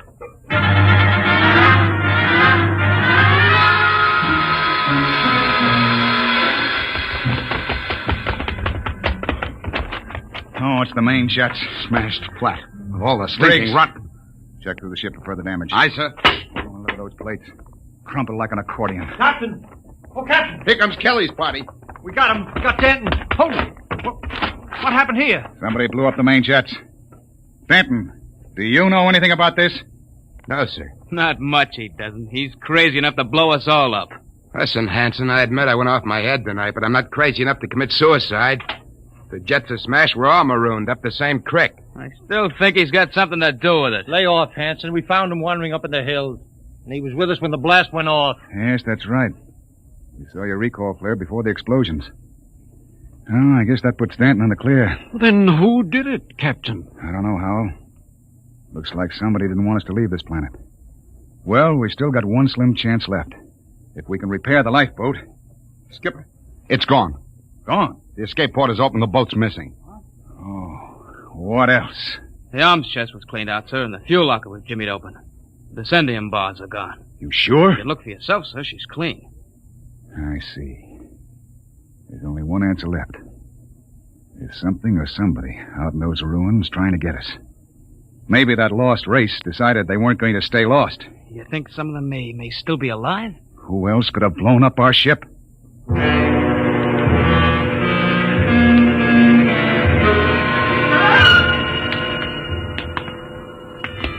Keep your blaster up, Hal. And be careful. It's a hair trigger. What are we doing back at the television machine, Captain? I thought we were looking for the lifeboat. We are. Whoever blew up the ship must be around here. Might as well try to use the machine to track them down. Yeah. Catch them with their own gadget, huh? That's right. All right, Hal, you're the expert. Get up there and try to find them. I hope it works. Well? Trying, Captain. Nothing but mist. I don't understand it. It reached all the way to Earth before. I saw my father in Detroit. Mary, my paper's all rumpled again. What? There it is again. My father in Detroit. I've told him time and time again I don't like a messy paper. Look at that. No selector control, yet all the way to Earth. You can see the whole room, the goldfish bowl, the antimacassars on the chairs. Yet we can't pick up something less than a mile away. Knock it off, Hal. We're wasting time. Come on. That gadget won't work. We'll have to comb these rooms inch by inch. I don't understand. Neither do I. We'll cut behind the hood here and go on. Briggs, you take the lead with the radiation ticker. We might be able to pick up a reading on where the rocket fuel is hidden. Aye, sir. All right, let's go. I can't understand why that machine can pick up Earth and not... Help, Captain! Briggs, what is it? Captain, help! I'm falling! It's a cave-in. Hang on, Briggs. I'm slipping, Captain. Grab his wrist. All right. Now pull. Pull. Higher. What happened? I was just walking along and the ground caved in. What? It's some kind of shaft. Hold your light over it, Captain. Oh! 50 feet deep in a stone bottom. I could have split my head open like a grapefruit. Something down there. Hold that light steady. Amazing. Amazing. Looks like a pile of bones to me. 2 piles. Maybe the first skeletal remains ever found of the lost race. I've got to get down in there. We haven't got time, Hal. Come on. Let me have your binoculars. Wonderful. That small skeleton must be an infant. They've been laid out carefully. Burial chamber. The way they're lying, it's probably a mother and infant. Yeah. The tail, she's definitely anthropoid. Oh, you mean apes? Something like that. Yet they had atomic power and built cities across the galaxy. Amazing. Oh, we haven't got time. Hello, that's funny. The little one is different. The caudal bones are different. No tail. Listen, Hal. What do I care whether they had tails or not? Come on now. It's almost as if... Well, they did have atomics, and radiation does funny things to heredity. They had that problem of mutations in Detroit. What? Detroit! That must be it. What? The new atomics plant at Detroit. They tore down my father's house to make room for it. Quickly, Captain.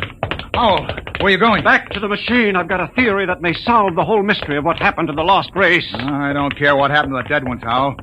I want to find the living ones who wrecked my ship. I think this machine may give us both answers.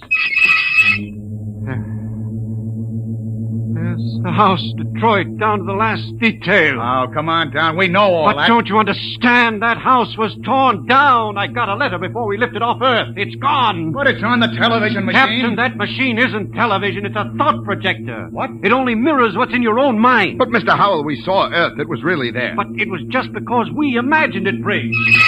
It's a thought projection. I can produce any mental image that occurs to me on this machine. New York spaceport, a space guard patrol, anything. Anything? Yes. And now I think I know what inspired the lost race to do what they did. It was fear. Fear of what was in their own minds. They could all see it with machines like this. But fear? Fear of what? They foresaw the future.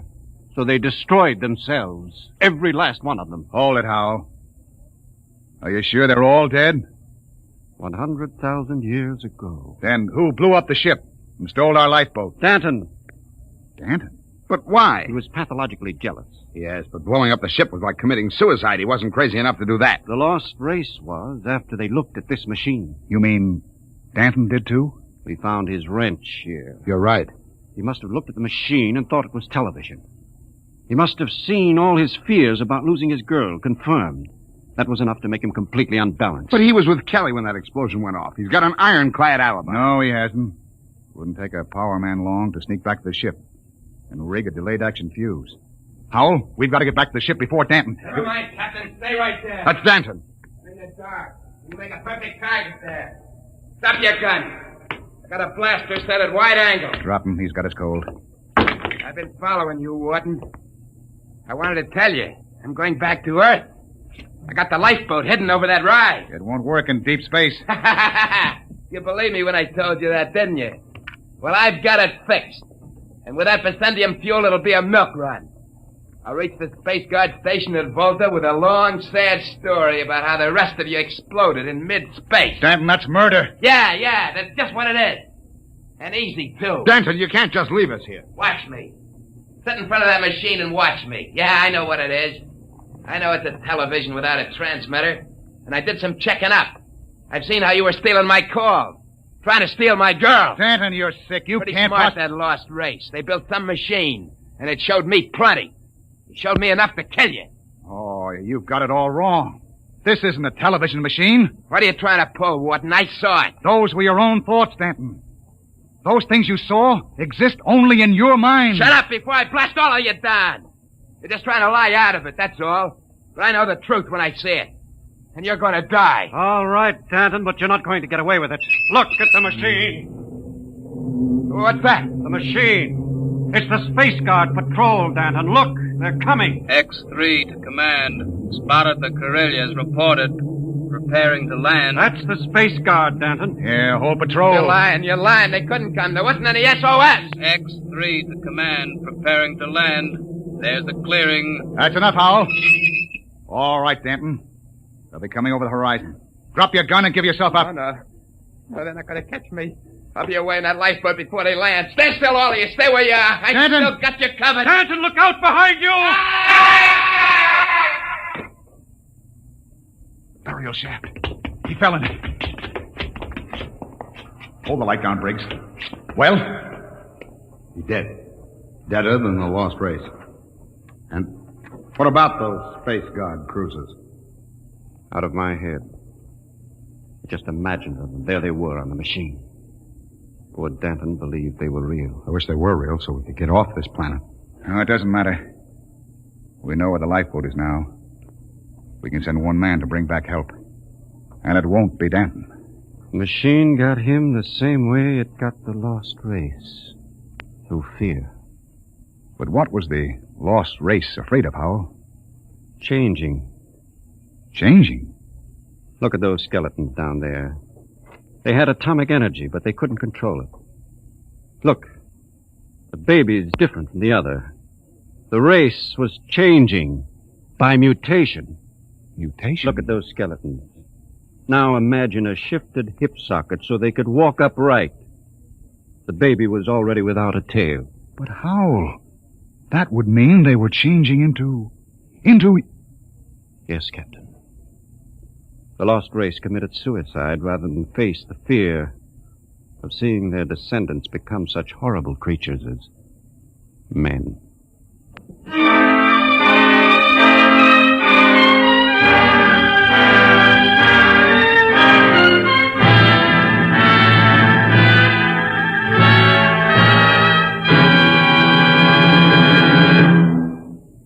You have just heard another adventure into the unknown world of the future. The world of Dimension X.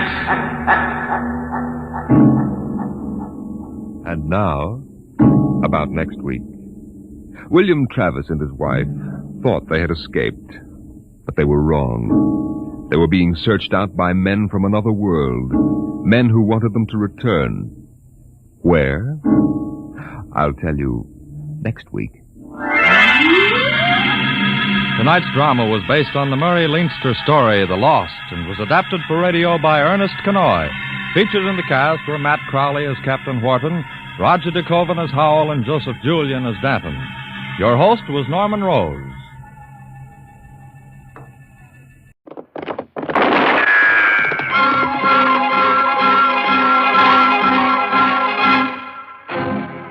around Dodge City and in the territory on west, there's just one way to handle the killers and the spoilers, and that's with a U.S. Marshal and the smell of Gunsmoke.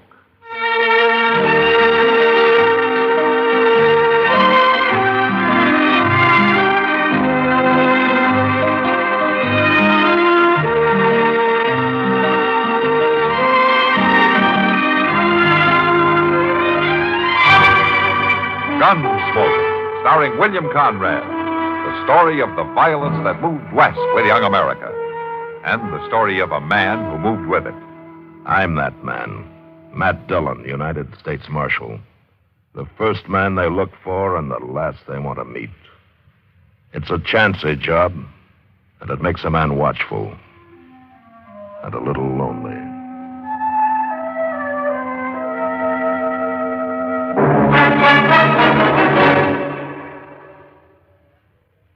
This is Frank Knight speaking for the world's most honored watch, Longines.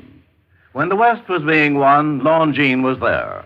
Old records show sales of Longines watches in the silver mining towns of Colorado and Nevada, the gold mining areas of California. A fine gold watch, preferably a Longines, was one of the first luxuries purchased by a lucky prospector. For then, as now, the name Longines identified the world's most honored watch. Longines watches won their first World's Fair Grand Prize in 1878, won grand prizes in Paris, Brussels, Philadelphia, and at many other places. Right now, Longines watches are winning comparable successes in the accuracy competitions in European national observatories. Today, you needn't make a gold strike to own a Longines. Many beautiful models for ladies and gentlemen are priced as low as $75. Visit your authorized Longines Whitney jeweler. He will be honored to serve you. There's a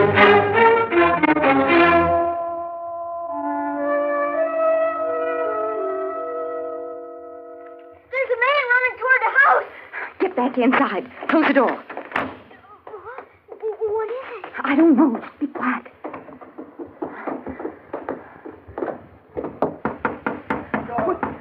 Don't shut me out, please. Please don't shut me out.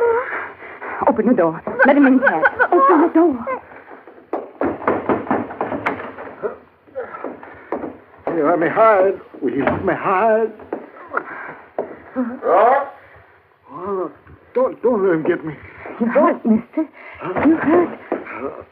No use trying to hide, Rourke. Don't shoot me. Please, don't.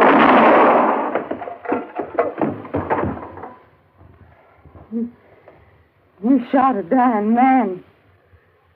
Yeah, he wasn't dying long. You shot him in the back. He was still dead. You're a right smart boy, ain't you? Where's your daddy? Dad. Let the boy talk. Where's your daddy, I said? He's dead. You two living here all alone?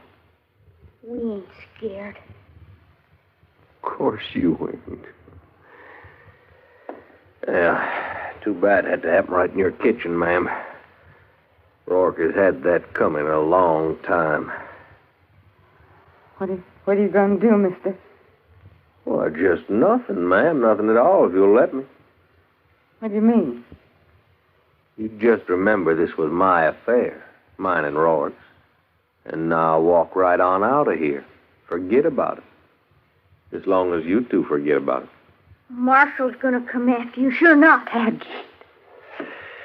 Yeah, like I said, he's a real smart boy, ain't he, ma'am? I guess you're right, though. I guess he does talk a mite too much. No, he don't talk. He don't.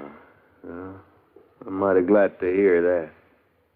Because it'd be a shame for a bright boy like that to get his throat cut because he didn't know when to keep his mouth shut, now wouldn't it? Wouldn't it? He won't talk. I promise. That's good. Real good. And both of you just stand quiet till I get away from here. Won't be no trouble. What about him? No, plumb forgot my manners. Well, I guess I better get him out of here.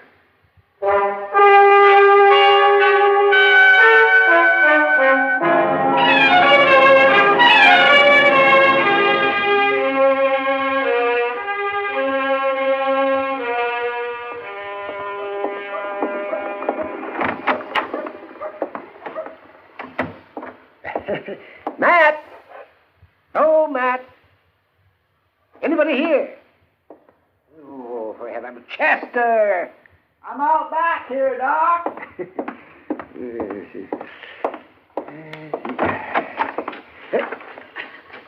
What in the world are you doing? Well, hello, Doc. What are you digging there? A set of graves? Graves? My goodness, Doc, don't talk like that. This here's a garden. A what? A garden. Well, it looks more like a buffalo wallow. Does Matt know that you're doing this right outside of his back door? Well, no, we don't. I'm kindly surprising him. Besides, I ain't hurting nothing, Doc. Just spading up the dirt, son. Well, I can see that. Look, let me show you how my garden's going to be. Now, see, right here is where the beans is going. And here is the carrot. And yonder's the peas. I don't see anything. Well, they ain't planted yet, but I got everything ready. All I need now is the seed. Now, where did this garden idea come from? You. Yeah. What do you... Me? Well, sure. Don't you remember that time you was talking to Mr. Dillon about how people eat out here on the frontier and how they might get scullery? Scullery?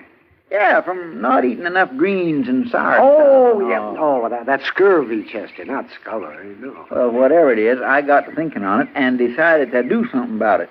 So I don't get that disease, I mean. Oh, well, that's fine, yes. But as I remember it, that talk we had was months ago. That's right, it was. And I've been worrying about it ever since. Oh, you're a man of action. The trouble is, I'm broke. Plumb. I can't buy no seed. Well, let me... Oh, no, now don't look at me. Well, now, Doc, you'd like a plate of greens every now and then, wouldn't you? Oh, well, sure I would, but not enough to pay for the seeds. You might get scullery, Doc. Scurvy, Chester, and I won't get it. Wouldn't take very much to buy them seeds from Mr. Jonas. Just a few pennies is all, Doc, and then none of us wouldn't never have to worry again. Well, now, Chester, suppose you did get those seeds. Now, you think everything that you plant is going to bloom like a sunflower? Well, my gracious, Doc, this ain't no problem. You just kindly push them little old seed into the ground, and before you know it, you got vegetables. Oh, yeah, oh, my. You're quite a farmer. All right, now, Doc, ain't no need to smart off. All right, Chester. All right, here's some money. There, now. Go and get your seed. Well, thank you, Doc. And from now on, you're half owner of this garden. You can have part of whatever I grow free. Oh, well, that's good of you, Chester. Hey, it's pretty warm, ain't it? It usually is in the sun. Must be near noon. Yeah, let me see. It's just about 12:45. Quarter till 12. My gracious, I'm going to be late. Late? Where are you going? Or to meet Mr. Dillon at Delmonico. Lunch, all right. What about our garden? I'll get to it, Doc. But after all, if Dodge ain't had no green vegetables for all this time, it ain't gonna hurt us none to wait a little longer.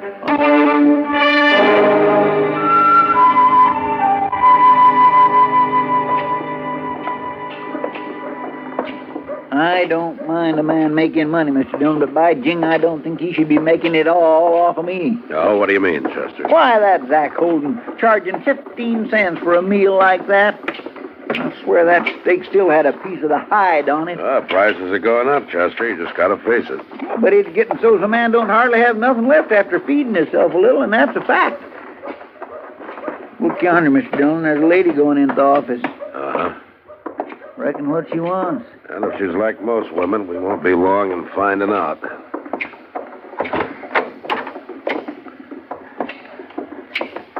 You wanted to see me, ma'am?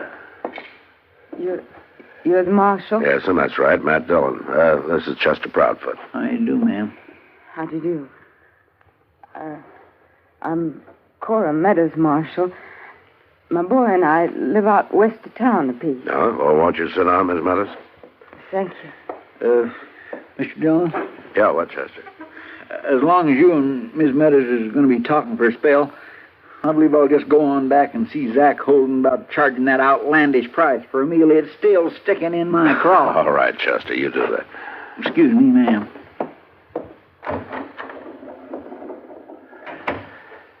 Now, Miss Meadows. Marshal, I don't rightly know what to do. Well, suppose you just tell me what's the matter. Well, that's just it, Marshal. I'm afraid of what'll happen if I tell you, and I'm afraid of what'll happen if I don't. You need help? Yes, Marshal. I need help, all right. Uh-huh. Just speak right out. Well, it's my boy. My boy, Tad, he's missing. Oh? I think he's taken out after that man, and he'll kill the boy if he sees him, and he'll kill me if he knows I've been here. Oh, wait a minute. What man are you talking about? The one that shot that fellow out to my place yesterday. He shot him down just like he was an animal. Now, you're telling me there was a killing there yesterday and that your son may have gone after the murderer? Yes, Marshal, I am. Well, I think you better go back to the beginning and tell me the whole story.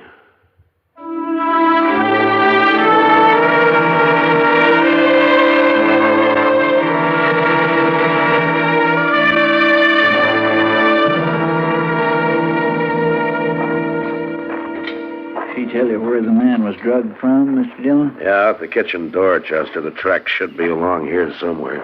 Yes, sir. Over here, Chester. See there? Looks like heel marks. Yeah. Leading over them bushes. Yeah, they sure do. Come on.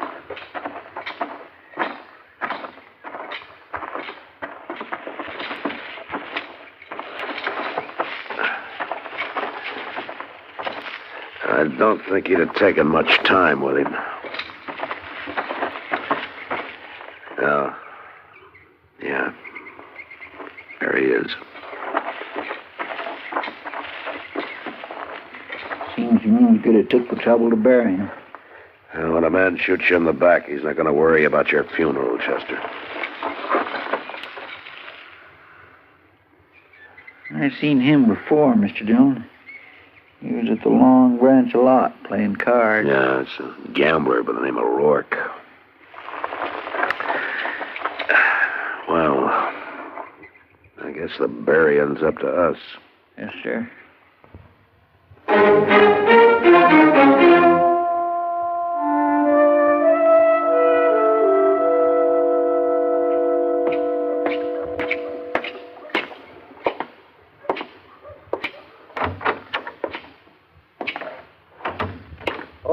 It's you, Matt. I'm glad you're here. Well, I came as soon as I got your message, Doc. Is there something wrong? Yes, Matt, there is.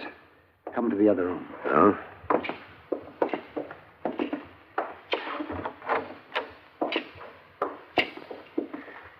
It's this youngster, Matt. I found him by the road. Oh, what's the matter with him? He's been beaten. Cruelly, brutally beaten. Look. Yeah. I didn't even know if I could bring him out of it for a while there. Did he say who he is? No, and that's the funny thing, Matt. He hasn't talked at all. He's been conscious most of the day, but he won't say a word. Yeah, I guess you can blame him. Whoever did this was trying to scare him to death, even if it didn't quite kill him. Is it okay if I try to talk to him? Oh, yes, it won't hurt him, if he'll talk. Do you know who he is? Yeah, I think so.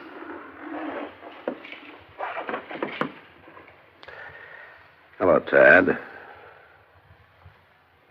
Tad? Tad, I'm Marshal Dillon. Now, you don't have to turn your head away, Tad. I want to help you. I want to help you and help your mother. Now, you want me to catch the man who did this, don't you? I can do it if you'll help me. Look, Tad, I promise you won't get hurt anymore, and I promise that your mother won't get hurt either. Tad, look, the only way to be sure that you're safe is to bring this man in. He's not going to answer, Matt. No, I guess not. All right, Doc, let's leave him alone.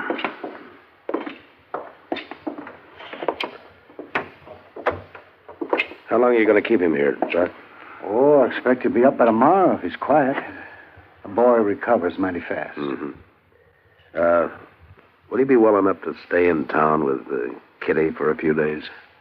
Oh, well, sure, Matt, I guess so, but if you know who he is, why don't you take him home? Well, I'll tell you later, Doc, but there are a couple of people I want to see first.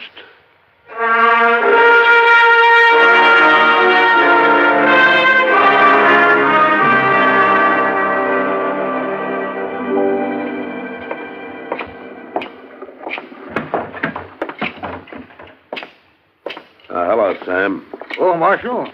Get you a drink? No, thanks, Sam. Is Kitty around? Yeah, she's upstairs, Marshal. Ought to be down in a minute or two. Oh, well, I'll go on up. Thanks. Sure.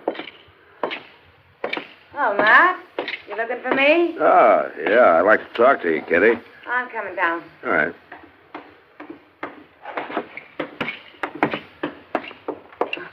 Come on over to a table. We can sit down. No, thanks, Kitty. I haven't got time. I want to ask you to do a favor for me.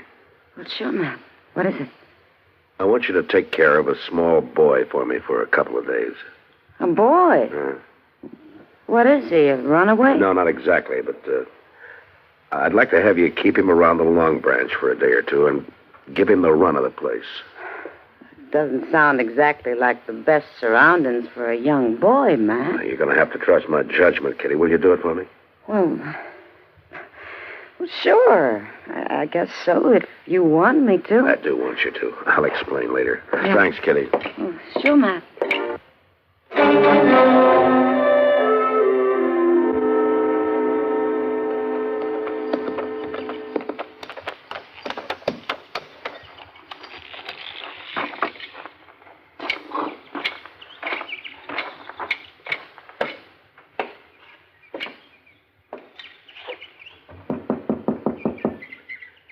Who is it? It's Matt Dillon. I'd like to talk to you, Miss Meadows. Come in, Marshal. Tad, is it about Tad? Yes, it is, ma'am. I'm pretty sure we found him. Well, where is he? Is he all right? He's at Doc Adams' office. Doc? He's all right now, Miss Meadows, but he's had a bad beating. Beating? I think the killer beat him to keep him quiet. And it worked because Tad won't talk to anybody. I'll go get him, Marshal. I'll fetch him home. Well, that's what I want to talk to you about, Miss Meadows. I'd like to keep the boy in town for a few days. No, a sick boy belongs in his own home. I'll go get him right now. Will you listen to me for a minute, Miss Meadows? You've got to understand that as long as this man is on the loose, neither you or Tad is going to be safe. Well, we're not going to get mixed up in that no more, Marshal.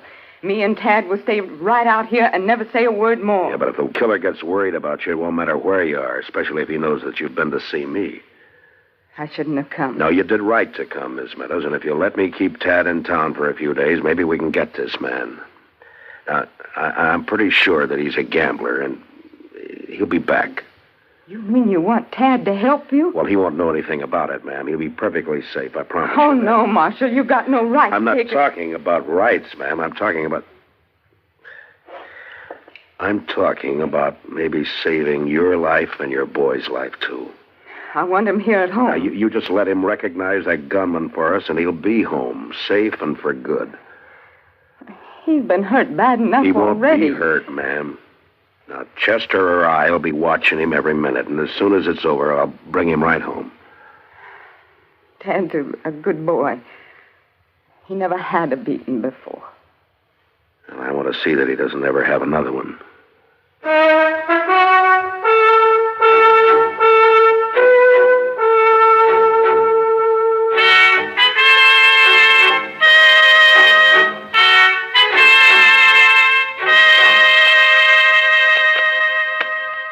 Now, Tad, there's one thing about playing poker that you might as well learn right off. It ain't so much what you've got in your hand as what folks thinks you've got. And you understand that? I think so, Mr. Proudfoot. Some folks just has a face for it, and that's a fact. Now, you know, lots of folks calls me poker because nobody don't never know what I got in my hand.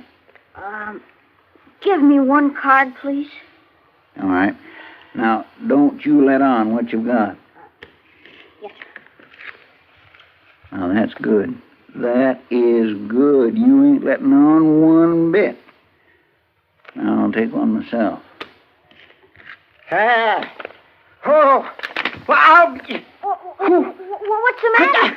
A thing like this wouldn't happen in 6 months of Sundays. But I thought you weren't supposed to let on. Yeah, you ain't. But you take a hand like this, a 6 and a 7 and a 9 and a 10, and then you haul off and draw an 8 and... Mine are all blue. You getting hungry, Chester? Yeah. No, I can last it out, Miss Kid, till Mr. Dunn comes back. Oh, he ought to be here pretty soon. He went out to see your mother, Tad. He wanted her to know that you've been doing just fine these last few days. Oh, yes, I hope she's fine, too. I sure like to go home. Hello, Kitty. hello, man. Hey, Mr. Dillon, you know what I just did? How's Ma? Oh, she's fine, Tad. She said to tell you not to worry about anything, and she sent you some clean clothes. Did she say when I could come home? That ought to be soon. Why don't you take those clothes on up to the room, honey? Yes, sir. And when you come down, we'll have Sam bring you some supper. Oh, thank you, Miss Kitty. Mr. Dillon, you know what happened just a minute ago? No. I was drawn to an inside straight, and the... What? What is it, boy? There he is! Don't let him hit me, Marshal! Don't let him hit me, no more! Kitty, that's our man. Take the boy upstairs, will Sure, you? man. Come on, honey. What's all the commotion, Marshal? Can men walk in here for a drink? We, been waiting for you, mister. The boy and I. Well, I don't know what you're talking about. I never saw that boy before in my life. You never expected to see him again, either. At least not alive. After that beating you gave him. Beating?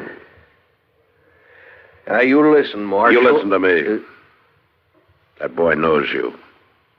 And so does his mother. Well, she ain't here. She'll be here in good time. Marshal, you ain't taking me. You better look out, mister. Because I'm not turning my back on you like Rourke did. Oh, you...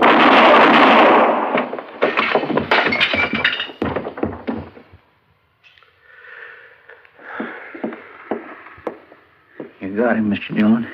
Yeah. Well, anybody can shoot a man, Chester. It's that boy's mother, what she did, that took real courage. Well, come on, let's take Tad home. I think his mother's waited long enough.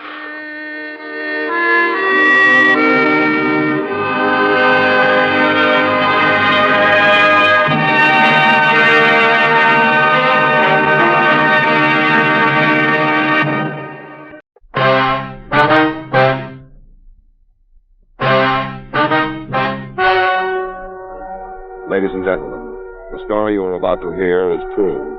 The names have been changed to protect the innocent. Dragnet, brought to you by Chesterfield, America's most popular two-way cigarette. Chesterfield King Size at the new low price, and Chesterfield Regular.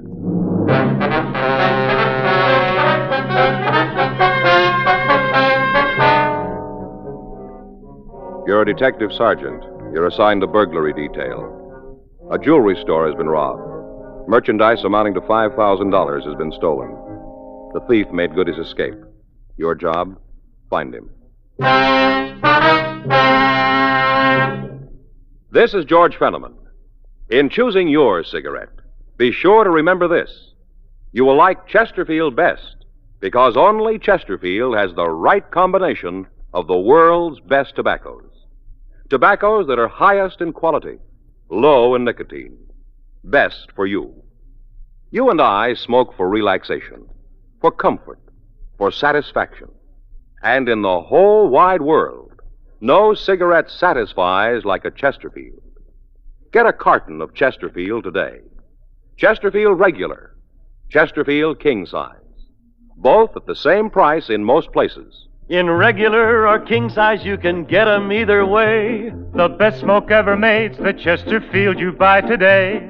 Smokers coast to coast are changing, it's a cinch to do. Here's all you have to say to get the one that's best for you. Chesterfield's for me, Chesterfield's for me. You just say it's Chesterfield's for me.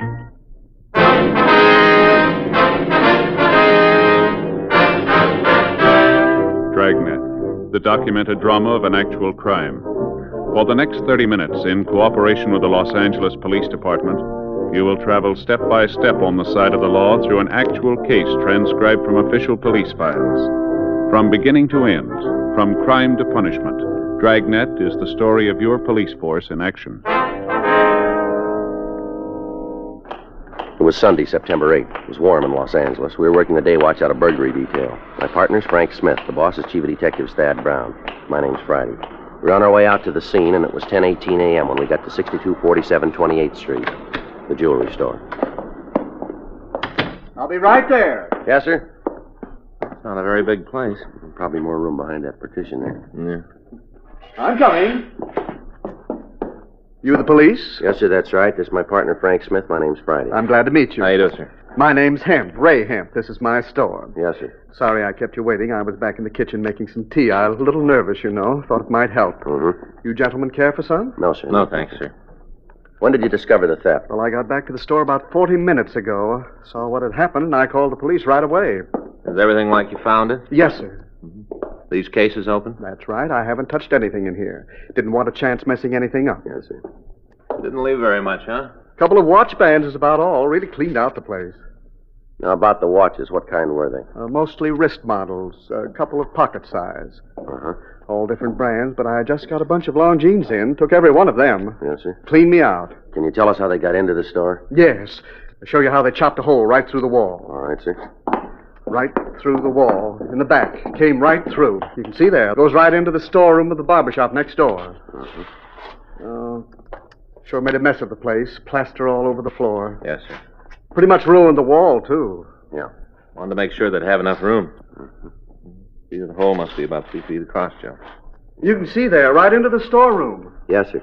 I'd better check over there, huh? Oh, I forgot to tell you. The back door to the barber shop is open. Before you officers arrived, I checked out in the alley and I saw it wide open. I guess that's how they got in. Who owns the barber shop, Mr. Hemp? Ed Justin. Had the place over 15 years. You know where he lives? Yes, he isn't home, though. As soon as I saw that hole, I tried to call him. You can give us his address and phone number, can you? Yes. We'll want to talk to him. I've got one of his cars up front. All right, sir. We'll check next door. Look at that hole. Must be a good 3 feet across, wouldn't you say? Yes, sir. Here, let me get that door for you.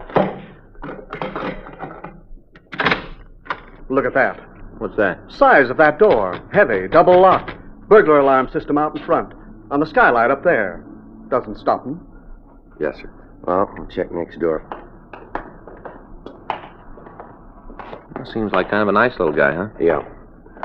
Wonder why the thief didn't close the door when he finished. Probably nothing left to steal. Yeah. Take a look at the door here. Doesn't look like it was forced. Well, Justin might have left it unlocked. Well, they sure made a mess in here, too. Yeah. Looks like they had a head start. Yeah. Huh. The place must use a lot of hair oil. Yeah, only that's liquid soap there. Oh, yeah. Doesn't look like there's any tools around. No. How you doing? Take a look. Want you find something? Come here. What? In the dust here. Can you see it? Yeah. Impressions? Huh. Looks like a stocking foot, huh? Yeah. The guy must have worked with his shoes off. That's the way I'd call it. You notice right here? Where? In the middle of the print? The stains? Yeah, looks like it could be blood. Possibly might have cut his foot. What do you think? Uh-huh. Well, let's call the crime lab. Have them send a crew out to go over both places. Yeah. Joe? Now? Take a look at the skylight up there. Mm-hmm. It's broken. You better check the roof, huh? Sure looks like hair tonic. Yeah, it's green. Yeah. There's the drain pipe there. Might have used that to get up. Mm-hmm. We'll have the crew check it. Let's go back in. Yeah. Mr. Hemp? Yes? Find out anything? Well, we're not sure yet, sir. I wonder if you could tell us, is there some way to get to the roof of the building here? Oh, yes. Come on, I'll show you. There. You see? Up in the corner. Trap door. Mm-hmm. Hinged. Swings right up. Been a while since I've used it. You have something we can use to get up there? Mm-hmm. I've got a ladder. I'll get it. All right, sir. You want me to give you a hand with that? Oh, I can get it. All right.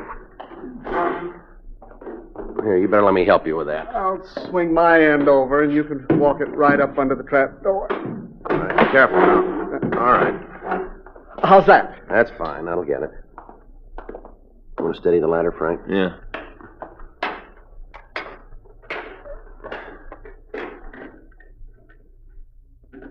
Can you get it? No, this bolt's stuck. Just a minute. It's probably rusty. I told you I didn't use it very often. Yes, sir. Okay, that's got it. Good. Okay, now, hang on, will you, while I boost myself up? I got it. Okay. All right. You want to come up, Frank? Yeah.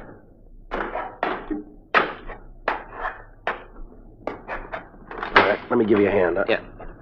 Wait till I get my foot on the ledge. All right, come on. Oh, okay. You gotta lose some weight. Let's take a look at that skyline, huh? Yeah.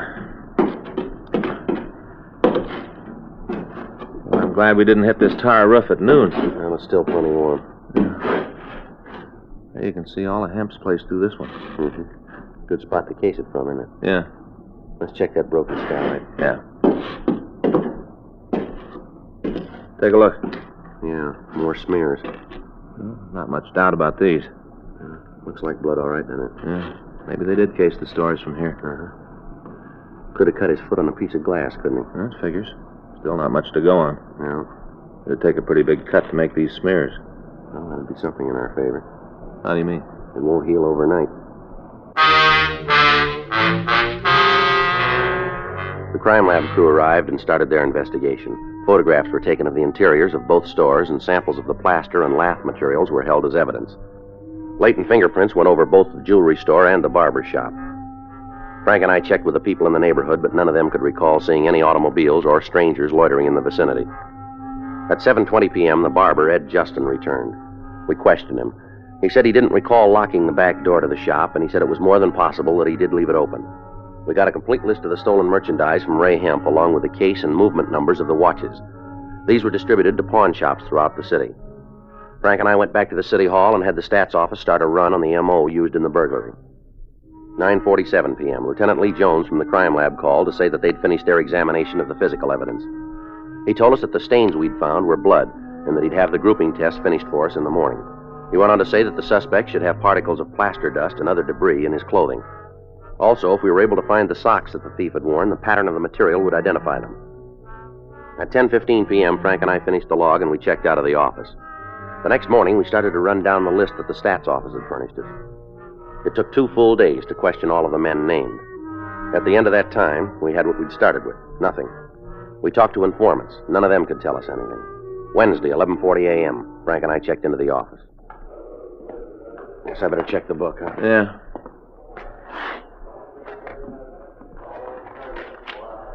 What do you got? A call from Lucarelli over at Narcotics. Yeah? Says they picked up a guy this morning. Luke talked to him and figured maybe we'd want to see him. You say why? Well, he didn't spell it out. He saw our teletype on the jewelry store thing. Yeah. It's about some watches. We put in a call to Sergeant Roxy Lucarelli at Narcotics Division. 5 minutes later, the suspect was brought to our office. He was identified as Frederick Gabriel Garth. He had a record listing several arrests for burglary and narcotics. He'd served 1 term at the county jail on the narcotics charge. He was brought into the interrogation room where Frank and I questioned him. What are you giving me trouble for? I'm clean. They found nothing on me. Is that so? Sure, the marks are old. Been a long time since I had a fix. Uh-huh. Well, what do you want from me? Information? On what? You've been around a while, haven't you, Garth? Sure, I'm a native son. And you must have a lot of friends. A couple. Any of them selling wristwatches? What do you mean? Well, you don't need a drawing for this now. Any of your friends selling watches cheap? No. You sure about that? What are you trying to build? Well, the way it came to us, you can steer us to a cheap watch. Well, you got it all wrong. I don't even own a watch. If I could buy one cheap, I'd have one. Is that right? Well, sure. I always wanted a good one. Mm-hmm. You know anybody who can lead us to a good buy? Well, what's in it for me? What do you got now? Nothing. Well, you're going to leave the same way. Well, no reason for me to give you a hand, then, is there? Then put it down that we're going to have you in here again. The way you act now will go on the books. How about it, Garth? Who's going to know? You, Smith, and me. For real? Won't do us any good to spread it around town, will it? Okay, I met a guy last night, showed me a watch he bought for $5. What'd it look like? Gold. Pretty good watch. This fella a friend of yours? I know him, that's all. You got a name? Yeah, Victor Gordon. Where'd you see him? Hot dog stand. Well, where's that? Out on Western. Western's a long street. Corner of St. Andrews. What's this Gordon do for a living? I don't know. I just see him around the hot dog stand once in a while. You live around there? Yeah, I got a room near 39th and Western. I don't know the number. It's a big green place. Got those kind of plastic shingles on the roof. Red ones. Mm-hmm. You show it to us? Yeah, a friend of mine has a car. We drove him home a couple of times. Did you get a good look at the watch last night? Yeah. What kind was it? Longines. You're pretty sure about that, are you? Sure. I looked at it pretty good. He took it off his wrist, asked me if I thought it was worth $5. Uh-huh. Well, I told him it was. At least I'd pay that for it. It was a real beauty. All right. Can you give us a description of this Gordon fella? Yeah. We want you to show us where he lives. Well, I've ridden this far. No reason to get off now. You got any more on him? You're going to find out anyway. Yeah? This Gordon? Uh-huh. He's an ex-convict. We checked the name and description of Victor Gordon through R&I. We found that he'd served 1 term for armed robbery in an eastern penitentiary and was not on parole at the time. A check of the ex-convict registration gave us his present address. We also found that he was employed at the Belden Aircraft Corporation in San Fernando. We took Fred Garth out to the address on Western Avenue to verify it for us. He pointed out the house and asked that we drop him off near a streetcar line. After that, Frank and I returned to the rooming house, and we went up to the third floor. We knocked on the door to Gordon's room, and he asked us in. I know what you're climbing on me for. Why all the questions? You ask him to get answers, don't you? We'd like a few. Look, you tell me what all this is about, and maybe it'll shake up my memory. All right, the way we heard it, you were wearing a new watch last night. Well, you got it wrong. Is that so? Yeah, I haven't got a watch. We got it different. Look here. You see one? If I had a watch, I'd be wearing it, wouldn't I? You had one last night, mister. Oh, you're crazy. I haven't got a watch. We heard different. Somebody lied to you. I showed you I'm not wearing one. You don't mind if we look around the place? Go ahead. You won't find anything. All right. I'll check the closet, Jim. Okay. You're wasting your time. You're not going to find anything. Well, then you haven't got anything to worry about, have you? Go ahead and mess up my room. Tear it apart. You're not going to find anything. Why don't you just simmer down there? I just don't want to have to put all that stuff back. Joe. Yeah. What do you got? Take a look. Found one of the shoes there. 38 Colt. Yeah. How about it? You satisfied now? This gun yours, Gordon? Never saw it before. Found it in your closet. It isn't mine. Won't hold. You want to tell us about it? All right, so you found a gun. Is something wrong? You got a short memory, haven't you? Maybe I got it wrong. I thought you guys were looking for a watch. There's a law that says an ex-con can't have a gun. You ought to know that. How about it, Gordon? All right, get your coat. Want to take me downtown? You called it. What charge? We'll let you know when we write it up. It's a bad beef. Oh, yeah, sure. Well, it is. I don't know what you're after, but I had no piece of it. You want to get the watch? It's in the medicine cabinet in the bathroom. All right, you sit still. I'll get it. I bought it. I paid $5. We'll get to that. How about it, Joe? Yeah. You got a pen there? Yeah, give it here. I'll open. All right. You want to give me the number? I'll check it against the list. Yeah. Wait a minute. Kind of hard to see. 1, 6, 7, 5, 8. I think the next one's a 9. Let me see then. Yeah, that's a 9. Is it on the list? Wait a minute. Look, I didn't steal it. I was wrong about the gun, but I didn't steal the watch. Look, just sit still. How about it? No, it's not here. Wait a minute. Try the other side. Mm-hmm. Gordon, you're in trouble. Yeah, I know. The gun. No, that's only half of it, this watch. Yeah? It's listed as stolen.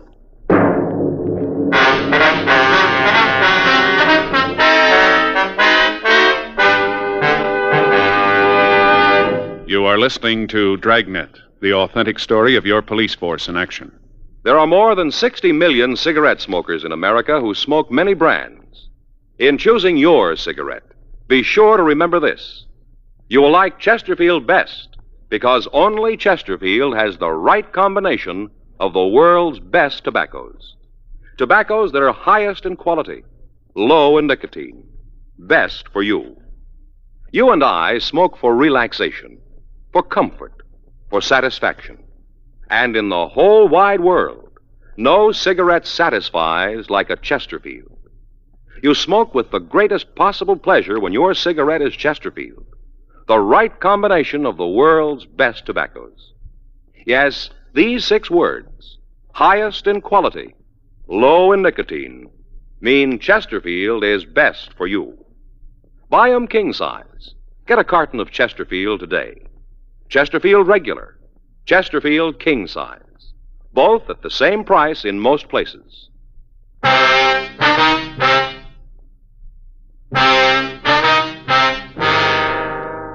The suspect was taken downtown and questioned. He continued to deny any part in the thefts. We put in a call to the place where he worked, and we verified that he'd been there on the night of the burglary.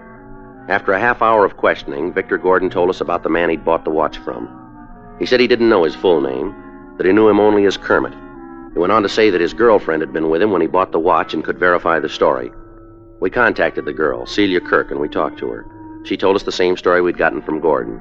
She volunteered the information that Kermit lived in the 3800 block on Gramercy Place. She also told us that his girlfriend lived in the 2900 block on 9th Avenue. We got a complete description of the man, and we checked it through R&I. We came up with a package for a Kermit J. Wayne. When the mugshot was shown to Gordon and Celia Kirk, we got a positive identification. Wayne's arrest record went back to the time he was 15. He was listed as an expert safe burglar and had used a tunneling M.O. on several occasions. Gordon was booked in at the main jail on a charge of violation of the Dangerous Weapons Control Law of 1923, Section 2. 5:40 p.m. Frank and I left the office and drove out to the address on Gramercy Place. Wayne lived on the second floor rear. He wasn't there. In the company of the landlord, we went through his room. Pretty dirty. You want to check the dresser? I'll get the trunk. Yeah. Hey, Joe, look. I guess everybody's got this calendar, huh? Yeah, it's real popular. Good. Hey, look at this. Did you turn something? Yeah? Drawer full of dirty T-shirts. You gotta put them someplace. Well, I have gloves for this job. How you doing with the trunk? There's nothing much in it. More of those calendars. Wayne must be a fine arts patron. Dirty shirts in this one. I don't know, maybe the guy hasn't heard of laundries. What do you think? Well, the trunk checks out. Well, I ain't like that. I should have known. Hmm? Dirty socks, whole drawer full of them. Well, he's neat anyhow. Huh? I'll check the closet.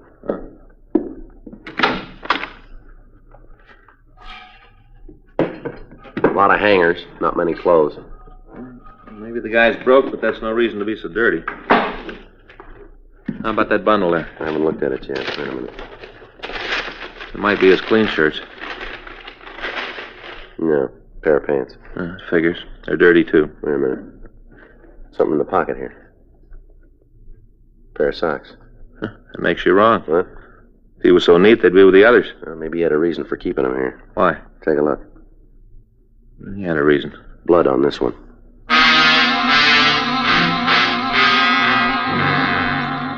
We checked out the rest of Wayne's room, but we turned up nothing to further tie him in with a burglary.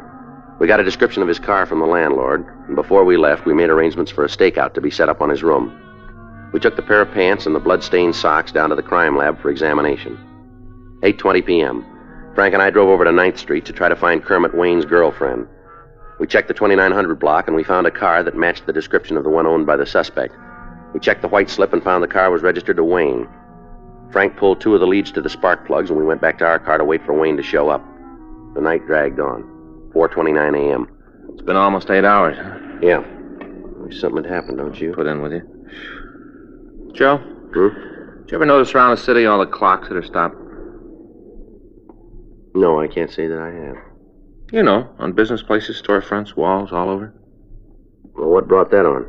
Oh, just thinking a little while ago. You know, some smart fella did a lot of work fixing them. All the clocks that don't run. Mm-hmm. They're only right 2 times a day. What? Clocks that are broke. Twice a day, they're right. How'd you like to be right only twice a day? Some fellas would be all right. Like who? Guys that bet on the horses. Oh, yeah, probably would. Never thought of that. Wouldn't be so good if you worked in a chicken hatchery, though. Where? Chicken hatchery. What do you mean? Well, those guys up there, they look at baby chicks who are a day or so old, and they tell what they're going to be. You know, men or women. What? Well, they're going to be roosters or hens. Oh, yeah.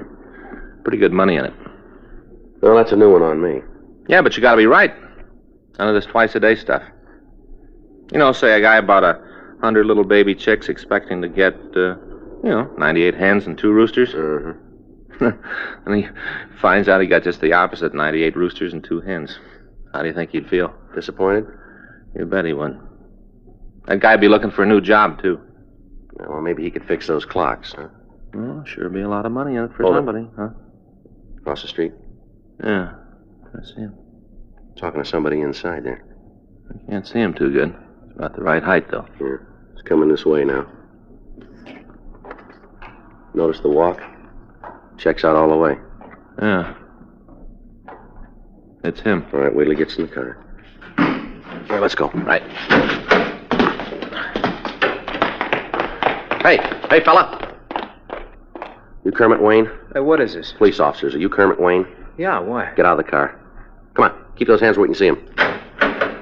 Why you want to talk to me? Come on, get out. Just put it down the way you walk, huh? This don't make sense. It does to us. What do you mean? You limp.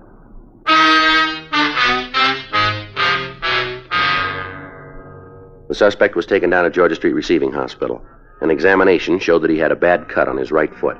We contacted the office, and another team of men were sent out to the apartment of Wayne's girlfriend to go over the place. Frank and I took the suspect back to the office. 8:25 a.m. Don't guess we can expect much from Wayne's girlfriend if she's anything like him. No, he's a clam, that's for sure. We're going to need something strong to open him up. Friday? Yeah, Mac. How'd you do out there? Think maybe we got something for you. Yeah. Where is the guy? The next office. Here. You taking a trip, Mac? Suitcase is for you.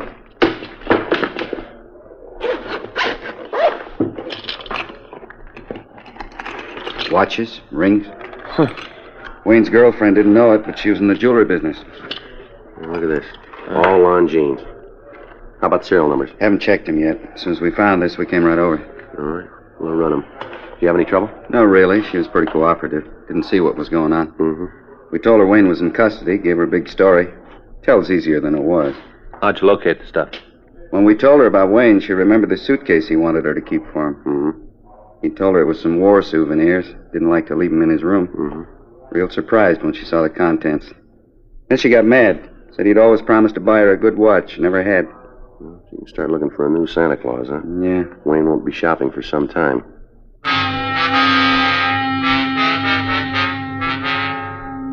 We checked the serial numbers on the watches, and we found that they were the ones taken in the burglary of the jewelry store. All of the other merchandise matched the description that we'd gotten from Ray Hemp. 9:18 a.m. All right, you want to tell us how you cut your foot? I'm giving you nothing. You did it on the skylight over the barber shop, didn't you? You tell me. I don't know. Maybe I cut at the beach. No, we don't think so. I want to see a lawyer. I'll talk to him, but I got nothing for you guys. All right, we got something here we want you to see, Wayne. How about it, Wayne? Look familiar? Who you kidding? Bunch of watches. I've seen watches before. Who hasn't? These are a little different. Look at the suitcase. Does that ring any bells? Don't mean nothing to me. You guys are trying to trap me. I know how you are. It won't work this time. I learned all about you cops a long time ago. I get it. Burglary Friday. Yeah, right. Both of them, huh? Oh, good. Okay. We'll check with you. Want to give us a story now, Wayne? I'll talk to a lawyer. That phone call there. It just called the third strike on you, mister. More bluff. All right, I'll give it to you straight. When you went into that jewelry store, you cut your foot. You left blood smears all over the place. You gotta stay away from comic books. We got pictures of the smears. Our crime lab matched them up with a pair of socks that we found in your room. The pants we found are loaded with debris that you picked up when you went through that wall. And we can prove it came from the same place. Sound like we're bluffing? You want to tell us about it now? Don't think you're so smart, you ain't. You just got the breaks, that's all, just the breaks. That's so. Yeah, you cops ain't smart. I learned it real young. Once in a while, the breaks fall on your side. Something else you should have learned real young. You wouldn't be worrying about the breaks now. What's that? The 8th commandment.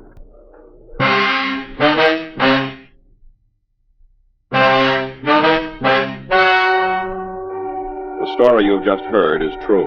The names were changed to protect the innocent. On January 16th, trial was held in Department 98, Superior Court of the State of California, in and for the County of Los Angeles. In a moment, the results of that trial. Now, here is our star, Jack Webb. Thank you, George Fenneman. You know, almost 100 years ago, Charles Kingsley wrote this about tobacco. He said, "Tobacco is a lone man's companion. It's like a bachelor's friend, a chilly man's fire." Well, I like to think these words describe what Chesterfield means to millions of smokers today. The right combination of the world's best tobaccos, the best cigarette ever made. Chesterfield, highest in quality, low in nicotine. Best for you.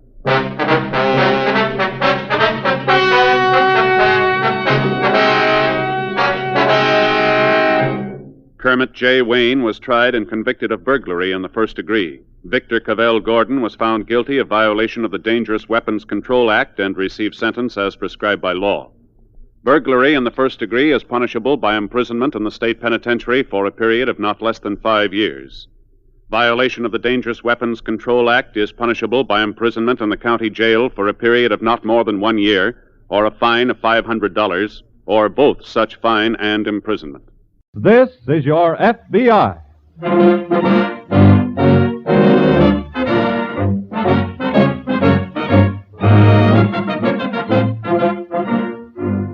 This is your FBI, an official broadcast from the files of the Federal Bureau of Investigation, presented as a public service by the Equitable Life Assurance Society of the United States and the Equitable Society's representative in your community.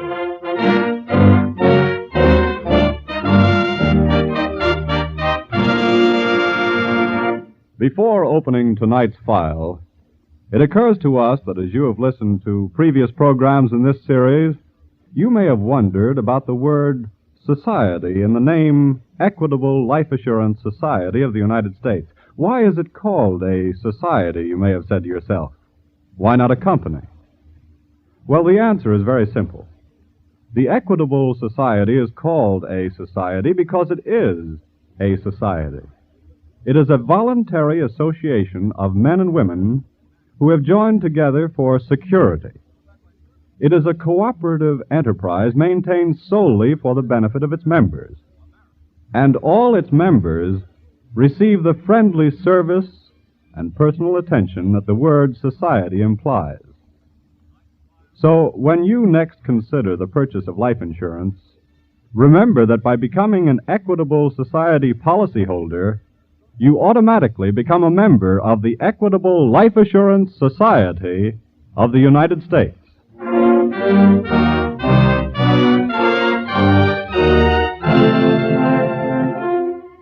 Tonight's FBI file, The Cautious Killer.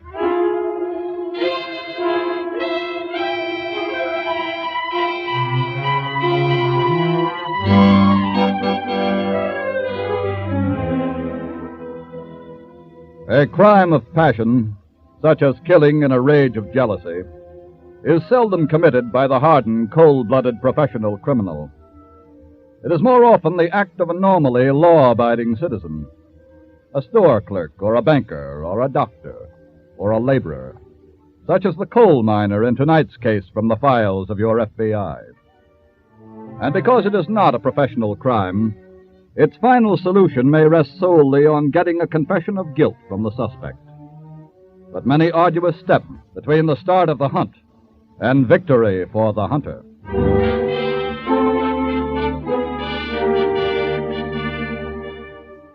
In most any small coal mining town, a pretty young woman storms out in sharp and refreshing relief against the dinginess of the community. And often she is the target for the idle gossip of the envious. In this particular mining village in Ohio, the pretty young woman was Mary Clifton, whose husband, John, always drank too much beer at the corner bar, and sometimes got wind of too much gossip. Tonight, as usual, Mary has put supper in the warming oven while waiting for the sound of steps on the porch. Tonight, the steps are heavier than usual.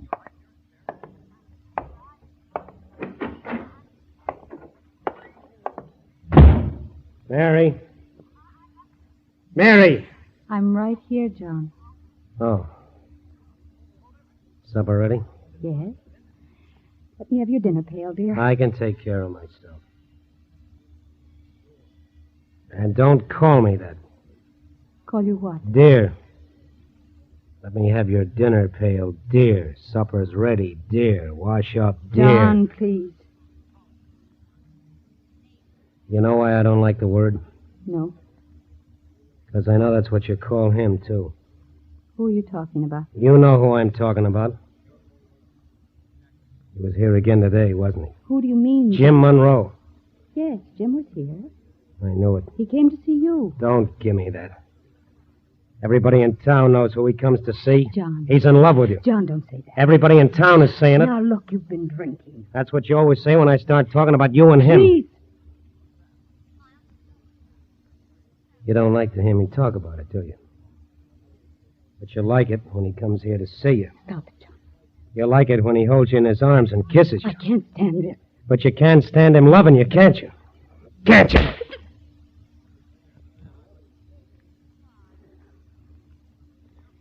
Thank you, John. Huh? Thank you for slapping me. Help me get hold of myself so I can tell you something. What? I'm leaving you. So I was right, Wait huh? a minute. Let me talk. When I married you, I loved you as much as any woman ever loved a man. But through the years, you've done everything possible to kill that love. And now that it's dead, things around me have begun to matter. All I can see is this dirt and this filth and this shabbiness, and I can't stand it anymore. Are you through? Yes, I am. Okay. Now let me tell you the real reason you want to leave. You want to go away with him? Think whatever you like, John. I'm leaving tonight. Oh, no, you're not leaving.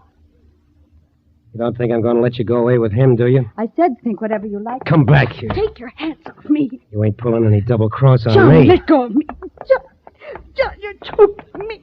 This kind of spoils your plans, don't it? This kind of messes everything up for you and Jim. He can have you, all right, when I'm done with you. Sure. Now he can have you any time he wants.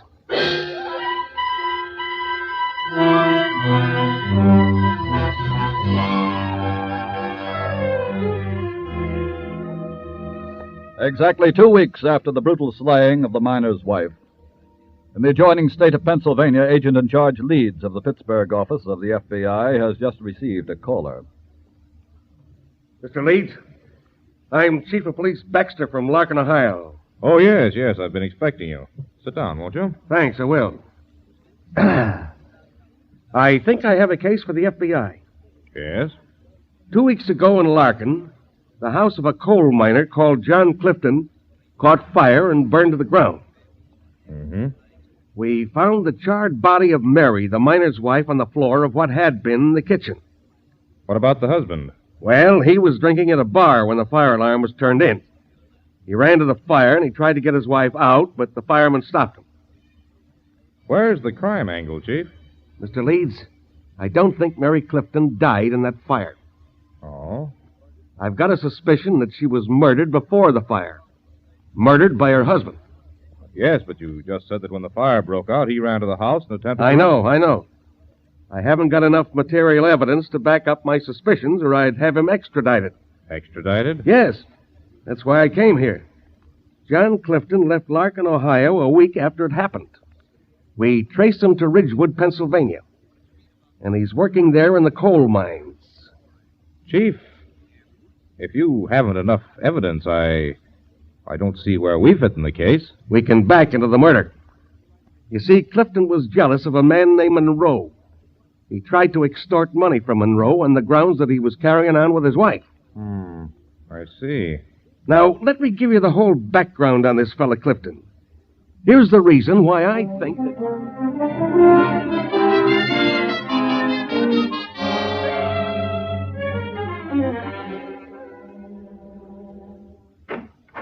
Did you want to see me, Mr. Leeds? Yes, come in, Jeff. Thanks. Did you finish reading up on the Clifton case? Yes, I just finished. According to our vocation avocation file, you've spent some time around coal mines, Jeff. That's right. I spent a couple of summers in the mines when I was studying engineering. And I think you're our candidate to contact Mr. Clifton. Good. You'll have to work alongside him without him suspecting your plant. I see. Have you any opinions on the case? Yes. The neighbors said they heard an explosion and saw a flash of flame in the kitchen. Mary Clifton cooked on a gas stove. That's right.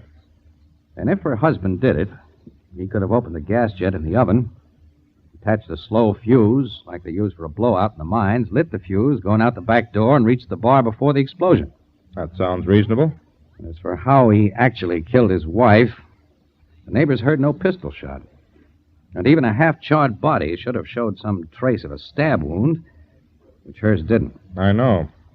But it would have shown no trace of finger marks if he choked her. That's how I think he did it. If he did it. And I'm ready to start right now for Ridgewood to find out. I've already telephoned the superintendent of the mine. You'll be working with Clifton starting tomorrow. Right.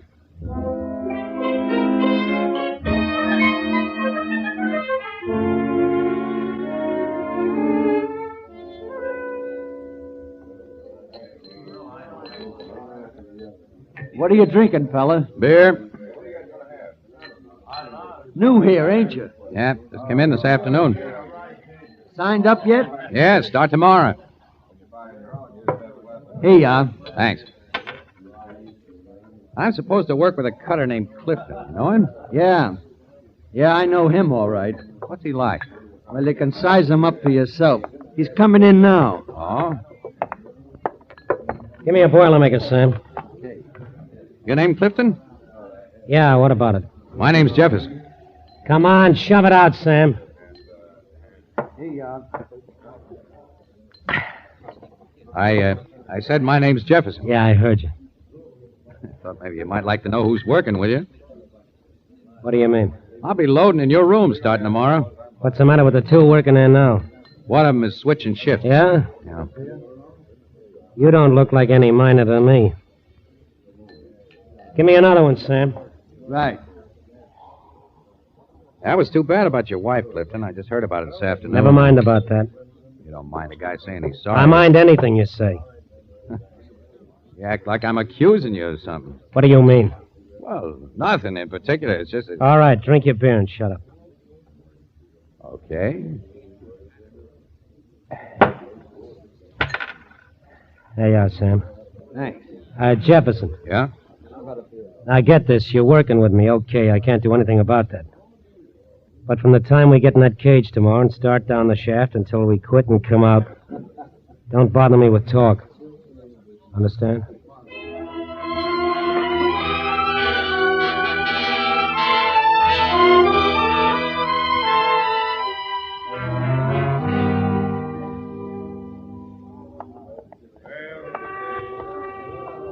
All right, monkeys, let's get in the cage and get down to midnight. Okay, let's go.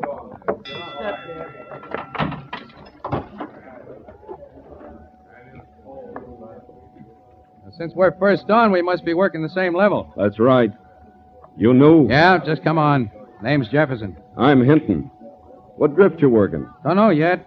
But I'm working with Clifton over there. Oh, that's number 3. You're working in a small head. Tight fit and dead end, huh? Yeah. Jefferson. Yeah? I want to ask you something. I thought we weren't talking, Clifton. Where do you come from? Still don't think I'm a miner. I said, where did you come from? Carter Mine in Kentucky. Oh, soft stuff, huh? Trying to do, Trippy. What do you mean? Carter's hard, same as here. That pass me okay? All right, come on, let us out.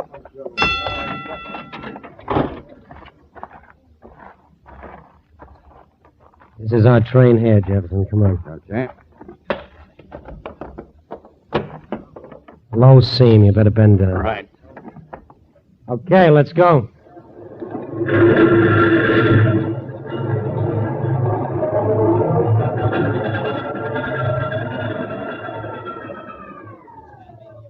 What's the idea of stopping? Ground fall blocking the track ahead. Well, you can't prop up a roof with a toothpick and expect it to hold. Well, you can get around the fall on foot, all right. All right. You go back on the train, Hinton. Get a crew to come clean this stuff out, put in some real props, and wet the dust down. Right. Come on, Jefferson. Okay.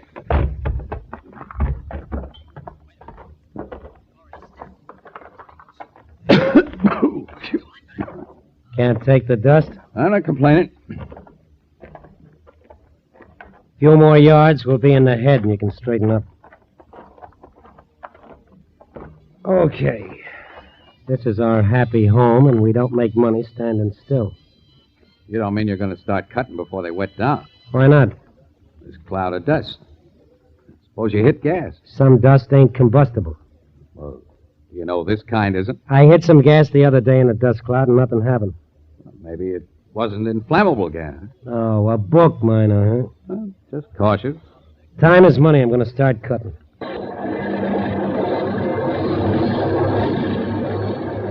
Hold it, Clifton, will you? It's a fire damp. Let's get out of here. We'll never make it before it hits the dust. I said let's get out of here.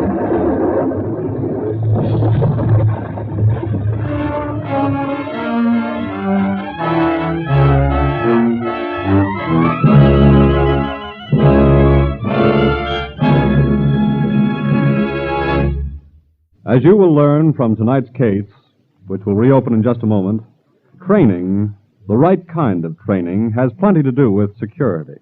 This week at the Equitable Society, I learned something about training. The president of the Equitable Life Assurance Society of the United States, Thomas I. Parkinson, told me about it. Do you know, he said, that the FBI operates a school for law enforcement officers called the FBI National Academy? Policemen from all over the country attend its classes in modern crime detection and advanced police work of all kinds. Down there recently, I was astonished to find how closely this FBI school parallels our own Equitable Society schools and training courses, and for the same purposes, too. Protection and security.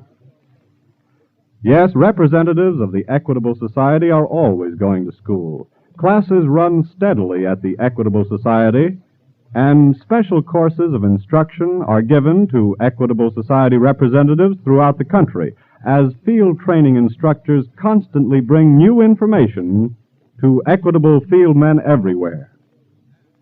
That's why the Equitable Society representative in your community is so well versed in the things that are closely tied in with life insurance. Things like trusteeships, tax problems, mortgages, partnership agreements.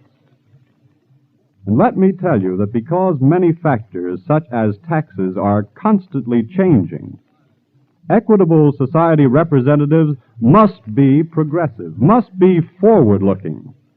So we can always say that this week and every week for more than 86 years, the Equitable Society has been building security for you, your home, and your country. And now, back to the FBI file, The Cautious Killer.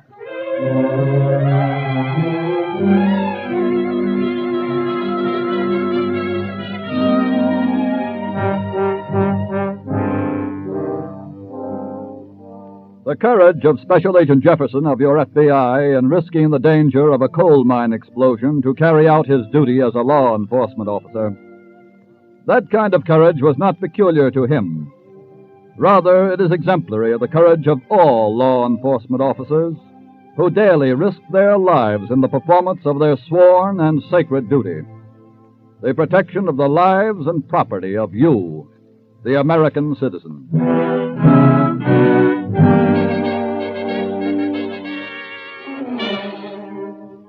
At the first sound of the distress signal at the Ridgewood mine, Superintendent Miller and agent-in-charge Leeds of the FBI rushed to the shaft head. Miller personally took charge of the rescue party, which is now making its way deep into the seam where the explosion occurred. Think there's any possible chance that they're alive, Mr. Miller? Well, if they are alive, Mr. Leeds, they're sealed up in a small head, and that's pretty bad. Even if the force of the explosion knocked out the gas fire before it burned up what oxygen was in the head, well, there couldn't be too much left for them to breathe. I see. Here's where the fall begins, Mr. Miller. All right, men. Wet it down.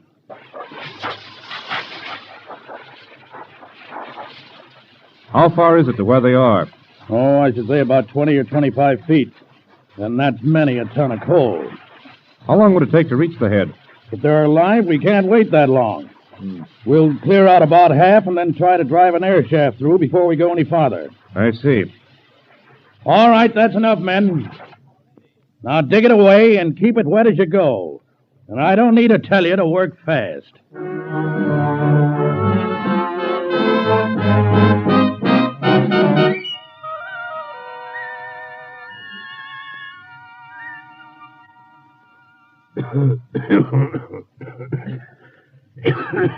Clifton. Yeah, You okay? I think so. I must have passed out for a minute. Yeah, You got any room over there? not much. Jefferson. I wonder how bad off we are. I don't know. That depends on how much fell between here and the main shaft. I know. At least the explosion snuffed out the fire. We still got a little stuff to breathe. Talking burns it up faster. You mean, why don't I shut up? Yeah. Hey, Clifton. What is it? There's just one trouble with us keeping quiet. It starts a fella thinking. In a spot like this, you don't know if you'll come out of it or not. Well, what? Well, you start thinking of all the bad things you did. Know what I mean? No. You mean you never did anything you're sorry for? Well, keep quiet, will you? No, I just asked you. Shut up. Shut up. Shut up. Okay. I'll keep quiet. Let's both keep quiet. And think.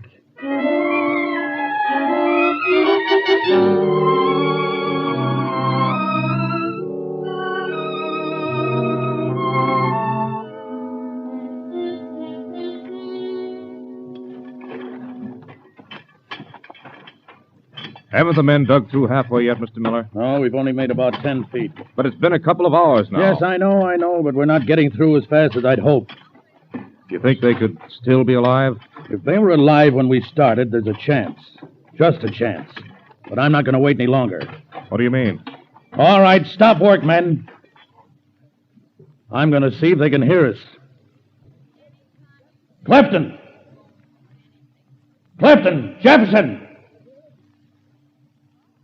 Clifton! Jefferson, can you hear us? Clifton! Oh. All right, men. Bring up that shaft. Right. We're going to try to drive through them right now. Come on, hurry up with the shaft. Coming up. All right, now, start driving. And remember, if they're still alive, every second counts.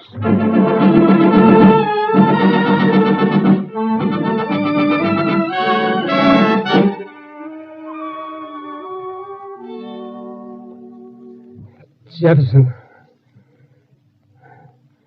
Jefferson. Yeah? I changed my mind. Let's talk. Did the thinking get a little rough? Just let's talk. Okay. Got a subject? Yeah. Getting out of here. How? There should be a rescue party digging through to us. Yeah, that could take days. Yeah. That ended that subject. Got another one? No. I'll throw one in. What? Women. I'm not interested. Why? Just not interested. On account of your wife, Clifton? What do you mean? What happened to her? What are you talking about? Why did you do it, Clifton? Do what? You thought she was in love with somebody else, didn't you? What are you talking about? You were insanely jealous, weren't you? I said, what are you talking about? Look,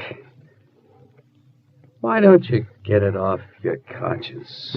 I don't know what you mean. Your wife wasn't in love with Jim Monroe. It's a lie, she was. You just thought she was. That's why you choked her to death. She said she was leaving. That's why you choked her to death. She was going away with him, I know it. That's why you choked her to death and set fire to the house. Yes. You did kill her, didn't you? Yes. You did kill her, didn't you? Yes. I killed her. I killed her.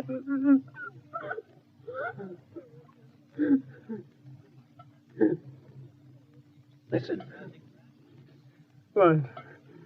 They're coming through to us, Clifton. What? Listen.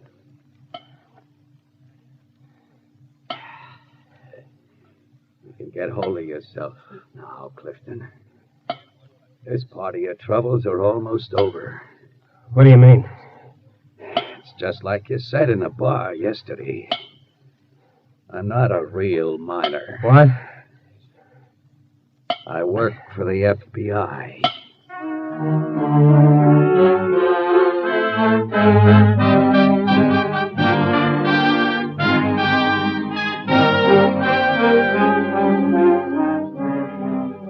John Clifton was returned to Ohio, where he was tried and convicted for the murder of his wife. Yes, a crime of passion is seldom a professional crime, and its final solution may rest solely on getting a confession of guilt from the suspect. And although many arduous and sometimes dangerous steps may lie between the crime and the confession, victory for the hunter over the hunted is inevitable. For there's always a limit to the capacity of the hunted to endure.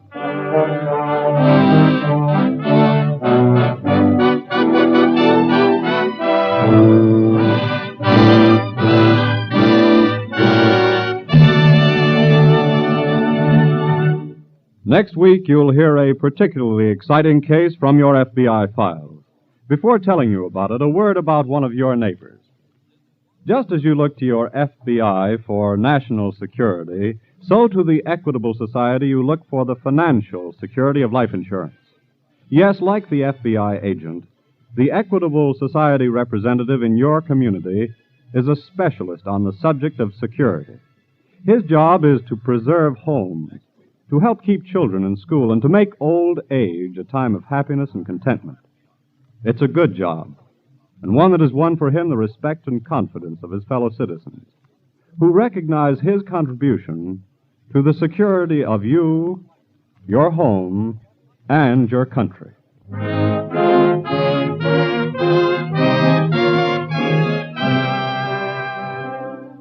Next week, we will bring you another colorful story from the files of the Federal Bureau of Investigation, The Corrupt City.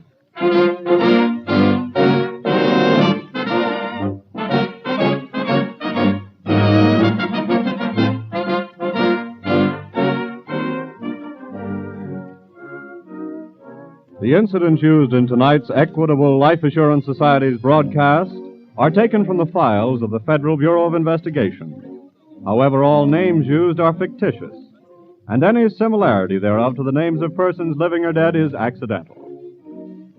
Tonight, the music was under the direction of Frederick Steiner, the author was Frank Ferries, and your narrator was Dean Carlton. This is Your FBI is a Jerry Devine production.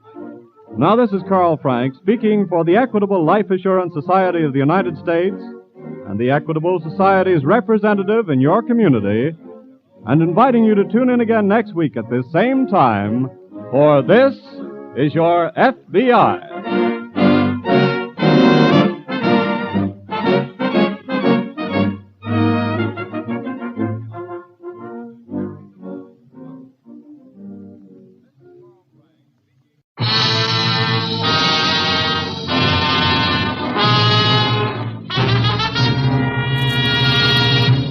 I turned around as soon as I heard the noise. There, standing behind me, was a thing. About my height, with a face that was almost human, but was covered with hair. There were 2 giant claws with blood on them. I started backing away, but my foot caught in a vine and I went down. The thing came at me, and I thought, Shayne, you should have started believing in ghosts before it was too late.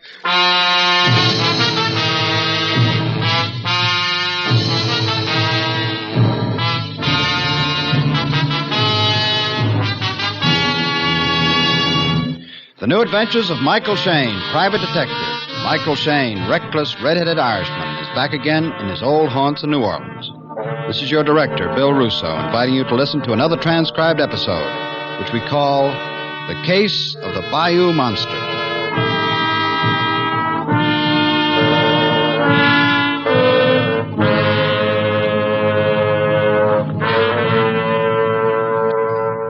Yes, sir? My name's Shayne. I was supposed to meet a Mrs. Forsythe here. Oh, yes, sir. Mrs. Forsythe is waiting for you over at that table. That's Mrs. Forsythe? Yes, sir. Thanks. Hello? Michael Shayne? Mm-hmm. Please sit down. I'm Amy Forsythe. Yeah, I know. Pleasant surprise. I guess I was expecting someone older. Oh? Look, I don't quite understand why you wanted me to meet you here. I usually transact my business in my office. Yes, of course. Mr. Shayne, I'm hiring you for an indefinite period. You're hiring me? Look, Mrs. Forsythe, people usually tell me what they want me to do, and then I decide whether I take the job or not. Well, I'm sure you'll take it. You are? You sound like you were used to getting your own way. Mr. Shayne, the Forsythes have been getting their own way for something like 200 years. 3 cheers for the Forsythes. That's what's made us so powerful and so decadent. It's very interesting, but as an unpowerful, undecadent Shayne, I still haven't heard any reason for you to be so sure you're hiring me. $50 a day, Mr. Shayne. You're hiring me. That's better. Family place Bon Chance is out in the Bayou country. Bon chance. That means good luck. Yes. My great-great-grandfather had a very ironic sense of humor. The place has been atrociously bad luck for at least one member of each generation. Oh? But that's beside the point. What I want you to do, Mr. Shayne, is come out to Bonchance. Stay there until you've found something or someone for me. And remove it. Something or someone? I don't get it, Mrs. Forsythe. That's not surprising. Because what I want you to find and remove is a ghost, Mr. Shayne. A ghost.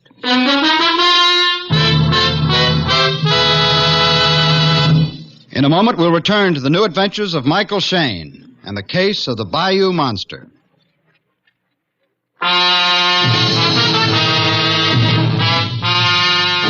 Well, I've gotten a lot of strange assignments in my time. But when Mrs. Amy Forsythe hired me to run down a ghost at the ancestral mansion Bonchance back in the swamp country, I set some kind of record for myself.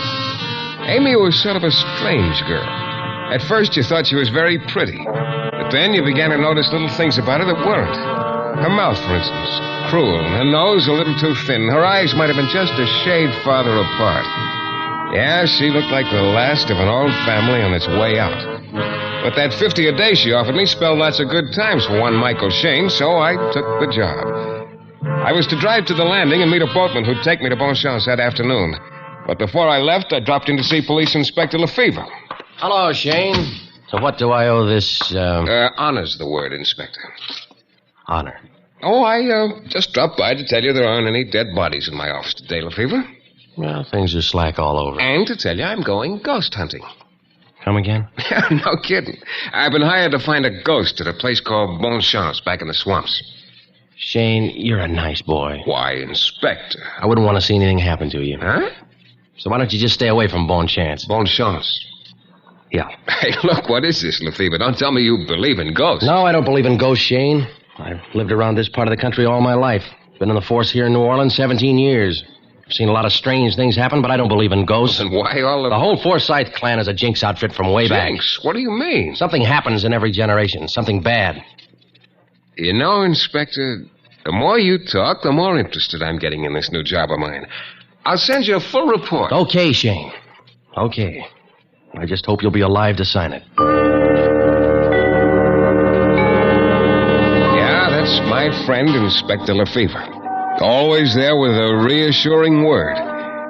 3 hours later, a little after sunset, I drove up to the landing where I was to meet the boatman who'd take me to Bonchance. He turned out to be a Cajun named Hercule, a thin fellow with a long mustache. I got in the pirogue, a long, narrow boat, and Hercule shoved off. He sent the boat skimming along at an amazing clip. And pretty soon we were deep into the bayou. The pale moon wasn't doing a very good job of piercing the misty haze that hung over the swamp. What with the matted trees and vines overhead, it was like a tunnel. A noisy tunnel at that. Sounded like the soundtrack to a jungle movie. You've been with the Forsythe family long, Hercule? Me, I work for them long time, since little children. Oh? You ever hear anything about a ghost at Bonchance? Yes, it's Loup Garou, he. Loup Garou? You call him werewolf, hmm? A werewolf? Look, you don't actually believe what... Did you ever see this werewolf? I think, yes. What? It's long time ago. Little boy me in Bayou. You actually saw it? I seen this thing. Tall with hair on face, long claws. I no wait for get good look. My teeth start to chatter. I run like wind. Yeah, but how... I tell Mama Cecile what I seen. She say is Loup Garou, he.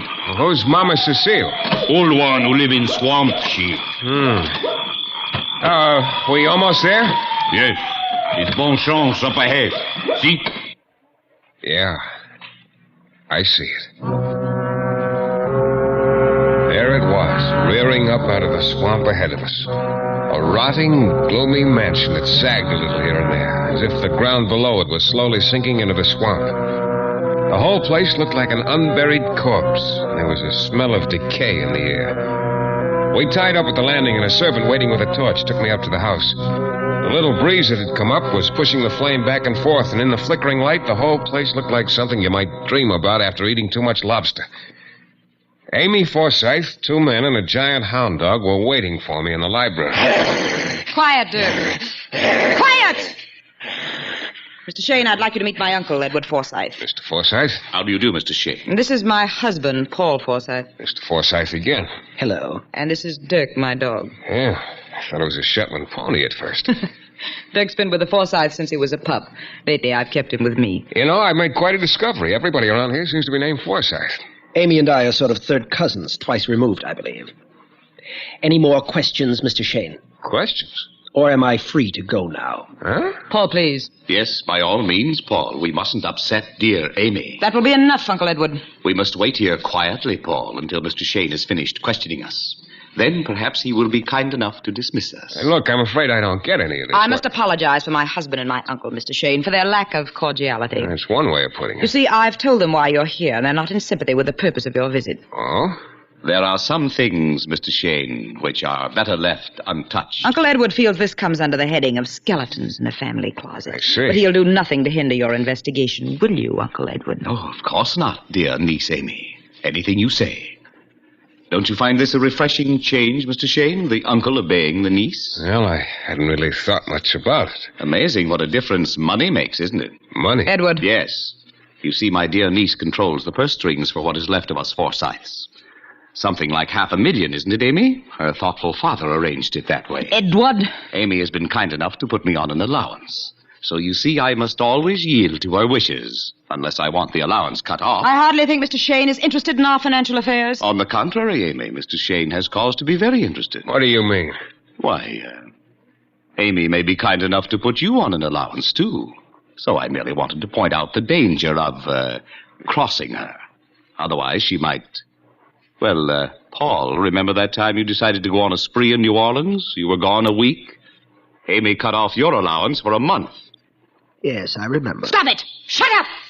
Both of you. Mr. Shayne, you will kindly ignore everything that's been said. Again, I apologize for my charming family. Maybe we just better sort of start all over. Yes, as I say, Uncle Edward will not hinder your investigation. I'm sure Paul will not either. No, of course not. Although I do think it's a shame. What is? Spoiling a family legend like this. Paul is spending his abundant spare time these days writing a history of the Forsyth family, Mr. Shayne. Quite a scholarly picture it is, too, is wading through the bales of family papers and records he's unearthed. Yes, he makes quite a figure of an author, doesn't he? See how he stands majestically by the fireplace, pipe in hand? That's his favorite pose nowadays. Thanks. Have you come across any mention of this ghost in your research, Mr. Forsyth? The Bonchance werewolf? Oh, of course, Mr. Shayne. According to the legend, he, or it, has made an appearance at least once each generation. It makes a fascinating story. That's why I'm sorry you're going to spoil it. You think there's nothing to it, huh? I think the people living in the bayou around here feel it their duty to keep the legend alive. So one of them faithfully reports seeing the werewolf every 15 years or so. Oh? Your boatman, Hercule, told me he thought he saw it years ago. Oh, of course. Hercule has been with the family all his life. He feels it his duty to help keep the story going. If it's just a legend, Paul, perhaps with your brilliant mind you can explain the moaning we've been hearing lately. Moaning? Yes, Mr. Shayne. An uncanny moan which seems to float through the house some nights. According to what everyone says, it's the werewolf moaning. Very simple, my dear. It could be that horrible animal of yours. You mean Dirk here? Is that what you think, Edward? It's entirely possible, Mr. Shayne. Dreadful beast. Well, it's late, and I, for one, am going to bed. Good night, sweet relatives, and good night to you, Mr. Shayne. Pleasant dreams. We all went to our respective rooms after that, and I turned in. I lay awake a few minutes thinking about what a charming little family I'd stumbled into. Amy, her husband Paul, and her Uncle Edward.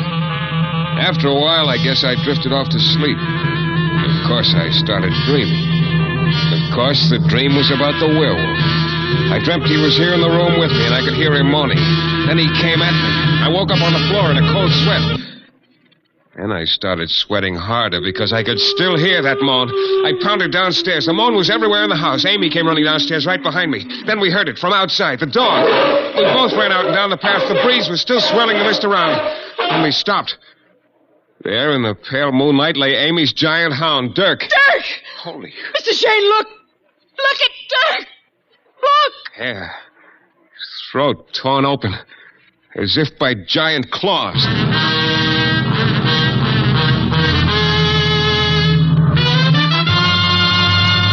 In a moment, we'll return to the new adventures of Michael Shayne and the case of the Bayou Monster.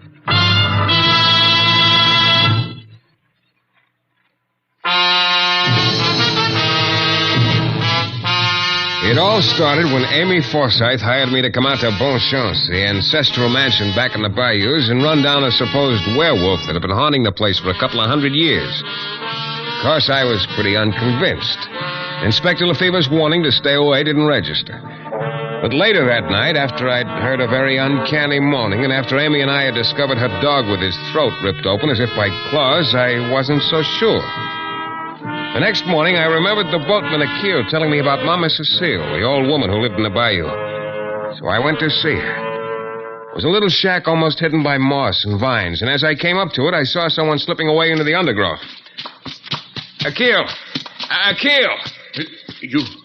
You call Hercule? Yeah. What are you doing here? Me, I come to visit Mama Cecile. Why? Why? To tell her about Loup Garou, werewolf. What about it? Killed dog last night. He moan like thousand devils. I see dog dead. Me, I come to tell Mama Cecile. I tell her. Why'd you tell her? Mama Cecile, she always say, when werewolf around, come tell Mama Cecile. Okay, Hercule, I'll talk to you later. I let go of him. He melted away into the bayou. I went over to the hut and knocked on the door. There was a grunt from inside, which I took for come in, so I pushed open the door. Inside, it was dark and smoky. But after my eyes got used to it, I could make out a woman sitting in front of a small fire. She could have been 60 or 90, with a withered face that still showed plenty of power. She had the longest fingernails I've ever seen. What do you want with Mama Cecile? I want to talk to you about the werewolf. I know nothing about werewolves. Come on, Hercule told me you always wanted to know when anyone had seen it. Why? It's avenging spirit of my family. What, the werewolf? Yes. Now look, Mama Cecile. Yes. Many, many years ago, before my great-great-grandpapa was born, this land here was ours. Our family. Huh? Old Forsythe man, steal it from us. Avenging spirit of us is werewolf. He killed one Forsythe each generation. You don't expect me to... Last of Forsythe now live at Bonchance. One day land will be mine. I last of my people. For years I live here in Bayou. I wait. Land will be mine soon. I wait.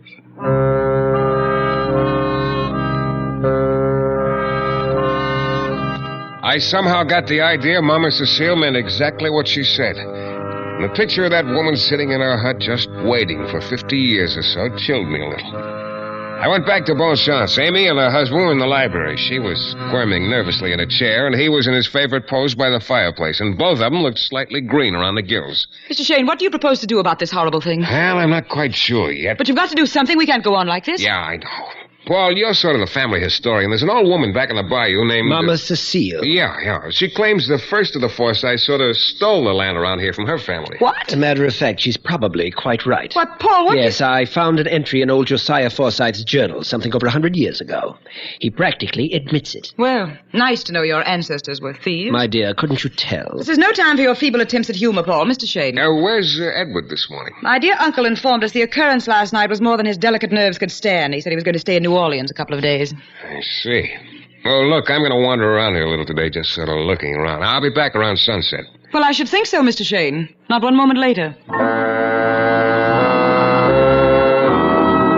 I wandered around the back country most of the afternoon. And then just about sundown, when I was walking through some pretty slushy ground on my way back to Bonchance, I spotted a rowboat a little way offshore among some trees.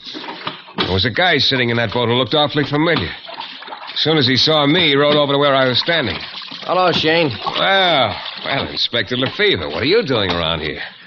Fishing? Yeah, sure. See? Just caught it.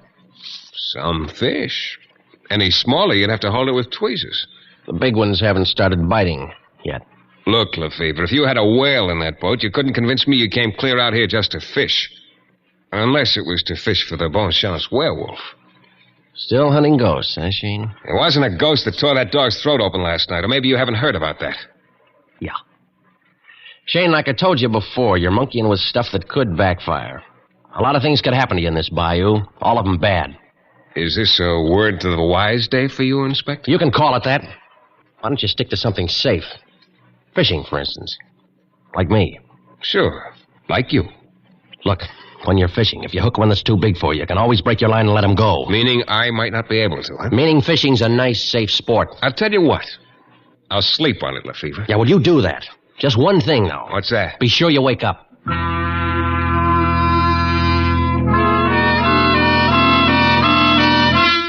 I left Lefevre baiting a hook and went back to Bonchance. Dinner that night was real jolly. Amy and Paul were about as cheerful as people in a dentist's waiting room. They spent most of the meal saying nasty things to each other and tossed in a few choice remarks about the absent Uncle Edward. We all turned in early, and I must have fallen asleep right away. But not for long. Suddenly, I was wide awake. Everything was very quiet, except for a faint noise downstairs. I slipped out of bed and reached for the light switch.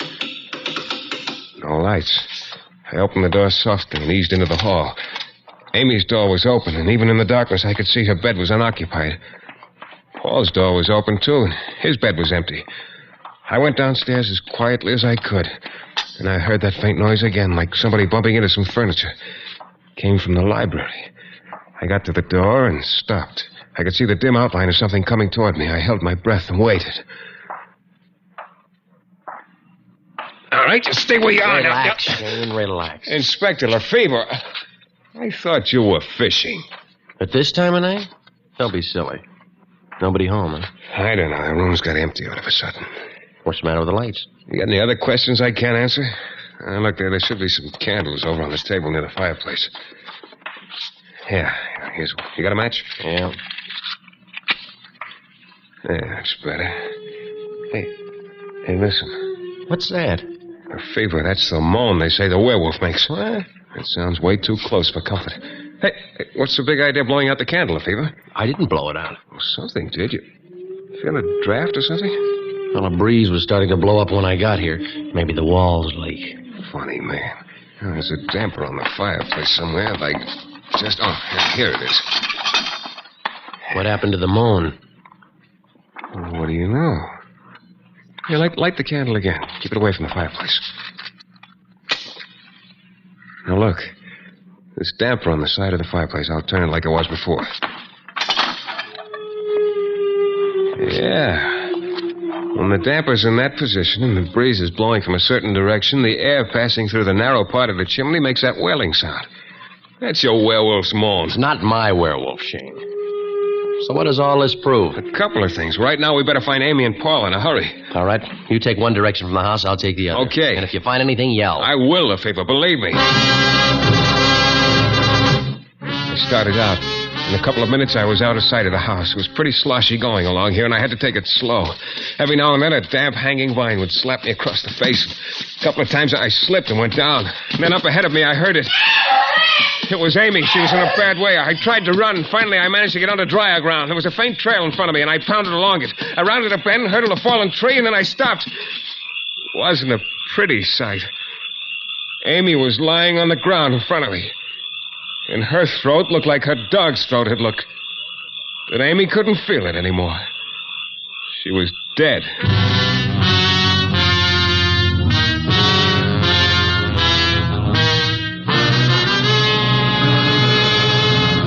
In a moment, we'll be back with a thrilling climax to tonight's Michael Shayne adventure.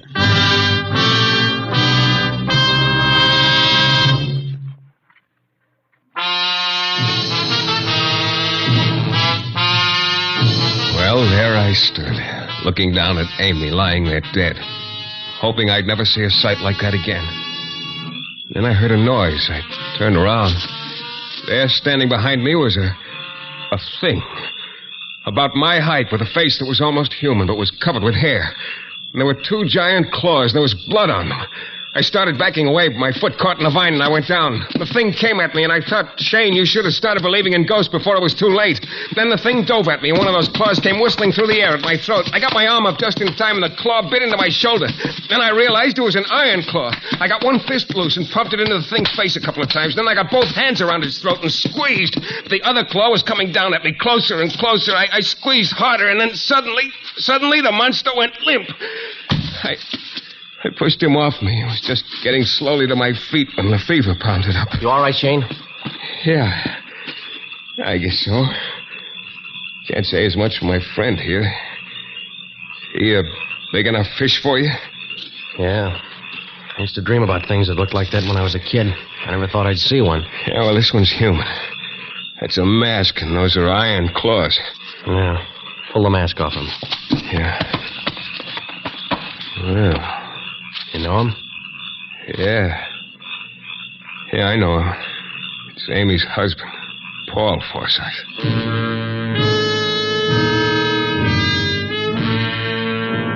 Yeah, Paul Forsyth.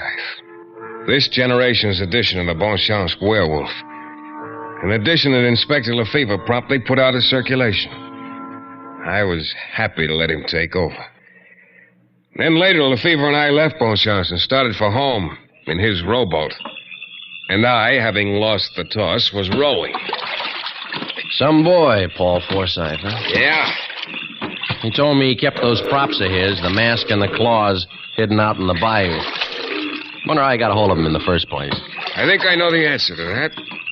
Paul spent a lot of time digging through old family papers. He was going to write a history of the family. Probably came across the secret there, where the mask and claws were hidden, how to work the damper on the chimney. That's probably it. I guess one member of each generation knew about the mask and claws. Probably used to put them on now and then to scare all the bayou people. You know, Shayne, the Forsyths certainly must have been a pleasant lot. Yeah. That'd be their idea of a joke, I guess. Only Paul decided to revive the legend for more practical purposes. He fill you in on the motive? Yeah. Money? Mostly. He would have gotten control of the $500,000 Amy had. Add to that, he had a girl in New Orleans. Add to that, he hated Amy. It's funny. What's that? Oh, just that the legend of the Bonchance werewolf's been going on for over 100 years. All there really was behind the legend was a mask, a pair of iron claws, and a howling chimney. And the fact that most of the people around here believed in it.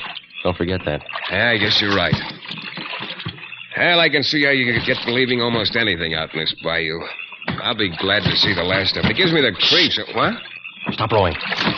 What's the matter? Shh. Hey, what are you reaching for, your gun? Now, look at the big one. Big what? Fish. I'm going to hook him. Oh, Lefevre. Quiet, Shayne. I told you I came out here to fish, didn't I?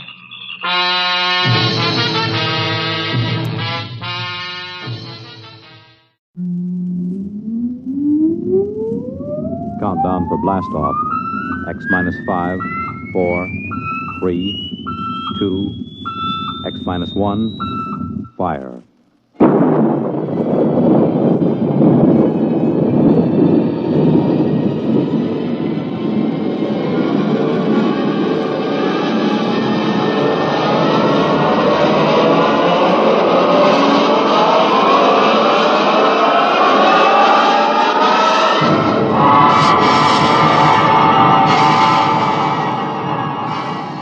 From the far horizons of the unknown come tales of new dimensions in time and space.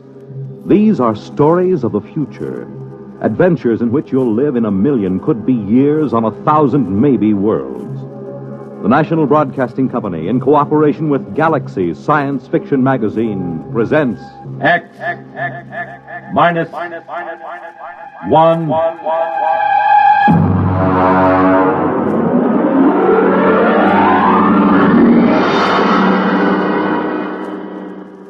Tonight, the discovery of Morniel Mathaway by William Tent.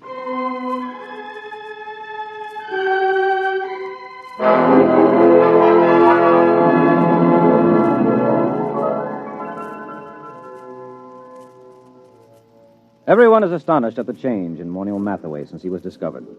Everyone, that is, but me. They remember him as an unbathed and untalented Greenwich Village painter who began almost every second sentence with I and ended every third one with me. You see, I understand the change in him, because I was there the day he was discovered. We were talking about his discovery that day.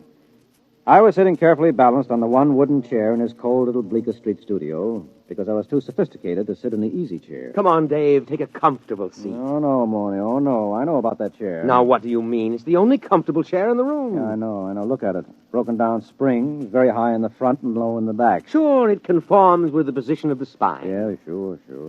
And when you sit in it, things begin sliding out of your pockets. Loose change, keys, wallets, anything. What do you do, Morniel? Pay the rent on your studio with that easy chair? Well, as a matter of fact, it is rather profitable. And that's why I'll sit on the wooden chair, if you don't mind. Oh, now, don't be bourgeois. Well, I notice you always sit on the bed. That's because I'm a good host. I see. Well, how's the painting going? Oh, great. Fabulous. You sell any paintings? No. You know, Dave, I can't wait for the day when some dealer, some critic with an ounce of brain sees my work. I can't miss, Dave. I know I can't miss. I'm just too good. Sometimes I get frightened at how good I am. Why, it's almost too much talent for one man. Well, there's always... Not that it's too much talent for me. I'm big enough to carry it, fortunately. I'm large enough of soul. Oh, good. I'm glad to hear it. Now, if you don't mind... You know what I was thinking about this morning? No, but to tell you the truth, I was thinking about Picasso, Dave. Picasso and Rouault. I'd just gone for a walk through the pushcart area to have my breakfast. You know, the old hand's quicker than the eye. Yes, I know. I've seen you do it. You're the only man I know who can ask directions to Houston Street and fill his pockets full of bananas at the same time. Oh, well, society owes the artist something. Mm-hmm. Anyway, I started to think about the art of modern painting. I think about that a lot, Dave. It troubles me. You do, huh? Well, I was thinking, who is really doing important work in painting today? Who is really an unquestionable great? I could think of only 3 names. Picasso, Rouault, and me. Well, naturally. Just 3 names, no more. Oh, it made me feel very lonely, Dave. Yes, well, I can see that. But and then I asked myself, why is this so? Has absolute genius always been so rare? Why has my impending discovery been delayed so long? Oh, I thought about it for a long time, Dave. I thought about it humbly, carefully, because it's an important question, and this is the answer I came up with.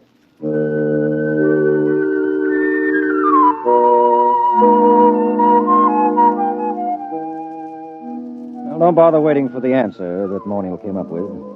It turned out to be a theory of aesthetics I'd heard at least a dozen times before from a dozen other painters in the village.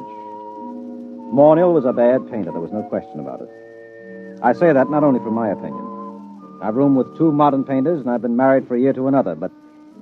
Well, for example, a friend of mine, a fine critic of modern art, took a look at one of Morniel's paintings, which he hung over my fireplace in spite of my protests, and just kind of stared slack-jawed. What does he call that technique? Well, he says it's smudge on smudge. Well, I can believe it. Smudge on smudge, white on white, non-objectivism, neo-abstractionism, call it what you like. There's nothing there, nothing. Well, it doesn't even have the interest of those paintings that chimpanzee did a couple of years ago. He's just another of those loudmouth, frowsy, frustrated dilettantes that infest the village. Why do you waste your time with him? Well, for one thing, he lives right around the corner, and he's kind of colorful in his own sick way. And he does have one great talent. It's not in painting. No. Now, you see, I just get by as far as living expenses are concerned. Things like good paper to write on, good books for my library, I can't touch them. And sometimes the yearning gets too great. You know, a newly published collection by Wallace Stevens. Well, if I find one I want, I just go over to Morniel's and tell him about it. He doesn't lend you money. Oh, no. Now, you see, we go out to the bookstore and we come in separately. And then I start a conversation with the proprietor about some very expensive out-of-print item I'm thinking of ordering, and Morniel just says, "Don't mind me, I'm browsing." Well, that's the high side. I'm browsing. Well, what happens? Well, while I'm keeping the proprietor talking, Morniel snaffles the Stevens. Isn't that just a little bit, Oh, well, I intend to pay for them, of course, just as soon as I'm a little ahead. Well, why does he do this for you? Oh, well, I pay off. I go through the same routine at an art supply store so Morniel can get canvas and paint and brushes. Of course, I really have to pay for Morniel's browsing. I have to suffer through listening to him, and then my conscience bothers me. Oh, it does? Yes, you see, I intend to pay for my things, but I know he doesn't. And that's why my conscience bothers me.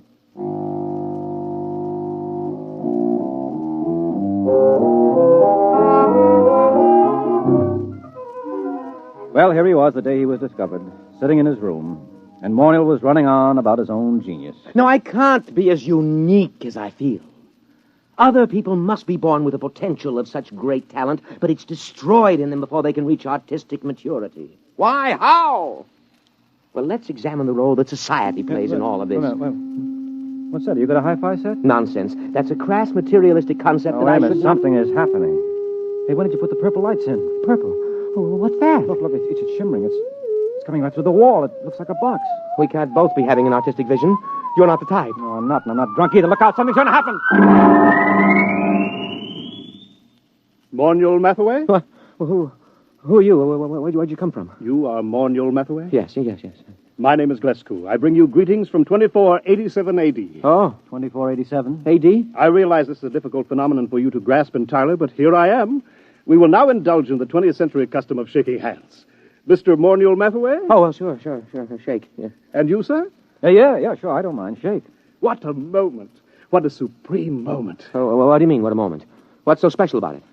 Are you the inventor of time travel? Me, an inventor? No. Time travel was invented by Antoinette Ingeborg in... Well, that was after your time. It's hardly worth going into at the moment, especially since I only have half an hour. Why half an hour? The skin drum can only be maintained that long.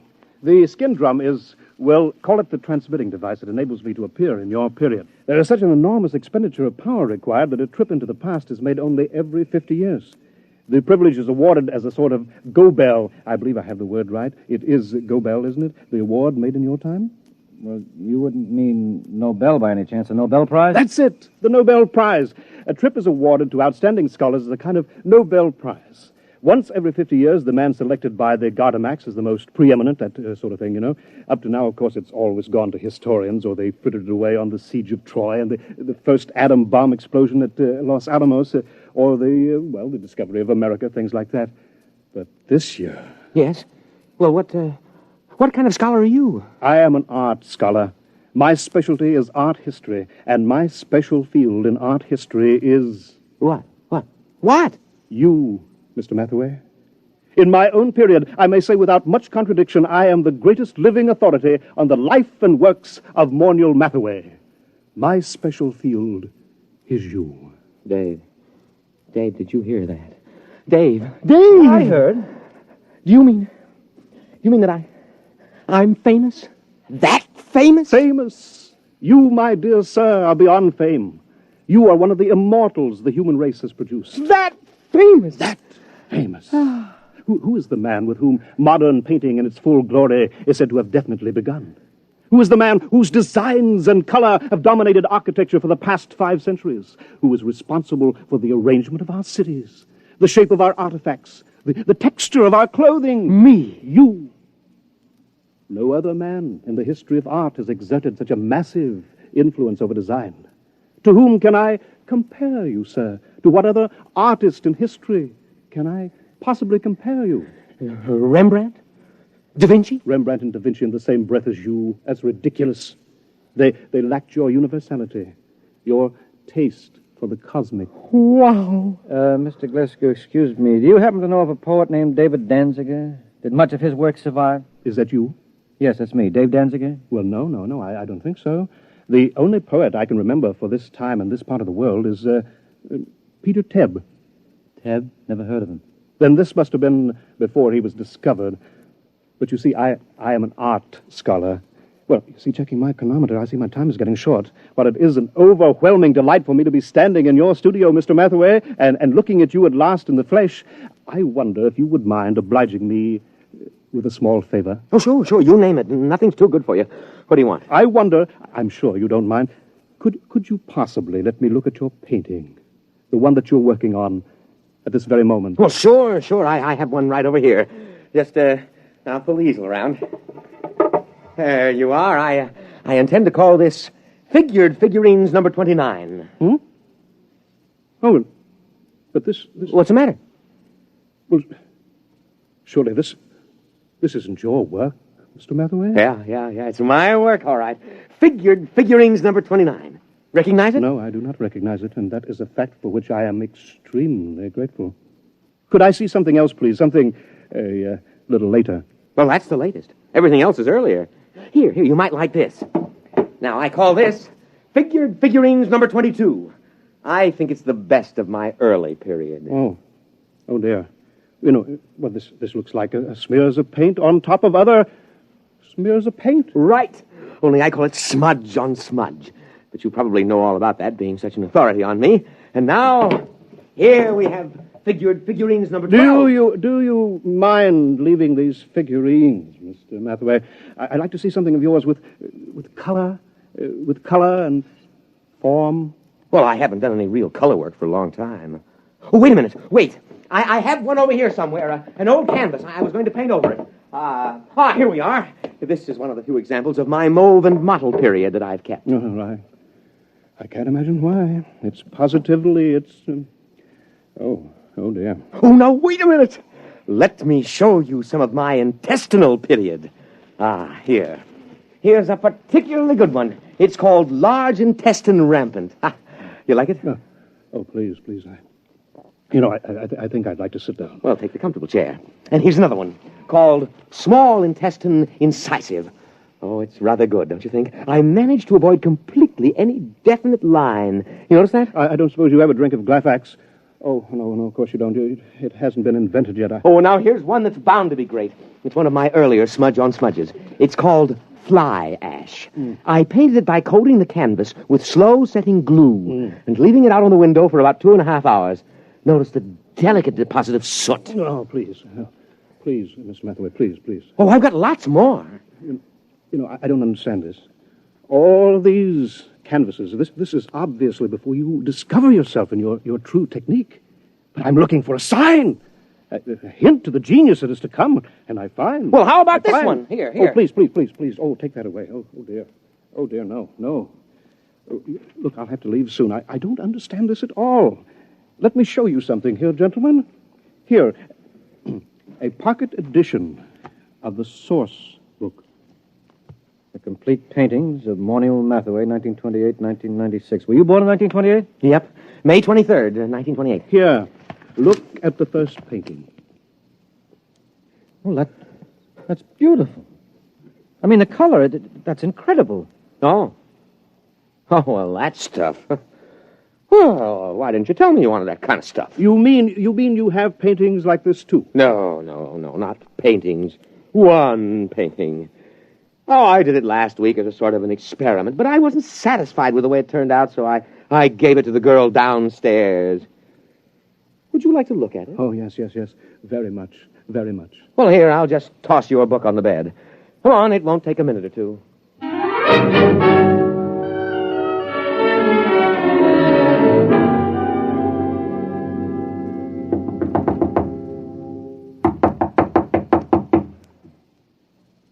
Oh, she isn't at home. I thought she'd be home now. Oh, I did so want you to see that painting. I want to see it. I want to see anything that looks like your mature work. But time is getting short. The chronometer... I'll tell you what. Anita here has a couple of cats that she asked me to feed when she's away for a while. So she's given me the key to her apartment. Suppose I, browse upstairs and get it. But she... Suppose I browse through my room and get it. Get it? Oh, yeah, you go ahead and browse, sure. Fine, but please hurry. Oh, sure, I'll hurry. I won't take long browsing.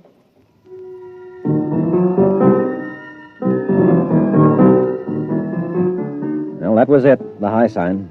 I'd seen Morniel Mathaway in action too many times as a shoplifter not to understand it. He was going upstairs to lift that book that he'd dropped on the bed. I knew he hadn't ever painted a picture like the one in the book, but he would now. Only he wouldn't paint them. He'd copy them. Well, I started talking automatically. You paint yourself, Mr. Glasgow? No. Of course, I wanted to be an artist when I was a boy. I imagine every critic starts out that way, but I found it far easier to write about paintings than to do them. Once I began reading the life of Morniel Mathaway, I knew I had found my field. Not only do I empathize closely with his paintings, but he seems so much like a person I could have known and liked. That's one of the things that puzzles me. He's quite different from what I had imagined. Yes, I'll bet he is. Of course, history has a way of adding romance to an important figure. Mm-hmm. Oh, dear, I'm running out of time here. Do you think you'll be back with the key soon? I've practically no time left. I've just got to get upstairs to the time translator. I just can't wait. I'll have to hurry now. Oh, dear, I did want to see an original Mathaway. I did want to. Mr. Mathaway, Oh! What's the matter? The time translator, it isn't here. It's gone. The book is gone, too. And Mathaway, he stranded me here. He must have figured out that getting inside and closing the door made it return. Yeah, he's a great figure. And he'll probably figure out a very plausible story to tell the people in your time to explain how the whole thing happened. Why should he work his head off in the 20th century when he can be an outstanding hero-worship celebrity in the 25th? So what'll happen if they ask him to paint merely one picture? Oh, he'll probably tell them he's already done his work and feels he can no longer add anything of importance to it. He'll no doubt end up giving lectures on himself. Don't worry. He'll make out. It's you I'm worried about. You're stuck here, aren't you? Are they likely to send a rescue party after you? No. Every scholar who wins the award has to sign a waiver of responsibility in case he doesn't return. No, I'm stuck here. Tell me, is it very bad living in this period? Well, not so bad.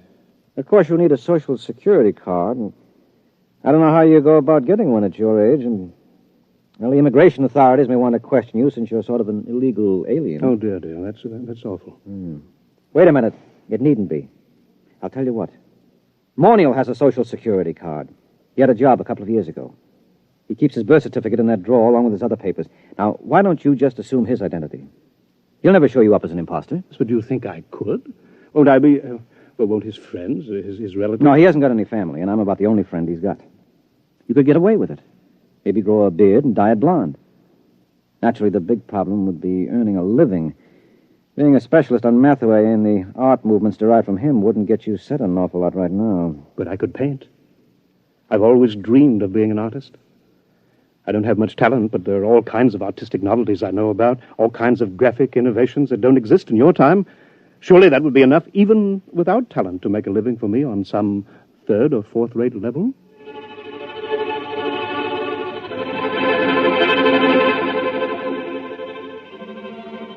It certainly was. But not on the third or fourth-rate level. Mr. Glasgow, that is Morniel Mathaway, is the finest painter alive today and the unhappiest. After his last wildly successful exhibition, I remember he said to me, "What's the matter with all these people praising me like that? I don't have an ounce of real talent in me. All my work is completely derivative. I've tried to do something, anything that was completely my own, but I'm so steeped in Mathaway that I can't seem to make my own personality come through. And those idiotic critics go on raving about me, and the work isn't even my own." Well, then whose is it? Mathaway's, of course. We thought there couldn't be a time paradox. I wish you could read all the scientific papers on the subject. They fill whole libraries because it isn't possible, the time specialists argue, for a painting to be copied from a future reproduction and so have no original artist. But that's what I'm doing. I'm copying from that book by memory. Look, Glasgow, that is Mathaway. Don't knock yourself out. But it's dishonest. No, it isn't. You're deliberately trying not to copy those paintings. You're working so hard at it that you refuse to think about that book or even discuss it. As a matter of fact, when I tried to get you to talk about it a little while ago, you couldn't actually remember it. That's true. That's true. You're the real Morniel Mathaway, and there's no paradox. You're actually painting those pictures. You're not copying them from memory. I know in my heart that they're not mine. All right, I'll forget it. Anyway, you're a much nicer guy than Mathaway ever was. And besides, a buck is a buck.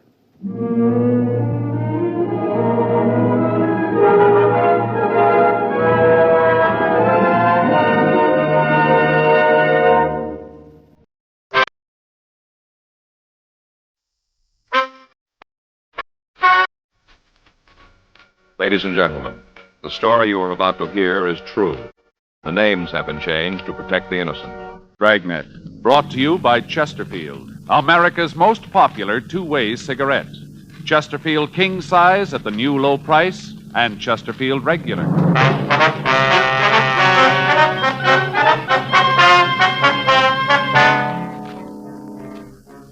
You're a detective sergeant. You're assigned a robbery detail.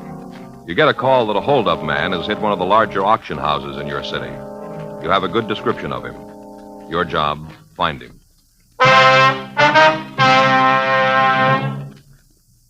What a pair. What a buy.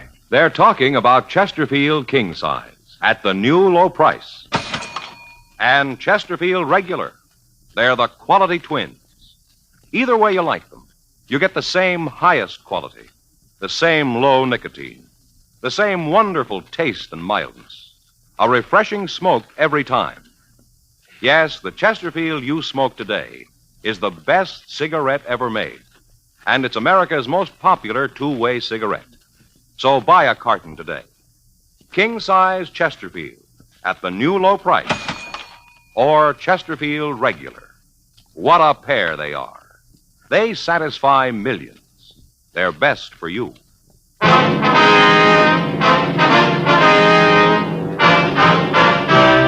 Dragnet, the documented drama of an actual crime. For the next 30 minutes, in cooperation with the Los Angeles Police Department, you will travel step by step on the side of the law through an actual case transcribed from official police files. From beginning to end, from crime to punishment, Dragnet is the story of your police force in action. It was Tuesday, February 1st. It was raining in Los Angeles. We were working the day watch out of robbery detail. My partner's Frank Smith. The boss is Chief of Detectives Thad Brown. My name's Friday. I was on my way into the office, and it was 8:07 a.m. when I got to room 27A. Robbery squad room. Morning, Joe. Hi. The rain let up? No. It's still coming down. Doesn't look like it's going to stop either. No. Sure got it out in the valley. Well. Anything in the book for us? No. Talked to Skipper. He's got a couple of things for us to check out. Uh-huh. What do we got, do you know? A bank job last week. Stats office came up with a list of possibles. We're supposed to help check them out. All right. Here's a list. A couple on there we know, too. Mm-hmm. When'd Rocky get out? A couple of months ago. Can't stay out of trouble, can he? I called the adult authority. They say he's got a job working 9 to 6. Well, he'd still find a way to get out. Yeah. Now, let's get on it. Okay. You think I'll need my rubbers? What? My rubbers. You think I'll need them? I don't know. They're your feet. It's raining pretty hard. Well, I guess I better take them. Faye'll get sore if she finds out I'm not wearing them. I didn't hear you. I say Faye'll get sore if she finds out I'm not wearing them. Oh. I get home, she looks at the soles of my shoes. If they're wet, she knows I left the overshoes in the locker. She gets real hacked, Joe. Yeah. You gonna put them on now? Yeah, I have to walk outside, you know. Oh, yeah. Oh, sure hard to get on. Are you about finished there? Yeah. I want to see Danny before he leaves. What is it, something special? No, I heard that he had a set of golf clubs for sale. I thought maybe I'd look at them. Are you going to start playing golf? No. I just thought maybe I'd take a look at them. You know, I've been thinking maybe I ought to do something like that. Some kind of hobby. Golf isn't too expensive, is it? Fishing, Joe. What? You ought to take up fishing. That's for you. It is? Sure, fishing. Out in a boat, fighting the unknown. With golf, you hit a ball and you know where it's going. No, not me. You know what I mean. With golf, you kind of know what's going to happen. But with fishing, there's always that mystery of what's going on at the other end of your line. You never know. Yeah. No, you don't, Joe. You never know what's going to take the bait. Might be a big school of white sea bass or yellowtail down there. Might even be a school of albacore. No, fishing's for you, Joe. You think so, do you? Well, it's a little early yet, but you just hang on, old buddy, and tell you what, I'll take you out with me this year. Show you how it's done. No, I don't think so. I heard about your fishing. What do you mean? Oh, Gene Patrick was telling me about how you robbed the bait tank, strung up the horse sardines, and took them home. He's jealous, Joe. He is. Yeah, he wanted them. Hot shot, I'll get it.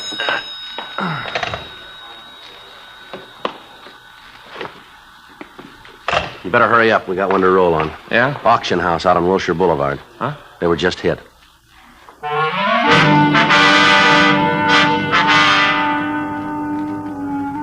"8:37 a.m. We arrived at the Charles Kane Auction Gallery. It was a large Spanish-type building located on the corner of Wilshire Boulevard and Gregory Drive. A radio card answered the call, and the officers from the unit were taking reports. The policeman at the door told us that his partner was making a check of the neighborhood to see if he could come up with any information for us. An ambulance had arrived, and the man at the door told us that the attendant was in the store taking care of one of the victims. We went in and talked to him. Hey, watch it, huh? Feels like he stole my head in. Oh, sorry, Mr. Kane. You fellas officers? Yeah, that's right. Friday and Smith, Central Robbery. All right, if we talk to him? Sure, I'm almost finished here. Sure, you can talk to me. Go ahead, I'll tell you. All right, so this is my partner, Frank Smith. My name's Friday. Charles Kane. This is my place. I'm the one that was robbed. Yes, sir, we understand. This is Miss Morgan. I know he's a policeman. How do you do? How are you? Morgan. Where's the other cops? Sir? Other fellas, the ones in the police car. Where'd they go? Well, they're outside, Mr. Kane. Oh, you fellas are the guns, huh? What's that, sir? The guns, the big ones. You know, the ones who's going to handle it? Well, I guess you could say that. Yeah, well, suppose you want me to tell you all about it, huh? Yes, sir, if you would, please. Yeah, been in the auctioning business a long time. This is the first time a thing like this has ever happened. First time. Uh-huh. Came in this morning early. Came in to check a consignment from Santa Barbara. Loading new stuff. Only it's old. Yes, sir. We bought it up. Supposed to be here this morning. I came in the office. Yeah, right in here. Fellow was standing back at the door. As soon as I came in, he clouded me on the head. Whacked me a good one. Hey, wait. Hey, take it easy with that bandage, will you? Yes, sir, I'm sorry. Feel like that fella Ichabod. Who's that? Ichabod, you know, from Washington Irving. Ichabod Crane. Fella rode around carrying his head under his arm. Yes, sir, feel like I could do that. Grand writer, Irving. Read almost all his stuff. Grand. Yes, sir. What time did you come in? Yeah, grand. Oh, it must have been about 7:45. Wonder if you can give us a description of the man. Sure. Don't you want me to tell you the rest of the story first? Well, if we can get a description of the man, Mr. Kane, we can get a broadcast out on him. Yeah. He robbed the safe, too, you know. Yes, sir, we understand. Cleaned it right out. How tall was the man, sir? Oh, about 6'2". Big fella. Well, might even been bigger. How about his weight? Big there, too. Maybe a couple 100 pounds. Did you see the man, Miss Morgan? Yes, he was here when I came in. Yeah, but I'm the one he hit. Well, he was back here with Mr. Kane when I came in. The man must have just hit him. Did you get a pretty good look at him? Yes, sir. Yeah, he hit me. He gave me a real whack right on the head. Yes, sir. This fellow's covered it all up with bandages, or you'd be able to see it. A real whack. Yes, sir, we understand. I think that'll take care of it, Mr. Kane. Will, huh? Yes, sir. I suggest you see your doctor, though. Yeah, why? We usually recommend it, sir. Oh, yeah. Well, thanks, young fellow. Yes, sir. How about the man's coloring, Mr. Kane? That ambulance fellow been real nice. Yes, sir. Can you tell us about the man who held you up? Light complected. Did he wear glasses? No, didn't have glasses. Well, he had them on when I saw him. Yeah? Well, he didn't when he whacked me. What kind of glasses were they, ma'am? Well, they're the ones with the plastic rims, sort of a light color. Must have taken them off when he hit me. What was he wearing? Gray suit. Business suit. Gray. Was he clean shaven, do you remember? Well, yes, he had a dark beard, though. Real heavy, but he was clean shaven. I'll get this out, Joe. Right. Did he have any accent when he talked, Mr. Kane? No, just hauled off and hit me as soon as I came in the door. Didn't say a word. Just whacked me on the head. Did he speak to you, Miss Morgan? Well, yes, he did. He told me to keep quiet and nothing would happen. Did you notice anything in his speech? No, he talked just like anybody else. Okay, you called him, Frank? Yeah. Miss Morgan? Yes, sir. What time did you get in this morning? Oh, it must have been about 8, maybe a couple of minutes after. Did you see the hold-up man when he came in? No, not right away. He wasn't out in the gallery. Uh-huh. I came into the office here. This is where I work most of the time. That's when I saw him. He was standing right over there. Mr. Kane was on the floor, and the robber was standing next to him. I guess he just hit Mr. Kane. Uh-huh. What did he say to you? Oh, I told you. He said for me to keep quiet and nothing would happen to me. Did he say anything else? No, he didn't. Didn't say much to me either. Just whacked me. Would you know the man if you saw him again, Miss Morgan? Yes, I would. So'd I. All right, sir. Well, we'd like both of you to come downtown and look at some pictures, if you would. Oh, got him, huh? Fast work. Well, no, sir. No, we haven't got him in custody yet, but we may have a picture of him downtown. Yeah? How'd that be? Well, if he's done this kind of thing before and he's been arrested, we'd have a record on him. Oh, yeah. Mr. Kane. Yeah? What kind of a burglar alarm system do you have here in the store? Oh, it's right there on the window. Mm-hmm. Hey, you see those little strips of foil? Electricity runs through them. They get broke and it rings the bell out in front of the store. You're not on a system, though, are you? Huh? Oh, no. Always figured that if the bell went off, the cops would be here soon enough. I see. He must have found out some way to turn the thing off, though. Didn't ring at all. I'd heard it if it had. I'd have heard it sure. Do either of you people smoke? Yeah, both of us. Got out the broadcast, Joe. Good. Call the crime lab. They're on the way. All right, fine. I took another look at the front door. Whoever broke in sure knew his job real clean. You got anything? Well, we don't know yet. Either of you two people smoked this morning here in the office? Not me. Sure could use a cigarette, though. Calm me down. Here you are, Mr. Kane. How about you, miss? Well, thank you. Why all these questions about smoking? I want to know if you're going to catch that man. There was over $1,200 in that safe, and I had a couple of hundred on me. He took all that. What you asking all these silly questions for? Well, there's some cigarettes here on the floor. Looks like the hold-up man must have waited for you two to get here. Yeah, probably did. Broke into the safe and then waited for me to come in. Dirty sneak. What do you got, Joe? Some paper matches here. Might be something. Yeah? And take a look at them. Yeah. Oh, there. Some printing on that one. Can you read what it says? 23 miles to Wilming. The rest of it's burned off. Probably Wilmington. Uh-huh. Oh, you got something? A clue? Well, we don't know yet, sir. Here's another one, Joe. Can you read it? Yeah. This one's almost whole. Only the tip's been burned. What's it say? Well, it says 14 miles to Santa Monica. What was that? 14 miles to Santa Monica. Look like matches from a motel, maybe a hotel, something like that. Might be a restaurant. Hey, you guys won't have any trouble at all getting the fella, I mean. Sir? Yeah, simple. Just find a place that's 23 miles from Wilmington, 14 miles from Santa Monica. Don't you get it? Find that place, and your man will be waiting for you. You get it? Yes, sir. Yeah, simple. Find that place, and your man will be there.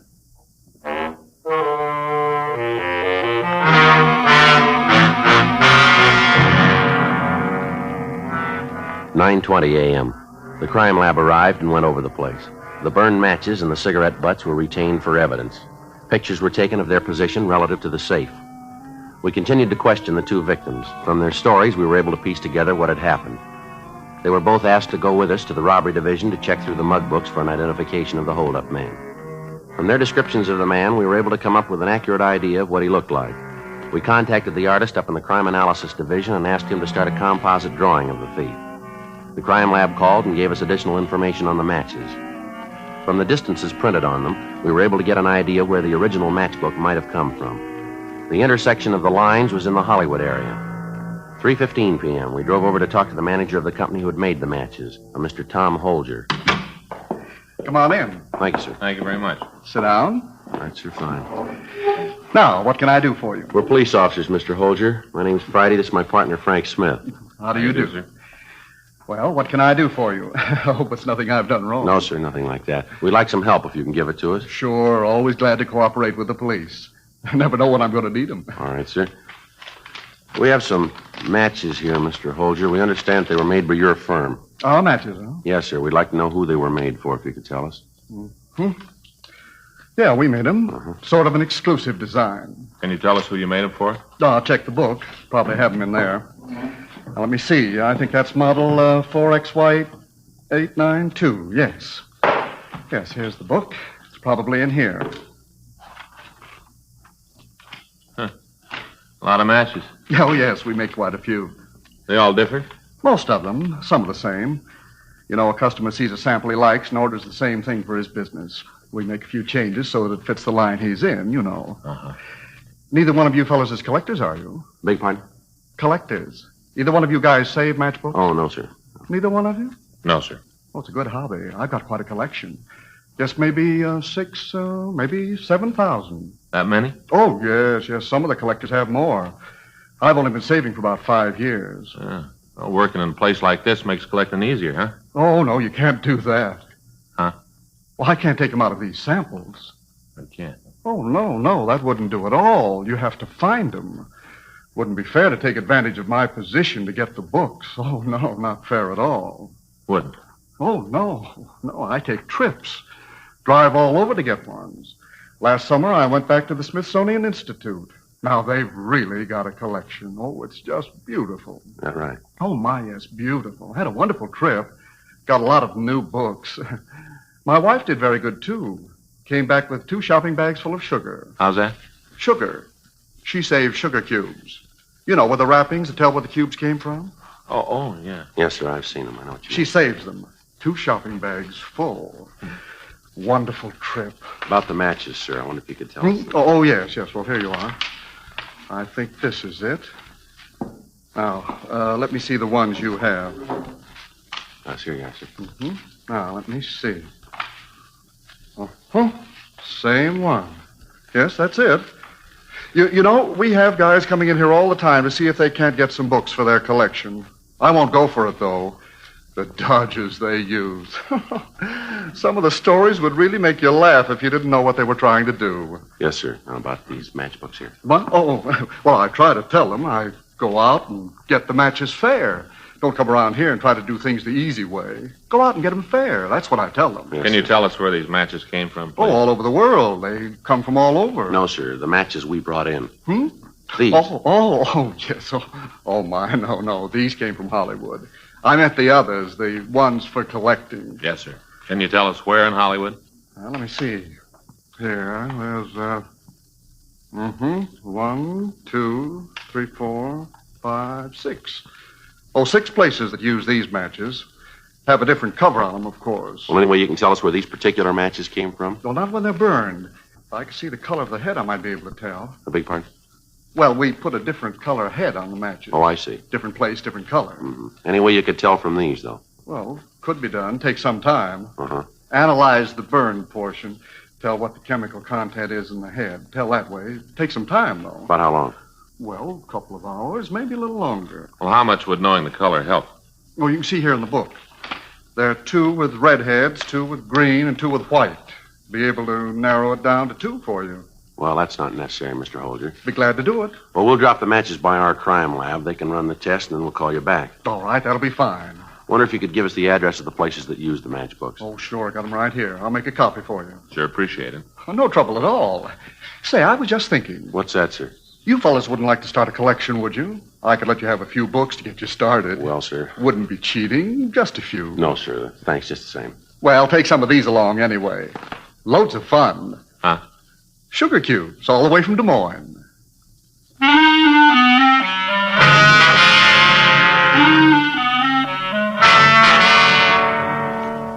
We got the list of places using the type of book matches found at the scene of the robbery. We told Tom Holger that we'd be back if we needed any more help, and then we left. 5:30 p.m. We called the office and talked to Sergeants Murphy and Rafferty. We gave them the addresses of the 3 motels and asked them to check them out. 6:46 p.m. We started to check out the 3 motels on our list. The rain continued to fall. The Weather Bureau's report indicated that it would keep up for another 12 hours. At the first 2 places, we got no new information on the holdup man. 7:29 p.m. We checked at the last place on our list. Yeah? Police officers would like to talk to you, sir. Oh, sure. Come on in. Thank you. Boy, it's sure coming down, isn't it? Yes, sir. What's all this about? Something wrong? No, we just like your help. Nothing I can do. Say, you guys like a cup of hot coffee? Take the chill out of your bones. No, sir, no thanks. Got it all ready. Won't be no trouble. No, sir. Thanks just the same. Well, how about your partner? No, thanks. All right. Now, what can I do for you? I'd like for you to take a look at a picture here and tell us if you've seen the man. Sure. Frank, you got the sketch there? Oh, yeah. Got it right here. A little wet. Uh-huh. Get some water got in my pocket. Yeah. What do you want this guy for? Something special? We'd like to talk to him. Yeah, sure. Didn't mean to pry. Just wonder if it was a big job or maybe a bad check, something like that. Uh-huh. There you are. Seen him before? This his description down here at the bottom? That's right. Robbery, huh? Yes, sir. Big deal. You seen him? I'm not sure. Description fit a lot of people. Uh-huh. Does it fit anyone registered here? Yeah, at least 4 guys.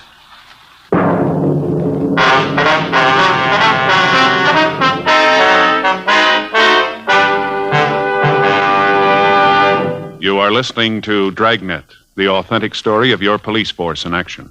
They've got the taste and they've got mildness, millions all agree. They're low in nicotine and they're the highest quality. 30 years research went into this great cigarette. So here is all you say to get the finest smoking yet. Chesterfield's for me, Chesterfield's for me. You just say it's Chesterfield's for me. Remember, friends, Chesterfield is tested and approved by 30 years of scientific tobacco research. For the taste and mildness you want, next time say Chesterfield's for me. Buy a carton of king-size Chesterfield at the new low price, or Chesterfield Regular. What a pair they are. They're best for you.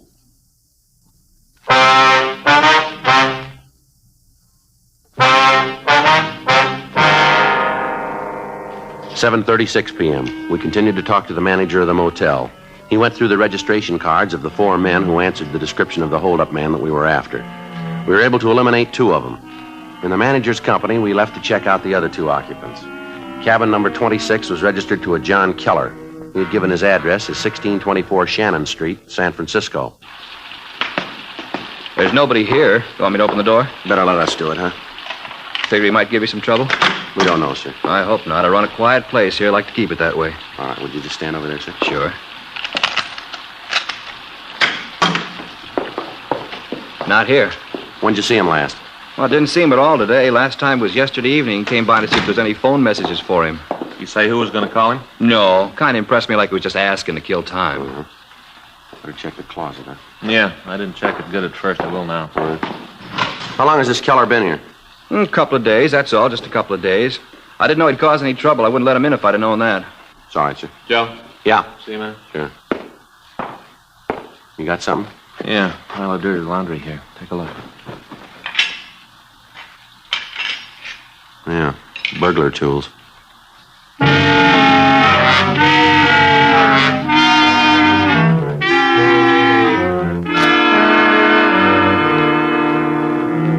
burglar tools were not disturbed until they could be checked for fingerprints. We asked the manager of the motel to go back to the office and act as if nothing had happened when the suspect came in. He told us the motel had a switchboard telephone, and we asked him to ring us in the event the office called. I called the city hall and told them where we were. I also asked that another team of men be sent out to help us with a stakeout. Then Frank and I settled down to wait for John Keller. The rain kept up. We waited. 8:30. No sign of the suspect. The office called to say that they were sending Stewart and Creasy out to relieve us at midnight. 9:30. 10:15 p.m. Well, I sure wish we could smoke. Yeah. Wonder what he's doing out on a night like this. Sure coming down, isn't it? Yeah. Hope Faye and the kids are all right. Anything wrong? No, but once in a while when it rains real heavy like this, the storm drain across the street gets clogged. Water backs up, fills the street, you know. Yeah. Well, we only got another half hour to go here. Yeah. I'm glad to get some dry socks on. Hold it. Huh? Somebody coming out there. Yeah.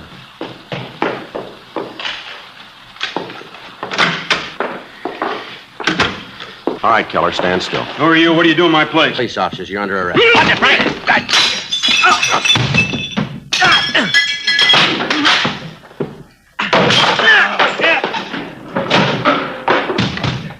All right, look out, Frank! Get up. All right, come on. Get up. Come on, get on your feet. What do you want me for? I haven't done anything. Those your tools in the closet? You guys been snooping around. Better shake them, Frank. Yeah.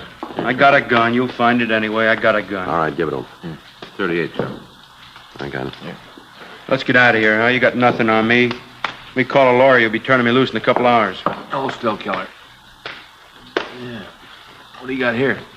Pretty wise. You guys don't miss a trick. No. 32 strapped to his leg, Joe. What are you doing with that, Keller? I'm saying nothing until I see a lawyer. Where's your wallet? In my coat. Is that where you keep your money? You know a better place? All right, take it out. Lousy cops think they own you. You ever done any big time? I know what you're talking about. All right, come on, Keller. You know what's going on. You ever done any big time? Yeah. Where? Back east. For what? Armed robbery. You on parole now? None of your business. Now, look, we're going to find out anyway. Save yourself some time and us some trouble. Answer the question. So I'm on parole. What's that prove? Your parole officer know you're out here? Yeah. Didn't he tell you it's against the law for an ex-con to have a gun? He told me. And how come you got two of them? I drove out here. You need protection on a trip like that. How much money you got in your wallet there? I don't know. About how much? I haven't got the slightest idea. I always know how much I got. Maybe it makes a difference to you. Count it. What for? Count it. 50, 100, 150. Put it out on the table, will you, so we can both count it. Now let's try it again. Yes. 4, 7. It comes out $3,053. You want me to count the change in my pocket, too? Where'd you get the money? I worked for it. Where? None of your business. All right, Keller, let's go downtown. Frank, you want to get the tools? Yeah. Pick up the money, Keller. Put it back in your wallet. Look, suppose I just leave it there and walk out of here. Wouldn't that make it all right? You know better than that. Now put it back in your wallet. It doesn't make any difference anyway. You guys got nothing on me, nothing you can hold me on. Yeah. Come on, Keller. Get your hands behind you. Yeah. I'll get the tools, Joe. Right. Hey, how about my coat? Your what? A coat. All right, here. Now let's go. Guys are sure going to feel pretty silly. Is that right? Sure, you got nothing on me. My lawyer will have me out in no time. He's a good lawyer. Yeah, well, he's going to have to be. Huh? To get you out of this one.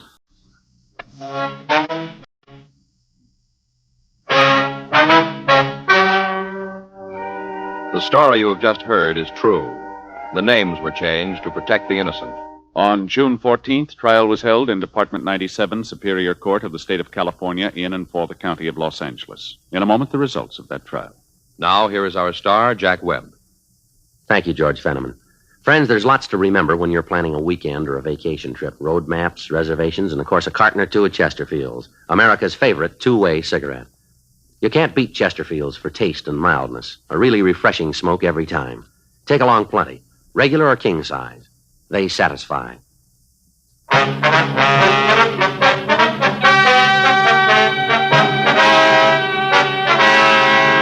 John Rudolph Keller was tried and convicted of robbery in the first degree, 1 count, and burglary in the first degree, 6 counts, and received punishment as prescribed by law. Robbery in the first degree is punishable by imprisonment in the state penitentiary for a period of not less than 5 years. Burglary in the first degree is punishable by imprisonment for a period of not less than 5 years in the state penitentiary.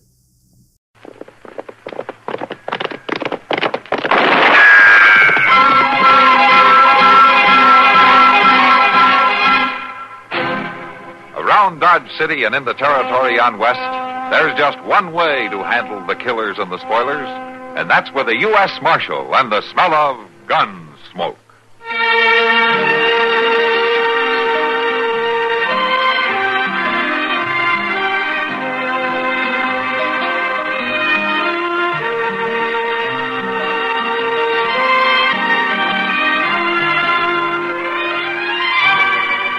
Gunsmoke, starring William Conrad. The story of the violence that moved west with young America.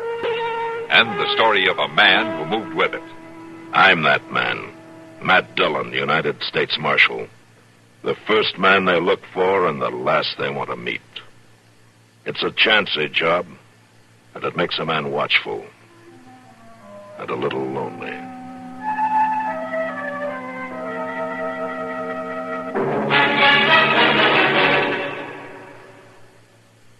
In this land of plenty, we occasionally forget that millions of less fortunate people elsewhere in the world are hungry, sick, destitute.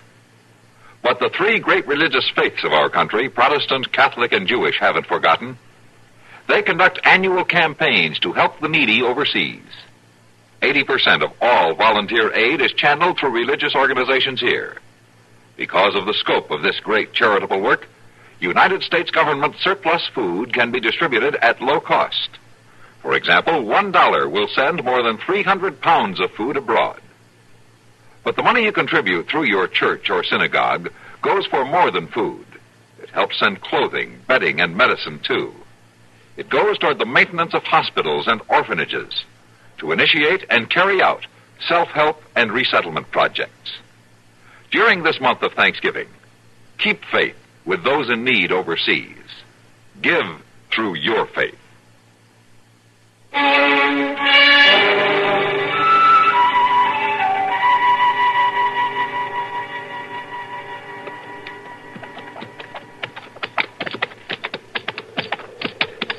You sure you know what you're doing, Berkey? Yeah, I know. This here's good enough place. Ooh.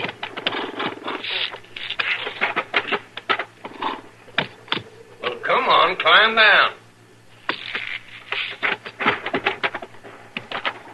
Don't make no sense to me, leaving it here after all we done to get it. Bring the shovel.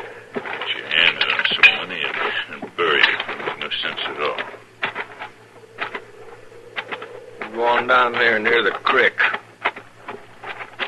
Right there under these bushes.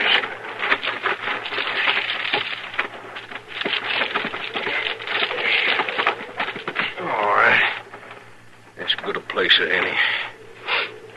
All right. Start digging. Now listen, Berkey, you Crab, should... now you start digging. All right. Ain't gonna do us no good to have the money if they come take it off of us, is it? Well, No, it sure ain't. When we start spending any of it before the fuss dies down, they're gonna be looking our way sure. I wouldn't spend much of it, Berkey, honest. Oh, you would. Just enough to keep yourself liquored up till it was run clean through. Why, that ain't no We're bit... gonna lay low and dodge. And we're gonna act like we never seen more than 6 bits altogether. Until they forget about that hole. And then I'll make you a bargain, Crab. What's that? I'll come dig up that gold myself. Yes, sir, you won't even have to touch your shovel. Oh, I won't mind doing the digging then. All right, then get on with it now. I ain't hankering to spend another night in this prairie. I don't know why I'm going to do all the digging.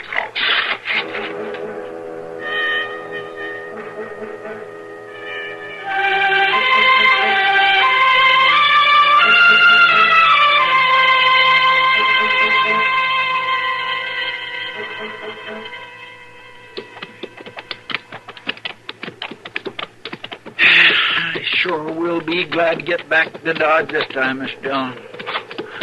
You know something, Chester? You're always glad. Yes, sir, I know.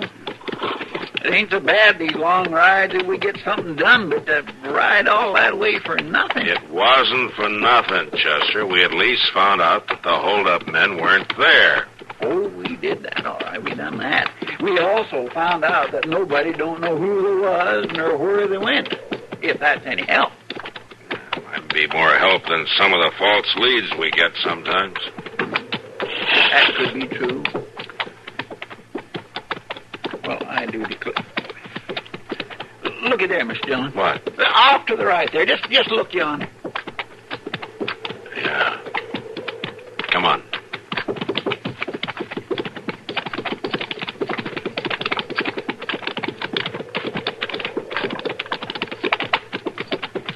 By jing, he don't look like no Indian. It doesn't look like he's got a horse.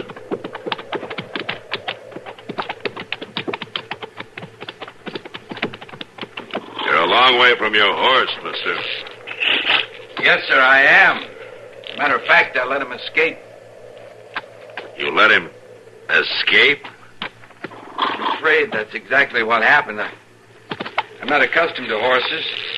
When I came back from the grave, the animal was gone. I guess I hadn't secured him properly. Grave? Just what grave was that? Why, an Indian grave back there a few miles. That's where I picked up this fine specimen of a bow and arrow. Who are you? My name is Milford, sir. Otis Milford. I'm Matt Dillon, U.S. Marshal. You make it a habit to rob Indian graves? No, sir, I do not. I have great respect for the Indians. I study them, you might say. I'm writing a book on every phase of their culture and of this West. Once in a while, it's necessary, in the interest of science, to collect a certain article. You don't look as though you're very familiar with any culture out here on the plains. You're right, sir, I'm not. I have studied the Indians of the East. I've come to study the Indians of the West. Are you aiming at something with that arrow? Well, yes, sir, I was. I wanted to test it, to compare the bow with the ones used by the Eastern tribes. It compares very well. I'm sure the Pawnee will be glad to hear that. I was just on my way to pick up the quarry. You shot something? Yes, sir, a rabbit. It's just over here. You shot a rabbit? You're either a very good shot or mighty lucky. Well, I've studied to become expert. Well, where are you headed for now, Milford? I was heading for Dodge City before my horse ran off. Now, we're headed for Dodge. We'll give you a ride in if you want it. I'd be much obliged, sir. Very much obliged. Sure. You can ride up behind me, Mr. Dillon. All right, Chester, give him a hand. Thank you. Be careful of the bow, please. Yeah, Chester, be careful of the bow, please. All right, let's go.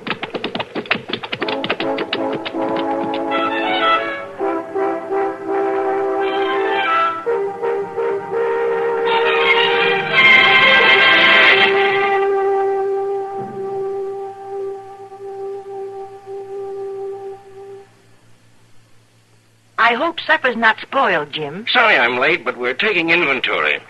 With the nagging backache I've had and sleepless nights it gives me, I'm all dragged out. You've been complaining of backache long enough.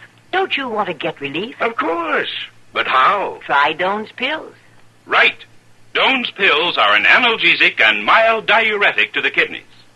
Nagging backache, also headache, dizziness, and muscular aches and pains may come on with overexertion, emotional upsets, or everyday stress and strain. Doan's pain-relieving action is often the answer, and they also offer mild diuretic action through the kidneys. So if nagging backache is making you feel worn out, tired, and miserable, with restless, sleepless nights, don't wait. Try Doan's pills, used successfully by millions for over 60 years. See if they don't bring you the same welcome relief. Get Doan's pills today. To save money, buy Doan's big economy size.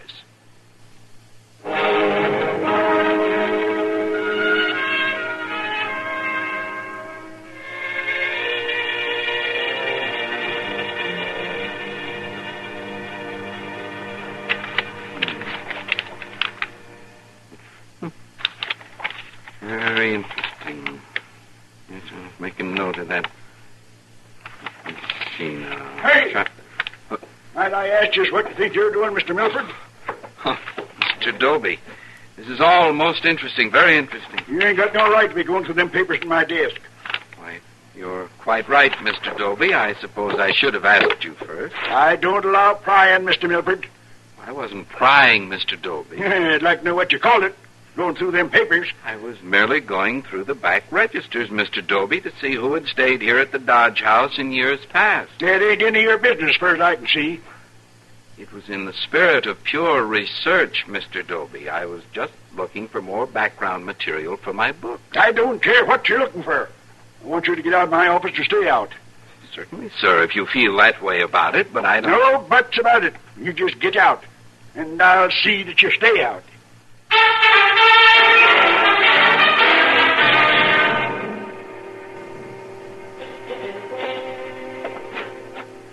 I told him I wouldn't stand for it, Marshal Dillon.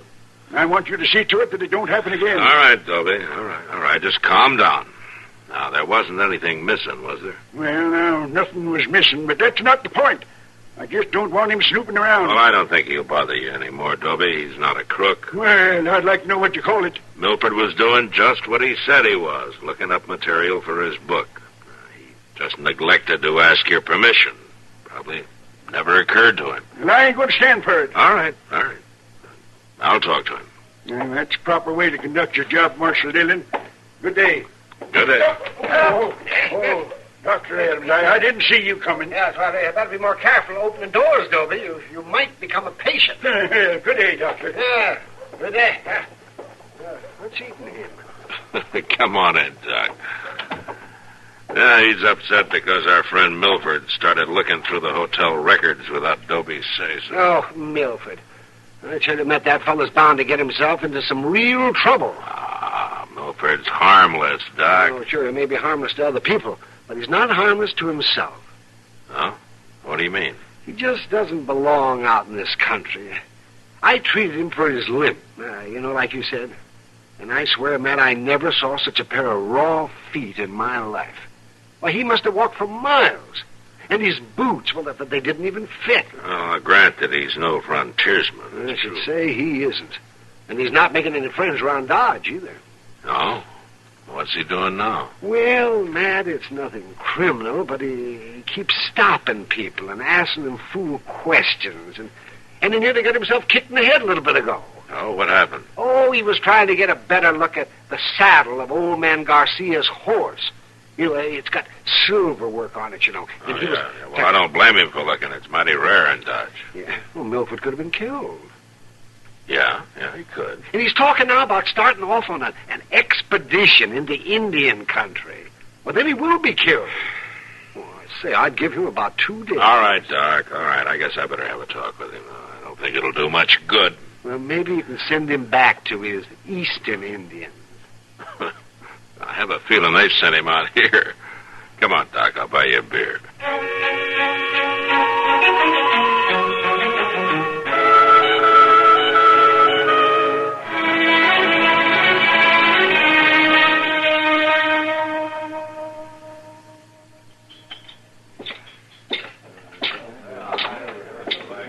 Well, I'm glad I didn't order, Matt. The food would have had to have been warmed up twice. I'm sorry I'm late, Kitty, but I've been looking for somebody. It's all right. Sit down. Oh, thanks, Kitty. I could stand some food, and I think... Kitty, maybe you better go ahead and order your dinner, huh? I'll be a little while yet. What is it now? That's who I've been looking for. You mean that little professor fellow? Yeah, that's the one. I want to talk to him before he gets into any more hot water. Before you eat? Yeah, I'm afraid so. All right, Marshal. Far be it from me to interfere with the processes of the law. Ah, Kitty. Oh, go on, Matt. I can pay for my own dinner. Just remember you had your chance. I'll see you later. Sure, Matt. Sure.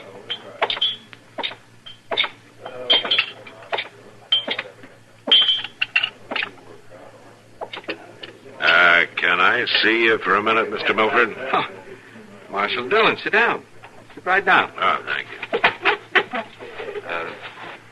May I offer you something? Some coffee? No, thank you. No, thanks. No, you go right on with your dinner. Oh, I've finished, thank you. Well, what can I do for you, Marshal Dillon? Oh, I understand that you're planning to head out on the high plains. Yes, sir. That's exactly what I plan to do. And you're going alone. Is that right? I always go alone, Marshal. It's the only way to do a true job of study. I don't think that's a good idea, Mr. Milford.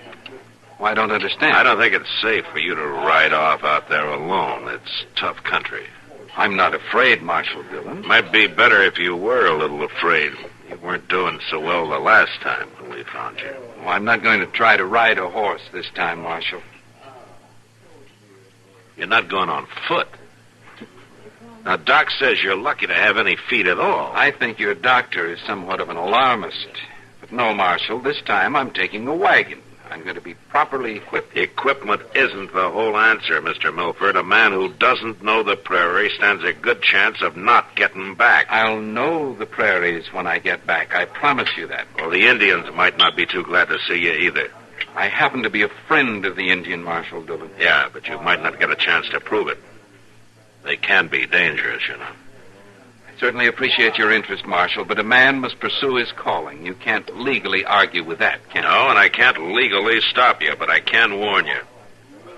And I won't legally be responsible for what might happen to you. I understand your position, Marshal. I hope you can understand mine. Yeah, I can understand it. But I don't like it.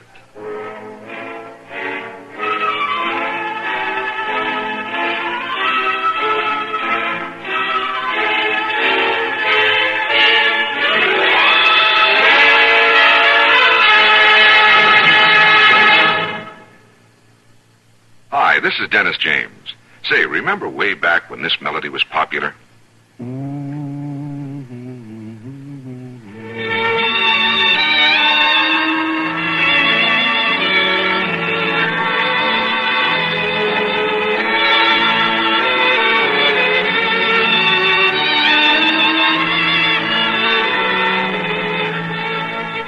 There's something very special about a long-time favorite, isn't there? Well, folks feel the same way about one of Kellogg's favorites, Kellogg's All Bran. Going on 41 years now, it's been America's most popular good food way to fight irregularity from lack of bulk. Because it's whole bran, Kellogg's All Bran gentles away irregularity safely and reliably. And because it's deep toasted for extra crispness, it never gets mushy in milk. There's only one All Bran, Kellogg's All Bran. That's ALL-BRAN. Kellogg's All Bran.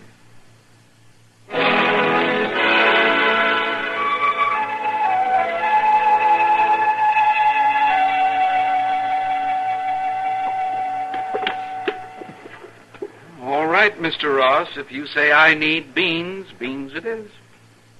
Well, it ain't proper to go nowhere in this country without a supply of beans, and that's the truth.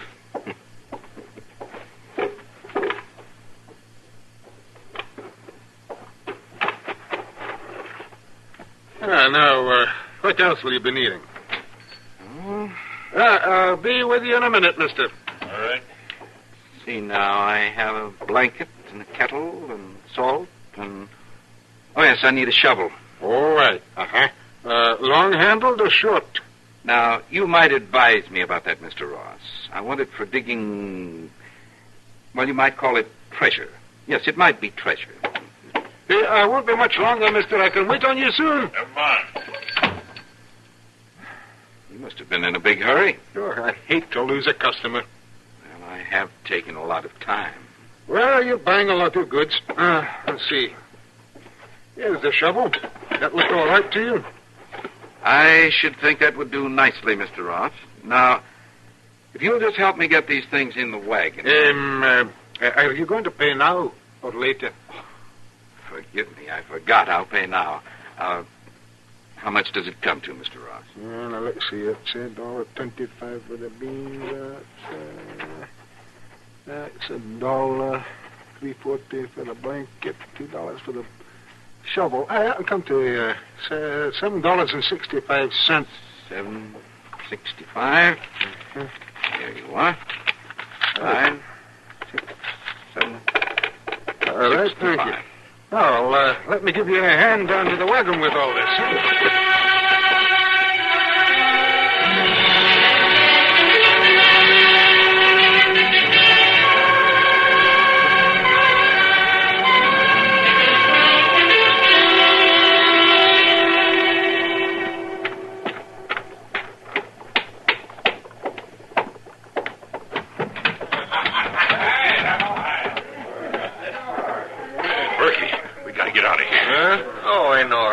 up, have yourself a drink. There ain't time, I tell you. You got a lot of time.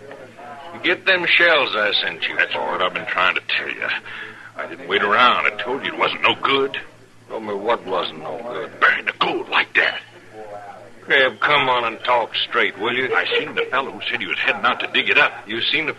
What fella? I don't know who he was. Don't make no difference. He was buying a shovel and he said he was going to dig it up. You sure? Well, I was right there. Wasn't I? And I heard him. He's starting out in a wagon and he's going to dig. I told you it wasn't no good. Oh, shut up. Come on.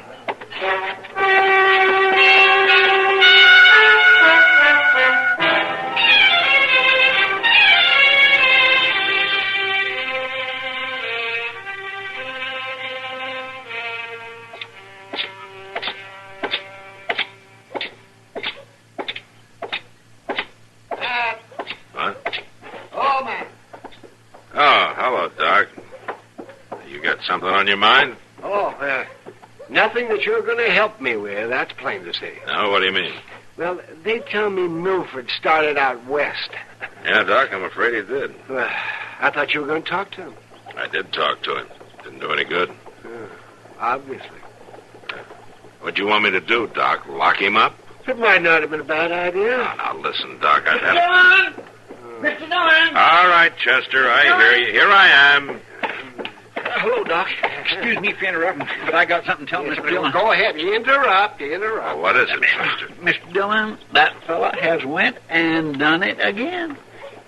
What fella? That Milford fella. Well, where is he now? That's just it, Mr. Dillon. They ain't hiding their hair of him. Hiding their hair of him where, Chester? Out there. Where his wagon turned all right, over. All right, Chester, start from the beginning. Where is the wagon? Well, sir, Luke Myers was riding into town, see? And when he got about a mile or so from Crawdad Creek, he seen this wagon turn clean over on its side. Yeah? Oh, the team was in terrible shape. Thrashing around, carrying on, so he cut him loose. Well, how do you know it was Milford's wagon? Well, because Luke looked around there some, and he found one of them little notebooks Mr. Milford's always carrying around with him and writing in, and had his name on it. And no sign of Milford? Not a sign in the world. That doesn't look good, Matt. No, Doc, it doesn't. You better get the horses, Chester. We'll have to go out there and take a look around.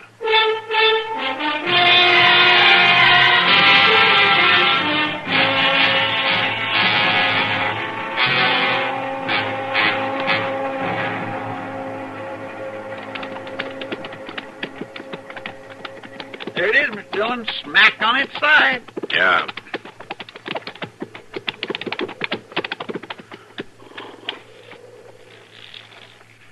Sure ain't around here. No sign of a struggle, either. You mean he wasn't carried off? No, it doesn't look like it. Looks like somebody carried some stuff off in the wagon, though, Mr. Dillon. Ain't much left. He may have taken it himself. Well, no, I Look don't... there.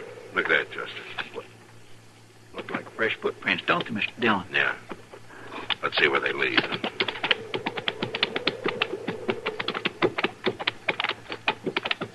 Looks like they're heading for the creek, don't it? All right, we'll leave the horses here, Chester. Go down through the bushes. Yes, sir.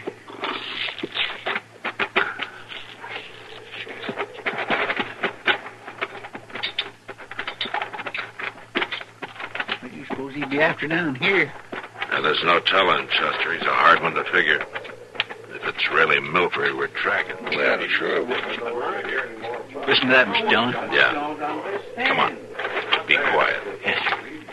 Gentlemen are wrong. You're dead wrong. Look like it to me, but looks like you was digging in the wrong spot. I'm not digging in any particular spot. I'm carrying on a scientific investigation. I told you, Burke, he's digging for the loot. Well, he ain't gonna do no more digging at all. Now, you men pay attention. Pay attention. I don't know anything about any loot. If I did, I wouldn't care about it. I'm digging for signs of a lost civilization. Oh. Artifacts that might be buried in this area. You're close to being buried yourself, mister. Those guns. Now, you're certainly not going to kill me. I don't believe it. You believe it. You cover the farthest one, Chester, when I start. Yes, sir. And easy now. Now. All right, drop your guns. Hey, Berkey! You got him, Mr. Dillon. Hey! Chester! He ain't moving none, Marshal. Now, you stand still or I'll throw another bullet into your friend there. I'm backing out of here, slow and easy.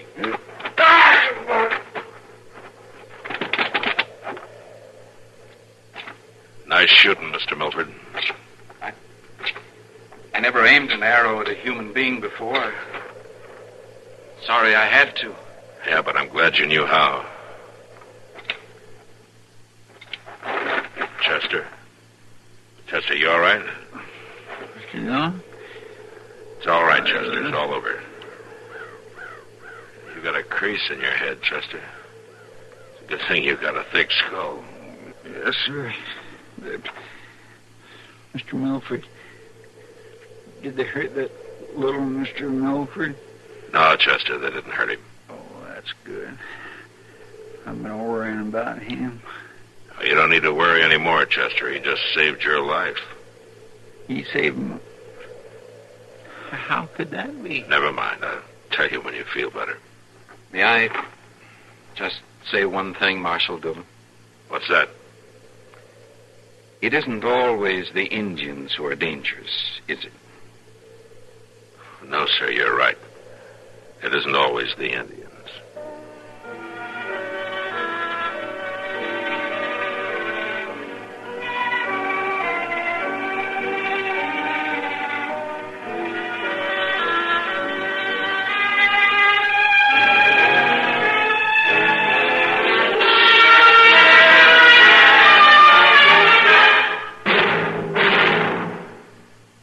This is your FBI.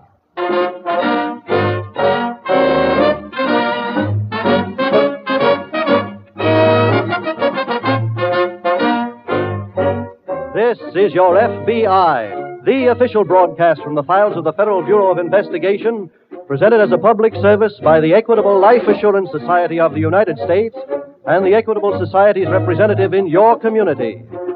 Tonight, for the first time, This Is Your FBI is being presented before an audience. It comes to you from the huge ballroom of the Convention Hall in Atlantic City, where 6,000 New Jersey's teachers who are attending the 92nd Annual Convention of the New Jersey Education Association will watch the production.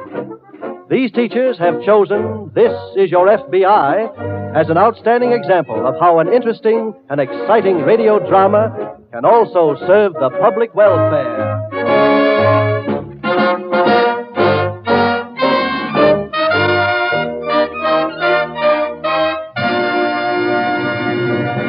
Are you one of the 47 million Americans who benefit from group insurance? Listen carefully to this special message from Mr. George F. Ashby, President of the Union Pacific Railroad Company. Mr. Ashby says, and I quote, "Our group life insurance with the Equitable Life Assurance Society has lessened the effects of disaster in the homes of thousands of our employees. Many of them have no other protection or an inadequate amount. Our own satisfaction is matched by the satisfaction expressed by employees and their families who, since 1917, have received almost $20 million from group insurance. Yes, group insurance is something worth owning. In 15 minutes, the Equitable Life Assurance Society will give further important information about group insurance, which will interest both employers and employees.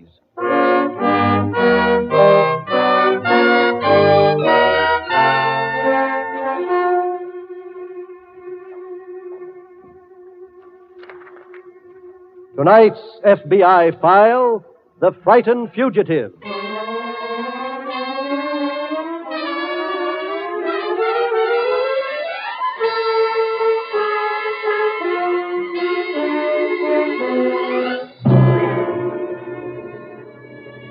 When Japan surrendered more than a year ago, America breathed a collective sigh of relief.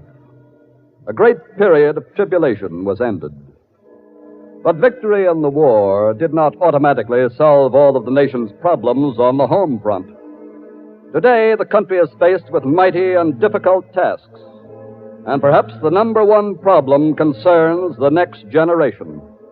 The young men and women who must be the leaders of America tomorrow. No child is born to be a criminal. And if he becomes one, it is for a variety of reasons. And it is up to us to see to it that our children are not confronted with the opportunity to become criminals.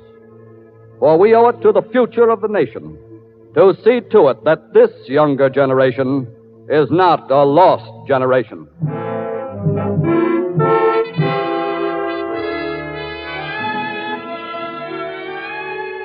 Tonight's file opens in a small town located on the eastern seaboard. Two boys, their high school classes finished for the day, are walking along a tree-shaded street. Hey, hold it a minute, Smitty. Huh? I want to ditch this cigarette. What for? My sister's been coming home from work early these past few days. I don't want her to see me smoking. There. She's really got the sign on you, ain't she? What do you mean? You're scared of her. I am not. And why you let her run everything you do? Well, it just saves fights, that's all. Yeah. Look, I do anything I please. Like what? Well, like hanging out with you, for instance. She told me not to. But I do it anyway. And behind her back you do it. That ain't so. Is she home now? Yeah, I think so. Why don't you ask me to come in your house with you? Let's see how she takes it. Look. Well? Smitty, we want to go to the dance tonight, don't we? We want to use her car. Yeah. Then let's not do anything to spoil that, huh? Okay, sucker. Now, wait, you got no Come right... on in the house. I'll see you later. Smitty! Call for me at 8 o'clock. Oh.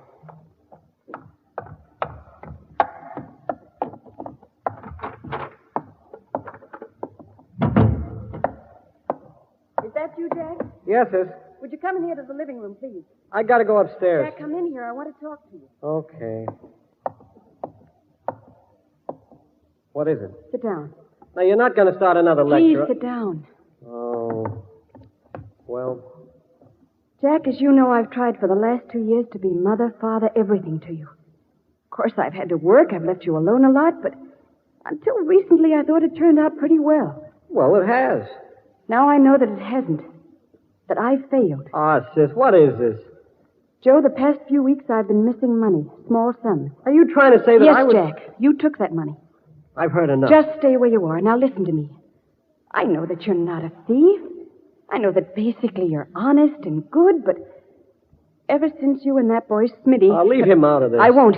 He's not good for you. Can't you see that? You were never like this until you met him. I promised you once I'd quit seeing the guy. You broke that promise. Oh, sis, you're crazy. He just left you in front of the house. I saw him. Look, can I help it if he walks down the same street with me? Jack, how can I make you listen to reason? By leaving me alone. Where are you going? Upstairs to press my clothes. What for? For the dance tonight. You're not going to that dance. But I promised the guys I'd pick them up. In my car? Well, yeah. No, you're not. But, sis, Jack, you're staying home.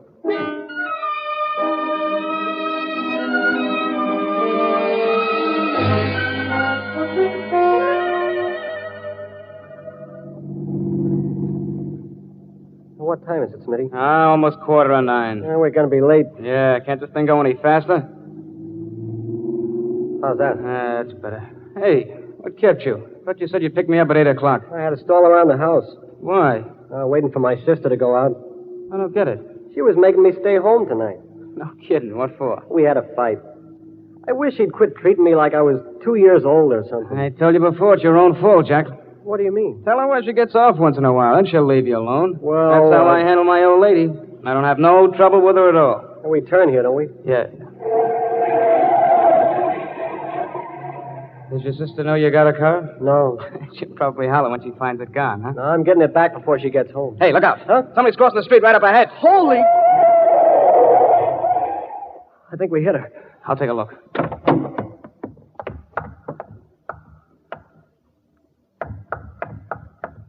Well? You hit her all right. What do we do? Put out your lights and let's get away from here fast.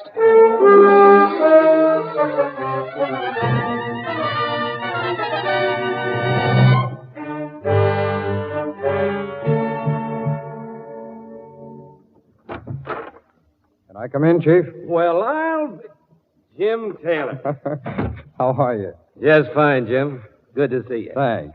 Hey, what are you doing out here in the sticks? Oh, I'm here at the special request of your Parent Teachers Association. What? Yes, they asked our field office to send an FBI agent to talk on juvenile delinquency, and I was given the assignment. Well, you couldn't have picked a better morning for your visit. What do you mean? I think I've got some business for you. Now, look, this was to be strictly a social call. It's an FBI case, Jim. All you police chiefs are alike. Well, what is it? Hit and run accident. An elderly woman was run down by a car early last night. Huh? Well, what makes this an FBI case, Chief? Well, it looks as if it's a case of transporting a stolen car across the state line. We're right on the border, you know, Jim. Yes. Well, that would put it under our jurisdiction. Tell me, was the victim killed? No, she's still alive. Not in very good shape, though. Conscious? Not from the last report. What are the rest of the details? We have one witness, a man named Benton. He saw the whole thing. Did he get the license number? No. As the car pulled away, they put out the lights. Well, that usually happens. We know it was a coupe. Have you any idea what make? No, none at all. The victim's in the local hospital? Mm-hmm. What about her clothing? It's being sent down here to headquarters. Good. Now, will you get it to our laboratory in Washington and have it examined for fragments of glass from the headlights and chips of paint from the fenders? Right.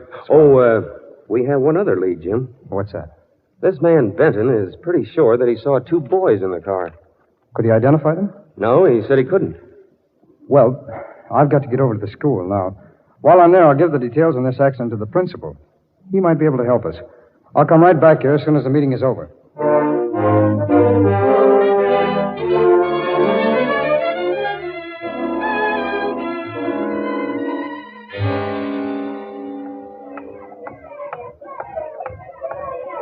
Hey, Jack. Well, I've been looking all over for you, Smitty. Let's go around back of the gym. Okay.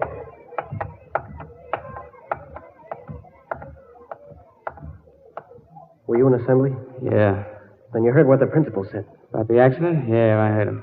What are we going to do? What do you mean? The cops know there were two guys our age in the car. So what? Well, they're bound to find out it was us. How? Well, Look, if they knew who it was, the principal wouldn't have made that big speech about why didn't the guilty parties confess. Yeah, but... Jack, there's 1,000 guys in the school. Any one of them could have done it. So how are they going to pick on us? I still wish we hadn't run away. What? I mean it, Smitty. We'd be in jail right now if we hadn't. We're liable to be there anyway. By running away, we might stay there twice as long. Stop it, will you? I can't help feeling that way, Smitty. Honest, I'm scared. Look, you haven't any ideas about squealing, have you? Have you? Come on, we got to get back to class. Answer my question. Smitty, I'll meet you after school.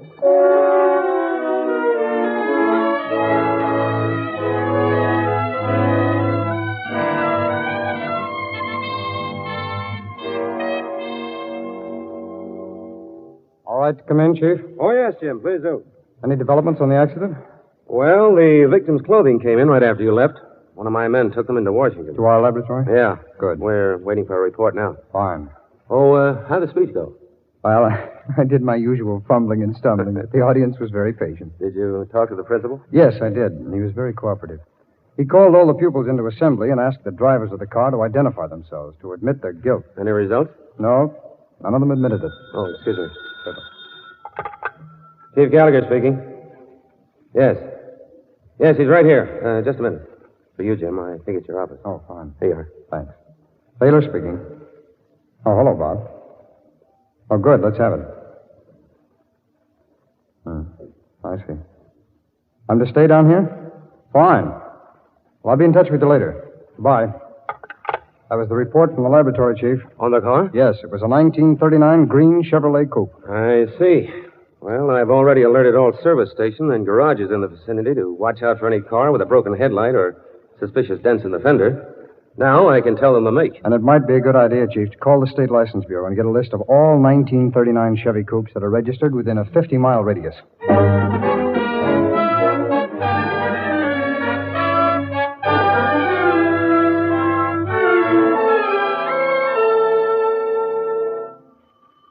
Just a minute.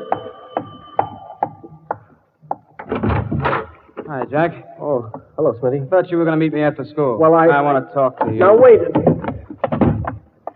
Look, Smitty, my sister's liable to come home any minute. So what? I don't want her to find you here. Well, this is more important.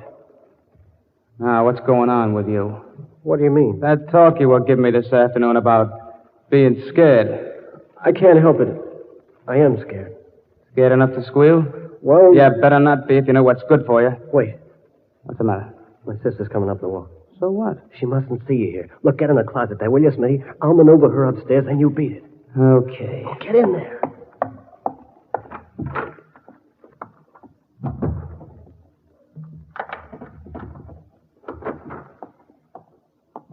Hiya, sis. I'm glad you're home, Jack. Come into the living room. Oh, now, look... This is very serious. Okay. I want you to look at something. What? A story in today's paper. Here, read it. What's this all about? It's an account of a hit-and-run accident that happened last night. 2 boys ran down an elderly woman. They were driving a coupe. Why should that interest me? Because that was my car and you were driving it. What? I have proof, Jack. Are you crazy? In the first place, you didn't stay home last night as you were told to do. That's a... I know you didn't, Jack. One of the neighbors saw you leave right after I did. You took my car. Okay. So I went to the dance. So what? I just examined my car. There are dents in the fender. One of the headlights is broken. And there are spots on the bumper that look like blood. Blood? You're lying. Come out and see for yourself. No. Jack, the police are looking for the hit-and-run driver. I know you did it. Leave me alone. Now, are you going to tell them or shall I? Neither one of you are telling them. Smitty. How did you get in here? I've been here all along. I heard the whole thing. Fine sister you are. You were with Jack, weren't you? That's right. Then you're both going to the police. Don't make me laugh. You've got to. And wind up spending half our lives in jail, not me. He's right, sis. They'd send us away for Not keeps. if you confess. They're bound to be lenient. But if you try to hide it, they will be severe. We ain't telling nothing. Very well, then. I'm calling the police. Keep away from that Oh, phone. no. Put it down, I said. Smitty! Come on. Let's get out of here.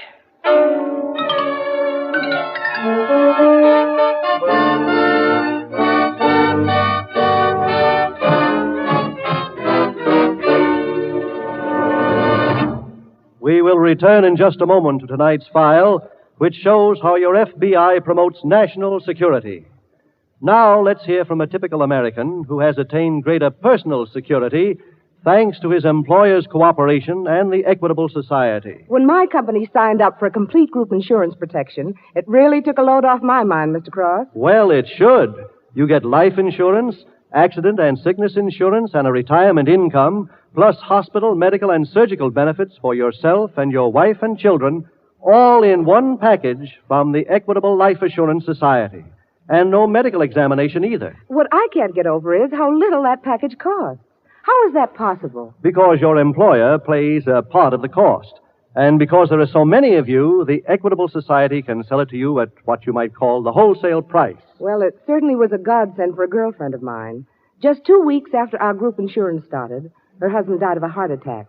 She wouldn't be able to manage if it wasn't for those checks from the Equitable Society. They'll continue her husband's pay envelope for more than a year. You know, group insurance was originated by the Equitable Life Assurance Society in 1911. Thomas I. Parkinson, president of the Equitable Society, says, group insurance is the most inspiring life insurance development of our time. If your company does not have group insurance, or if your company's group program is incomplete, your management can get in touch with the nearest Equitable Life Assurance Society office. That's EQUITABLE, the Equitable Life Assurance Society of the United States.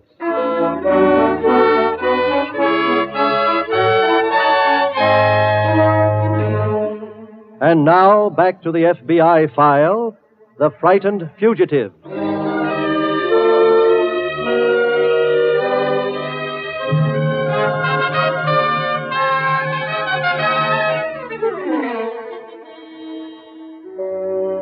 Sometimes a first offender will commit a crime which, while it cannot be condoned, can be understood. But by running away, he compounds the felony. The law is not without mercy. And if the first offender who commits a crime because he hasn't the moral strength to resist would realize that fact, there would be fewer hardened criminals. Criminals who go on from their first to their second, their third, their fourth crimes, to a career of living beyond the law. What those young men do not realize, as proven by tonight's case from the files of your FBI, is that crime is not a career, but merely a shortcut to living in prison.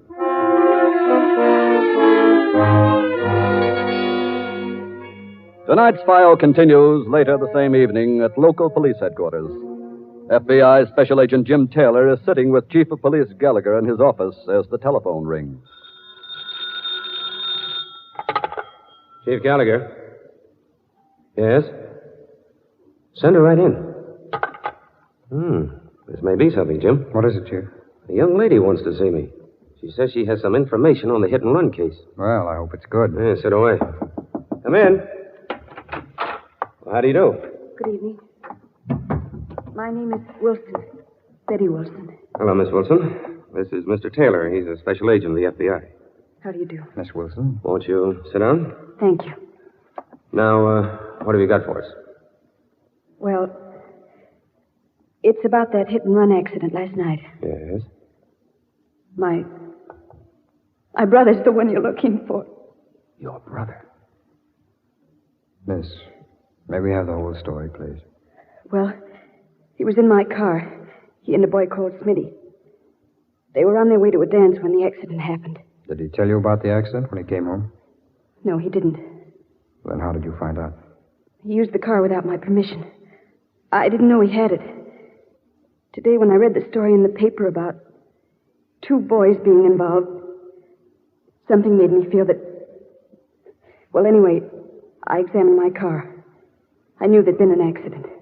You have a 1939 green Chevrolet coupe? Yes, how did you know? Our laboratory determined that from the flecks of paint that were found on the victim's clothing. Did your brother admit his guilt? Practically, yes. Mm-hmm. Where is he now? I have no idea. That's why I came here. What do you mean, Miss Wilson?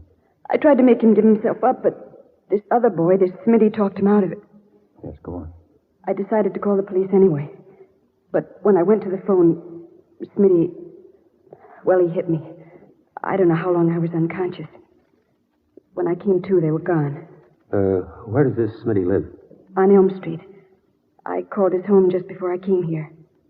He'd been there and gone. He'd probably run away, Chief. Yeah. How long ago did this happen, Miss Wilson? About 3 hours ago. Will you please give us a description of both boys? We'll put an alarm out on them at once.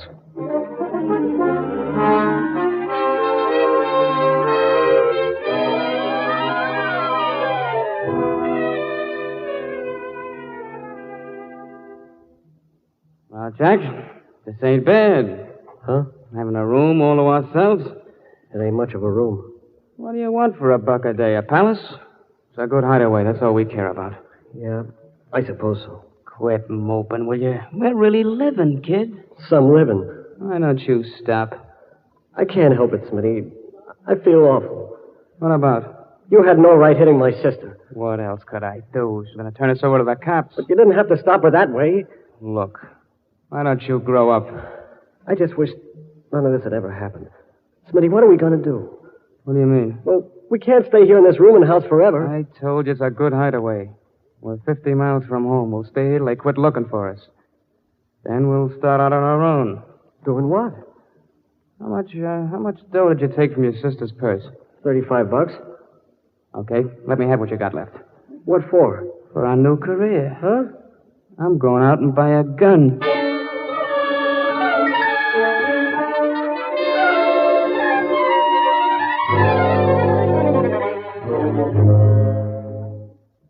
Well, Jim, I think we're getting some action. What have you got? One of my men just called in from the bus station. Yes? 2 boys answering the description of young Wilson and his pal Smith. Took a bus to Centerville over 3 hours ago. I see. I've notified the police up there to be on the lookout for them. Well, that bus has already arrived there by now, hasn't it? Yes, the trip is less than 2 hours. Well, that eliminates any chance of picking them up as they get off. No. Oh, excuse me. Certainly, go right ahead. Chief Gallagher. Oh, hello, Miss Wilson. When was this? I see. He didn't say where he was. Uh-huh. Well, we'll get to work on it. Thank you. Young Wilson just called his sister. Said he was sorry about what happened. But he didn't say where he was calling from. No, but it was a long-distance call. We can have it traced.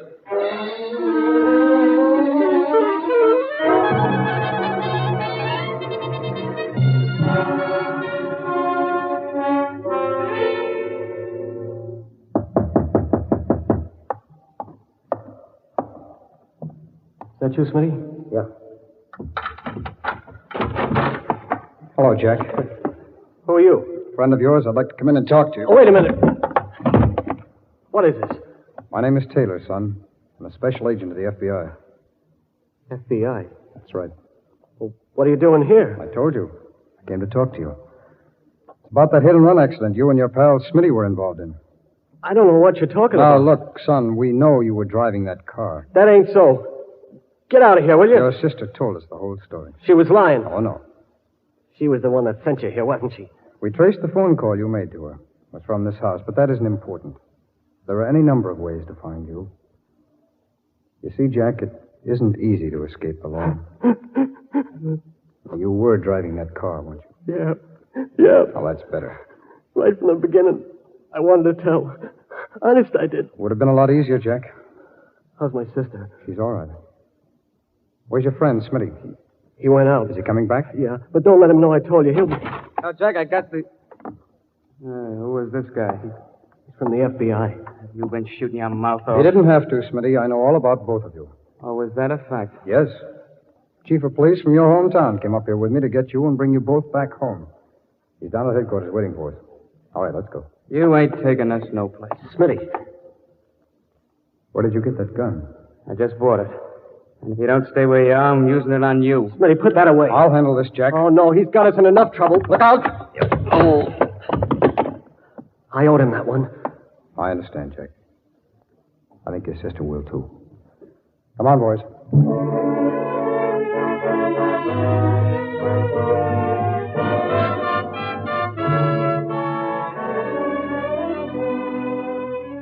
Jack Wilson and Walter Smith were both tried and convicted, and upon their convictions were sent to the state reformatory to be held there until they reached the age of 21.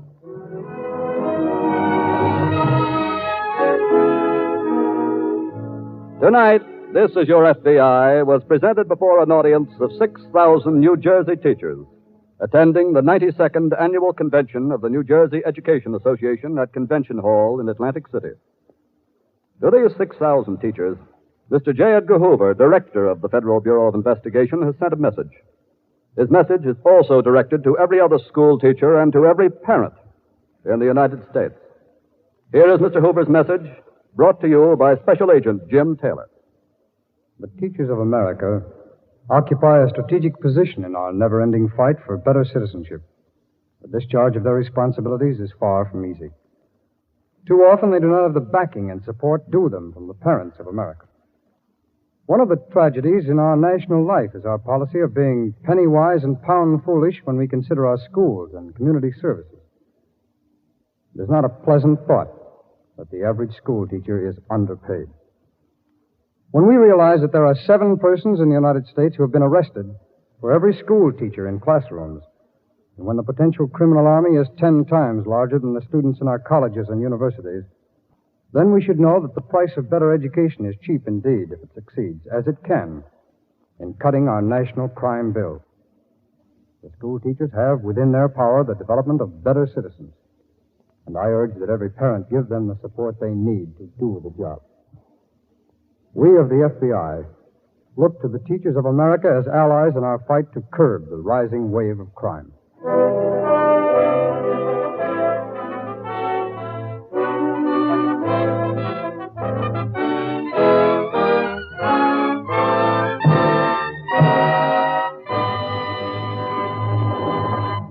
In just a moment, we'll tell you about next week's exciting case from the official files of your FBI. Now, one last word to business executives. Since group insurance was originated by the Equitable Life Assurance Society 35 years ago, thousands of employers have learned that group insurance means satisfied workers, builds loyalty and morale, decreases labor turnover, improves quality and quantity of production. Get all the facts and figures from an Equitable Society group insurance expert. Whether your employees are entirely uninsured or have only partial protection, get in touch with the nearest office or write direct to the New York home office of the Equitable Life Assurance Society of the United States.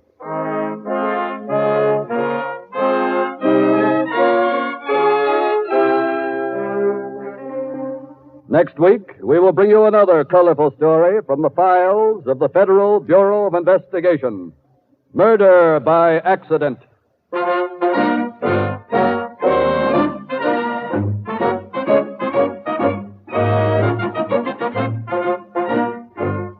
The incidents used in tonight's Equitable Life Assurance Society's broadcast are adapted from the files of the Federal Bureau of Investigation.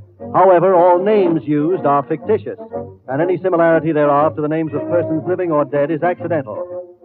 Tonight's broadcast was directed by William M. Sweet. The music was composed and conducted by Frederick Steiner. Your narrator was Dean Carlton.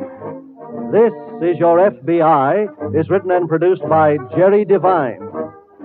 Now, this is Milton Cross speaking for the Equitable Life Assurance Society of the United States and the Equitable Society's representative in your community, and inviting you to tune in again next week at this same time when the Equitable Life Assurance Society of the United States will bring you another thrilling story from the files of the Federal Bureau of Investigation on This Is Your FBI.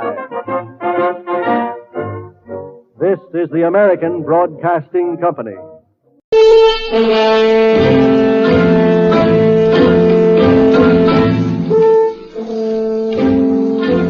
Agatha Christie's Poirot.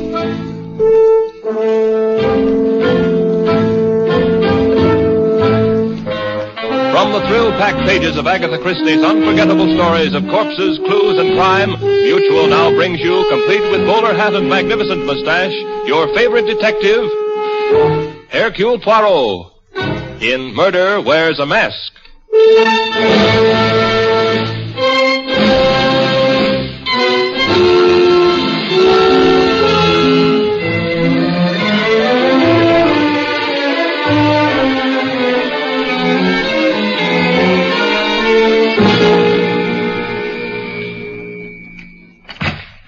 Yes? I'd like to speak to Mr. Poirot. Won't you come in? Your name, please? Richard Fields. Mr. Poirot's busy at the moment.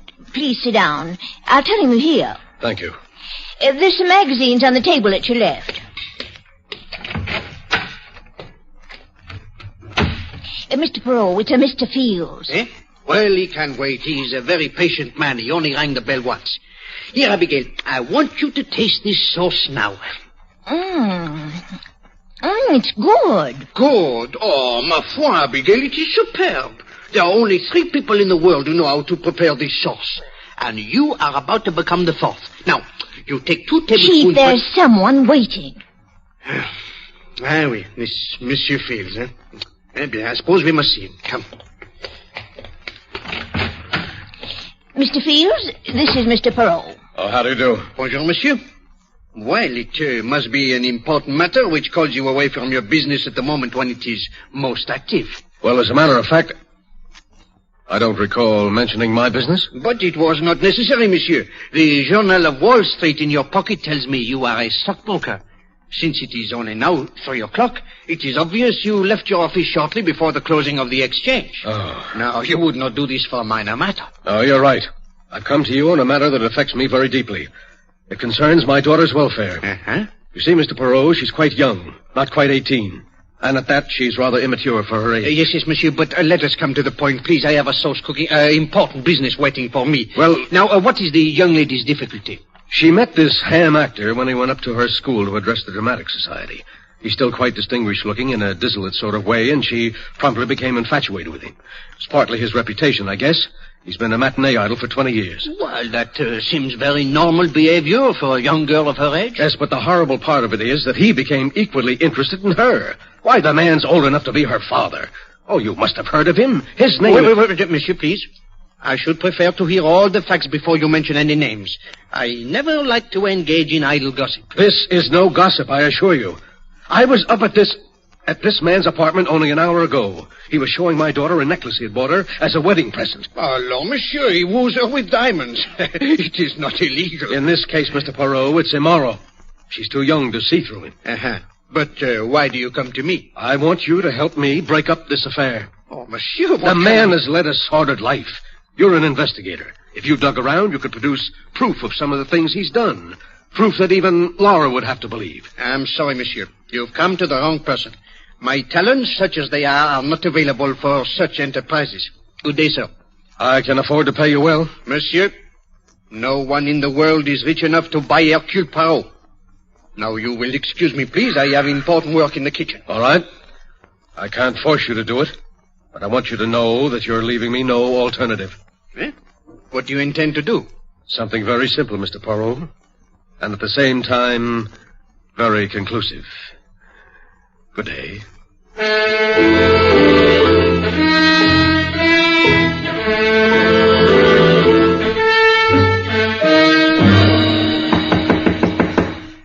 Come in.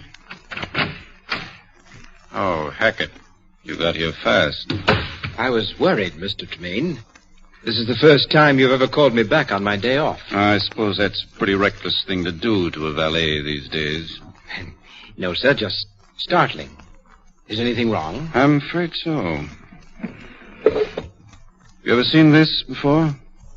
Why, yes, sir. It's the jewel case you had out this morning. I gathered it contained a pearl necklace which you bought for Miss Fields. Yes. $10,000 necklace. A wedding present. Yes, sir. Open the box, Hackett. They're very lovely, sir. Are they? Oh, yes, sir. Very lovely. Hackett, you're a liar. I beg your pardon? You're a liar. You know perfectly well these are not real pearls. Mr. Tremaine, surely you're jesting. You've made a mistake, Hackett. You thought I was a complete fool, didn't you? You waited till Laura and I left for the theater at 2 o'clock and then substituted these cheap, cultivated pearls for the real ones, hoping I'd never find out until it was too late. I couldn't do that, sir. The pair of pearls were in the safe, and I don't know the combination. Who put them in the safe? I did. You asked me to. But I didn't ask you to leave the safe open, did I? I remember now that I didn't hear you twirl the knob. What did you do with those pearls? I never touched them. Very well. Give you your chance. I'm turning you over to the police. Don't touch that phone, Tremaine. Oh, you cheap, bungling thief posing as a valet. I should have realized what a bad performance it was. Well, I'm sure your experience will come in handy in prison. Drop that phone, Tremaine. Get your hands off me. All right, Tremaine, you asked for it. What are you... Put down that knife. Put down that... No!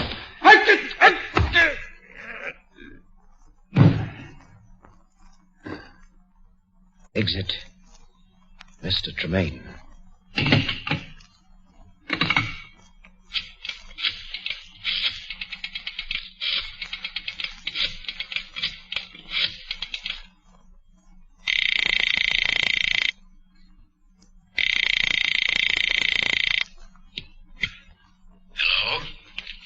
Hello, Mr. Fields. Yes. This is Archie Tremaine. Tremaine, where's Laura? Right here at my place. You filthy swine. I told you this afternoon I wouldn't have her seeing you. Well, I don't see how you can stop her. We're getting married tonight. Married? Yes. We'd like to have your blessing. Why don't you come down? I wouldn't come down. Yes. Yes, maybe I will. Sure.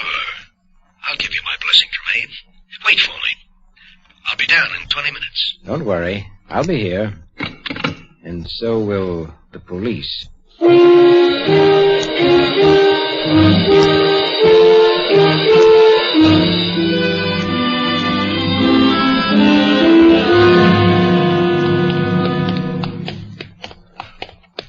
Inspector Stevens, I tell you, the next time we have dinner together, it will be in a place without a telephone. Then I will be certain at least we can finish our dessert without interruption. Here we are. This is the place. You could have stayed and finished your dessert, Poirot. I didn't take you by force. It is the same thing. Why, you very slyly tell me you have received an anonymous call reporting a murder. Alors, you know I cannot resist such a situation. He has excellent taste, this Monsieur Archie Tremaine. Me, I like very much these brownstone houses. Nobody home. Place is dark.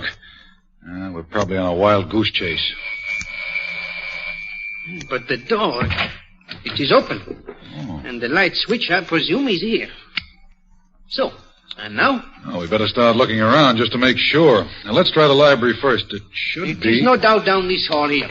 All these brownstones, you know, they are very much the same. There. Inspector, flash your light around, please, eh? All right. Here's the switch. Tremaine. Yeah, he's dead, all right. Stabbed through the heart. Stabbed once, Inspector, with that letter opener. He must have dropped on the spot.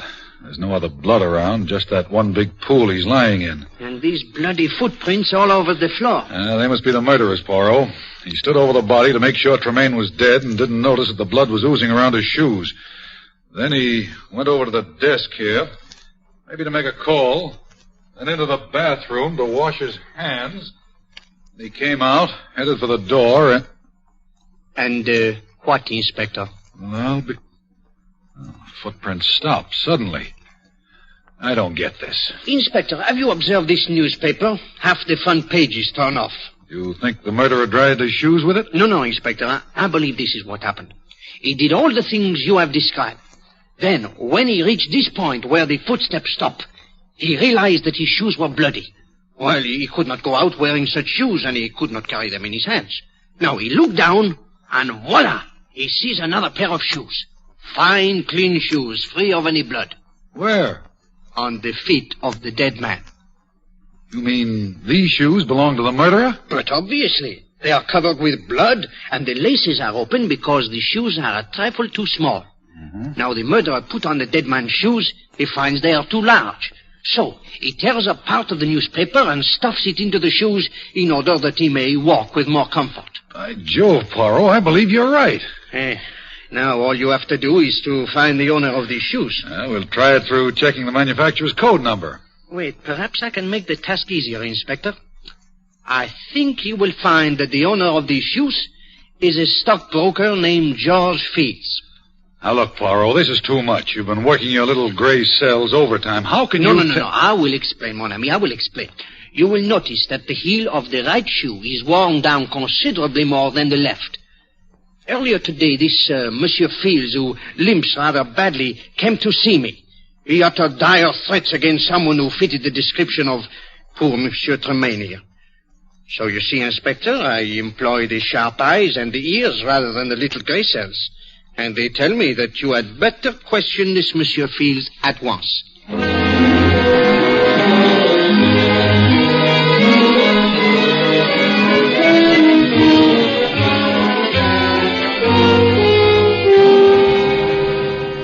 Well, Poirot, you were right.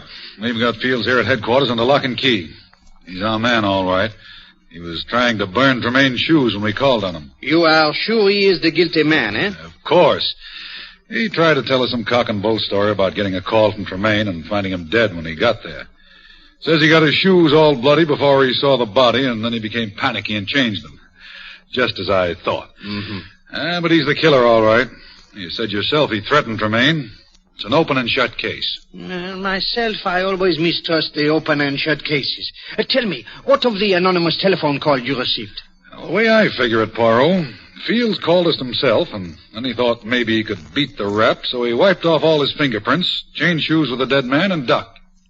Oh, a very intelligent reconstruction, Inspector. Very intelligent. Alors, I must return to my office now. If anything new develops... I'll let you know. Good. Bonjour, Inspector.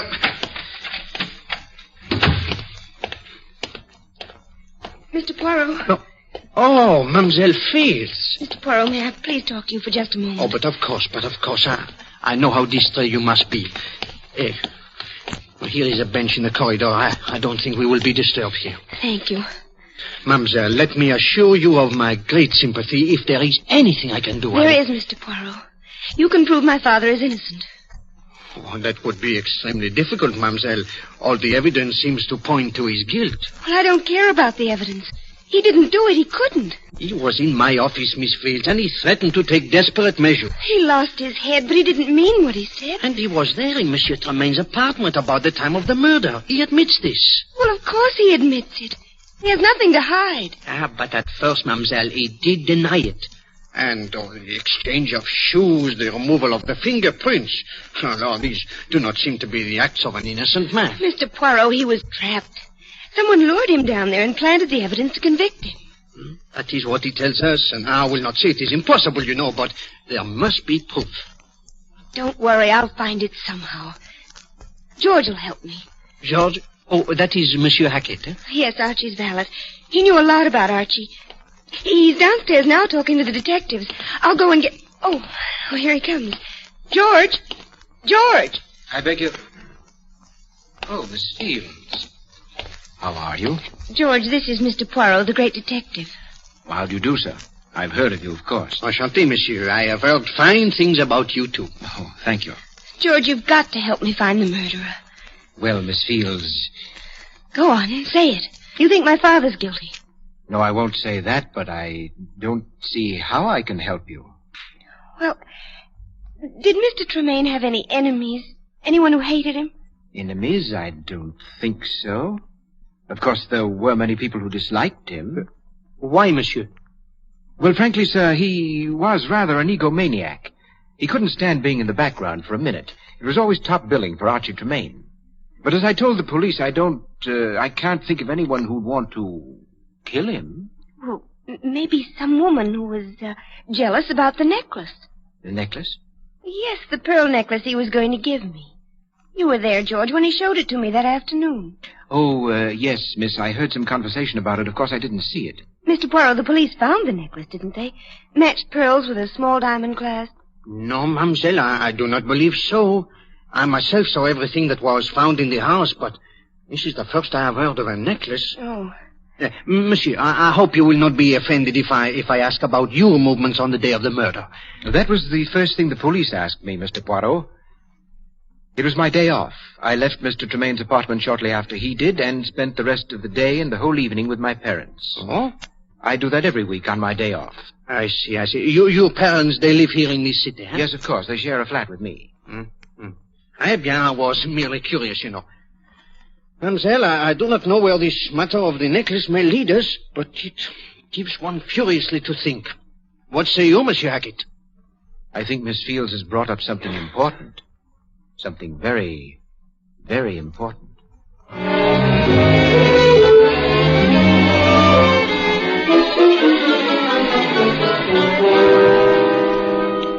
Now listen, you two. You live with me, do you understand? The date was April 5th, Thursday, and I was here all evening. Were you, George? That's interesting. I don't like your tone, Daisy. And I don't like getting the short end of the deal all the time. What? What is this, Peter? Hold up? No, Hackett, I wouldn't say that, but we do all the dirty work as a rule, and you get most of the dough. Well, this time I've done all the dirty work. And you just have to be smart. That little chubby Frenchman or Belgian or whatever he is doesn't look like much, but don't let his accent and that phony-looking mustache fool you. It's going to take great acting to make him believe that you are my parents. And it's going to take a great deal more money to make us try it. We don't want to All right. I'll double your share on this job, but watch yourself. That may be him now. I'll wait in the next room. Just in case. No rough stuff, Hackett. Now, we'll handle it with kid gloves. Yes? Bonjour, madame. My name is Poirot, Hercule Poirot. May I have a few words with you? Well, yes, come in. What is it, Mama? A gentleman, Pa. Man named Peril. Yes, and my secretary, Miss Thatcher. How do you do? Howdy. Excuse my shoes being off. We wasn't expecting any callers. Oh, no. Do not be deranged, monsieur. We will be here only a few moments. Will you have some cherry cordial, sir? I made it myself. Madame, you are too kind. No. I wish only to ask a few questions about your son. George, what about him? Well, you know, I presume that his late employer was found murdered. Oh, yes, poor Mr. Tremaine. A kinder man there never was. Every Thursday, George would come around and talk about nothing but his wonderful Mr. Tremaine. Every Thursday, madame? Yes, sir. His day off. Tell me, on April 5th, the day of the murder, he was here that day, too, huh? Why, what do you mean, Mr. Perot? Of course he was here. All day? Oh, from, about 2:30 on. He was teaching us to play gin rummy. Do you play gin rummy, miss? No, I'm not very good at cards, and I don't drink. Tell me, madame, where is your son now? I believe he's over at Mr. Tremaine's place, straightening things up, you know. I see. Eh bien, you've both been very kind. Oh, must you go so soon? Well, I said it would only be a moment. Come, Abigail. Well, I'm sorry George wasn't home. We'll tell him you were here. Merci bien, madame. Lovely old couple, aren't they? I don't see how their son could do anything wrong. I do not see how he can be their son. What? Did you not observe, Abby, that the kindly old gentleman and his wife, they both have fair hair and blue eyes? Yes. But Monsieur Hackett, his eyes are dark brown. It is impossible, Abigail, for two blonde, blue-eyed parents to have anything but blue-eyed children.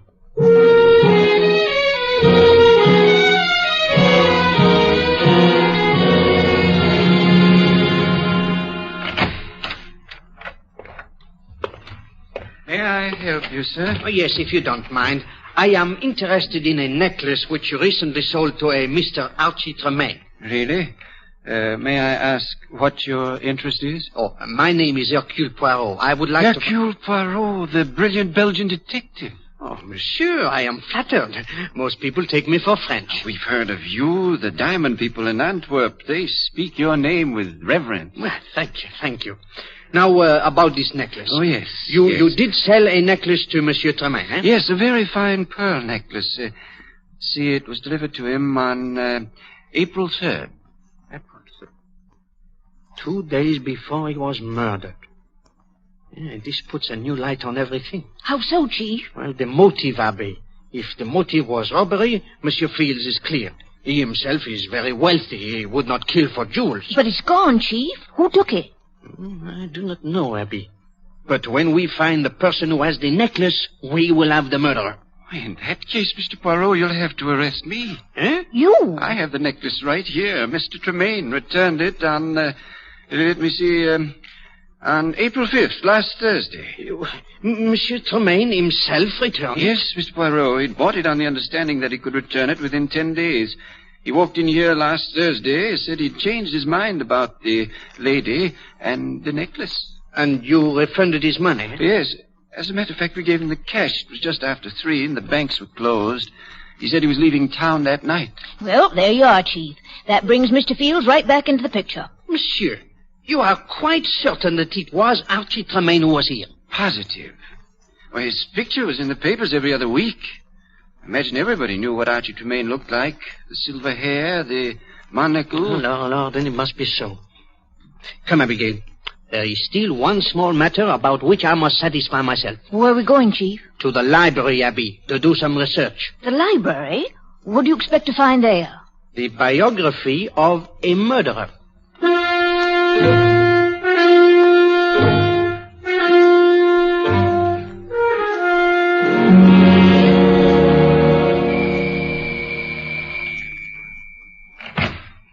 Why, Miss Fields, this is a surprise. Hackett, I had to come here to Mr. Tremaine's house.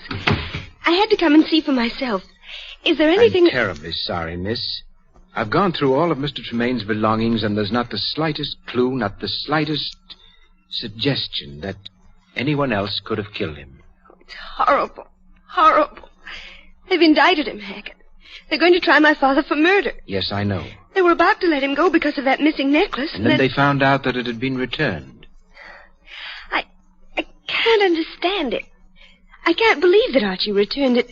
We were going to be married. It was all agreed. Well, miss, your father was so set against it that perhaps... Oh, no, that would have made Archie more stubborn. If I could... Wait. I've just thought of something. What time was that necklace returned? A little after 3, according to the jeweler. At least that's what the papers say. A little after 3? Yes, miss. But that's impossible. Oh, why didn't I think of it sooner? It's impossible, Hackett, because Archie was with me at the theater from 2:30 until 5. He couldn't have been at the jeweler's. You must be mistaken, miss. Oh, no, I'm not. The necklace was returned. Well, then someone else returned it. Someone else returned it and got the money for it. But no one had access to it except Mr. Tremaine. Oh, no one but Mr. Tremaine. And you. Me? You, Hackett. You had access to the necklace, and you knew my father had threatened Archie. You're the murderer. Sit very quietly, Miss Fields. I don't want to shoot you unless I have to. You killed him. You stole the pearls, and you framed my father. I'm going to call the police. No, you don't. Tremaine tried that. Now he's dead. No, that won't do either. The door is locked. I locked it as you came in. Get away from me. Get away! I'm sorry, my dear. Now I'll just gag you so that you're not tempted to scream again. There we are. Now.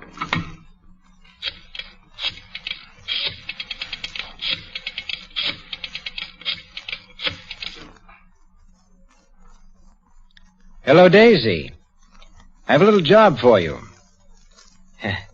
No, it's not as hard as the other one. Doesn't require as much talent. Is that laundry wagon still available? It is. Have Pete drive it down here to Tremaine's place. I'll have a bundle ready for him.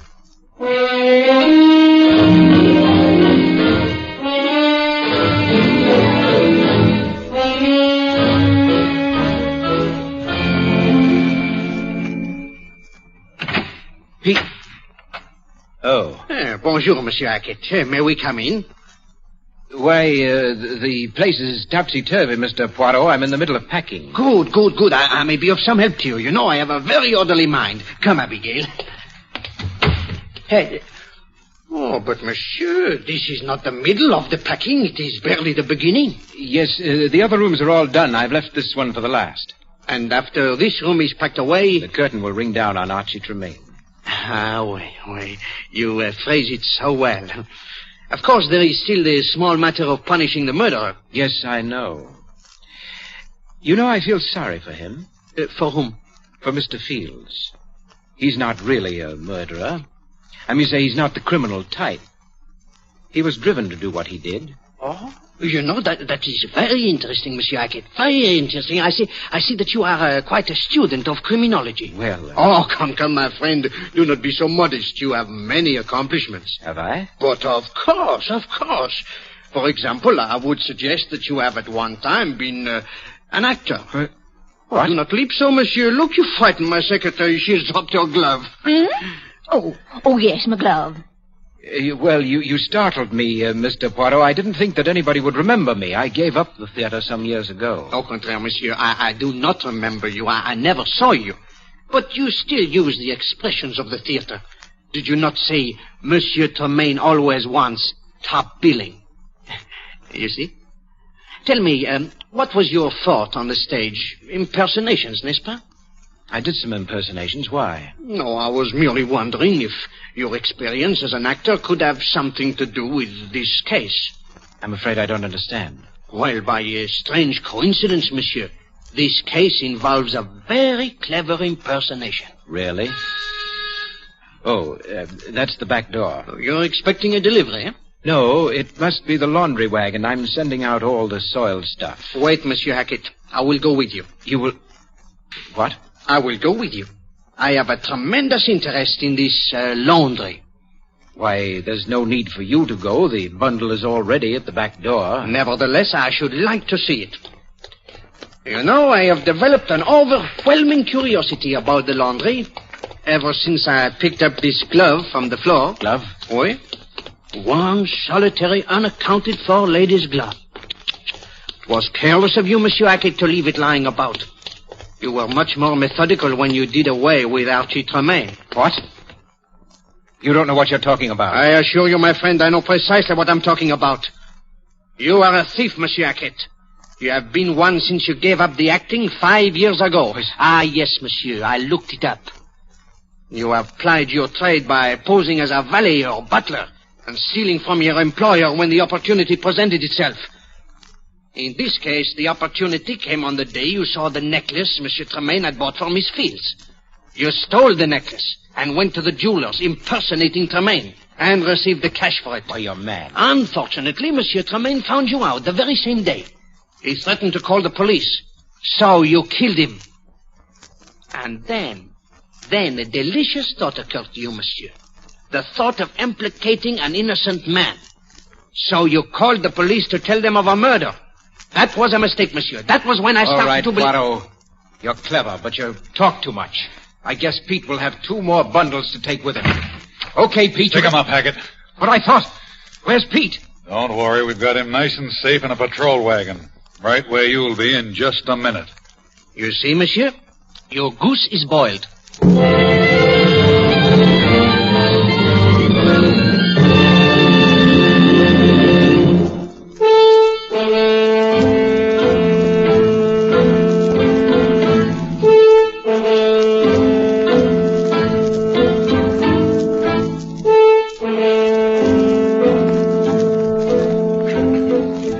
Be sure to listen next week when Agatha Christie, America's favorite mystery writer, brings you her favorite detective, Hercule Poirot, in the case of Death Points a Finger.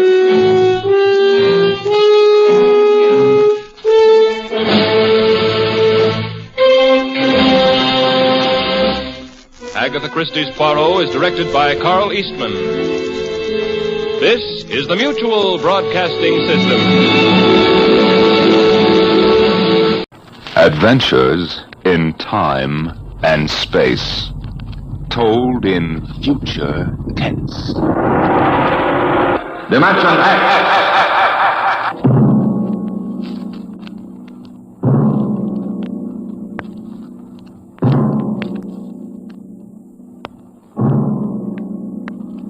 Can you predict what will come in 100 years?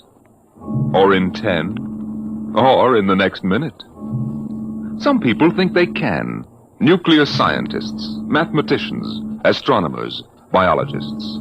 They'll predict the shape of the future. Why? Because they make the future. Because they see beyond the known dimensions of time and space. Into the unknown. Dimension X.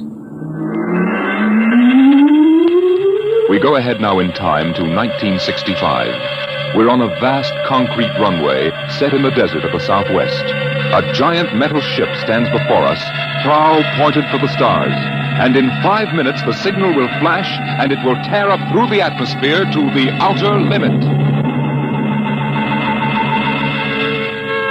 Attention. Clear field for takeoff. Clear field. 5 minutes, Steve. For takeoff. Warm her up, Charlie. Turn her over.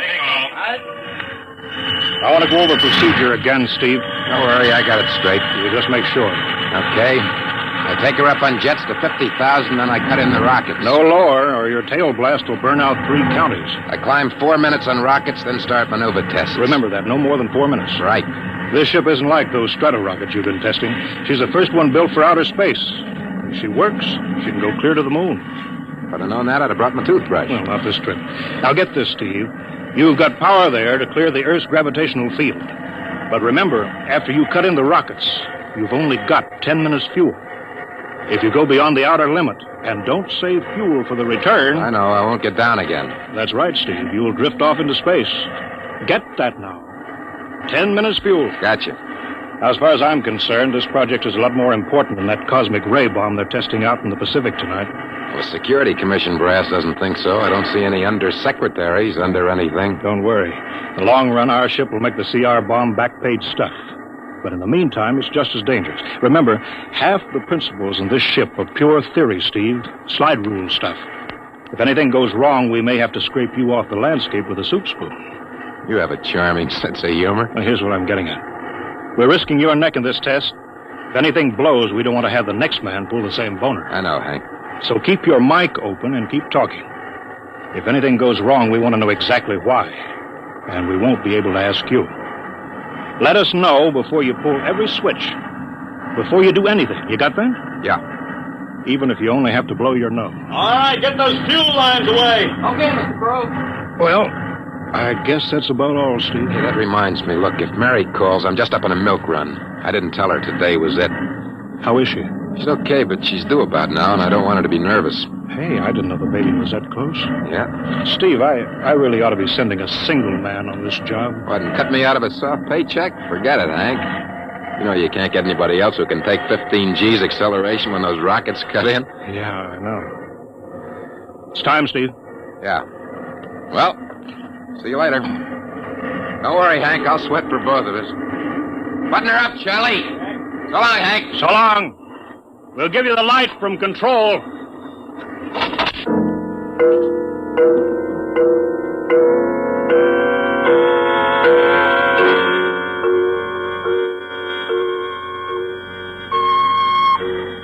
X2R to control.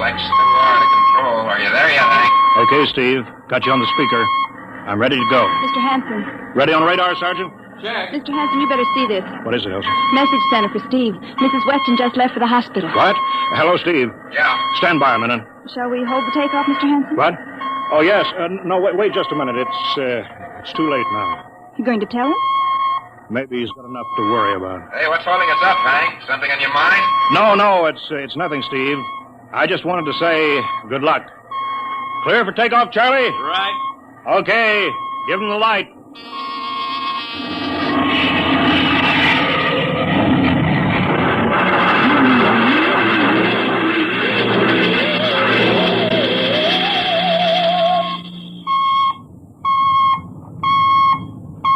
Steve. I'm reading you clear. I'm at 40,000.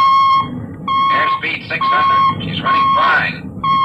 Soundproofing works. There's a third-degree waiver in the AGY pressure. Got that, Charlie? Check. Dead center on radar, Mr. Hanson. 50,000 now. Cutting out the port jet. Now to starboard. I'm off jets. Airspeed dropping. Opening the rocket ports. The switch sticks a little, Charlie. Oxy alcohol pressure 350. All right, now I'm advancing the ignition key. Here goes rocket 1.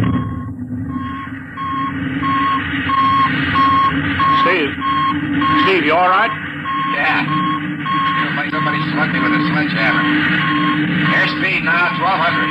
Here goes number 2.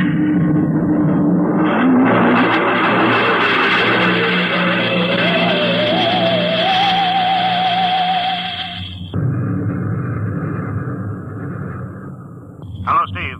Elapsed rocket time is now 4 minutes. What's your altitude? Over to you. Speed 4,400. Still climbing.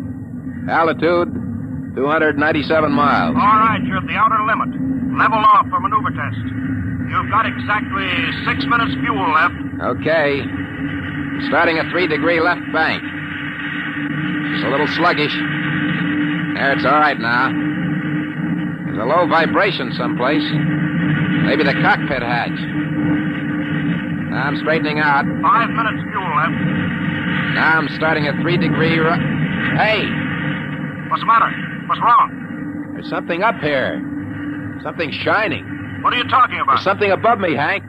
I'm going to chase it. Steve, you're at the outer limit now. I can see it plain now. Steve, don't go any higher. You've only got 4 minutes left. You've only got... Getting static. I can't hear you, Hank. It's dead ahead now. Going to make a pass at it. Get a good look. Hey, it's swerving to meet me. It's dead ahead now. It's dead ahead.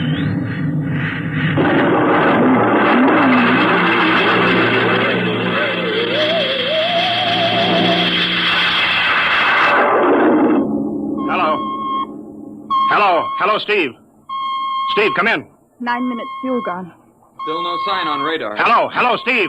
Steve, what's happened? Charlie, get out the crash squad. Tell the Army squadron to alert their search planes. Right. 9.5 minutes gone. Hello, Steve. Squadron. What's happened? What the devil is it? Charlie, Hello. for Mr. Hanson. Come in, Steve. We need a search squadron. Come in. No, Mr. Hanson's busy. Hello, Steve. 10 minutes, Mr. Hanson. That's the end of his fuel.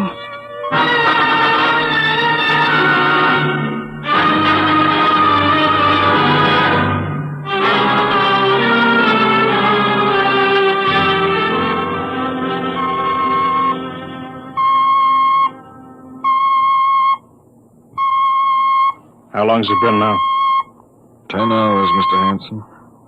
Nothing more on radar, Sergeant? Screen's blank. Colonel Corelli called in. Search planes are back. They didn't find anything. Should be some trace. Couldn't have bailed out, could he? You don't hit the silk at 4,400 miles an hour. Either went past the outer limit, ran out of fuel. Something blew, and we'll find the pieces scattered from here to the coast. Why does it have to be the best man? Always the best man. I'll get it. Charlie, Yes, Charlie, I'll take it. we've got to That's figure out fine. what was wrong. All right, I'll tell him. Something must have blown. Mr. Hanson, Yeah. There's a message from Northside Hospital for Steve. Well, what is it? Mrs. Weston's fine. It's a boy. Thank you, Elsie. It's a boy, Charlie. Oh. Fine. It's a boy. He didn't even know she went to the hospital. How am I going to tell Mary that? Wasn't your fault, Mr. Hanson. Ship had to be tested. Yeah, we'll build another one, and some other flying fool will shoot past the outer limit into space. Oh, I'm getting old, Charlie. You can remember when I used to take them up myself. Now I've got to send other men. It's a job, Mr. Hanson. Now I'm afraid. Every time I hear a jet go off, I jump. Every time I have to send someone up in a new model, I start to sweat. Mr. Hanson. Yeah? I think there's something on the radar. No flights scheduled in, are there, Elsie? We have the whole day cleared. It's coming in behind her. Here it comes over the building. What crazy jockey is buzzing the field like that? Is that an Army plane, Charlie? I can't see. It's turning. Charlie, alert the field. I know that engine. It's Steve. That's impossible. Look, that's his ship. It can't be. Well, there's no other model like that. It's Steve, all right. It's coming in. Thank God. Thank God.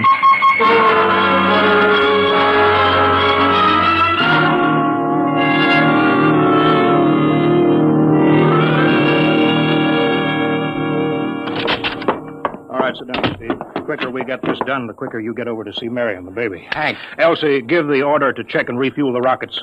I don't want anybody in here till I get Steve's reports. Bury any calls. All right, let's have it. What the devil happened to you? Hank, does that cosmic ray bomb still go off tonight? What are you talking about? Straighten out, Steve. Where you been for the last 10 hours? Listen, Hank, there's something more important. Come on. I've got to get a report on the screen to Washington, so let's have it. I've got to know how you stretched 10 minutes fuel to keep you in the air for 10 hours. Now, one thing before I talk. Look, Steve. Have the Geiger men run over the ship before they refuel. What'd you run into? So help me, Hank, I don't know. We better check and make sure it isn't radioactive. Elsie, add a Geiger report on the standard check. Steve, maybe we better have the doc look you over, too. No, I'll be all right. They said I'd be all right. They? Look, son, I know you've had a tough time, but we've had this field on the alert for 10 hours. One of the Army boys cracked up looking for you, and he's hurt bad. So let's have the story. Let's have it straight. I don't know how to tell you.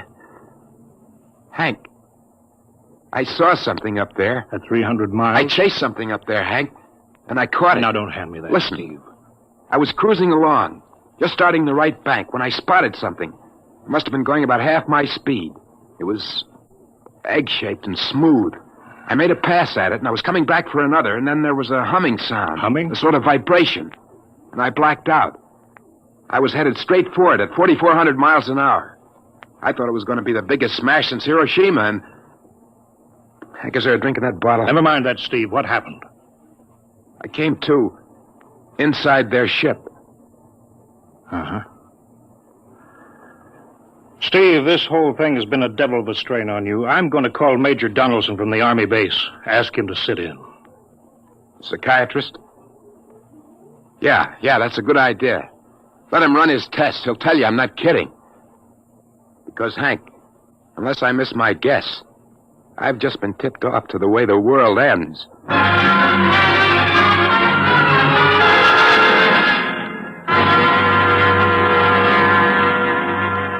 All right, Mr. Weston, suppose you continue your story. Yes, let's have it, Steve. You woke up inside the ship? Yes, and the place was jammed with machinery. Dials, blinkers. I couldn't recognize anything. And you were surrounded by these men from Mars? I didn't say anything about men from Mars. I didn't even say they were men. I couldn't see them clearly. They were just there. Where did they come from, then? Another galaxy.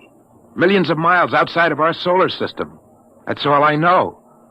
You figure out where they came from. And they came all that distance to find the Earth? Yes. Did they tell you that? Yes. You mean they spoke English to you? No, they didn't. It's funny. Hadn't thought. They didn't really speak to me at all. They just planted the thoughts in my mind. You mean thought transference, telepathy? Yes, that's right. Well, Steve, what brought them here? We did, Hank. We rang their bell. We brought them in. Well, how? With our atomic explosions. Hank, that's why you've got to stop that bomb test tonight. I'll give up. Look, you've got to believe me, Hank. Oh, how can I make you understand? Maybe I can help, Mr. Weston. Would you submit to narcopsychometry? What's that? Under proper drugs, I can put you back in this, ship. By suggestion. Then we can get a playback record of your memory pattern on the audio circuit. And how long will that take? Half an hour. We'll have to go over to the lab. Will you believe me if it checks? It will give us an accurate memory picture of what your mind reports. All right, let's go. Hank, you got to believe me. We haven't got much time.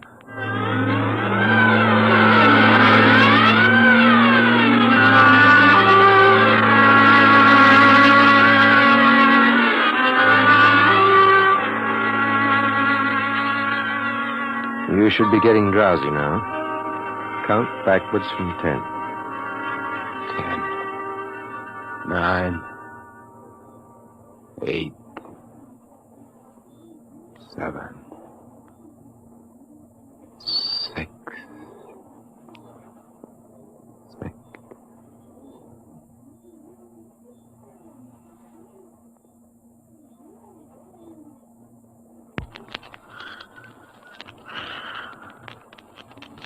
He's under.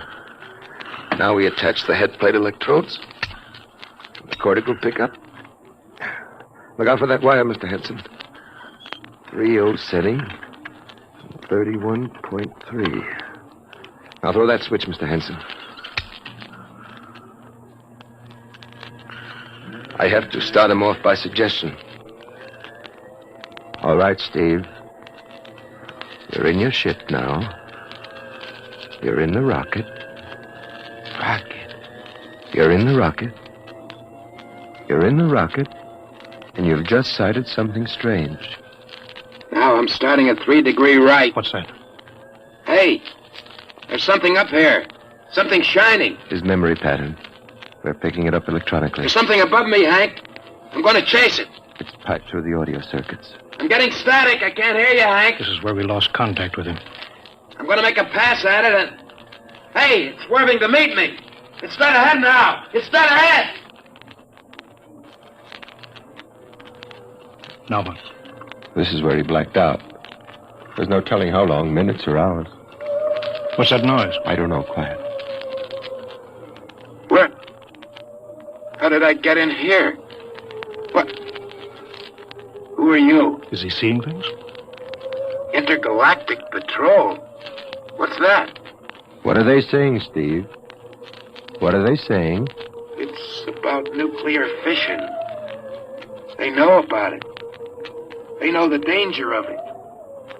Long ago, they had wars that almost destroyed them. But finally, they learned. Now they've outlawed war. Go on, Steve. They patrol space.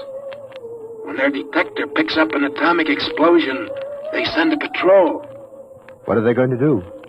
They've quarantined us. Quarantined? They've isolated the Earth. Because we don't know how to control ourselves yet. Until we learn, we'll be a menace to the whole universe. What is this nonsense? Quiet. How are they going to do it, Steve? They've spread a layer out here of... I don't know how to call it. All around the Earth. It's miles deep. When there's an atomic explosion on Earth, the radioactive particles will drift up to this layer and set off a chain reaction. It'll go around the world in microseconds. And that's the end. The end? What's he... Wait. Yes. Yes. I understand. I've got to bring back the warning. You're going to put me back in my ship to bring the warning.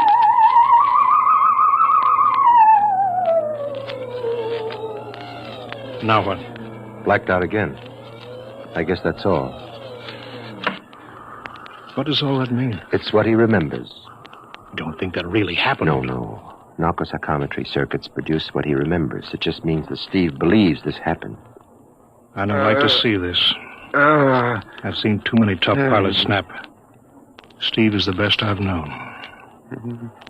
How bad do you think he is? Frankly, outside of the presence of this well-organized hallucination, there's no sign of unbalance. May not be too serious. If he had a more plausible story, I'd be inclined to believe him. Warning. Hank. It's all right, boy. Did you hear it, Hank? You understand? Sure. We've been quarantined. Let me give you something to make you sleep, Steve. But don't you understand? They fixed it so that if we set off one more nuclear explosion, that'll be it. Of course. Don't roll your sleep down. You don't believe me. Now, take it easy, Steve. But the test tonight. They're setting off the CR bomb. Hank, what time is it? 11:20. Well, it's scheduled for midnight. Hank, we gotta stop that bomb. Steve, let Donaldson give you the hypo. Hank, you've gotta believe me. I saw them. I got the warning. If we touch off that bomb tonight, it'll be the biggest galactic 4th of July of all time. The whole Earth will go up like a Roman candle. April 10th, 1965, the end. Now, look, Steve, you better calm down. Don't you want to see Mary and the baby? You've got a new son, remember? Yeah, that's just it, Hank. I want to see my son. I want him to live. If that bomb goes off... Hank, we've got to stop them. Mr. Hanson, I think we'd better get over to the base hospital. Hank, you've got to believe me. Sure, Steve. Maybe there is something to it. Look, it's out of your hands. I'll put it in a report and shove it into Washington in the morning. In the morning? There isn't going to be any morning, Hank. Don't you understand? You've got to call Washington now. Get the head of the Security Commission and postpone that test. Now, you know I can't do that, Steve. My neck would be out a mile. Besides, this is 1965, not 45. 20 countries have atomic bombs now. What's the use of stopping just this one? The rest will keep right on popping them. Well, then we'll have to call an international conference. Can't you understand, Hank? The first one that goes off finishes us at the end. They've given us the quarantine warning. Steve, I think you'd better go with us to the base hospital. Look, Steve, we can call up for a detail if we have to. All right. I'll go with you. You don't need a straitjacket. That's the way, Steve. You'll probably feel better by morning. Let's go.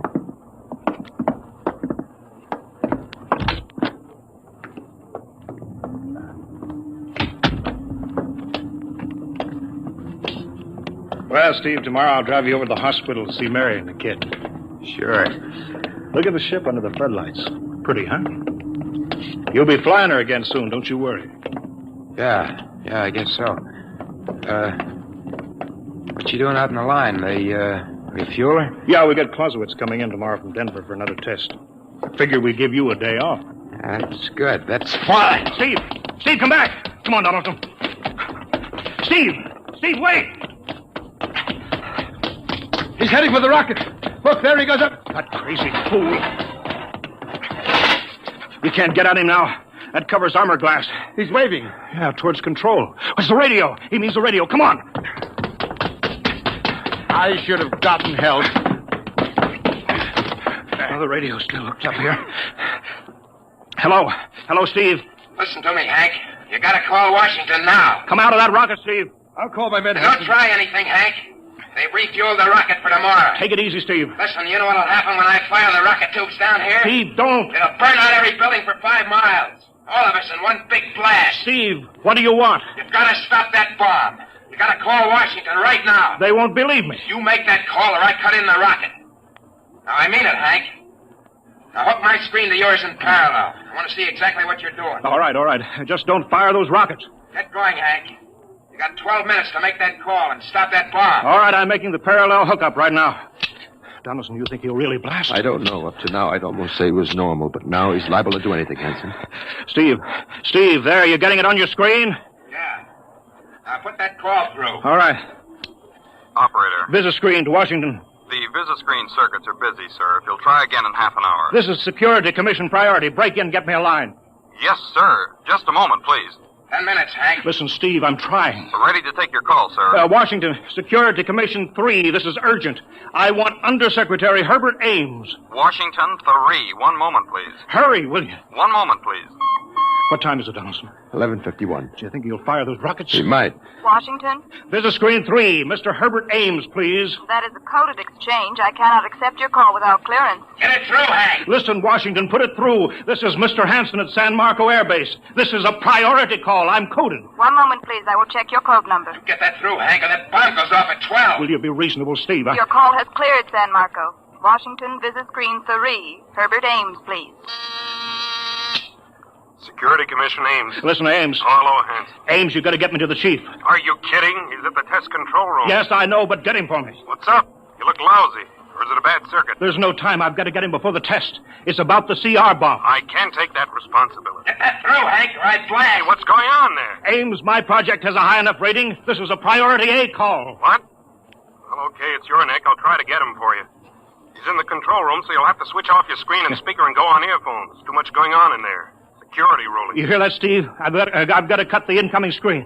All right, but don't try anything. 8 minutes, Hank. Hello. What? You got him, Hank? Yes. This is Hanson at San Marco. No, sir. Priority A request to cancel the bomb test. No, I'm serious. This is deadly serious. We sent the X-2 JTR up today to the outer limit. We uncovered evidence. Yes, on the automatic instruments. What's that? No possible chain reaction. No, I can't tell you the whole story. There isn't time here. Yes. I'll bring the readings into Washington in the morning. You've got to postpone the test till you see them. Look, I've worked on contracts for the commission for 10 years. Yes, I have complete confidence in my information. You can record that. All right, I'll call you back immediately. Bye. Hank? He's agreed to cancel, Steve. The bomb won't go off. All right, boy. You can come down out of that ship.